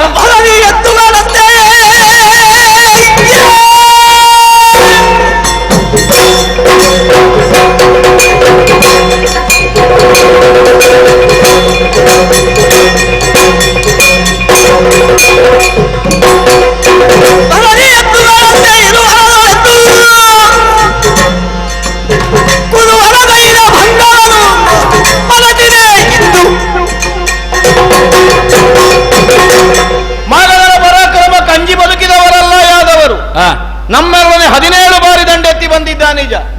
17 ಬಾರಿ ಒದಗಿಸಿಕೊಂಡು ಬಂದಿದ್ದಂತಹ 23 ಕ್ಷೋಹಿಣಿ ಸೇನೆಯನ್ನು ಸರ್ವನಾಶ ಮಾಡಿ ಅವ ಒಬ್ಬಂಟಿಗನಾಗಿ ಹಿಂದಿರುಗುವಂತಹ ಸ್ಥಿತಿಯನ್ನು ಒದಗಿಸಿಕೊಟ್ಟವನೀ ಬಲಭದ್ರ. 3ನೆಯ ಬಾರಿಯ ಯುದ್ಧದಲ್ಲಿ ಮುಸಲ ಎತ್ತಿದ್ದೆ, ಮಾಗದನನ್ನು ಮುಗಿಸಿ ಬಿಡ್ತೇನೆ ಅಂತ ಅಶರೀರವಾಣಿ ಎಚ್ಚರಿಸಿದ್ದು. ಈಗ ಕಾಲ ಬರಲಿಲ್ಲ, ಕೊಲ್ಲಬೇಡ ನೀನು ಅಂತ. ಆದ ಕಾರಣ ಸುಮ್ಮನುಳಿಬೇಕಾಗಿ ಬಂತು. ಅಲ್ಲದಿದ್ರೆ ನೀನು ಮೊನ್ನೆ 13 ದಿವಸಗಳ ತನಕದ ಹೋರಾಟ ಮಾಡಬೇಕಾದಂತಹ ಸ್ಥಿತಿ ಬರ್ತಿರ್ಲಿಲ್ಲ. ಮಾಗದನನ್ನು ಗೆದ್ದ ದೊಡ್ಡಸ್ತಿಗೆ ಮಾತಾಡ್ತಿದ್ದ. ಮಾಗದನನ್ನು ಕೊಲ್ಲುವುದಕ್ಕೆ ಸಾಧ್ಯ ಆಗದೆ ಹಿಂದೆ ತಿರುಗಿ ನೋಡಿದ ಮೇಲೆ ನನ್ನ ತಮ್ಮ ಎಂತದ್ದು ಸೂಚನೆ ಕೊಟ್ಟದ್ದಂತೆ. ಅಂತ ಮೋಸತಂತ್ರ ಮಾಡುವುದರಲ್ಲೆಲ್ಲ ಅವ ತುಂಬಾ ಜಾಣಾಮ. ಏನು ಅವನ ತಂತ್ರಗಾರಿಕೆಯನ್ನು ಬಳಸಿಕೊಂಡು ಮೋಸದಿಂದ ಮಾಗದನನ್ನು ಕೊಂದು ಈಗ ಮೀಸೆಗೆ ತುಪ್ಪ ಸವರಿಕೊಳ್ತಾನೆ ನನ್ನ ಮುಂಭಾಗದಲ್ಲಿ. ಸುಭದ್ರ ನಿಮಗ ಒಗ್ಗಿಕೊಳ್ಬೇಕು. ಅಷ್ಟು ಬಡತನದಲ್ಲಿ ಬೆಳೆದವಳಲ್ವೋ, ನಾವು ಅವಳನ್ನು ರತ್ನ ಸಾಕಿದ ಹಾಗೆ ಸಾಕಿದ್ದೇವೆ. ಮೇಲೆ ಕೊಂಡು ಇಟ್ಟರೆ ಕಾಗೆಕೊಂಡು ಹೋಗ್ತದೆ, ಕೆಳಗಿಟ್ಟರೆ ಇರುವೆಕೊಂಡು ಹೋಗ್ತದೆ ಅನ್ನೋ ಹಾಗೆ ಬಹಳಷ್ಟು ಮುಚ್ಚಟೆಯಿಂದ ನಾವು ಸಾಕಿ ಬೆಳೆಸಿದ್ದೇವೆ. ನೀವು ತಿನ್ನುವಂತಹ ನಾರೋ ಬೇರನ್ನು ತಿಂದು ಬದುಕುವುದಕ್ಕೆ ಇದ್ದವಳಲ್ಲ ಸುಭದ್ರೆ. ಆದದ್ದರಿಂದಲೇ ಆ ಸುಖೋಪಜೀವನವನ್ನು ನೀವು ಒದಗಿಸಿಕೊಡಬೇಕಾದಂತಹ ಹೊಣೆ ಇತ್ತು. ನಿಮಗಿದು ಮೊದಲಿನಿಂದಲೂ ಅಭ್ಯಾಸ. ಹೋದೆಡೆಯಲ್ಲಿ ಒಂದೊಂದು ಮದುವೆ ಆಗುವುದಲ್ಲಿ ಒಂದು ಸಂತಾನ ಪಡೆಯುವುದು, ಮತ್ತೆ ಅಲ್ಲಿ ಬಿಟ್ಟು ಬರುವುದು, ಮತ್ತೆ ಆ ಕಡೆಗೆ ತಲೆ ಹಾಕಿ ಮಲಗಲಿಕ್ಕಿಲ್ಲ. ನಿನ್ನ ಹಿಡಿಂಬಾ ವಿವಾಹದಿಂದ ತೊಡಗಿದಂತಹ ಕಥೆಯಿಂದಲೂ ನಮಗದು ಸ್ಪಷ್ಟವಾಗುತ್ತದೆ. ಈ ಅರ್ಜುನನು ಹಾಗೆ ಅಂತೆ. ಮೊನ್ನೆ ನಮ್ಮ ಸುಭದ್ರೆಯನ್ನು ಮದುವೆ ಆಗುವುದಕ್ಕಿಂತ ಮೊದಲು ಎಲ್ಲಿಯೋ ಪಾತಾಳ ಲೋಕಕ್ಕೆಲ್ಲ ಹೋಗಿ ಯಾರನ್ನ ಮದುವೆ ಆಗಿ ಒಂದು ಮಗು ಪಡೆದಂತೆ ಅಲ್ಲೇ ಬಿಟ್ಟು ಬಂದ. ಹಾಗಿದ್ರೆ ಇದರ ಅರ್ಥ ಏನು? ನಿಮಗೆ ಹೋದಲ್ಲೆಲ್ಲ ಒಂದೊಂದು ಹೆಂಡತಿ ಬೇಕು, ಒಂದು ಮಕ್ಕಳನ್ನು ಪಡೆಯಬೇಕು. ಮತ್ತ ಹೆಂಡತಿಯನ್ನು ಕೊಟ್ಟವನು ಯಾರ, ಮದುವೆ ಆಗುವುದಕ್ಕೆ ಸಂಬಂಧಕ್ಕೆ ಹಿನ್ನೆಲೆ ಏನು, ಯಾವ ಪ್ರಜ್ಞೆಯು ನಿಮಗಿರುವುದಿಲ್ಲ. ಎಲ್ಲ ಮರೆತು ಕಳೆತು ಮತ್ತೆ ನೀವು ತಿರುಗಾಡ್ತೀರಿ. ಅಲ್ಲ, ಕಟ್ಟಿಕೊಳ್ಳಿಕ್ಕೆ ನಿಮ್ಮಿಂದ ಆಗುವುದೂ ಇಲ್ಲ. ಯಾಕೆ? ನಿತ್ಯ ನೋಡಿದ್ರೆ ಕಾಡು ತಿರುಗಾಟ ಆಗ್ಲಿಲ್ವ? ತೋಡಿನ ನೀರು, ಕಾಡಿನ ಸೊಪ್ಪು, ಅದು ಬಿಟ್ರೆ ಬೇರೆ ಏನಾದ್ರೂ ಉಂಟೋ ನಿಮ್ಮ ಹೊಟ್ಟೆಗೆ? ಎತ್ತುಗಳ ಹಾಗೆ ಕಾಡಿನಲ್ಲಿ ಸಂಚರಿಸುವವರು ನೀವು. ನಿಮ್ಮಂತವರ ಸಂಬಂಧ ಮಾಡಿಕೊಂಡಿದ್ದೇವಲ್ಲ, ನಿಜವಾಗಿ ನಮ್ಮ ತಲೆಗೆ ನಾವು ಹೊಡ್ಕೊಳ್ಬೇಕು. ಆ ಸ್ಥಿತಿಯಾಗಿದೆ. ಎತ್ತುಗಳ ಹಾಗೆ ನಾವು ತಿರುಗಾಡುವರು. ನೀವು ಅದೇ ವೃತ್ತಿಯವರಲ್ಲೋ? ಹೌದು. ಎತ್ತುಗಳನ್ನು ಸಾಕುವುದು, ಹಸುಗಳನ್ನು ಗುಡ್ಡೆಯಲ್ಲಿ ಓಡಿಸುವುದು, ಬುತ್ತಿಯನ್ನು ಊಟ ಮಾಡುವುದು. ನಿಮ್ಮಲ್ಲಿ ಏನು ಮದುವೆ ಕಡಿಮೆ ನಿನ್ನ ತಮ್ಮ? ಈಗ ನಾವು ಒಂದು ಕಾಡಿನಲ್ಲಿ ಆಗಿದ್ದೇವೆ, ಎಲ್ಲಿಯೋ ಒಂದೆರಡು ಪ್ರಕರಣ ನಮ್ಮದ್ದು. ಮದುವೆಯ ಸಂಖ್ಯೆಯನ್ನು ಲೆಕ್ಕ ತೆಗೆದ್ರೆ ನಿನ್ನ ತಮ್ಮ ಆದದ್ದೆಷ್ಟು ಗುರುಗಳೇ? ಆದ್ರೆ ಎಲ್ಲರಿಗೂ ಪ್ರತ್ಯೇಕ ಅರಮನೆ ಉಂಟು. ದ್ವಾರಕೆಯಲ್ಲಿ ಅಷ್ಟು ಅರಮನೆ ಹೆಚ್ಚಾದದ್ದು ಹೇಗೆ ಗೊತ್ತುಂಟು ನಿನಗೆ? ನನ್ನ ತಮ್ಮನ ಸಂಸಾರಕ್ಕೆ ಬೇಕಾಗಿ. ಹೌದಾ? ಪ್ರತಿಯೊಬ್ಬರಿಗೂ ಬೇರೆ ಬೇರೆ ಮನೆ ಮಾಡಿ ಸಾಗುತ್ತಾ ಇದ್ದಾನೆ. 16,000 ಮೇಲೆ ಮದುವೆ ಆಗಿದ್ದಾನೆ. ಹೌದಾ? ನಾವು ಒಂದೇ ಕಾಡಿನಲ್ಲಿ ಆಗಲಿ, ಅದೇ ಪ್ರಾಯ ಕಡಿಮೆ ಇದ್ದೇ ಆಯ್ತು. ಅಲ್ಲ, ಇರಬಹುದು ಪ್ರಾಯ ಕಡಿಮೆ ಅಂತ ನೀವು ತಿಳ್ಕೊಳ್ಳುವುದು. ಹೌದಪ್ಪ, ಹೌದು. ಈಗ ಆದವರಿಗೆ ಪ್ರಾಯ ಎಷ್ಟು ಅಂತ ನಿಮ್ಮ ಗಣನೆಗುಂಟ? ನಮಗೆ ಪ್ರಾಯವನ್ನು ನೋಡ್ಲಿಲ್ಲ. ಈಗ ಪ್ರಶ್ನೆ ಮಾಡಿದ್ರೆ ಮೊನ್ನೆ ಅವ ಪಾತಾಳ ಲೋಕದಲ್ಲಿ ಮದುವೆ ಆದಂತಹ ಉಲೂಪಿಗೆ ಪ್ರಾಯ ಎಷ್ಟು? ಈ ಲೋಕದಲ್ಲಿ ಅಲ್ಲದೆ ಇದ್ದವರಿಗೆ ಪ್ರಾಯ ಲೆಕ್ಕ ಮಾಡ್ಲಿಕ್ಕಿಲ್ಲ. ಹೌದೌದು. ಬೇಡ, ನೀನು ಹಿಡಿಂಬೆಯನ್ನು ಮದುವೆ ಆದ, ಅವಳ ಪ್ರಾಯ ಎಷ್ಟು? ನನಗಿಂತ ಕಡಿಮೆ ಅವಳಿಗೆ. ಅದು ನೀನು ಸಮಾಧಾನ ಪಟ್ಟುಕೊಳ್ಳುವುದು, ನನಗಿಂತ ಕಡಿಮೆ ಅಂತ. ಈಗ ನೀನು ನನ್ನನ್ನಲ್ಲೋ ಮುದುಕಿ ನಾನು ಹೇಳಿದಿನ? ಹೌದು, ನನಗೆ ಗೊತ್ತಾಗುತ್ತದೆ. ನೀನು ಸ್ಪಷ್ಟವಾಗಿ ಹೇಳಬೇಕಾದ ಅವಶ್ಯಕತೆ ಇಲ್ಲ. ಆದ್ರೆ ಕೇವಲ ಕೃತಯುಗದಲ್ಲಿ ಹುಟ್ಟಿದವಳೇ ಹೊರತು ರೇವತಿ ವಯಸ್ಸಿನಿಂದ ವೃದ್ಧಾಪ್ಯವನ್ನು ಹೊಂದಿದವಳಲ್ಲ. ನೀನು ಚೆನ್ನಾಗಿ ನೆನಪಿಟ್ಟಕೋ. ಪ್ರಾಯದದ್ದು ಗೊತ್ತಾಗುದಿಲ್ಲ, ಗೊತ್ತಾಗುದಿಲ್ಲ, ಪ್ರಾಯವೇ ಆಗಲಿಲ್ಲ. ಯಾಕೆ ಗೊತ್ತೋ? ಅಷ್ಟೂ ಸಮಯವನ್ನು ಅವಳು ಕಳೆದದ್ದು ಬ್ರಹ್ಮಲೋಕದಲ್ಲಿ. ಬ್ರಹ್ಮಲೋಕದಲ್ಲಿರುವಾಗ ಬ್ರಹ್ಮಲೋಕಕ್ಕೆ ಸಂಬಂಧಿಸಿದಂತಹ ದೇಹಸ್ಥಿತಿಯೇ ಹೊರತು, ವಯೋಮಾನವೇ ಹೊರತು ಭೂಲೋಕದ ವಯೋಮಾನ ಆಗುವುದಿಲ್ಲ. ಆಗುವುದಾದ್ರೆ ಇಷ್ಟು ಯುಗಗಳಿಗೆ ಬದುಕುವುದಕ್ಕಾಗಿ ಆಯುಷ್ಯಲ್ಲಿ ಉಳಿತು. ಏನು ಚಿರಂಜೀವಿಯ ರೇವತಿ ಅಂದ್ರೆ? ಅಲ್ಲಿ ಒಂದು ಕ್ಷಣವನ್ನು ಮಾತ್ರ ಕಳೆದದ್ದು. ಹಾಗಿದ್ರೆ ಅವಳಿಗಾದಂತಹ ಆಯುಷ್ಯ ವೃದ್ಧಿಯೂ ಅಷ್ಟೇ ಒಂದು ಕ್ಷಣದ್ದು ಮಾತ್ರ. ಭೂಲೋಕಕ್ಕೆ ಸಂಬಂಧಿಸಿದಂತಹ ಆಯುಷ್ಯ ವೃದ್ಧಿ ಆಗುವುದು ಭೂಲೋಕವನ್ನು ಸೇರಿದ ಮೇಲೆ. ಆದದ್ದರಿಂದಲೇ ಇಂದಿಗೂ ಅವಳು ಉಳಿಯುವುದಕ್ಕೆ ಸಾಧ್ಯ ಆಗಿದೆ. ಮತ್ತೇನಾದ್ರೂ ಅಮೃತಪಾನ ಮಾಡಿ ಬಂದವಳು ಅಲ್ಲ ನನ್ನ ಹೆಂಡತಿ, ಚಿರಂಜೀವಿ ಅಂತ ಹೊರ ಪಡೆದವಳು ಅಲ್ಲ. ದೀರ್ಘಕಾಲ ಬದುಕಿ ಉಳಿಲಿಕ್ಕೆ ಕಾರಣ ಏನು ಅಂದ್ರೆ ಕಳೆದದ್ದು ಬ್ರಹ್ಮಲೋಕದಲ್ಲಿ. ಆದದ್ದರಿಂದ ಬ್ರಹ್ಮದೇವನಿಂದ ಪ್ರಶಸ್ತಿ ಪತ್ರ ಸಿಕ್ಕಿದೆ ನನಗೆ. ಯಾರು ಈಗಿನ ಕಾಲದಲ್ಲಿ ಗಂಡು, ದ್ವಾಪರ ಯುಗದಲ್ಲಿ ಗಂಡು ಅಂದ್ರೆ ಗಂಡು ಬಲರಾಮ. ನೀನು ಹೇಳಿಕೊಳ್ಬಹುದ ಮೀಸೆ ಮೇಲೆ ತಿರುಗಿಕೊಂಡು ನಾನು ಗಂಡು ಅಂತ? ಅಲ್ಲ, ಬ್ರಹ್ಮದೇವರು ಪ್ರಶಸ್ತಿ. ರೇವತಿಗೆ ಎಲ್ಲಿಯೂ ಸಂಬಂಧ ಆಗ್ಲಿಲ್ಲ. ಕೊನೆಗೊಬ್ಬ ಬಲರಾಮ ದೇವರು ಸಿಕ್ಕಿದ್ರು. ಹೌದು, ಅವರಿಗೂ ಪಕ್ಕ ಗೊತ್ತಾಗ್ಲಿಲ್ಲ. ಯಾಕೆ ಮಧ್ಯಾಹ್ನ ಮೇಲೆ ಹುಡುಗಿ ನೋಡ್ಲಿಕ್ಕೆ ಹೋದಾನ? ಅಲ್ಲ, ಹುಡುಗಿ ನೋಡುವ ಪ್ರಶ್ನೆಯೇ ಇಲ್ಲ. ಬ್ರಹ್ಮದೇವನೇ ಹೇಳಿದಂತಹ ನಿರೂಪದಂತೆ ಮದುವೆ ಆದದ್ದು. ಬ್ರಹ್ಮದೇವನಲ್ಲಿ ರೈವತ ಕೇಳಿದಂತಹ ಕಾಲಕ್ಕೆ ಕೃತಯುಗದ ರಾಜರುಗಳನ್ನೆಲ್ಲ ಹೇಳಿದಂತೆ.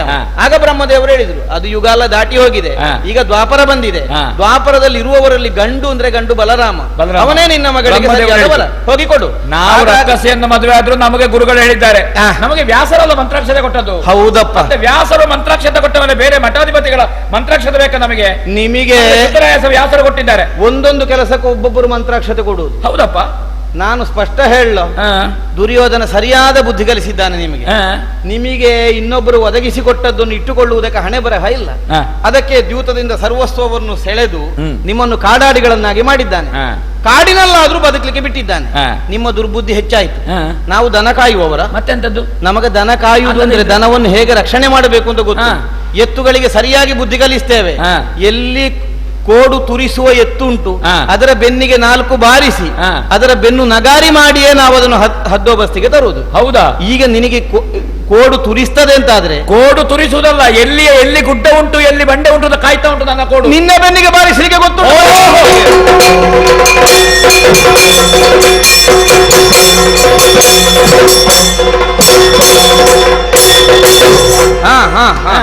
ಸಾಕು ಮಾಡು.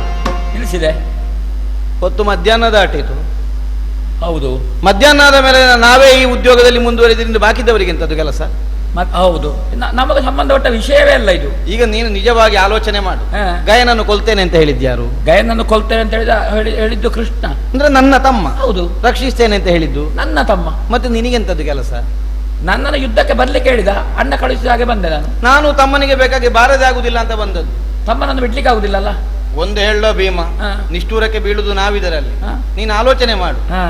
ಸೂರ್ಯ ಪಶ್ಚಿಮದಲ್ಲೇ ಮೂಡು ದಿಕ್ಕಿನಲ್ಲಿ ಮುಳುಗಲಿ, ಕೃಷ್ಣಾರ್ಜುನರಿಗೆ ವಿರೋಧ ಬಂದೀತ? ಬರ್ಲಿಕ್ಕಿಲ್ಲ. ಎಂತದೋ ನಾಟಕ ಉಂಟು, ನೋಡುವ. ಹೌದಾ?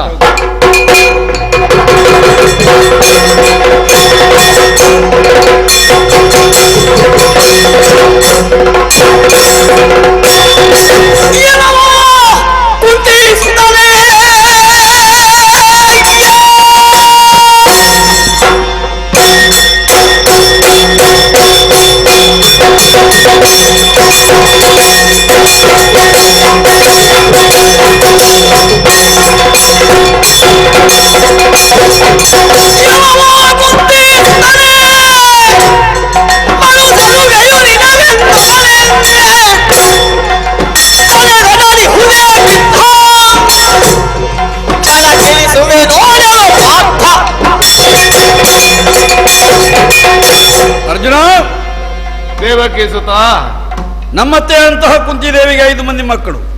ಪೃಥೆ ಎಂದು ಅವಳ ಹೆಸರು. ಅವಳ ಮಕ್ಕಳೆಲ್ಲರೂ ಪಾರ್ಥರೇ. ಆದ್ರೆ ಪಾರ್ಥನೆಂಬ ಹೆಸರು ನಿನಗೆ ಬಂದಿದೆ. ಯೋಗ ಅಂತ ಹೆಸರು ಅದಕ್ಕೆ. ಆ ಯೋಗದಿಂದ ನೀನು ಬಹಳ ಸಲುಗೆ ವಹಿಸುವುದಕ್ಕೆ ತೊಡಗಿದ್ದಿ. ನನ್ನೆದುರು ಆಯುಧಪಾಣಿಯಾಗಿ ಬಂದಿದ್ದಿ. ಯುದ್ಧಕ್ಕೆ ಪಂಥಾಹ್ವಾನ ಕೊಡ್ತಾ ಇದ್ದಿ. ಸಮರ ಬಹಳ ಮುಖ್ಯ ಅಂತ ನಿನಗೆ ತೋರಿದೆ. ಅದು ನನ್ನಲ್ಲಿ ಸಮರ ಮುಖ್ಯ ಅಂತ ನಿನಗೆ ತೋರಿದ್ರೆ ಸಖ್ಯವನ್ನು ಮರೆತಂತ ಮುಖ್ಯವಾದ ಕಾರ್ಯಕ್ರಮ ಇದು ಅಂತ ನೀನು ತೀರ್ಮಾನ ಮಾಡಿದ ಹಾಗಾಯ್ತು. ನಿನ್ನ ತಲೆಗಡವಿದ ಪಿತ್ತ ಇಳಿಸ್ತೇನೆ. ಸ್ವಾಮಿ, ಪಿತ್ತ ನನಗಲ್ಲ, ಮತ್ತೆ ಸಂಪತ್ತು ಹೆಚ್ಚಾಗಿದೆ. ಯಾವುದು? ಶ್ರೀಪತಿ ಎಂದಿವರೆಗೆ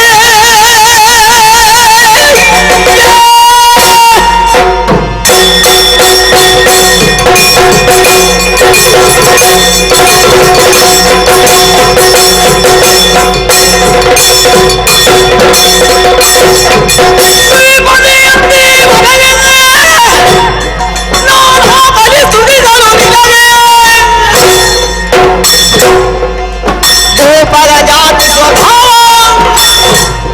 ಬಿಟ್ಟು ಹೋಗುವುದೇ ನಿನಗೆಲ್ಲ ಭಾವ. ಕೃಷ್ಣ, ಏನು? ಶ್ರೀಪತಿ ನೀನು. ಶ್ರೀಯನ್ನು ಪಡೆದವರಿಗೆ ಅದೊಂದು ಸ್ವಭಾವ. ಸ್ವಲ್ಪ ಇದ್ರೆ ಮತ್ತಷ್ಟು ಬೇಕು, ಮತ್ತಷ್ಟಿದ್ರೆ ಮತ್ತಷ್ಟು ಬೇಕು. ಮಾತ್ರ ಅಲ್ಲ, ನಾವು ನಿರ್ಣಯಿಸಿದಾಗ ಆಗ್ತದೆ ಎಲ್ಲ ಅಂತ. ಹೀಗೆ ಆಗಬಾರ್ದಿತ್ತು ಅಂತ ನನಗೆ ಈಗಲೂ ಉಂಟು. ಆದ್ರೆ ಆದ್ದಕ್ಕೆ ಪಶ್ಚಾತ್ತಾಪ ಇಲ್ಲ. ಹೇಗಾಗಬೇಕಿತ್ತು ನಮ್ಮ ಕೈಯಲ್ಲಿಲ್ಲ. ಹೇಗಾಗಬೇಕು ಹೇಗಾಗಬಾರದು ಅಂತ ನಿರ್ಣಯಿಸುವ ನೀನೇ ತಪ್ಪಿದ್ದಿ. ಶ್ರೀಪತಿ ನೀನು.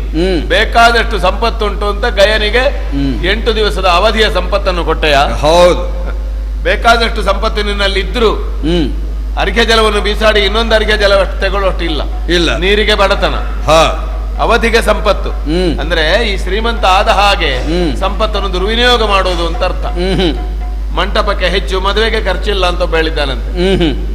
ಹಾಗಾಗಿ ನಮ್ಮ ತಿಳುವಳಿಕೆ ತಪ್ಪು ಅಂತ ಭಾವಿಸಬೇಕಾಯ್ತು. ನಿನ್ನನ್ನು ಶ್ರೀಪತಿ ಎಂದೀವರೆಗೆ ನಾನಾ ಪರಿನುತಿಸಿದ ಬಗೆಗೆ ಶ್ರೀಪತಿ ಅಂತ ನಾವು ತಿಳಿಬಾರ್ದಿತ್ತು. ಯೋಗೀಶ್ವರ ಅಂತ ತಿಳಿಬೇಕಿತ್ತು ಕಾಣುತ್ತದೆ. ಹಾಗೆ ತಿಳಿಲಿಲ್ಲ ನಾವು. ಯಾಕೆ? ನಮಗೆ ಬೇಕಾದ ಎಲ್ಲ ಶ್ರೀ ಅದರಿಂದ ಸಿಗ್ತದೆ ಅಂತ ಇತ್ತು. ಮತ್ತೇನಾಯ್ತು? ಏನು ಮಾಡುವ? ಏನು? ಲೋಕ ಸ್ವಭಾವ ನಿನ್ನನ್ನು ಬಿಟ್ಟು ಹೋಗುದಿಲ್ಲ. ಯಾವ ಸ್ವಭಾವ? ದನ ಕಾಯುವವರಿಗೆ ಸಂಪತ್ತು ಬಂದ್ರೆ ಹೀಗೆ ಆಗುದು. ಪೃಥ್ವಿ ಸಂಸರ್ಗದಿಂದ ನಿನಗೂ ಲೋಕದಲ್ಲಿರುವ ಲಕ್ಷ್ಮೀ ಪುತ್ರರು ತಮ್ಮನ್ನು ಲಕ್ಷ್ಮೀ ಪತಿಗಳು ಅಂತ ತಿಳಿದು ಏನು ತಿಳಿಯುತ್ತಾರೋ ಆ ಸೊಕ್ಕು ಬಂದಿದೆ. ಗೋಪರ ಜಾತಿ ಸ್ವಭಾವ ಬಿಟ್ಟು ಹೋಗುವುದ ನಿನಗೆ ಭಾವ? ಯಾವುದು ಜಾತಿ ಸ್ವಭಾವ? ಏನು ಮಾಡ್ತಾ ಇದ್ದೀನಿ ನೀನು? ಪರ ಕಾರ್ಯಕ್ಕೆ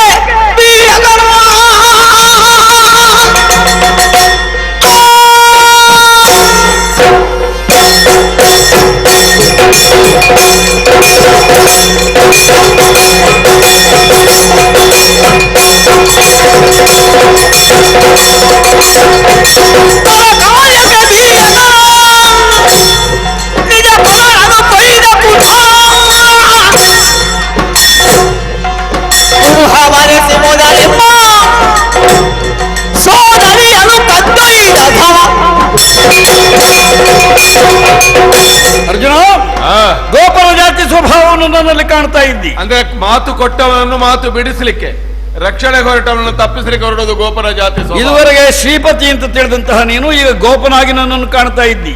ನೀನೇನು ಮಹಾಯೋಗ್ಯತಾವಂತನಾಗಿದ್ದೀನಿ. ನಿನ್ನ ಸಂಬಂಧ ಏನು, ಸೌಹಾರ್ದ ಏನು, ನಾನು ನೀನು ಜೊತೆಯಾಗಿ ಬಾಳಿ ಬದುಕಿದಂತಹ ದಿನಗಳ ಮಹತ್ವ ಏನು, ಎಲ್ಲವನ್ನೂ ಮರೆತು ಬಿಟ್ಟು ನನ್ನೆದುರು ಯುದ್ಧಕ್ಕಾಗಿ ಬಂದಿದ್ದಿ. ನೀನು ಪಂಥಾಹ್ವಾನದಿಂದ ಬಂದಿದ್ದಿ. ಎರಡೆರಡು ಸಂಧಾನವನ್ನು ವಿಫಲಗೊಳಿಸಿ ಸಂಗ್ರಾಮವೇ ಮುಖ್ಯ ಅಂತ ತೀರ್ಮಾನ ಮಾಡಿದ್ದಿ. ನನಗೆ ಕರ್ತವ್ಯ ಸ್ವಕಾರ್ಯ. ಯಾವ ಕರ್ತವ್ಯ, ಯಾವ ಸ್ವಕಾರ್ಯ? ಯಾವರೋ ಒಬ್ಬ ಪರಕೀಯ, ಸಂಬಂಧ ಇಲ್ಲ, ಜಾತಿ ಇಲ್ಲ, ನನ್ನಷ್ಟು ಆತ್ಮೀಯ ಅಲ್ಲ, ಅಂಥವನಿಗೋಸ್ಕರ ನನ್ನ ಕುತ್ತಿಗೆ ಕತ್ತರಿಸ್ತೇನೆ ಅಂತ ನೀನು ಬಂದಿದ್ದೀಯಲ್ಲ. ಏನು ಕಾರಣ ಗೊತ್ತಾ? ಏನು? ನಾವು ಕ್ಷತ್ರಿಯರು, ಅಲ್ಲದವರಿಗೆ ಗೊತ್ತಾಗುದಿಲ್ಲ. ನಿನ್ನ ಕ್ಷತ್ರಿಯತ್ವ ಅಂತ ಏನಿದೆಯೋ ಅದನ್ನು ಈ ಹೊತ್ತಲ್ಲ ಹಿಂದೆಯೂ ನಾನು ನೋಡಿದ್ದೇನೆ. ಎಂತ ಕ್ಷತ್ರಿಯತ್ವ ನಿನ್ನದು? ಸುಭದ್ರಾಪಹಾರವನ್ನು ಮಾಡಿದಂತಹ ಚೋರ ನೀನು, ಕಳ್ಳ ನೀನು. ಯಾವ ದೊಡ್ಡ ವಿಷಯ ನಿನ್ನದು? ಕಳ್ಳರ ಮನೆಯಿಂದಲೇ ಕದ್ದವ ಎಷ್ಟು ದೊಡ್ಡವ? ಯಾರು? ಕಳ್ಳತನ ಉಂಟಾ? ನಮಗಿಲ್ಲ.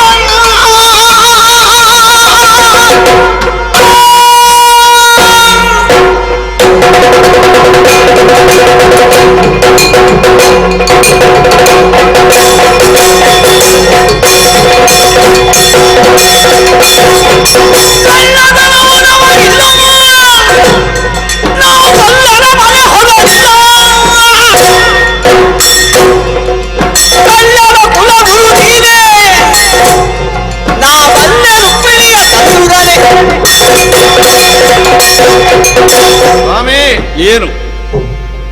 ವಿಶ್ವ ಪ್ರಶಸ್ತಿ ವಿಜೇತ ಸ್ಥಳೀಯ ಕಳ್ಳನನ್ನು ಆಕ್ಷೇಪಿಸಬಾರದು. ಅಂದ್ರೆ ನೀನು ಹುಟ್ಟಿದ ಮೇಲೆ ಕಳ್ಳ ಅಂತ ಶಬ್ದ ಇಲ್ಲ. ಯಾಕೆ? ಕಳ್ಳರು ಕದ್ದುಕೊಂಡು ಕೆಲಸ ಬಿಟ್ರಂತೆ. ಯಾಕೆ? ಕಳ್ಳರಿಂದ ನೀನು ಕದೀತಿ. ಹುಟ್ಟುವಾಗಲೇ ಸೆರೆಮನೆಯಲ್ಲಿ ಹುಟ್ಟಿದಿ. ಅಪ್ಪನಿಗೆ ಕಳ್ಳತನ ಕಲಿಸಿದ್ದಿ. ಆಮೇಲೆ ಹಾಲು, ಮೊಸರು, ಬೆಣ್ಣೆ,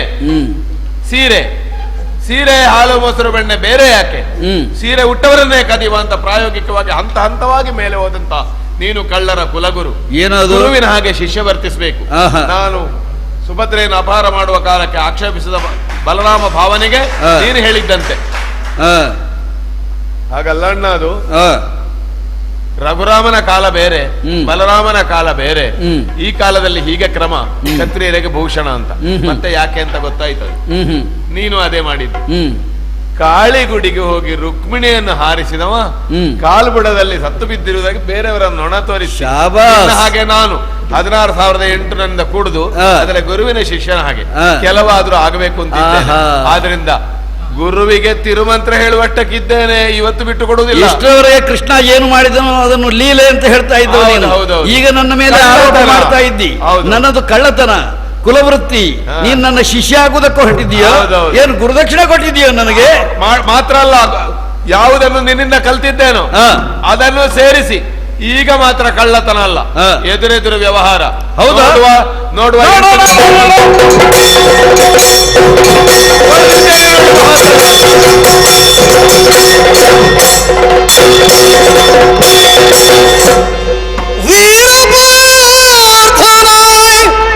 ಶಕ್ತಿಯಂ ಪರೀಕ್ಷಿಸಿ ಮುಂದೆ ಭಾರತ ಹವ ಮಲ್ಲನೆಂದು ನಿಶ್ಚಯಿಸಿ ಭೂರಿ ಸಂತೋಷದಿ ಮುರವರು ನಿಲಲು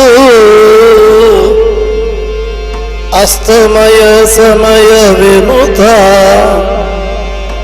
ಘೋರ ದೃಶ್ಯಕರಣ ಕೌಶಲದ ಶಕ್ತಿಯು ಸಾರದರದಿಂದ ಚ್ಯುತ ಆರರಿಯದಂದದಿ ಕುಬೇರನ ಭಜನ ಶಿರವ ಕತ್ತರಿಸಿ ಮಾಯಾವಿಗುಳಿರಲು ನರ ನುಡಿದನು.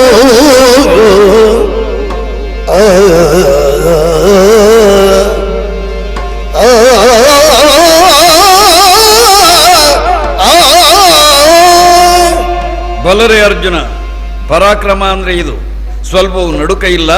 ಕೈ ಮುಗೀತಾ ಇದ್ದ ದೇವರು ಕೈ ಎತ್ತಿ ಹೊಡೆಯುವುದಕ್ಕೆ ಬಂದರೆ ಒಂದು ಹೆಜ್ಜೆ ಹಿಂದೆ ಸರಿಯುತ್ತಾ ಇಲ್ಲ. ಇದು ವೀರತನ. ಕುರುಕ್ಷೇತ್ರಕ್ಕೆ ತಕ್ಕ ಯೋಧ ಇವನಾಗ್ತಾನೋ, ನನ್ನ ಕೈಯಾಯುಧವಾಗಿ ನನ್ನ ಧರ್ಮ ಸಂಸ್ಥಾಪನೆಯ ಕಾರ್ಯಕ್ಕೆ ಇವನ ಸಹಕಾರ ಎಷ್ಟು ಪಡೆಯಬಹುದು ಅಂತ ಯೋಚನೆ ಮಾಡ್ತಾ ಇದ್ದ ನನಗೆ ಈಗ ನಿಶ್ಚಿಂತೆ ಒದಗಿದೆ. ಈ ಪರೀಕ್ಷೆಯಲ್ಲಿ ಇವನು ಉತ್ತೀರ್ಣನಾಗಿದ್ದಾನೆ. ಇವನ ಯೋಗ್ಯತೆಯನ್ನು ಸ್ಫುಟವಾಗಿ ತಿಳಿಯುವುದಕ್ಕೆ ಸ್ವಾನುಭವದಿಂದ ನಾನು ಅನುಭವವನ್ನು ಸಂಗ್ರಹ ಮಾಡಿದ್ದೇನೆ ಅಂದ ಮೇಲೆ ಇನ್ನು ಮುಂದೆ ಯುದ್ಧ ಬೇಕಾದ್ದಲ್ಲ. ಆದರೆ ಮಾಡಿದ ಯುದ್ಧ, ಆರಂಭ ಮಾಡಿದಂಥ ಯುದ್ಧ ಮಧ್ಯದಲ್ಲಿ ನಿಲ್ಲಿಸಲಿಕ್ಕಾಗುವುದಿಲ್ಲ. ನನ್ನ ಪ್ರತಿಜ್ಞೆ ಒಂದಿದೆಯಲ್ಲ, ಅದರ ಮೂಲಕವೇ ಇದರ ಪರಿಹಾರವನ್ನು ಮಾಡಬೇಕಾದ್ದುಂಟು. ನಾನು ಗಯನ ಕತ್ತನ್ನು ಕತ್ತರಿಸುವುದಾಗಿ ಹೇಳಿದ್ದೆ. ಹೊತ್ತು ಕತ್ತಲೆ ಆಗ್ತಾ ಇದೆ, ಅಷ್ಟರೊಳಗೆ ಇತ್ಯರ್ಥ ಆಗಬೇಕಂತ ಈ ಸಂಗತಿಗಾಗಿ ಗಯನನ್ನು ಹುಡುಕಿದರೆ ಈ ಪರಿವಾರದಲ್ಲೆಲ್ಲೂ ಗಯ ಕಾಣಿಸ್ತಾ ಇಲ್ಲ. ಮುಂದೆ ಹಿಂದೆ ನೋಡಿದರೂ ಗಯ ಕಾಣಿಸ್ತಾ ಇಲ್ಲ. ಎಲ್ಲಾದರೂ ಇಣುಕ್ತಾನೋ ಅಂತ ನೋಡಿದರೆ ಅದೂ ಇಲ್ಲ. ಹಾಗಾದರೆ ಇವನ್ನೆಲ್ಲೋ ಭದ್ರವಾಗಿ ಬಚ್ಚಿಟ್ಟಿರಬೇಕು ಅಂತಾಯಿತು. ಅಂತರ್ದೃಷ್ಟಿಯಿಂದ ತಿಳಿದು ನೋಡಿದರೆ ಓಹೋ, ಬತ್ತಳಿಕೆಯ ಒಳಗೆ ಬೆಚ್ಚಗೆ ಇರಿಸಿಕೊಂಡಿದ್ದಾನೆ. ಯಾರಿಗೂ ಗೊತ್ತಾಗಲಿಕ್ಕಿಲ್ಲ ಅಂತ ಇವ ತಿಳಿದಿದ್ದಾನೆ. ಅಲ್ಲಿಗೆ ಆ ಗಯನ ಕತ್ತನ್ನು ಕತ್ತರಿಸಿ ನಿಶ್ಚಿಂತೆಯಿಂದ ಕೂತುಕೊಳ್ತೇನೆ. ಎಂತದ್ದು ವಿಷಯ ಇದು? 8ನೇ ದಿವಸ ಸಾಯಂಕಾಲ ಆಗಿದೆ, ಜನ ಸುಮ್ಮನೆ ಕೂತಿದೆ. ಓಹೋಯ್ ಬಾವಯ್ಯ, ಏನು ಎಂತದು? ನೋಡು ಬಾವಯ್ಯ,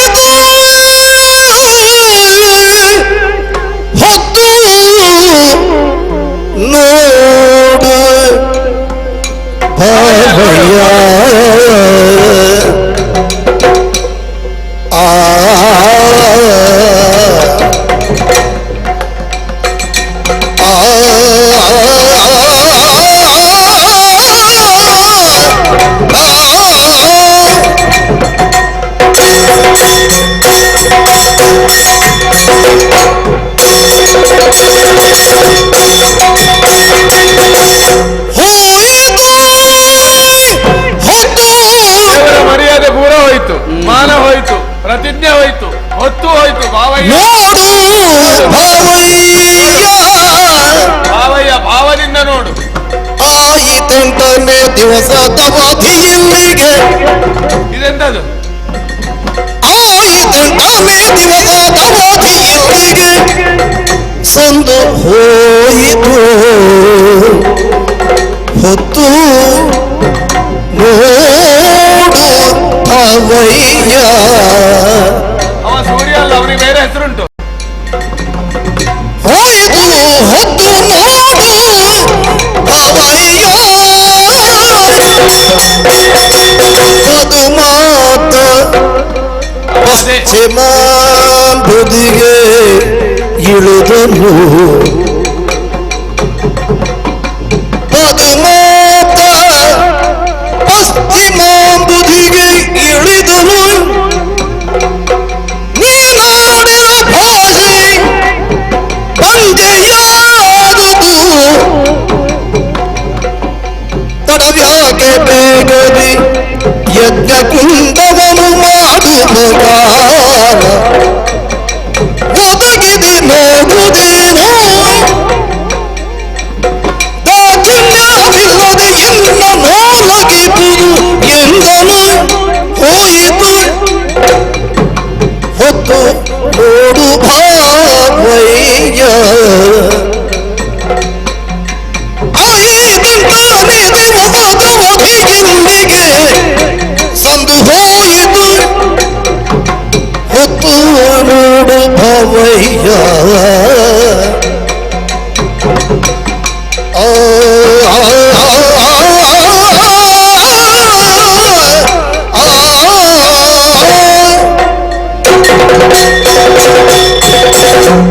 ಭಾವಯ್ಯ, ಏನಯ್ಯ? ಎಂತದಿದು? ಹೋಯ್ತು, ಎಂತದ್ದೋಯ್ತು? ಪ್ರತಿಜ್ಞೆ ಹೋಯ್ತು, ಮಾನ ಹೋಯ್ತು, ಮರ್ಯಾದೆ ಹೋಯ್ತು. ಯಾರು ಹೇಳಿದ್ರು? ಶ್ರೀಕೃಷ್ಣ ಅದು ಹೋಯ್ತು. ಇನ್ನು ಕೃಷ್ಣ ಅಂತಂದ್ರೆ ಸಾಕು, ಕ್ರಿ ಅಂದ್ರೆ ಸಾಕು. ಆಹಾ, ಬಾವಯ್ಯ ಏನಪ್ಪ? ಯಾವುದಾದ್ರೂ ತಪ್ಪಿದ್ರು 8ರ ಲೆಕ್ಕ ತಪ್ಪಲಿಕ್ಕಿಲ್ಲ. ಆಹಾ, 8 ಹೆಂಡತಿ, 8ನೇವ ನೀನು.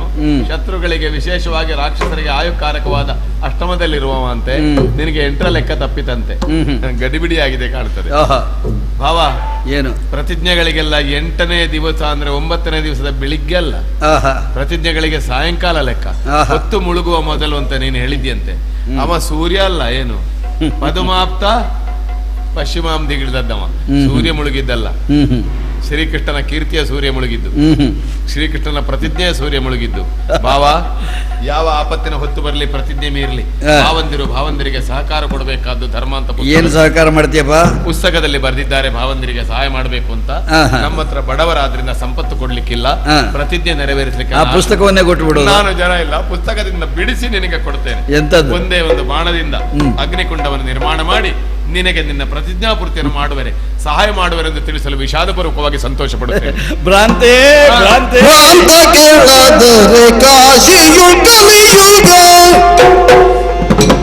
ಬಂತೆಯ ಜ್ಞಾನಿಗಳಂತೆ ಹೊರುವಿಯಾಗೆ ಸಂತೆಲ್ಲ ಭಾಜಿಗಳು ಬತ್ತಳಿಗೆಯುಳ್ಳಾಂತೆ ಕೂಳನ ಬೆನ್ನಳು ತೆಗೆದು ನೋಡು ಚಿಂತೆಯಾಗೆ ಮೋಸ ಬಂತೆಂದು ಗ್ರಹಿಸಿದ ಭ್ರಾಂತಗೆ. ಅರ್ಜುನ, ನಿನ್ ಯಾಕೋ ಈ ಬೇಡದಿದ್ದ ಕೆಲಸ ಎಲ್ಲ? ನನ್ನ ಪ್ರತಿಜ್ಞೆ ನನ್ನದು, ಅದನ್ನು ಪೂರೈಸಬೇಕಾದ್ದು ನನಗೆ ಕರ್ತವ್ಯ. ಆಜೀವ ರಕ್ಷಿಸ್ತೇನೆ ಅಂತ ಹೇಳಿಲ್ಲ. 8ನೇ ದಿವಸ ಕೃಷ್ಣನ ಪ್ರತಿಜ್ಞೆ ಮುಗಿಯುವ ಸಮಯದವರೆಗೆ ರಕ್ಷಿಸ್ತೇನೆ. ಈಗಲೂ ಜೀವದಲ್ಲಿದ್ದಾನೆ. ಅಲ್ಲಯ್ಯ, ನಾನು ಪ್ರತಿಜ್ಞೆ ಮಾಡುವಾಗ ಎಲ್ಲಾದ್ರೂ ನನಗೆ ಲೆಕ್ಕ ತಪ್ಪಿ ಹೋದ್ರೆ, ವಾರ ತಪ್ಪಿ ಹೋದ್ರೆ ಹೇಳು ಅಂತ ನಿನಗೆ ಭ್ರಾಂತಿ ಉಂಟಾಗುವುದು. ಈಗ ಭ್ರಾಂತಿ ನಿನಗೆ ಉಂಟಾದ್ದು. ಗಯನ ಬಗ್ಗೆ ನಾನು ಪ್ರತಿಜ್ಞೆ ಮಾಡಿದ್ದೇನೆ ಅಂದ್ರೆ ಅದನ್ನು ಪೂರೈಸುವುದಕ್ಕೆ ನನಗೆ ಗೊತ್ತಿದೆ. ನಿನಗೊಂದು ಮಾತು ಹೇಳ್ತೇನೆ, ಕೇಳ್ತೀಯಾ? ಕಾಶಿಯಲ್ಲಿ ಕಲಿಕಾಲದಲ್ಲೂ ಕಲಿಪ್ರವೇಶ ಆಗುವುದಿಲ್ಲ ಅಂತ ಒಂದು ಮಾತು ಹೇಳ್ತಾರೆ. ವಾಕ್ಯವೇ ತಪ್ಪು. ಕಾಶಿಯಲ್ಲಿ ಕಲಿಯುಗ ಅಂತ ಇಲ್ಲ. ಅಂಥಲ್ಲಿ ಒಂದು ವೇಳೆ ಕಲಿ ಪ್ರವೇಶ ಆದರೂ ಸಹ ಆಗಬಹುದು. ಕೃಷ್ಣನ ಮಾತು ಸುಳ್ಳಾಗಲಿಕ್ಕಿಲ್ಲ. ಎಲ್ಲಿದ್ದಾನೋ ನಿನ್ನ ಗಯ? ಎಲ್ಲಿದ್ದಾನೆ? ಇದು ಬುದ್ಧಿವಂತಿಕೆ.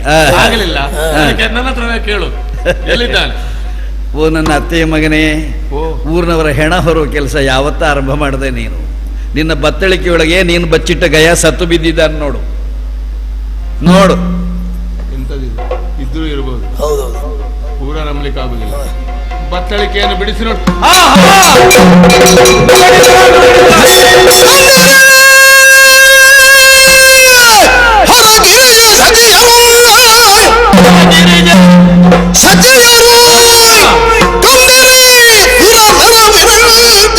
ಸುರವರ ಭುಜಂಗರು ವಿರಂಚಿಗಳು ನೋಡಿದ್ರೆ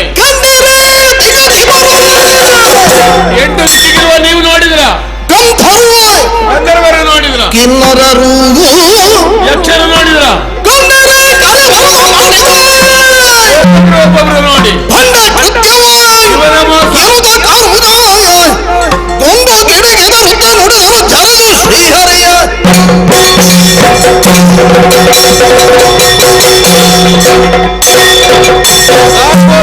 ಲೋಕದ ಸಮಸ್ತ ಶಕ್ತಿಗಳು ನೋಡ್ಲಿ, ಸಾಮರ್ಥ್ಯದಿಂದ ವಧಿಸಲಿಕ್ಕಾಗದೆ ಮೋಸ ಮಾಡಿದ್ದಾನೆ, ಧನುಷ್ಠಂಕಾರ ಮಾಡಿದ್ದಾನೆ. ಏ ಕಳ್ಳ!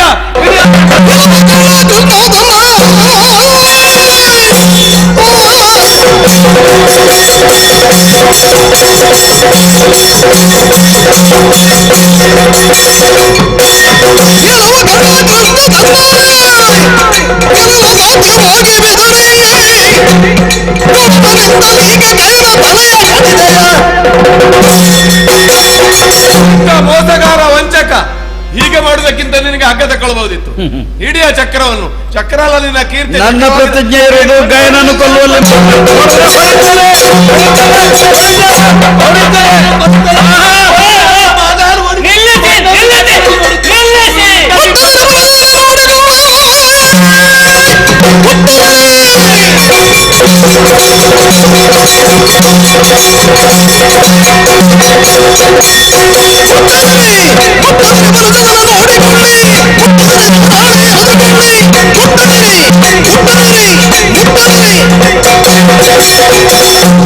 ನಿಮಗೆ ನಮಸ್ಕಾರ. ಅಮ್ಮ, ನೀವು ಮುಟ್ಟಬೇಡಿ, ನಾನು ಉದ್ದ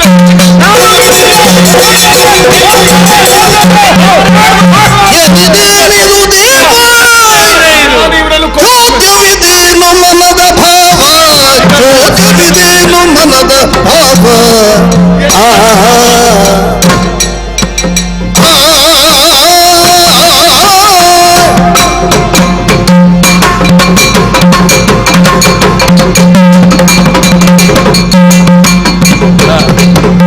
ಏನಿದೇನು ದೇವ ಚೋದ್ಯವಿದೆ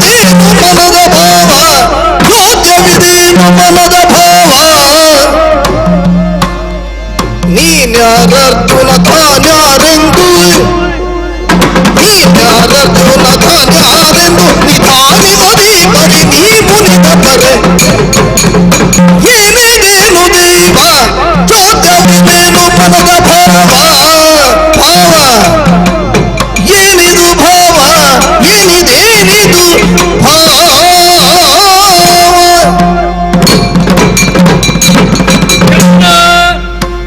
ಎಂತದು ದೇವ್ರೆ ಇದು ಇದು ಎಂತದ್ದು ಗೊತ್ತಾಗ ಕೃಷ್ಣಾರ್ಜುನ ಕಾಳಗ ಅಂದ್ರೆ ಇದು ಅಲ್ಲ ಅರ್ಜುನ ವಿಜಯ ವಿಜಯ ಅಲ್ಲ, ನನ್ನ ವಿಜಯ. ಯಾಕೆಂದ್ರೆ ನನ್ನ ಪ್ರತಿಜ್ಞೆ ನಾನು ಪೂರೈಸಿದ್ದೇನೆ. ಅವನು ತಲೆ ಕಡಿಬೇಕಾಗಿತ್ತು, ಕಡ್ದು ಹಾಕಿದ್ದೇನೆ. ಇನ್ನು ನನಗೆ ಗೊತ್ತಿಲ್ಲ, ನಾನು ಹೋಗೋದೆ. ಇದು ನಾಟಕ ರಂಗ.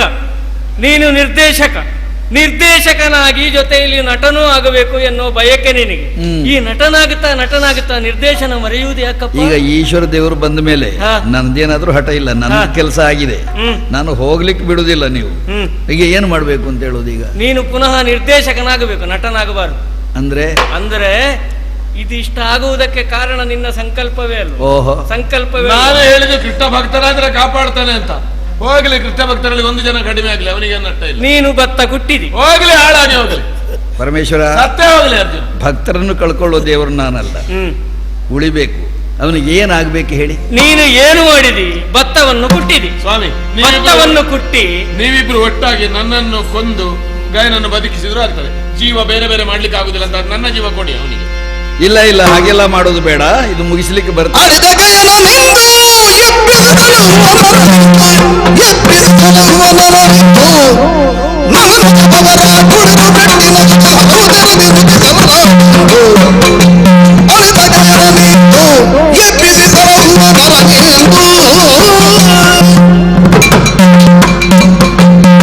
ಭತ್ತವನ್ನು ಕುಟ್ಟಿ ಅಕ್ಕಿ ತೆಗೆದಿ.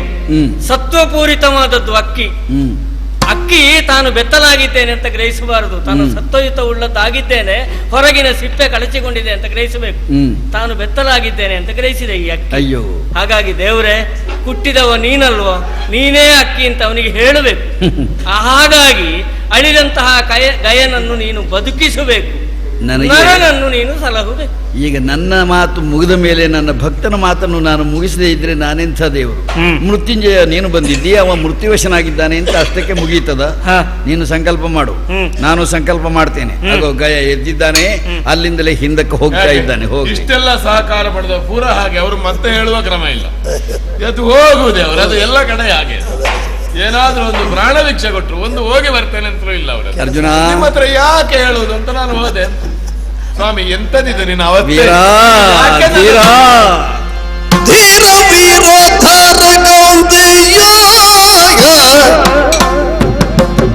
ದುಮ್ಮಾನವನು ಬಿಡು ಭಾರತ ಹವ ಮಲ್ಲ ಕೇಳಯ್ಯ. ದುಮ್ಮಾನವನು ಬಿಡು ಭಾರತ ಹವ ಮಲ್ಲ ಕೇಳಯ್ಯ.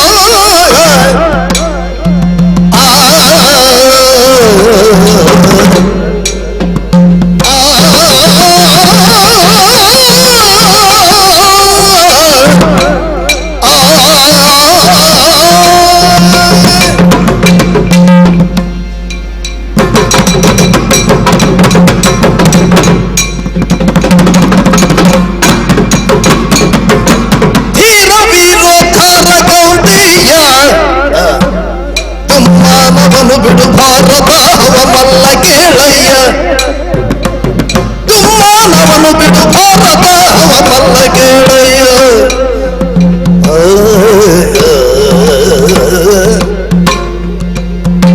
ಮೂರು ಲೋಕದಿ ನಿನ್ನ ಕೋರುವ ವೀರರುಂಟೆ.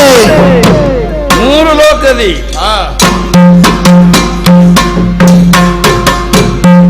ಮೂರು ಲೋಕದಿ ನಿನ್ನ ಕೋಲುವರುಂಟೆ, ವೀರರುಂಟೆ. ತನ್ನ ಭಕ್ತ ಸಿರೋ ರತುಲ ನೀನಾದೆ, ಸಿರೋ ರತುಲ ನೀನಾದೆ. ತನ್ನಯ ಪರಮಾರ್ಥವ ಕೇಳುತ್ತೇಳುವೆ. ಮೂರು ಲೋಕದಿ ನಿನ್ನ ಕೋಲುವ ವೀರರುಂಟೆ, ತನ್ನ ಭಕ್ತ ರತುಲ ನೀನಾದೆ. ತನ್ನಯ ಪರಮಾರ್ಥವ ಕೇಳುತ್ತೇಳುವೆ. ಧೀರ ಧೀರ ಕರಗೌದಿಯ ದುಮ್ಮಾನವನು ಬಿಡು ಭಾರತ ಹವ ಮಲ್ಲ ಕೇಳಯ್ಯ.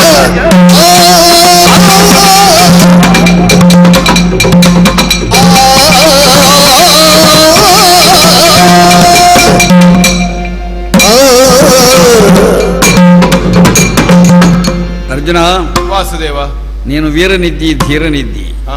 ಈ ಪ್ರಕರಣದ ಸೂಕ್ಷ್ಮ ದೇವರಿಗೆ ಗೊತ್ತಿದೆ. ದೇವರ ಸಮಕ್ಷಮದಲ್ಲಿ ನಾನೇನು ಹೇಳ್ತೇನೋ ಅದರ ಪರಮ ಸತ್ಯವನ್ನು ನೀನು ನಾನು ಗ್ರಹಿಸಬೇಕು. ಇಷ್ಟು ಸಮಯ ಮಾತ್ರ ಸತ್ಯಾಂತರಮೆ ನೋವು ಅನುಭವಿಸಿದೆ. ಇಲ್ವಪ್ಪ, ಇದು ಒಂದು ನಾಟಕ. ನಾಟಕ ಅನ್ನುವುದಕ್ಕಿಂತ ಪರೀಕ್ಷೆ ಅನ್ನುವುದೇ ಸರಿಯಾಗ್ತದೆ. ನನಗೆ ನಿನ್ನ ಸತ್ಯವನ್ನು ತಿಳಿಬೇಕಾಗಿತ್ತು, ನಿನ್ನ ಸತ್ವವನ್ನು ವರೆದು ನೋಡಬೇಕಾಗಿತ್ತು. ಅರ್ಜುನ ವೀರ ಅಂತ ಮೂರ್ಲೋಕದವರು ಹೇಳಿದ ಮಾತ್ರಕ್ಕೆ ನಾನು ಅದನ್ನು ಅಂಗೀಕರಿಸುವುದಕ್ಕಾಗುವುದಿಲ್ಲ. ಯಾಕೆಂದರೆ ಮುಂದೆ ನಡೆಯಲಿರುವಂಥ ಕುರುಕ್ಷೇತ್ರದ ಯುದ್ಧ ಇದೆಯಲ್ಲ, ಅದು ನನ್ನ ಸಂಕಲ್ಪದಂತೆ ನಡೆಯುವಂಥದ್ದು. ಅದಕ್ಕೆ ಒಬ್ಬ ಯೋಧನಾಗಿ ನೀನು ನನ್ನ ಕೈಯಲ್ಲಿ ಬೇಕಾಗಿದ್ದೆ. ಪ್ರಬಲರಾದ ಶತ್ರುಗಳು, ಆ ಶತ್ರುಗಳು ಬರೇ ಪ್ರಬಲರು ಅಂತ ಮಾತ್ರ ಹೇಳಿದರೆ ಆಗಲಿಕ್ಕಿಲ್ಲ, ಬಾಂಧವ್ಯ ಉಳ್ಳವರು. ಬಂಧುಗಳೆಲ್ಲ ಎದುರು ಬಂದಾಗ ನೀನು ಹಿಂದೆ ಮುಂದಾದರೆ ನನ್ನ ಸಂಕಲ್ಪ ಸಿದ್ಧಿ ಆಗುವುದಿಲ್ಲ. ನಿನಗೆ ಬಂಧುಗಳಲ್ಲಿ ಬಂಧುವಾದಂಥ ನಾನು ಎದುರು ನಿಂತಾಗ ನೀನು ವಿರೋಧಿಸಿದರೆ, ನನ್ನ ಪರೀಕ್ಷೆಯಲ್ಲೂ ನೀನು ಧೃತಿಯಿಂದ ನಿಂತು ತೇರ್ಗಡೆ ಹೊಂದಿದ್ರೆ ಮತ್ತಿನ ಕೆಲಸಕ್ಕೆ ನಿನ್ನ ಆಯುಧವೇ ಆದ್ರೂ ಆಯುಧ ಸರಿ ಉಂಟು ಅಂತ ನೋಡ್ಬೇಕಲ್ಲ. ನಾಳೆ ಅದರ ಉಪಯೋಗ ಮಾಡುವಾಗ ಸರಿ ಇಲ್ಲದೆ ಅದು ಮೊಂಡಾಗಿಲ್ಲ ಅಂತ ಗೊತ್ತಾಯ್ತು ಈಗ. ಆದ್ರಿಂದ ಹೇಳ್ತೇನೆ, ಭಾರತ ಹವ ಮಲ್ಲ, ನಿನಗೆ ಎದುರಿಲ್ಲ. ಇಲ್ಲಿಗೆ ಪ್ರಸಂಗ ಎಲ್ಲ ಮುಗಿಯಿತು. ಮುಂದಿನ ಪ್ರಸಂಗಕ್ಕೆ ಅವಕಾಶ ಮಾಡಿಕೊಡು. ಸ್ವಾಮಿ, ಗಯನ ಲೆಕ್ಕದಲ್ಲಿ ನಿಮ್ಮ ಇಬ್ಬರಿಗೂ ಶಂಕರನಾರಾಯಣರಿಗೆ ನಾನೊಂದು ಆರತಿ ಎತ್ತಿ ಬಿಡ್ತೇನೆ. ಒಳ್ಳೆಯದು.